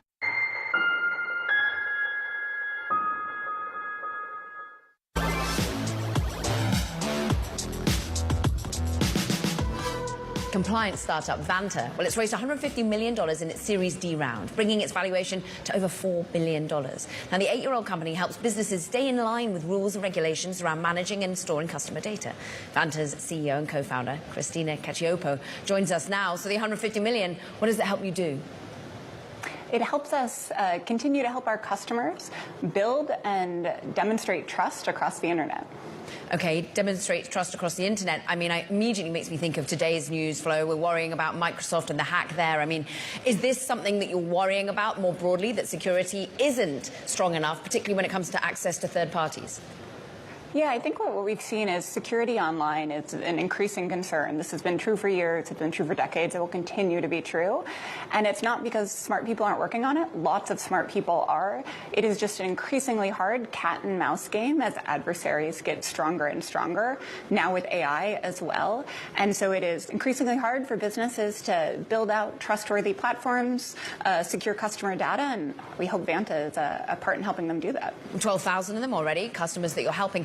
What has been the demand like for your own AI applications, AI agents in particular?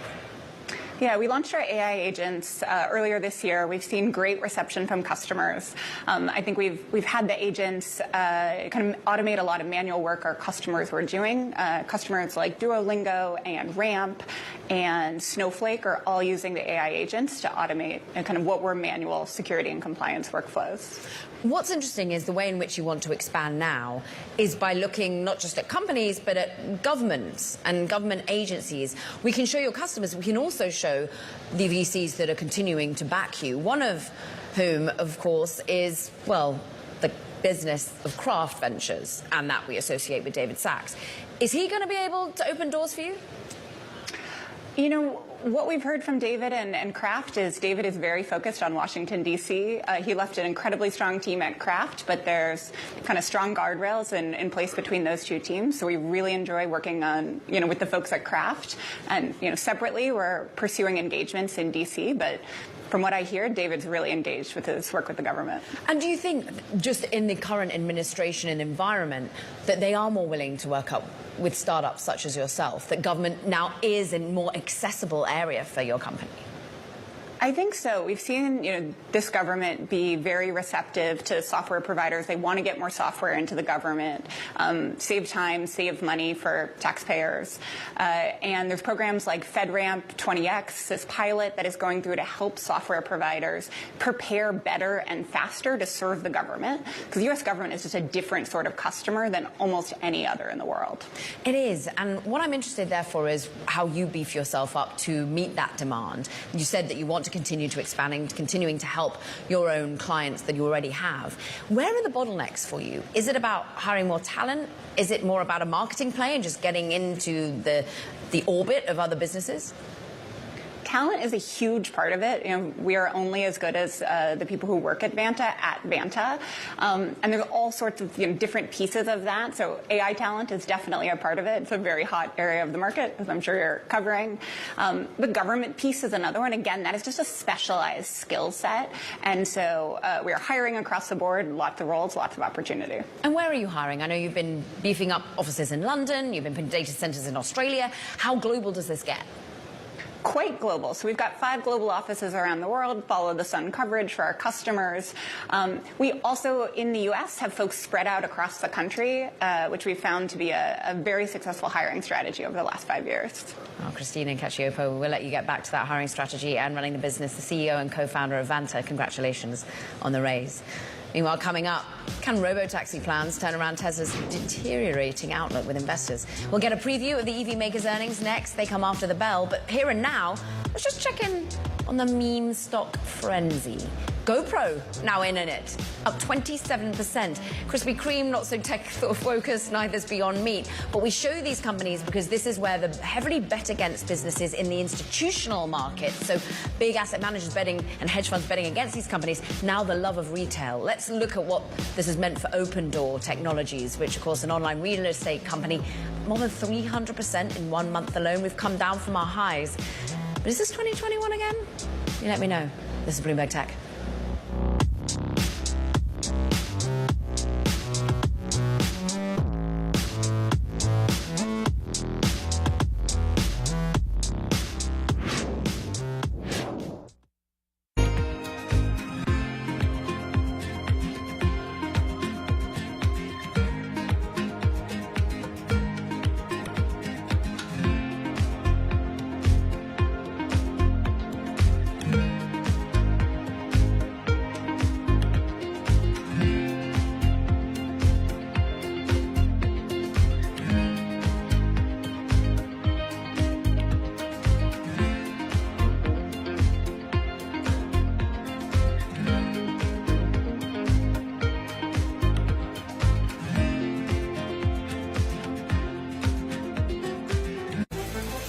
case you missed it on Bloomberg Insight. Losing a few people is not actually that unusual. These companies are constantly pulling people, in both directions. The real question is, can it turn around Meta's fortunes? It's about who is leading in terms of adoption, in terms of B2B use cases, B2C use cases in different countries. And we're seeing Chinese companies certainly making a strong showing across many of those fields, even if, I would say that the U.S. is still generally in the lead. But what we've seen at the company level and at the product level is actually that continued decoupling. So I think it's a pretty safe bet that is going to continue to be the case. Not to bring up the past, but you've criticized Sam Altman. I'm just wondering whether you've made peace with Altman on the back of that drama. So we haven't actually interacted since the time. I'm sure at some point soon we'll end up at the same event, and the AI world is pretty small, but no, haven't had a chance yet so far. Don't miss Bloomberg Insight live weekdays. Making money isn't about drowning in emotions. It's about understanding what's actually happening. Markets are the best way to glean signal from noise, and that is what we try to do every morning. This is Bloomberg Surveillance.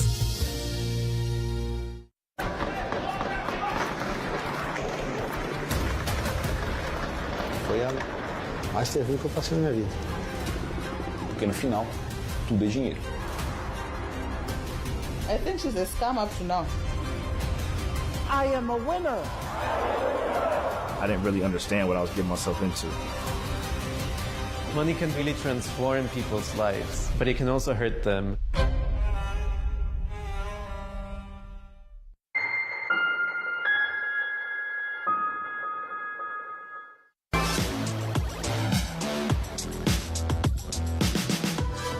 Tesla. It is set to report earnings after the bell. The quarter was a busy one, with the re-engagement of CEO Elon Musk, the launch of the company's robo-taxi service in Austin. Bloomberg's Trudell is here to tell us, whether investors are going to care about the fundamental business picture, which is an ugly one. We're expecting revenues to fall the most severely in more than a decade. Yeah, and I think, we only have to go back a quarter for, how Musk is likely to approach, tonight's call where, he said something to the effect of don't look at what's going on now, cast your gaze on, this bright, shiny object on a hill. That is likely what we're going to have a sort of repeat of here, because this is a company that its fundamentals are in really rough shape. The car business, not only is it not growing anymore, but it's actually shrinking pretty substantially. And they did indicate earlier this year that the energy business, which has been a source of growth, is going to get hit hardest by tariffs. So the leaning into the robo-taxi messaging, the AI story, is absolutely what we can expect to hear from Musk tonight. It's also not just tariffs that they're exposed to, but a pulling away of support for EV measures. Does that ultimately matter when you're thinking of a company that is valued at 142 times projected profit? Do they care about what happens from a support perspective for buying? I think that's got to come up at some point on tonight's call, right, is where are regulatory credit revenues headed? Because there's a lot of concern, particularly about, the state of affairs in the U.S., where you have, as part of the big, beautiful bill, you had the zeroing out of penalties for not meeting fuel economy standards. So that sort of source of revenue, where other manufacturers who are having trouble meeting those numbers, they no longer need to go to Tesla for help.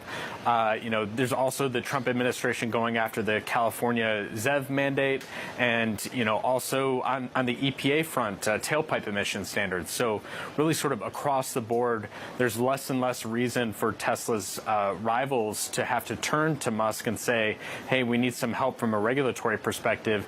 And that's been a huge source of revenue for this company over the years. And how much does that matter for plowing money into the future bets? As Nick Kolos over at Datatrex puts it in our story, I think 95% of the valuation of Tesla is basically based on its futures, which are Optimus, which are robo-taxi. But is that at risk if we don't have the cash cow?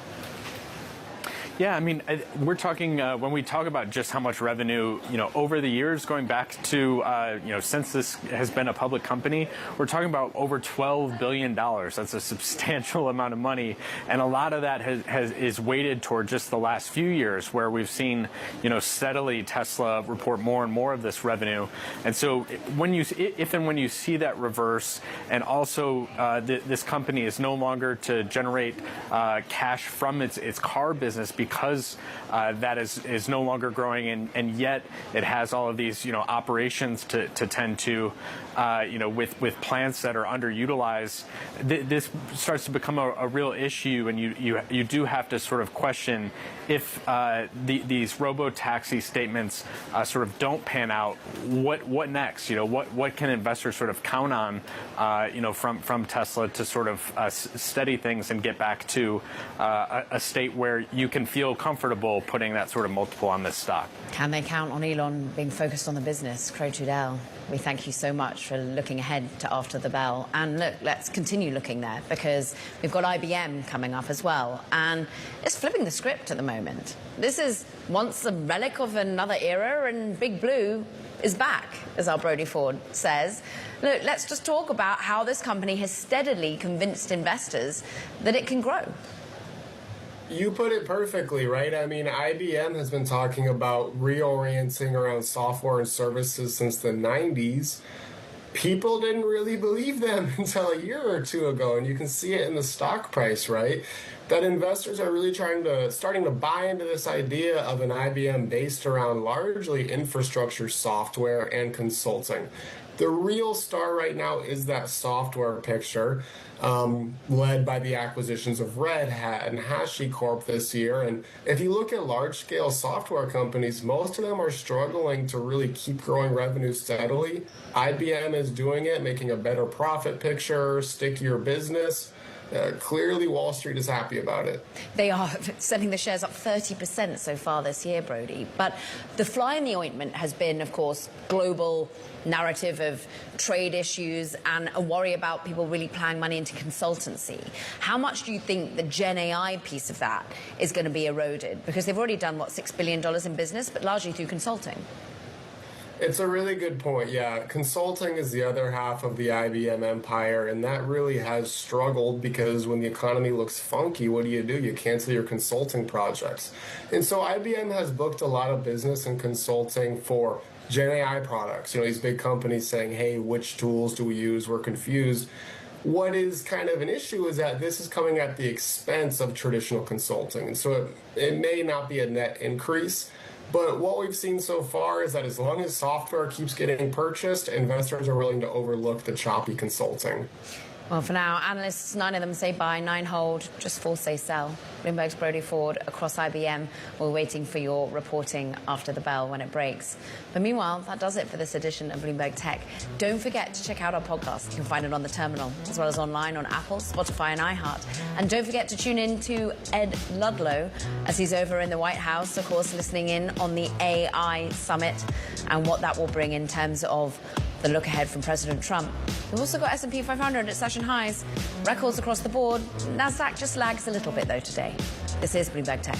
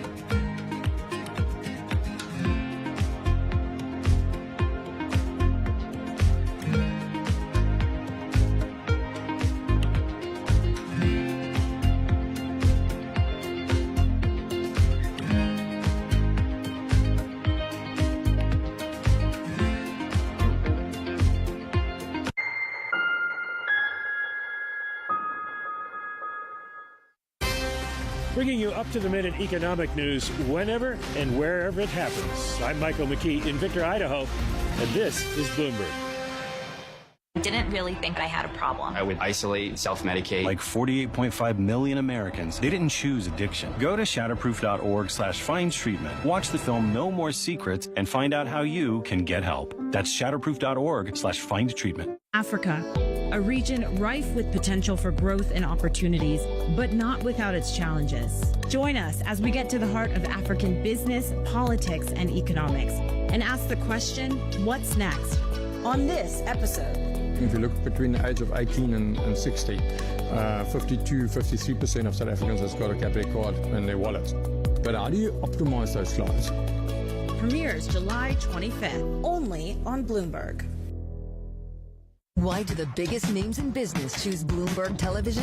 That's a great question. It's a very good question. Interesting question. Good question. Great question. I so appreciate that question. You certainly ask interesting questions. Bloomberg Television. Top experts, great questions. Technology is embedded in every aspect of our lives and laying the foundation for the future. From finance to defense, AI to entertainment, and from the road to the stars. Bloomberg brings you the latest stories from the people and companies pushing the tech sector to new frontiers and the politics that shape global tech markets. I'm Annabelle Drulers in Hong Kong. I'm Sherrianne in Tokyo. Watch Bloomberg Tech Asia. New episode Friday, only on Bloomberg Television. The multi-trillion-dollar industry. We'll show you what's happening in ETFs like no one else. ETF IQ, Mondays on Bloomberg.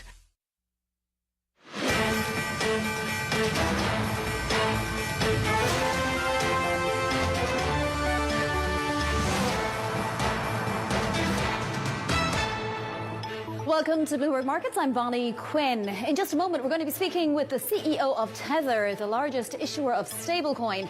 This as financial markets react to the landmark U.S. stablecoin legislation signed into law by President Trump on Friday. First, though, let's get a quick check on the markets. We're picking up a little bit of steam now. As you can see, we have the major indices higher, and not by just a fraction. The S&P 500 is up a full 0.5%, and the Nasdaq 100, which was in negative territory earlier, up 0.2%. A little anticipation of earnings this week, no doubt. We also have, of course, the Japan deal, 15%, plus the promise of a raft of more deals before August 1st. And that's putting a little weight on some of the other asset classes. We're seeing the Treasury yield curve down about 3 basis points across the curve today. So a little buying Treasuries 438.77 right now on the 10-year. And we're also seeing the US dollar just down fractionally. Let's highlight a couple of individual equity movers now, though. First up, GE Vernova. It's jumping after the electric power company reported second quarter results that beat expectations. The company increases its sales of transformers and other electrical equipment to big tech firms building large data centers, and that helped the company boost its total sales of electrical equipment to more than $500 million in the first half. Also, Fiserv shares are down now 17% after the company reported organic revenue growth in its merchant solutions segment below what Wall Street expected. Fiserv also narrowed its full-year outlook for organic revenue growth to the low end of a previous range.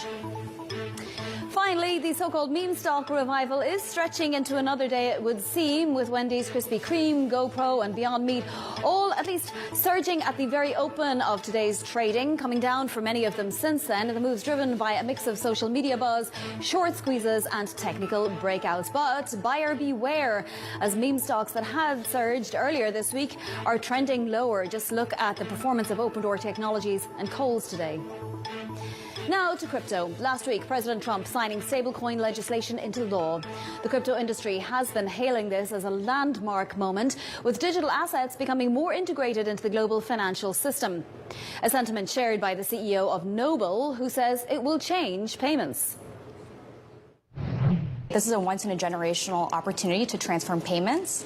I think when you're looking at the retail side, for the companies that own the distribution, when they own the customer relationship, if you can save on things like interchange fees, if you can save on things like payment processing fees, you're going to take a look at it. Well, the biggest player in the stablecoin space is Tether. It doesn't currently service U.S. customers, but it is subject to the Genius Act due to its need to have liquid reserves such as treasuries and the dollar. Now that the U.S. has passed the Genius Act, how might this change Tether's business and its reserves? Here to discuss, I'm joined by Bloomberg Crypto co-anchor Sonali Basak, also Tether CEO Paolo Ardoino, his first broadcast interview since the Genius Act was signed into law. So, Paolo, I'm curious, are you planning now on setting up a separate entity in the United States? You're headquartered offshore. Well, first of all, thank you for having me. And yes, we are well in progress of establishing our U.S. domestic strategy. It's going to be focused on the U.S. institutional markets, providing an efficient stablecoin for payments, but also for interbanking settlements and trading. So that is well underway. We plan to announce it in the next couple of months. With that, you would have to engage, I imagine, in more transparency. Who would you have to satisfy, and what kind of transparency would you be willing to give? Well, of course, this venture, as well as, by the way, our foreign stablecoin USDT, will be under the Genius Act, right? Even with the foreign stablecoin, we plan to comply with the Genius Act as a foreign issuer. And with the domestic stablecoin will be immediately under the requirements of the Genius Act as well.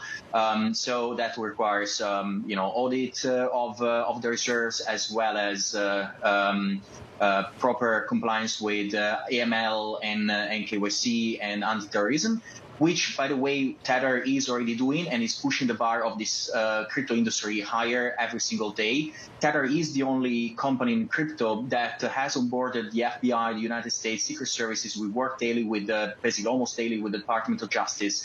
We work globally with more than 250 law enforcement agencies across more than 50 countries. So we are very glad that the Genius Act is, in fact, taking some of the processes that we're already doing and putting it into a law. Paolo, with the Genius Act in place now, of course, a lot of eyeballs on you in terms of how big you can get, how much you might hold in terms of treasuries in the future, given that stablecoins are expected to be bigger and bigger parts of the treasury market. Is there an independent audit of Tether's reserves ever coming to give more investors comfort in the underlying holdings? So keep in mind that in the previous administration, I think Senator Warren sent a clear letter to the auditing firm saying that they should not touch crypto with a 10-foot pole. Luckily, with the new administration, things are changing rapidly. So just in the last months or so, we were able to start the discussions with the auditors for an audit of our reserves. So that remains an important priority for us. And we believe transparency is of the utmost importance for this sector. You were talking about the different types of work you're planning to do in the United States. Very curious about whether you're planning to do any projects with the Trump family or any of the affiliated businesses like World Liberty Financial. We don't have currently any plans.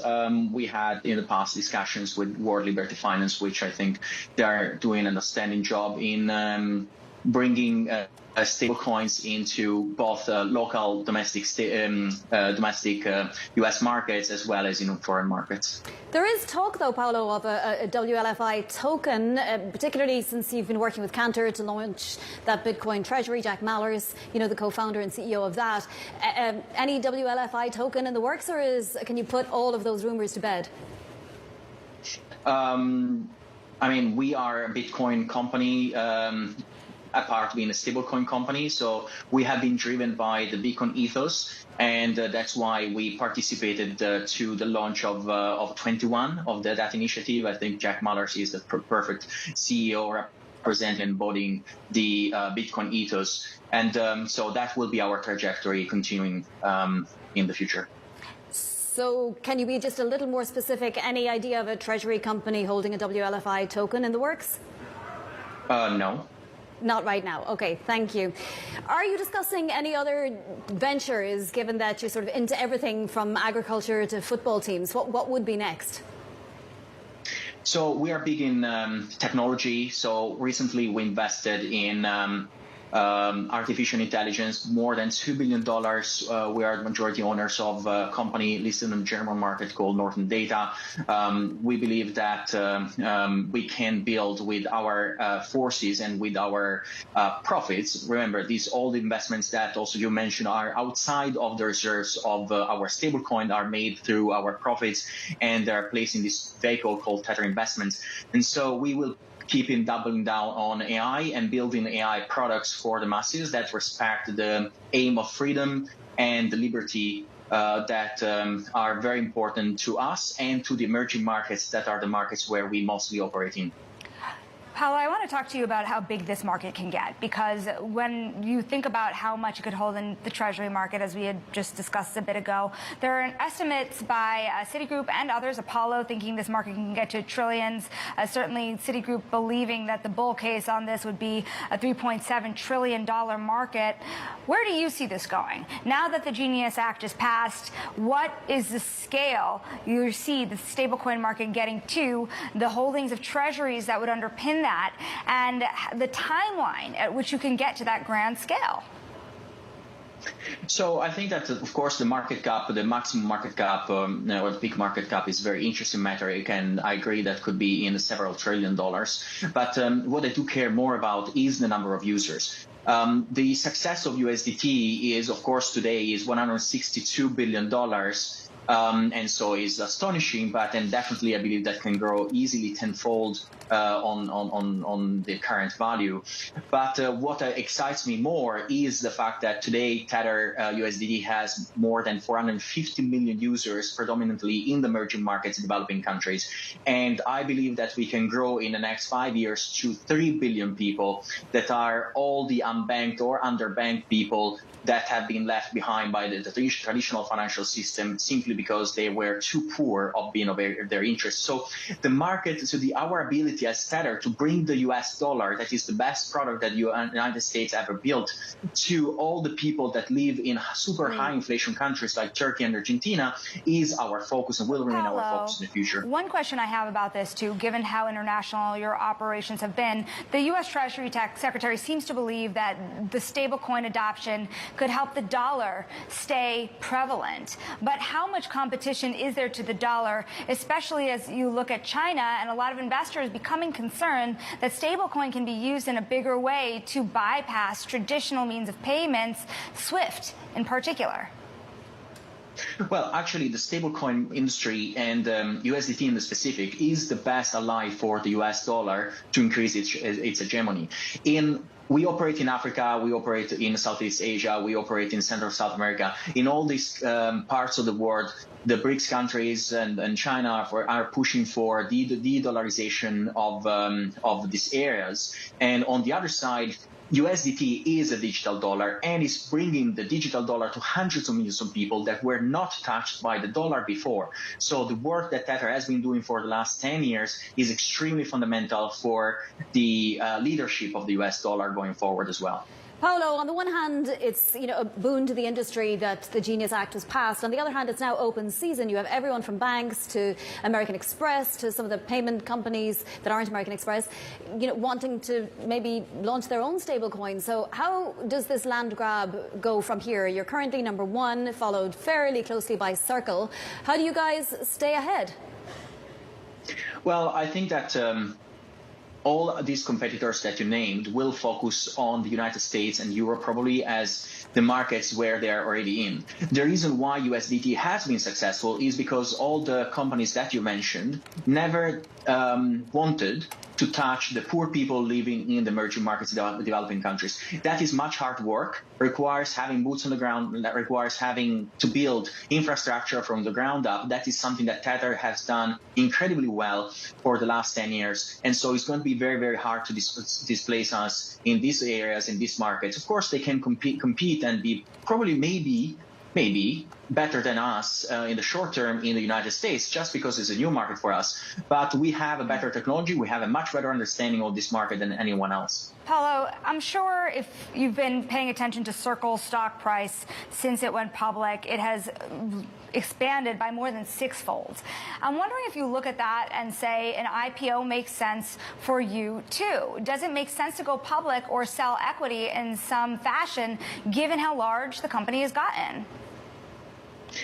Well, first of all, I'm very pleased about the multipliers of the Circle stock, because if applied to Tether, will be around a $30 trillion company. So, not a bad thing for, a new industry. But in general, we are not interested to become a public company. Companies go public for two reasons mainly. One is because they want to raise capital at a cheaper rate, and the second one is because founders want to dump their shares. We are not interested in either case, right? So we believe in the future of Tether. We believe that our leadership in Tether should continue to make this company much bigger and greater. We want to maintain the philosophy that we have now as a link company that is able to build the best technology in the world from multiple fronts, from money to telecommunications and AI. Paola, I'm wondering how you counter the idea. Jim Bianco from Bianco Research was the one who talked about this, that stablecoins are really just money market funds that don't pay interest, right? So, there is that. They can be generic. And as you say, you have perhaps better infrastructure than some of the others, but essentially they are pretty generic. So you have to make your revenue in other places as well. And I'm wondering, does that mean mining for you? How have your recent mining efforts been going, and will you continue that? So Bitcoin mining for us is an important venture, because having Tether more than 100,000 Bitcoin, it's important that we invest in Bitcoin mining, because Bitcoin mining is what keeps the Bitcoin network secure. And so since we have such a big investment in Bitcoin ourselves, we want to be participating to the security of the network, right? So it goes a long way, goes hand in hand. And we have other opportunities. We have Tether Gold that is growing very well. I think in the last couple of days, gold price went through the roof, and it's peaking every single day.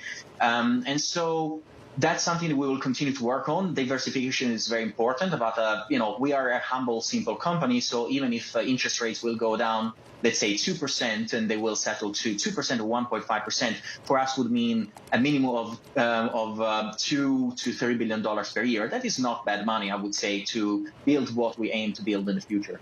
Yeah, sure isn't. We look forward to seeing that. Our thanks to you. That is Tether's CEO, Paolo Ardoino, and Sonali Basak, of course. And you can catch more of Sonali's crypto coverage every Tuesday at 12 p.m. Eastern, right here on Bloomberg. Wanted to mention one headline that we got during that interview, and in fact is partially why we're at session highs now. EU diplomats see progress towards a US trade deal with 15% tariffs. And again, we have stocks hitting their highs just as we got that headline that EU diplomats see a potential 15% tariff. That would be in line with the Japan tariff that, of course, is now already in place. Coming up, President Trump announcing a deal has been reached with Japan, saying the country is now open to US products like cars and rice. Up next, we'll hear what Treasury Secretary Scott Bessent had to say about the deal. This is Bloomberg.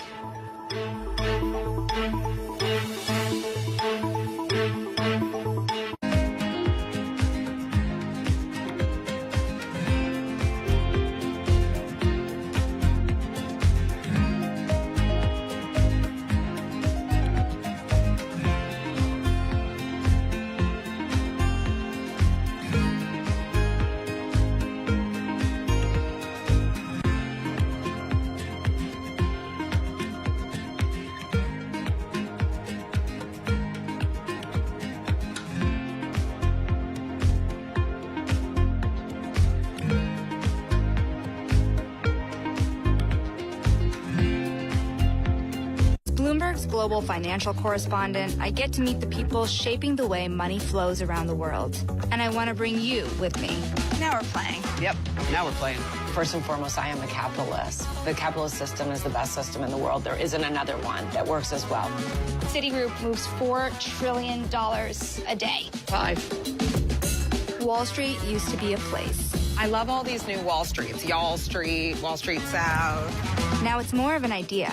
The optimism here is infectious. You think our New Yorkers are negative? Yes. Anything that trains people to understand probabilities and just think through things with a greater degree of nuance is a service to humanity.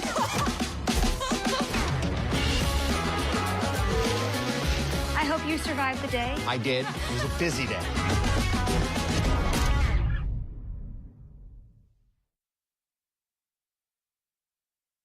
The top names at the Fed are on Bloomberg. You have to have a view about what you think tariffs will do to inflation. Now, my own view is that they will potentially raise inflation, but they should dissipate. One of the challenges of central banking that you just have to accept is that we never have perfect data. We can't wait for perfect information or we'll be behind. Ultimately, we have to watch both sides, and that's what I'm doing. And then the fall looks promising for a rate cut. Nobody covers the Fed like Bloomberg. Context changes everything.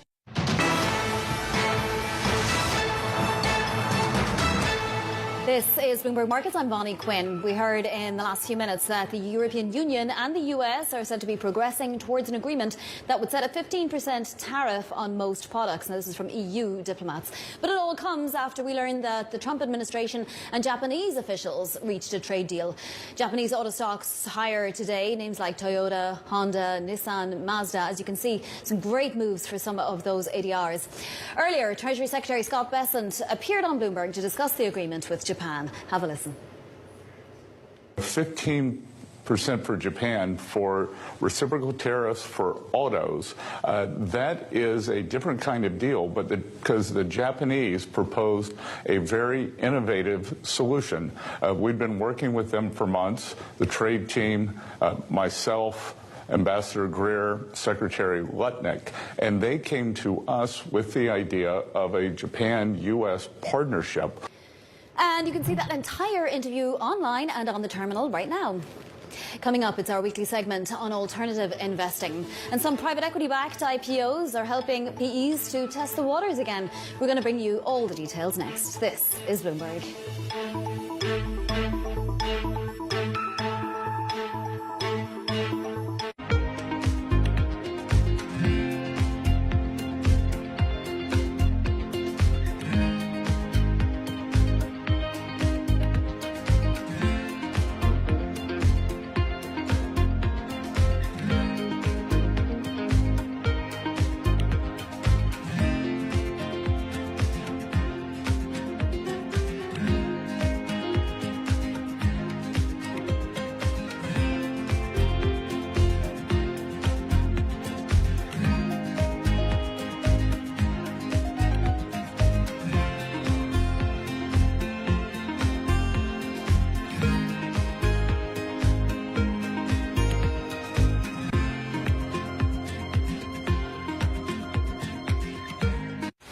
I'm Alex Rodriguez. And I'm Jason Kelly. And we're back with more episodes of our show, The Deal.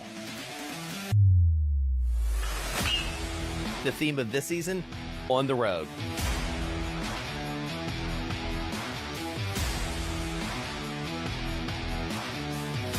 We're bringing you more behind-the-scenes conversations with the biggest names in sports, business, and culture, like Melody Hobson. I started to study women's sports like an 11-year-old studies baseball statistics, and I got dangerous in seeing up arrows. Susie Wolf. When you're competing, you're not thinking about any fear or any worries of what could happen. Josh Harris. You can't do a good deal with a bad person. Jay Batt. At the end of the day, there's never been a better time to be a student athlete. And more. Stay tuned.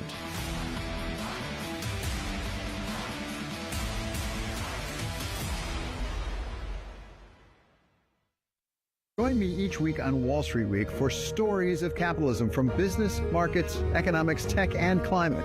More than what you need to know, it's what you need to think about.